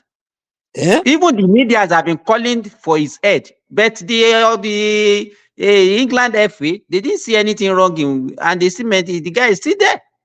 But the guys will performing now. He took them to Euro final. What are you talking about now? What has he achieved for England? He took them to Euro final. He took them to World Cup semi-final. What are you talking about now? What is he supposed to do? Mike, the moment you do as you are told, he has to win the World Cup before you know. Mike, look at now in Europe. This is how I learned it the hard way. I was opening my mouth as an African in Nigeria. Everything passed in front of my nose. The moment I learned their system, you keep quiet, do as you are told. Nobody disturb me to date. I have everything I want. Mike, it's a different world though. This is not American that you can talk. They say Americans are all loud makers. And that's true. You're just proving it to me now. That's true. Even though you're in Nigeria by birth. But now you said earlier that now you're throwing away Nigerian passport now. That's what you said though, according to my conclusion.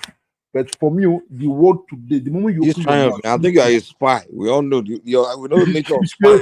I've been listening to you guys. I beg. Yeah, come to take notes of what we are saying here. I don't know. Mike, do you know that I put a link in the comment section? I can't confirm the report, but the report said that even our former coach that took us to Nations Cup, even himself, they pay FA bribe every month to keep his job. Exactly. No, he even pay. Let me tell you, before he got the contract, he got contract, BT, he will have had an agreement with the people in the FA. How much he will collect, how much he will give back to them. Forget about it, Jerry. He was paying them. I'm not doubting that Nigeria is not a corrupt thing. Corruption is going on. He was paying them 20K a month from his own salary. That is their own share on the side. That's what the report says. They increase his money. That's the way they increase it now, as the politicians do now. They balloon the price, but he has his own share and tax free, and the rest is for the others. So everybody has peace, chop by chop. This where you work is where you eat. So that's what I used to tell people. Where you work, where you eat. So that's not my Yeah. business. So Nigeria has players. So, but he was like, how did this one make it? BT, do you remember when Siasia coached the Olympic team and he won bronze medal? Mm-hmm. You know, he has to source for funds to they were in Atlanta. They were in Atlanta for training, and when they were supposed to move to Brazil, they said there was no fund. They got to Brazil 2 hours before their first game. And that game was against Japan.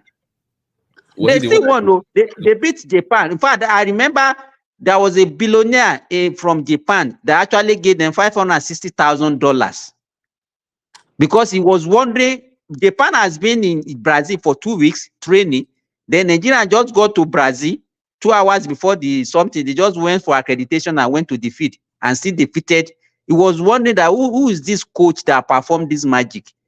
He gave them 560. You know, when they were now asking for the contact of Siasia, the FA people, they said no, that he should write the check through the FA. Even the girl, so that they can use the money. Even the girl that went to play the World Cup in Australia and remember, was it this year or last year? I think it was this year that went to play the World Cup, Women's World Cup. The FIFA paid those girls directly. They didn't trust the FA. They paid the Nigerian women. They paid Nigerian women. I agree with you guys 100%. Nigeria FA, they are corrupt as hell. Because they know them now. They know that these people are corrupt. So they paid those girls directly, and they were mad. They say, "Oh, FIFA, how can you pay these girls? You're supposed to come through us first." That's the way they are. They have their own share already.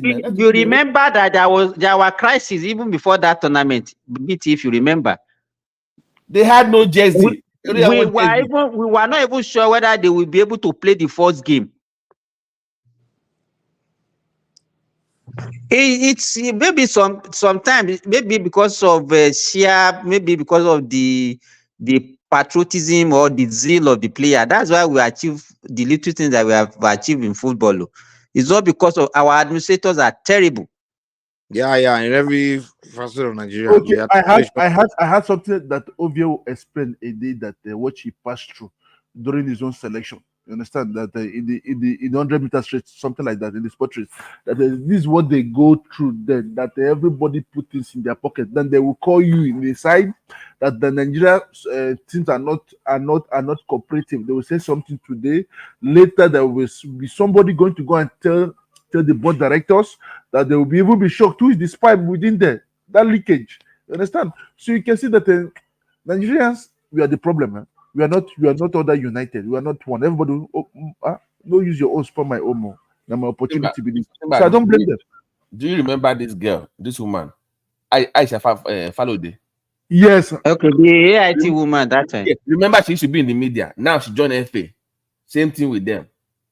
That's not just for you complain about something for so long. When they not give you the opportunity to work, Nigerians, let me tell you, our complaint is not because of we want things to be good now, because we are complaining because it's not getting to us. Well, everybody, have you ever seen somebody who even look at the way Kiyamo and everybody used to be critical about government. Can it be that critical about any government now? You understand? Continue, Mr. Simba, continue. Okay, no, so Kiyamo is performing. We have the best though. You think Kiyamo that help him to get his this thing? You guys give the man a little bit of flour now. For what? Yes, no, yeah. Is he the one that fought Yema to fight against the peace for London? Exactly. I did something. And Onyema is crying now that they're not beating the price lower than his own price now. I don't That's to put him out of the business. The man is because the man wants to. Is it serious? Of course, he wants to that was become almost expected. He wants that monopoly to now. take their market share. What do you think they're going to do? They're going to allow him to do that. It's a price war, and I think they have more arsenal in their chest to fight Oyema. They can bankrupt him. Don't be surprised if you take him $200 flight from Lagos to London. I'll be happy. I'll be happy. Even $50. I don't care what that is. $50. This guy wants to get into bankruptcy. Yeah, just like America here, no, everywhere. When there's competition, you can expect price war.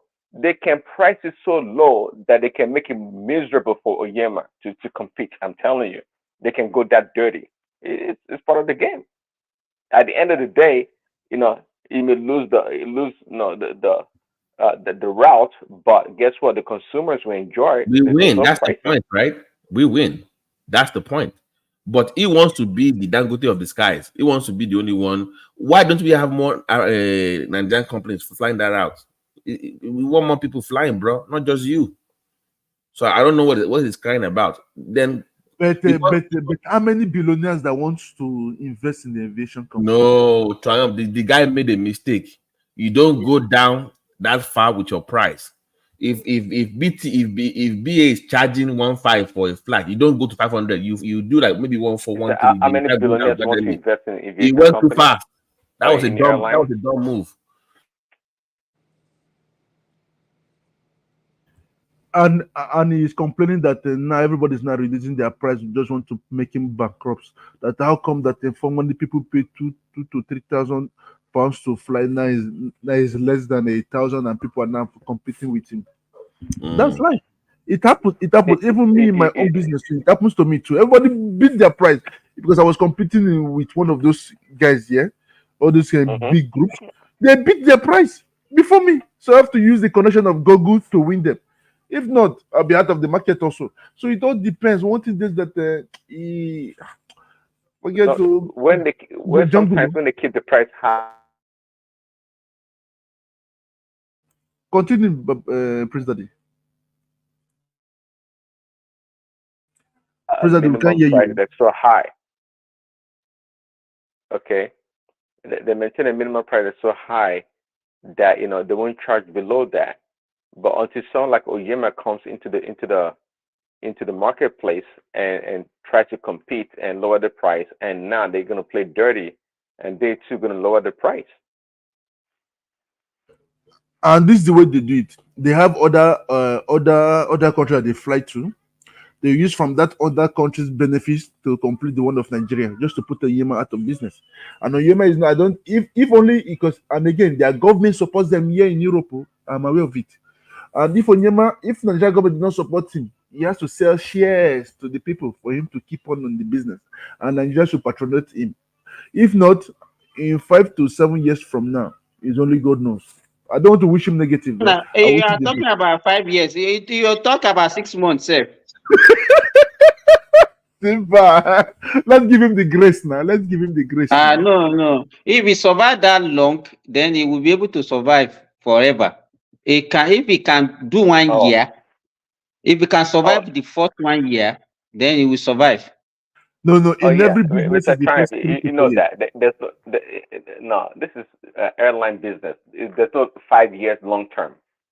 In 1 year's time, you will know if Oyema is going to be in that route or not. If it's going to be. And that's what I'm saying, please, Daddy. That's what I'm saying. And I heard that they are unfair with him, Mr. Prince Daddy. That they even it's the reality. It's the reality of the competition. It is the reality.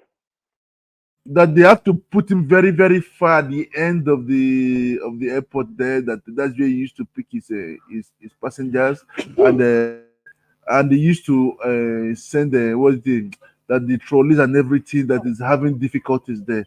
I say he has to cooperate with them. They made me to come to the table. Mr. Simba, remember, they made me to come to the table. Or if not, to go away. You must put the price of everybody. That's why, usually in this kind of situation, if Oyema Airpeace was a Chinese company, it would have been totally different because it's going to have the backing of the Chinese government with billions of dollars, and it can afford to run the route for 2, 3, 5 years and lose money because it has the sovereignty backing. Okay, but that's not the case. I don't think the Nigerian government is backing it with any money, so you can't afford to be losing money. If that we are in a backstage now, I should have said something. It's not. It's not alone. Prince Daddy, that was why I said when he started and then he started this Igbo attire and everything. I tell you, this guy is not a smart business person. Because this thing that you want to do, this business that you want to do, you need the backing of the whole Nigeria and Nigerian government. It's not about, you understand? Some people say they don't see anything wrong. I say, yes, you might not see, but a lot of people will see it. And by the time they start spending, okay, he was operating local flights and he didn't use local Igbo attire for local flight. That's true. You understand? Why then you now want to operate international that you think you will need the assistance of the whole country? Now went and sold one Igbo attire. And some people are just blabbing that he didn't say anything wrong in that. Much from is going to change, Simba. But mark my words, it's going to change. You're going to change the attire just to me and because you're going to bring a because locally they wear blue and white. That's where PAP's hostesses. That's where they wear. So why did you change that? Why did you change it when it comes to the international, and you are now making it your own tribal thing? Because see, that's where I disagree with him. Understand? When I say I don't shake my, I say he has lost the battle.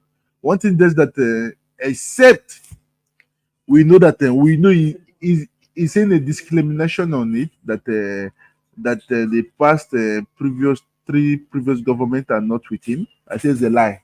That you cannot just get the money like that. It doesn't fall from the sky. It doesn't fall from the sky. It cannot lie. So what is I don't want to say something on air. The later they will come against one man. One thing is that in every businesses in Nigeria there is always somebody behind them. Understand? They want to give it a try, and they get that money you borrow, the money you work for, you don't take other risk. You have to play with the team, the same game for you to make it. So that's it. But he's complaining now. Anytime we see him on telly, on TFC and what's it called, channels and these other arise, it's just to complain. Apart from that, everything is good with him. We don't see him. When there is problem, you see him on air complaining. And people that complain too much, I don't like them. I hate people that complain. I like people that have positivity, that have hopes. You understand? That's just it. But I wish him all the best. You know what I observed, Mr. Trump, before this epic saga started. Anytime, like, okay, there was a time, okay, sometimes last year, I wanted to book my return ticket back to Saudi Arabia. And I discovered that if I decide to book from Saudi Arabia, it's cheaper for me to book from Saudi Arabia than to book from Nigeria. It cost me more to book from Nigeria. Thank you. That's what I wanted to say earlier. Thank you. You understand? So I have to call my friend to book for me from Saudi Arabia to get out of Nigeria. It's like I'm paying like times 2 or times 3 of what I will have. And I don't know why are they doing that discriminatory this thing? Everywhere in Nigeria, that's what they do against us. We are complaining the government are wicked.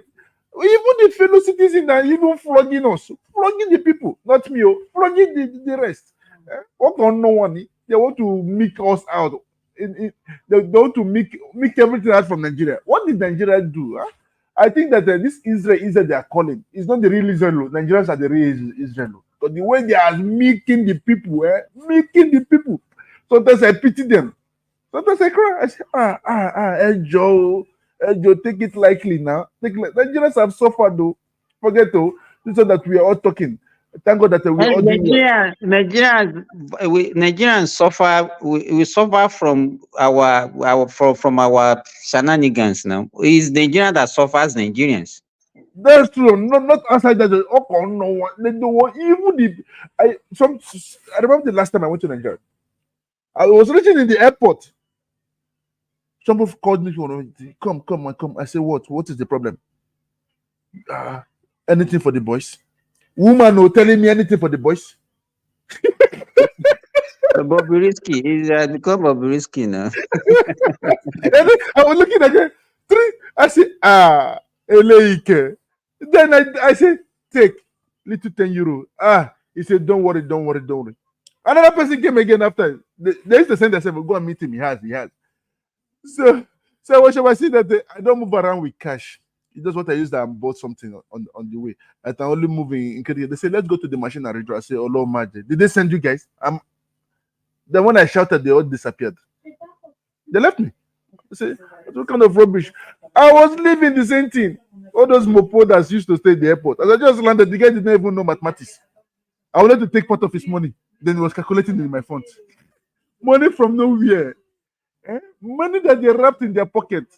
I saw it. Nobody they say. They were stretching this calculating money. I say, just take this and let me go now. They say, it's too much. They want to even give me. I say, this guy did not know mathematics, so he did not know mathematics. So, and these are the people there. They bribe or they work their way to that place. Because I know that everybody is fighting to be in the airport today. I know of that one.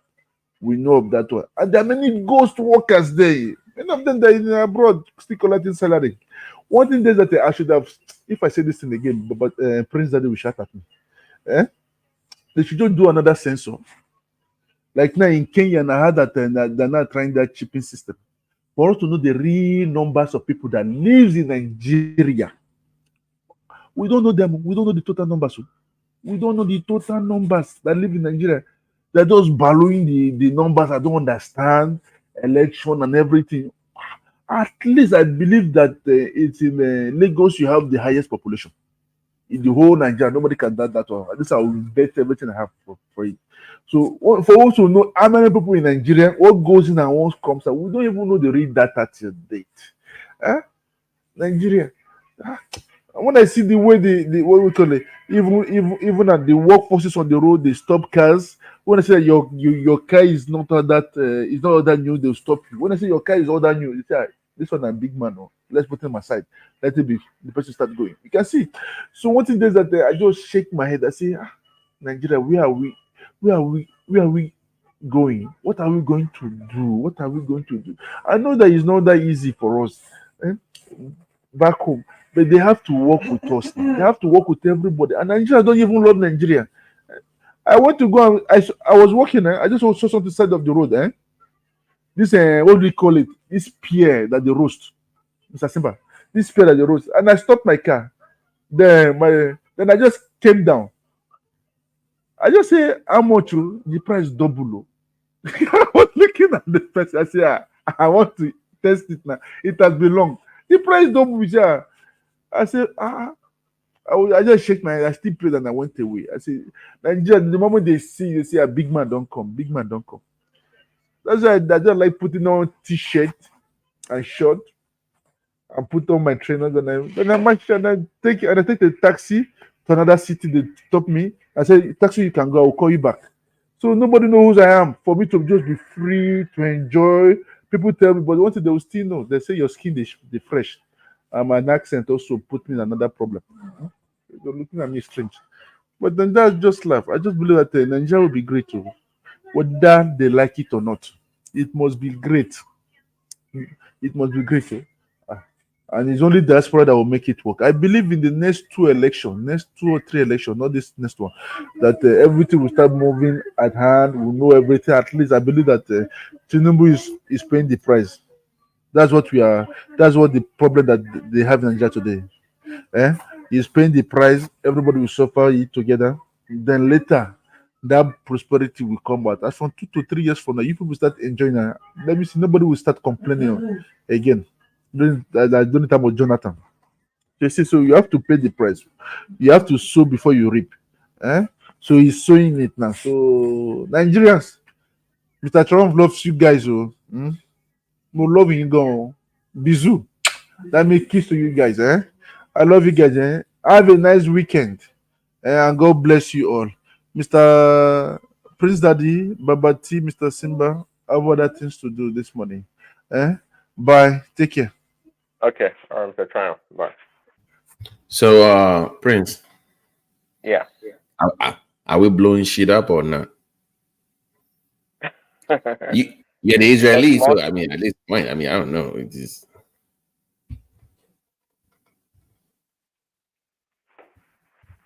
I don't know, man. They struck. I heard they struck in Iran earlier.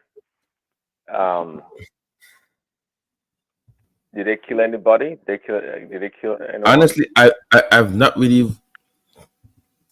So I was on my way from work yesterday. I was like oh, but it's because it's not even on any major. There's no. If you go on Fox News or Coms, it's not the major headline, so you know it's nothing. So CNN is not reporting. But the funny thing I heard though, I heard maybe some people were disputing it, that the strike in Iran killed Biden's uncle. Biden's uncle? I'm telling you. The news that's out there, I'm telling you. Biden's uncle in Iran? The fuck is going on? Biden's that was a news report? I just Google it, I'm telling you. It came on X. And it seems to be a credible source too. It was just comical. I don't even know what to make of it. I don't know. Yeah, it killed Biden's uncle. You know, daily. Wait, what the?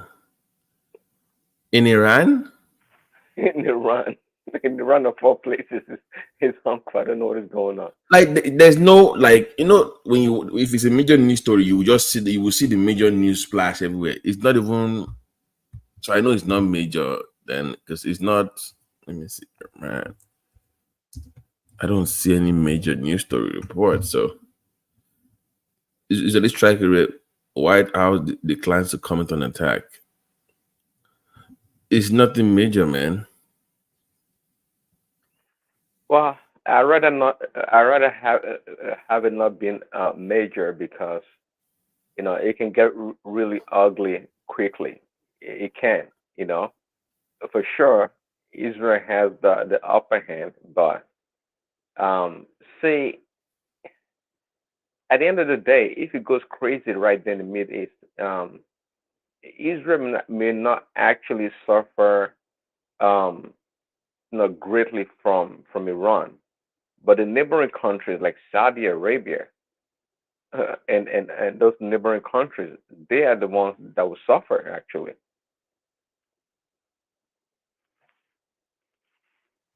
Well, I don't know. Yeah, they're spoiled brats anyway, so they can do whatever they want. They're big daddies there to. I mean, that's what it is. We can do whatever we like, and if we get in trouble, Uncle will come bail us out. So that's. Well, it's sure power. I mean, Iran cannot, send 300 drone strike into Israel territory. I mean, and they will not respond, even though a lot of pundits are saying that, oh, don't respond, don't escalate. They didn't kill anybody. Only one little girl was hurt, and all this stuff. That may be true, but at the same time, they have to respond just to show their force. I mean, you cannot be intimidated. I mean, imagine if Israel didn't respond. It's not going to be good, even though in our minds we don't want it to escalate, to get crazy, because truly it can really get crazy quickly. I mean, imagine Israel strikes inside Iran, kill the Ayatollah or some major people there. I mean, it's going to get crazy. Well, all I can tell you is I've been to where they call the Valley of Armageddon, right, in Israel. It's called it's really called Megiddo. So Megiddo is a place where yeah, Megiddo is a place where you can literally see the neighboring countries. Like everybody's like a meeting point of the borders for 3-4 countries, and the holy book. So let me respect your book. Says that will be the final battle, right?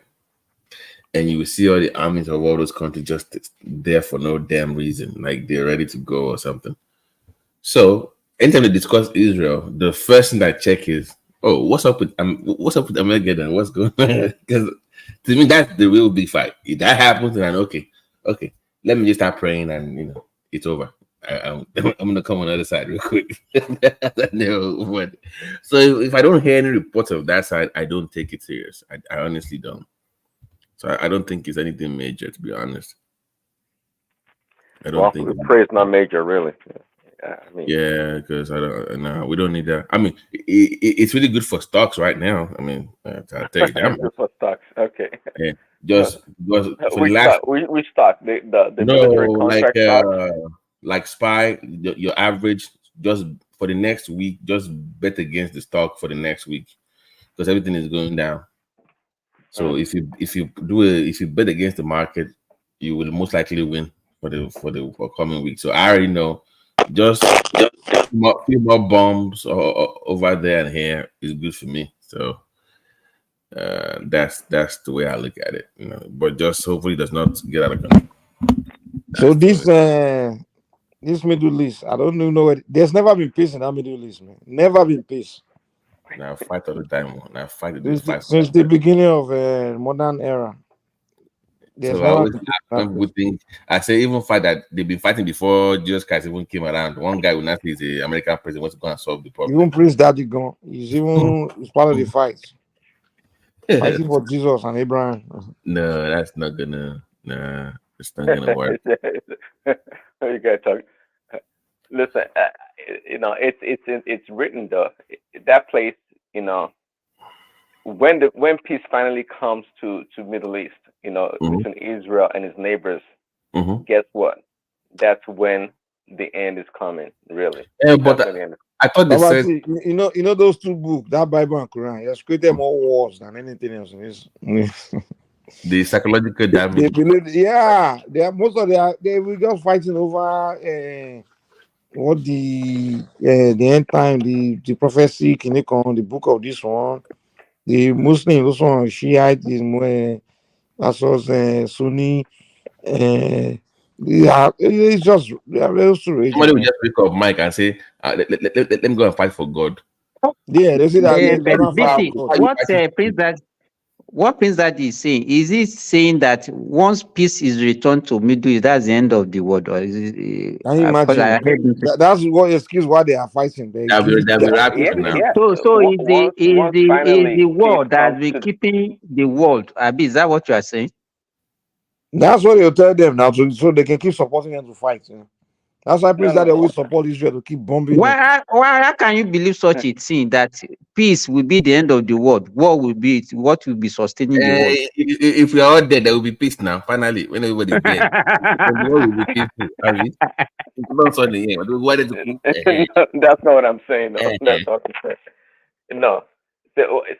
Because there's just like Mike said, there's never been peace in that region. There's always one thing on another. But eventually, there's going to come a leader that's going to say, finally, there's peace in the Middle East, and Israel will be at peace and be merrying and jollying, and suddenly, disaster will come. And then we are approaching the end. Quite frankly, and quickly, if I may say this also, by the way, Mike, is not the Bible that's causing war in the world. The Bible is a book of prophecy in a lot of ways. It's simply telling you what is to come. It's telling. Let's even see how well you know the Bible. Let's just So for this event to occur, that you say, the true sons of God have to return back to Israel. So. And you've told me that the people that are there right now are not the real Israel, right? Do we agree on that one? The people are there, they're not the real Israelite, right? We don't agree on that one. I never told you they were not. So the text says when it is ready, the real Israelite will now move back to that place. They will build the temple, right? Right? They will build the temple, right? The third temple. they will rebuild it. That's what it says. Trust me, I know the The real Israelites are the Igbos. Yeah, And they will Prince go that. back there, then they will build the temple. And when they build the temple, they will have Wala, and the man of peace will show up. The Mujahideen that the Muslims call their own savior, but is the Antichrist. Then they will be the Wala, and there will be war, and 7 years of this, and there will be rapture and all of that. Okay. So, what part of what is the level we are in that process now? What is the state that we are closer to that stage? Are we closer to that Mujahideen coming back to? Where are we? Where is the man of we're peace? closer. I mean, the miraculous creation of the state of Israel in 1948 by the Zionist movement is the beginning of it. You got to keep one thing in mind also that things work. Even Jesus Christ himself, he said that as if immediately he died, that was when the end of the world will come. And this is over 2,000 years. We are still waiting. Same bad. You know, to God, 1,000 years is like a day.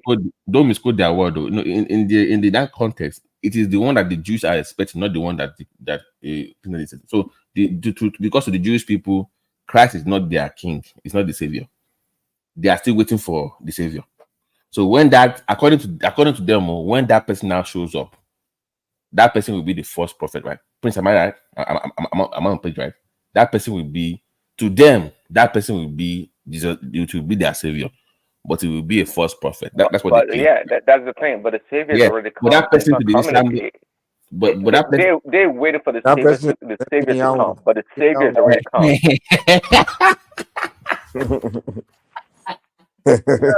What? But that person will also be like a Muslim, because it's going to be what they call the Mujahideen, right? Mujahideen, who will be the Antichrist. The Mahdi. Yeah, that guy. So once we see that guy, yeah. So where's that guy right now? Where is he? That guy, if we talk about the same person, Christ has already come. The only No.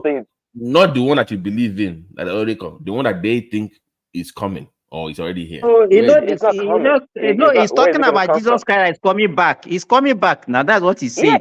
It's coming back. But they are expecting it's coming, whereas it's already come and it's coming back for the second time. But that's what I'm asking you. Like, where are we in that is coming? Where are we now? Are we close or? Well, they missed the boat. It's already come, so they missed that part. All the way. I mean, they say it will come like a thief at night. Yes, the second time around. Yes, but when is exactly that? What's going to happen? That one? What do they mean? Nobody knows. Why? What they mean when they say it will come like a thief? You know the Bible. Nobody knows when it's coming. It's coming like a thief in the night. What if you get shot, man? You come like a thief in my house, bro. I get guns. Get guns. Okay, Mike. You know, Prince. I was reading something recently where they said there's a program that they're conducting now. They're going to have some systems in space where they can beam imagery into the sky that will look like something is coming in the sky, and everyone, so they can make that illusion happen, and the old world will see it. And I was watching the whole, I've forgotten the name of that project. Like, they will make it look like something is in the sky and they can do whatever they want to do. So to my mind, it's into, you are designing. So, but I am not saying it is true or it's not true. So I will not disrespect the holy book like that. All I'm saying is just let me know where I am. Maybe phase 1 or phase 2. What is your plan? If you know where you are now, you'll be you'll be spending all your money. We enjoy life. You know what's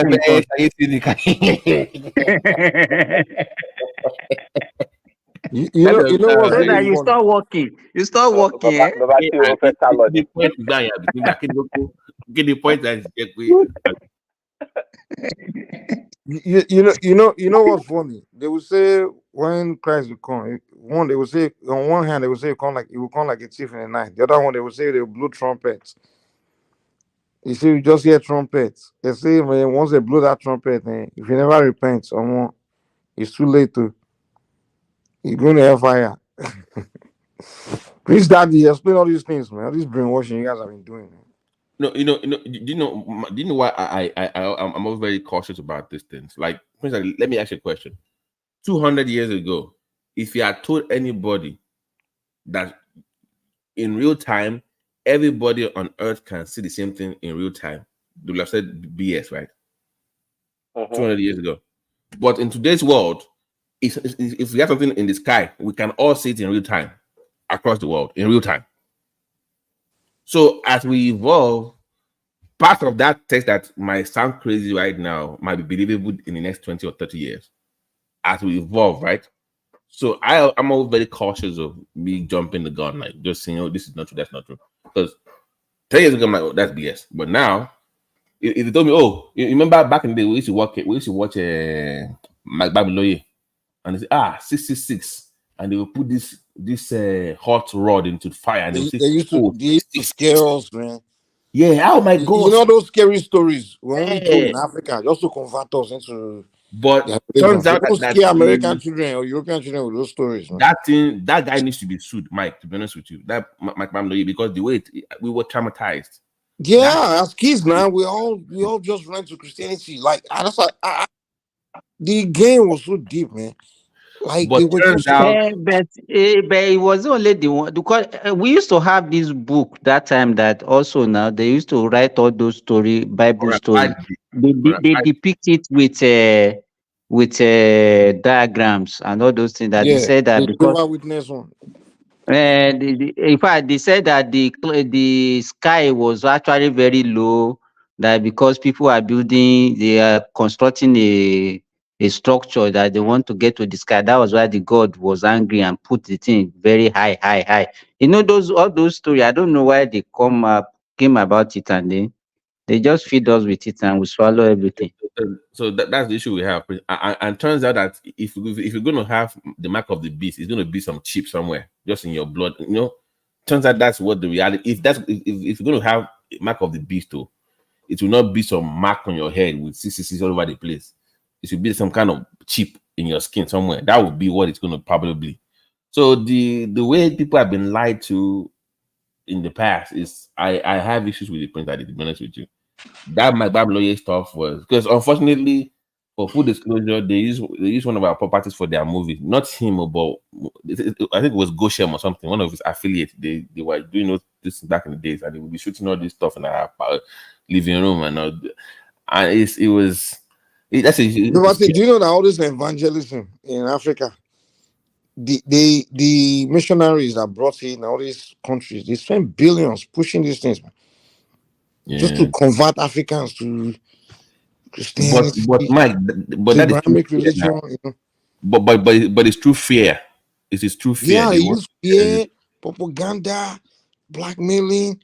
I mean, they just. I mean, like the British. I don't know what they are. Those Western countries. What they are. I'm like, why are you guys so interested in Africans? Just making us become these people that you want. They just want to convert us and change us to who we're not. You know, and they've successfully done it for the most part. So I figured. And what's the end goal? Have we become better people? We become even worse human beings, man. We lost our cultural values of family and community, man. That was lost in that whole experiment. Mike, the end goal is to save your soul.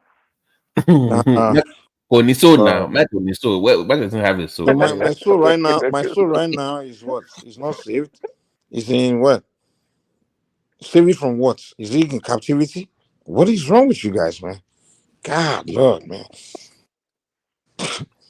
If you're saved, that's fine. But they did numbers in your mind, man. They did real numbers in you guys' mind. So all your ancestors, your grandfather, all of them are never. Do you know, Mike? They used to lock us up in the room back in my church going as kids, and they will force us to start speaking in tongues, Lauren. And we'll be there for hours. So many crazy things. Whatever you have in your mouth, just say it. It will come to you. And as a kid now, you want to just start saying, just to impress. The one they used to do, they used to come to the neighborhood. Man, they would do this big screen to show us You know the one you do in Lagos. I don't know if you witnessed it growing up. They will come to our neighborhood.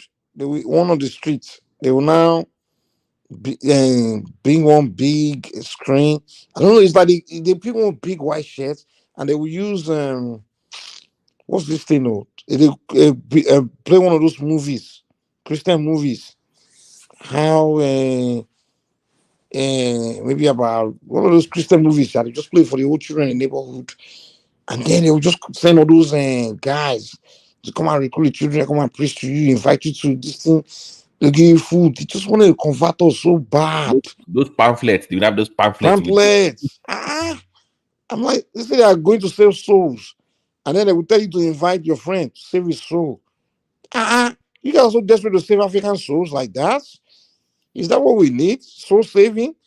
We got poverty problem, got all this problem. You don't care. But the number one thing you want to do for us is to save our souls. Really? We used to call it, back in my church in the 80s, we used to call it let's go out fishing. Do you know where let's go out fishing? Fishers of men. Yeah, it's good. Let's go out fishing back. We'll go to make us sing that song. We make you fishers of men. Oh God. Oh my God, man. I need to sue some people. I'm telling you. Some people need to they did numbers on that. Oh boy. By now, but see, obviously, Mike, it gets were exposed to Christianity in they Africa. Know the Bible, both of them. What happened to them and they left? Yeah, the way I was. So what you guys are talking about, I'm aware of the projector and showing stuff in the school, this and that. See the way they both of them, Mike and. But at this point in time, see, we're not under slavery or fear anymore. It's right at this point in time, at this age, it's about choice. So nobody's beating down Christianity on my head. It's a choice. Now, you get to a point whereby you make your own choice that what you believe in, if it's real or not. Gone are the days whereby somebody's trying to instill fear in me. I don't think I was even scared to believe in it. But nonetheless, people try to preach or spread the gospel to the best of their ability. And it's nothing new anyways, because even in the Bible, in the early days of Christianity, they tried that also, and there were a mixture of human culture, tradition, and Christianity. And that is normal. But at this point in time, you guys should know clearly. I mean, it's not for everybody to know, but you get to a point of maturity, not because I'm matured as a Christian, but you get to a point that you know certainly that there's a God and there's Jesus Christ and He's the Savior of your soul, and He came to die for you. This is not a struggle. Anytime you see me talking about Christ or God with people, I don't get angry, because there's no reason to get angry. I'm always at peace. It's not a forceful thing at all. It's not like beating anybody on the head. It's just like, do you know or you don't know? And I heard you said earlier, Mike, that I'm always trying to push people to the Bible. You're an engineer, and something tells me that when you were in college, you were not reading, when it's time for your engineering exam or to study engineering, you're not reading psychology book or some other books.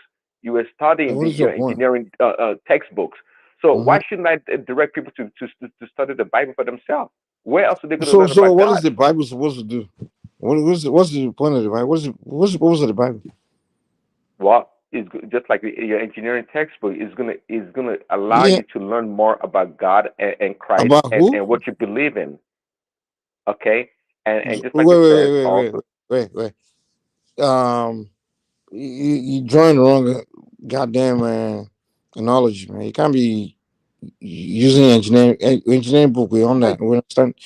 We get that, but you can't say the Bible is a book to tell you about God. Are you kidding me? Okay, Mike, say these words after me. I want to know if the Bible is going to be real for you. See that Jesus Christ, if you are real, appear to me. Say it. What the hell I am talking about? No, I want Mike to. Mike doesn't believe in it, so let us see. Okay, Michael. Mike, over to you. What did you say? Just see that Jesus Christ, if you are real, appear to me. I want to see you face to face. Oh, Jesus at tea. That's the problem. Say it at least. What were you smoking that day? French weed or what? Just say it. Just French say fries. You're smoking French fries. No, don't worry. Say it, Mr. Mike. Say it now.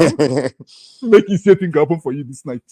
Talk him. How did you know it was Jesus that appeared to you that day? No, don't worry. It was not Prince Daddy.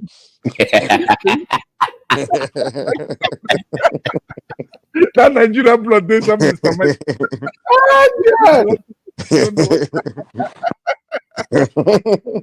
But Prince, on the more serious note, let me tell you one thing that I miss about the old church. That is just one thing, not the old time. It's I would say their commitment to spirituality. Those that came from those Orthodox churches into the Pentecostal, because back in the Pentecostal days, people didn't really study the Bible. It's what like Catholic Church, we didn't really read the Bible, right? It was more, whatever they told us on the altar, that was it.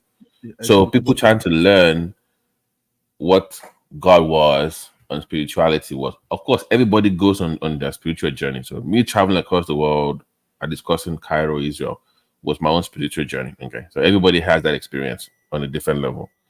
But what I do appreciate about the old church back then was they need to learn about God in a different way, different dimension.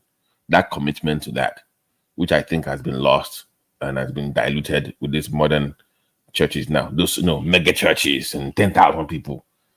So I think they've lost that essence. Just that part of it I miss. I have to admit, Prince, that part of it I miss that. But this BS, whatever they do now, nah. I'm sorry, man. It's all about the numbers of people that attend to your church and understand. And again, if I watch many churches in America, it's all about entertainment too. I was surprised. Even a friend of mine that came back of recent was telling me that even there are gays in the choirs. I said, what? They say it doesn't matter. God loves you the way you come. I said, no, it matters. Oh. Very true. We start singing Bobrisky in every church. So start singing. So that's it. But Prince Daddy, I know you want to say something. Say it. Don't hold back. I leave the mic for you. Well, yeah, I totally understand what you're saying, Babati. Yeah, these mega churches, they've kind of taken over, but there are still plenty other churches, that have that same kind of environment feeling of the past. But to what is going on in today's churches, today's churches are heavily corrupted. Yes, Mr. Triumph, there are plenty of Bobriskis in the church, plenty of them. And if you know, here in America also, they have their own church. Really? As Babati will tell you, they have their own church with their own. Babati, have you visited one? Have you visited one? I would like to know. Yes, I did. I didn't know. I didn't know exactly. Yeah, it was a good experience. They read the Bible, but I just didn't get it. I mean, they read the Bible.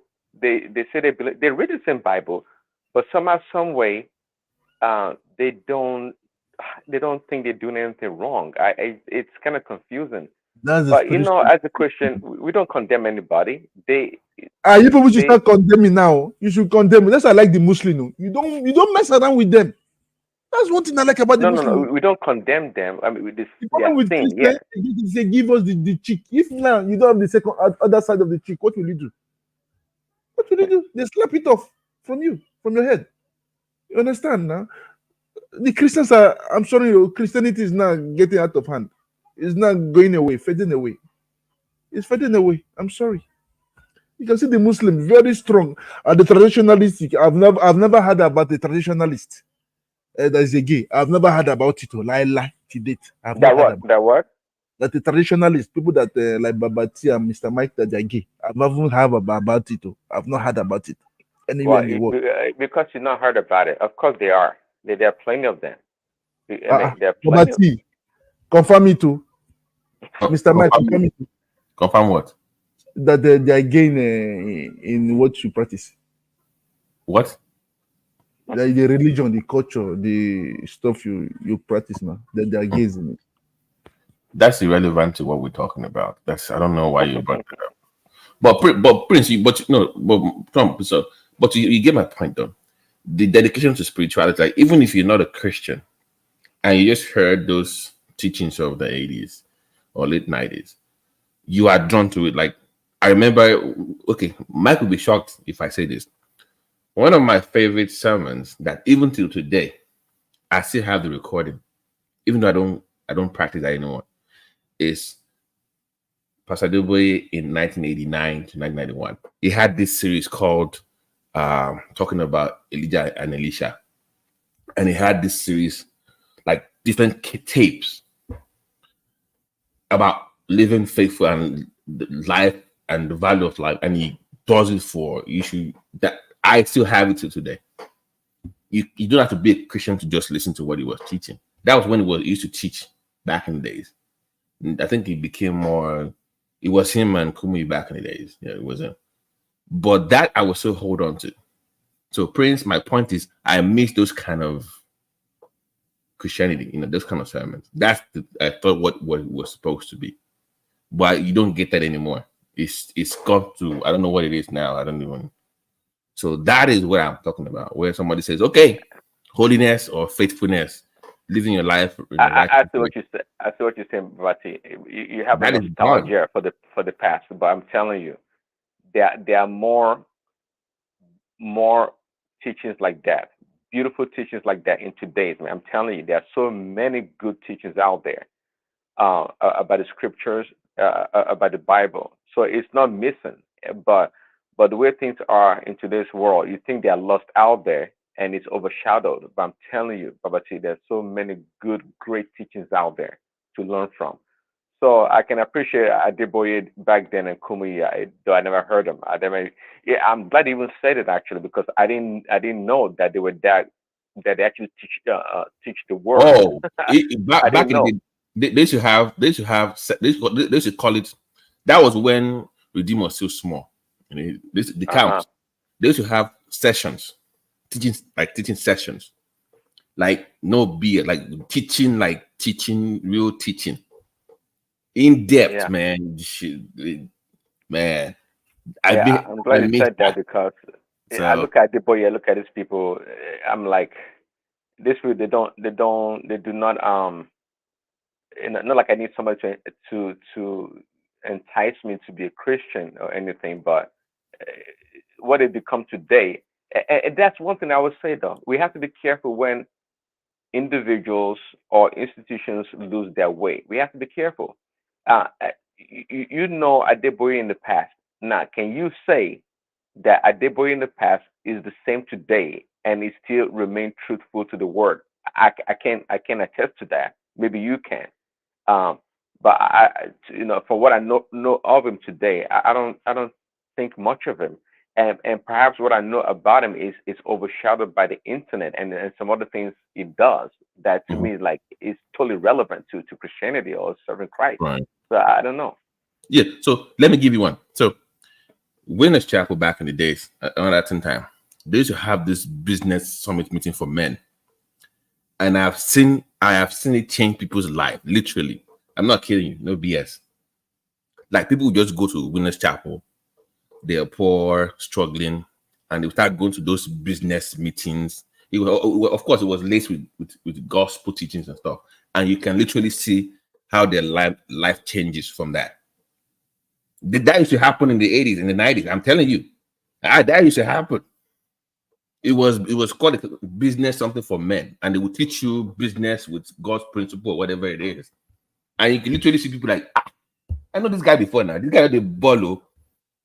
So they used to have a reputation for churches back then, that when you are struggling and God wants you are struggling to pray, you go to CAC to go and pray. When you want to then hear the word, you will go to Deeper. When you want to praise God, you go to Redeem. When God now blesses you, want to blow up, you go to Winners. That was the thing. It was a thing back then. Like when the bread is coming, the next thing is Living Faith. That was the name back then. I don't know when it became Deeper Winners. It used to be called Living Faith, right? Am I wrong? It used to be called Living Faith. Yeah, that was the name before. So, but those is all gone now. So when I'm going after those churches, not because I hate them, because I know what they used to be. They've lost their ways. So it's not the same thing anymore. So that's the point. But you really work out. You really work out. It's not waka. The first sermon they ever had of living faith in the town was we were the first person to organize the chair for them in their church. MFM started in Egba next to my house. Okay, when they were doing deeper SU for youth back in the days, we were the first to go to BB Baptist Girls High School for their first SU meetings. So when I'm discussing people that listen to me about what do you know? I was there when this thing started, so I know what it was before. And you want to lecture me? Shit. Man, let me But don't make fear catch me. Oh.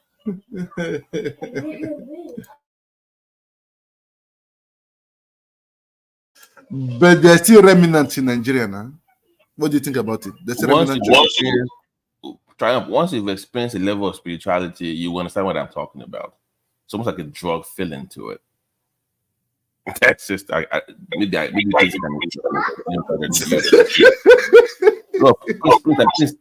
I kidding here? It's like once you experience that, if you go below that, you don't want to go back to whatever it is anymore. It's like, nah, I'm not doing that. I don't know. Maybe you can. But I don't believe you've left the faith. I don't know what you say you worship, but you saw what's the name of that movie? You saw deep into it. It's not the name of the movie, but you so knee deep, you so head deep that I don't know if you can actually live the faith. No, I think you're surprised. Like, I know so much that to you it's hard to. I'm not surprised you do. I mean, you told me about your background, but for you to say you've abandoned the faith and you do something else, I wouldn't use the word abandon. That's a strong word. Like I said, the teachings that I still hold on to, I value. Okay, but I'm not practicing like I'm going to go whatever they do. I actually practice traditional, which is fine. I do that. But there are teachings in different faith that you will still listen to. Doesn't mean you are a purist. I'm not a purist of what I do. So, but I will listen to other people. If an imam is talking about life in general, I will listen. I will still listen to what they have to say if I agree with some of them. But I'm not a doctrine practicing Christian, if that's what you're saying. Is that what you mean, Prince? Doctrinal practicing Christian. What does that even mean anyway? I don't subscribe to doctrines, or I'm more spiritual. Well, I always ask people, I don't get too deep into extra biblical stuff or otherwise. If you believe in Christ, that's just the bottom line. To me, I mean, you can not subscribe to the doctrines, but if you believe in Christ, that's just the bottom line. Nothing more.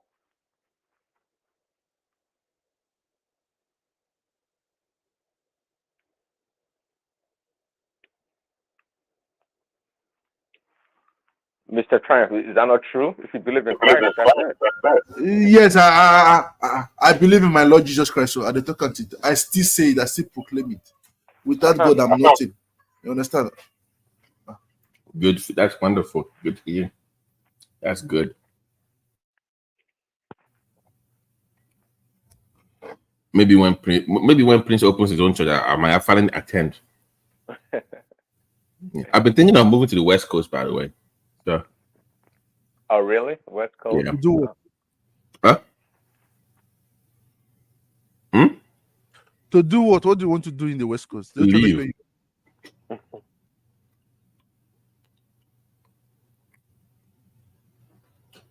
Not to leave his life. I'm just waiting for this kid to move out of the house so I can get out of here. To be honest. Yeah, well, West Coast is chill. I mean, it's laid back for the most part, Not like I'm like not California though. Yeah, no. Oh no, yeah. Nah. I might do Arizona. Arizona? Well, No. if you don't Compromise. mind the hot, if you don't mind the hot weather, I guess so. I guess Arizona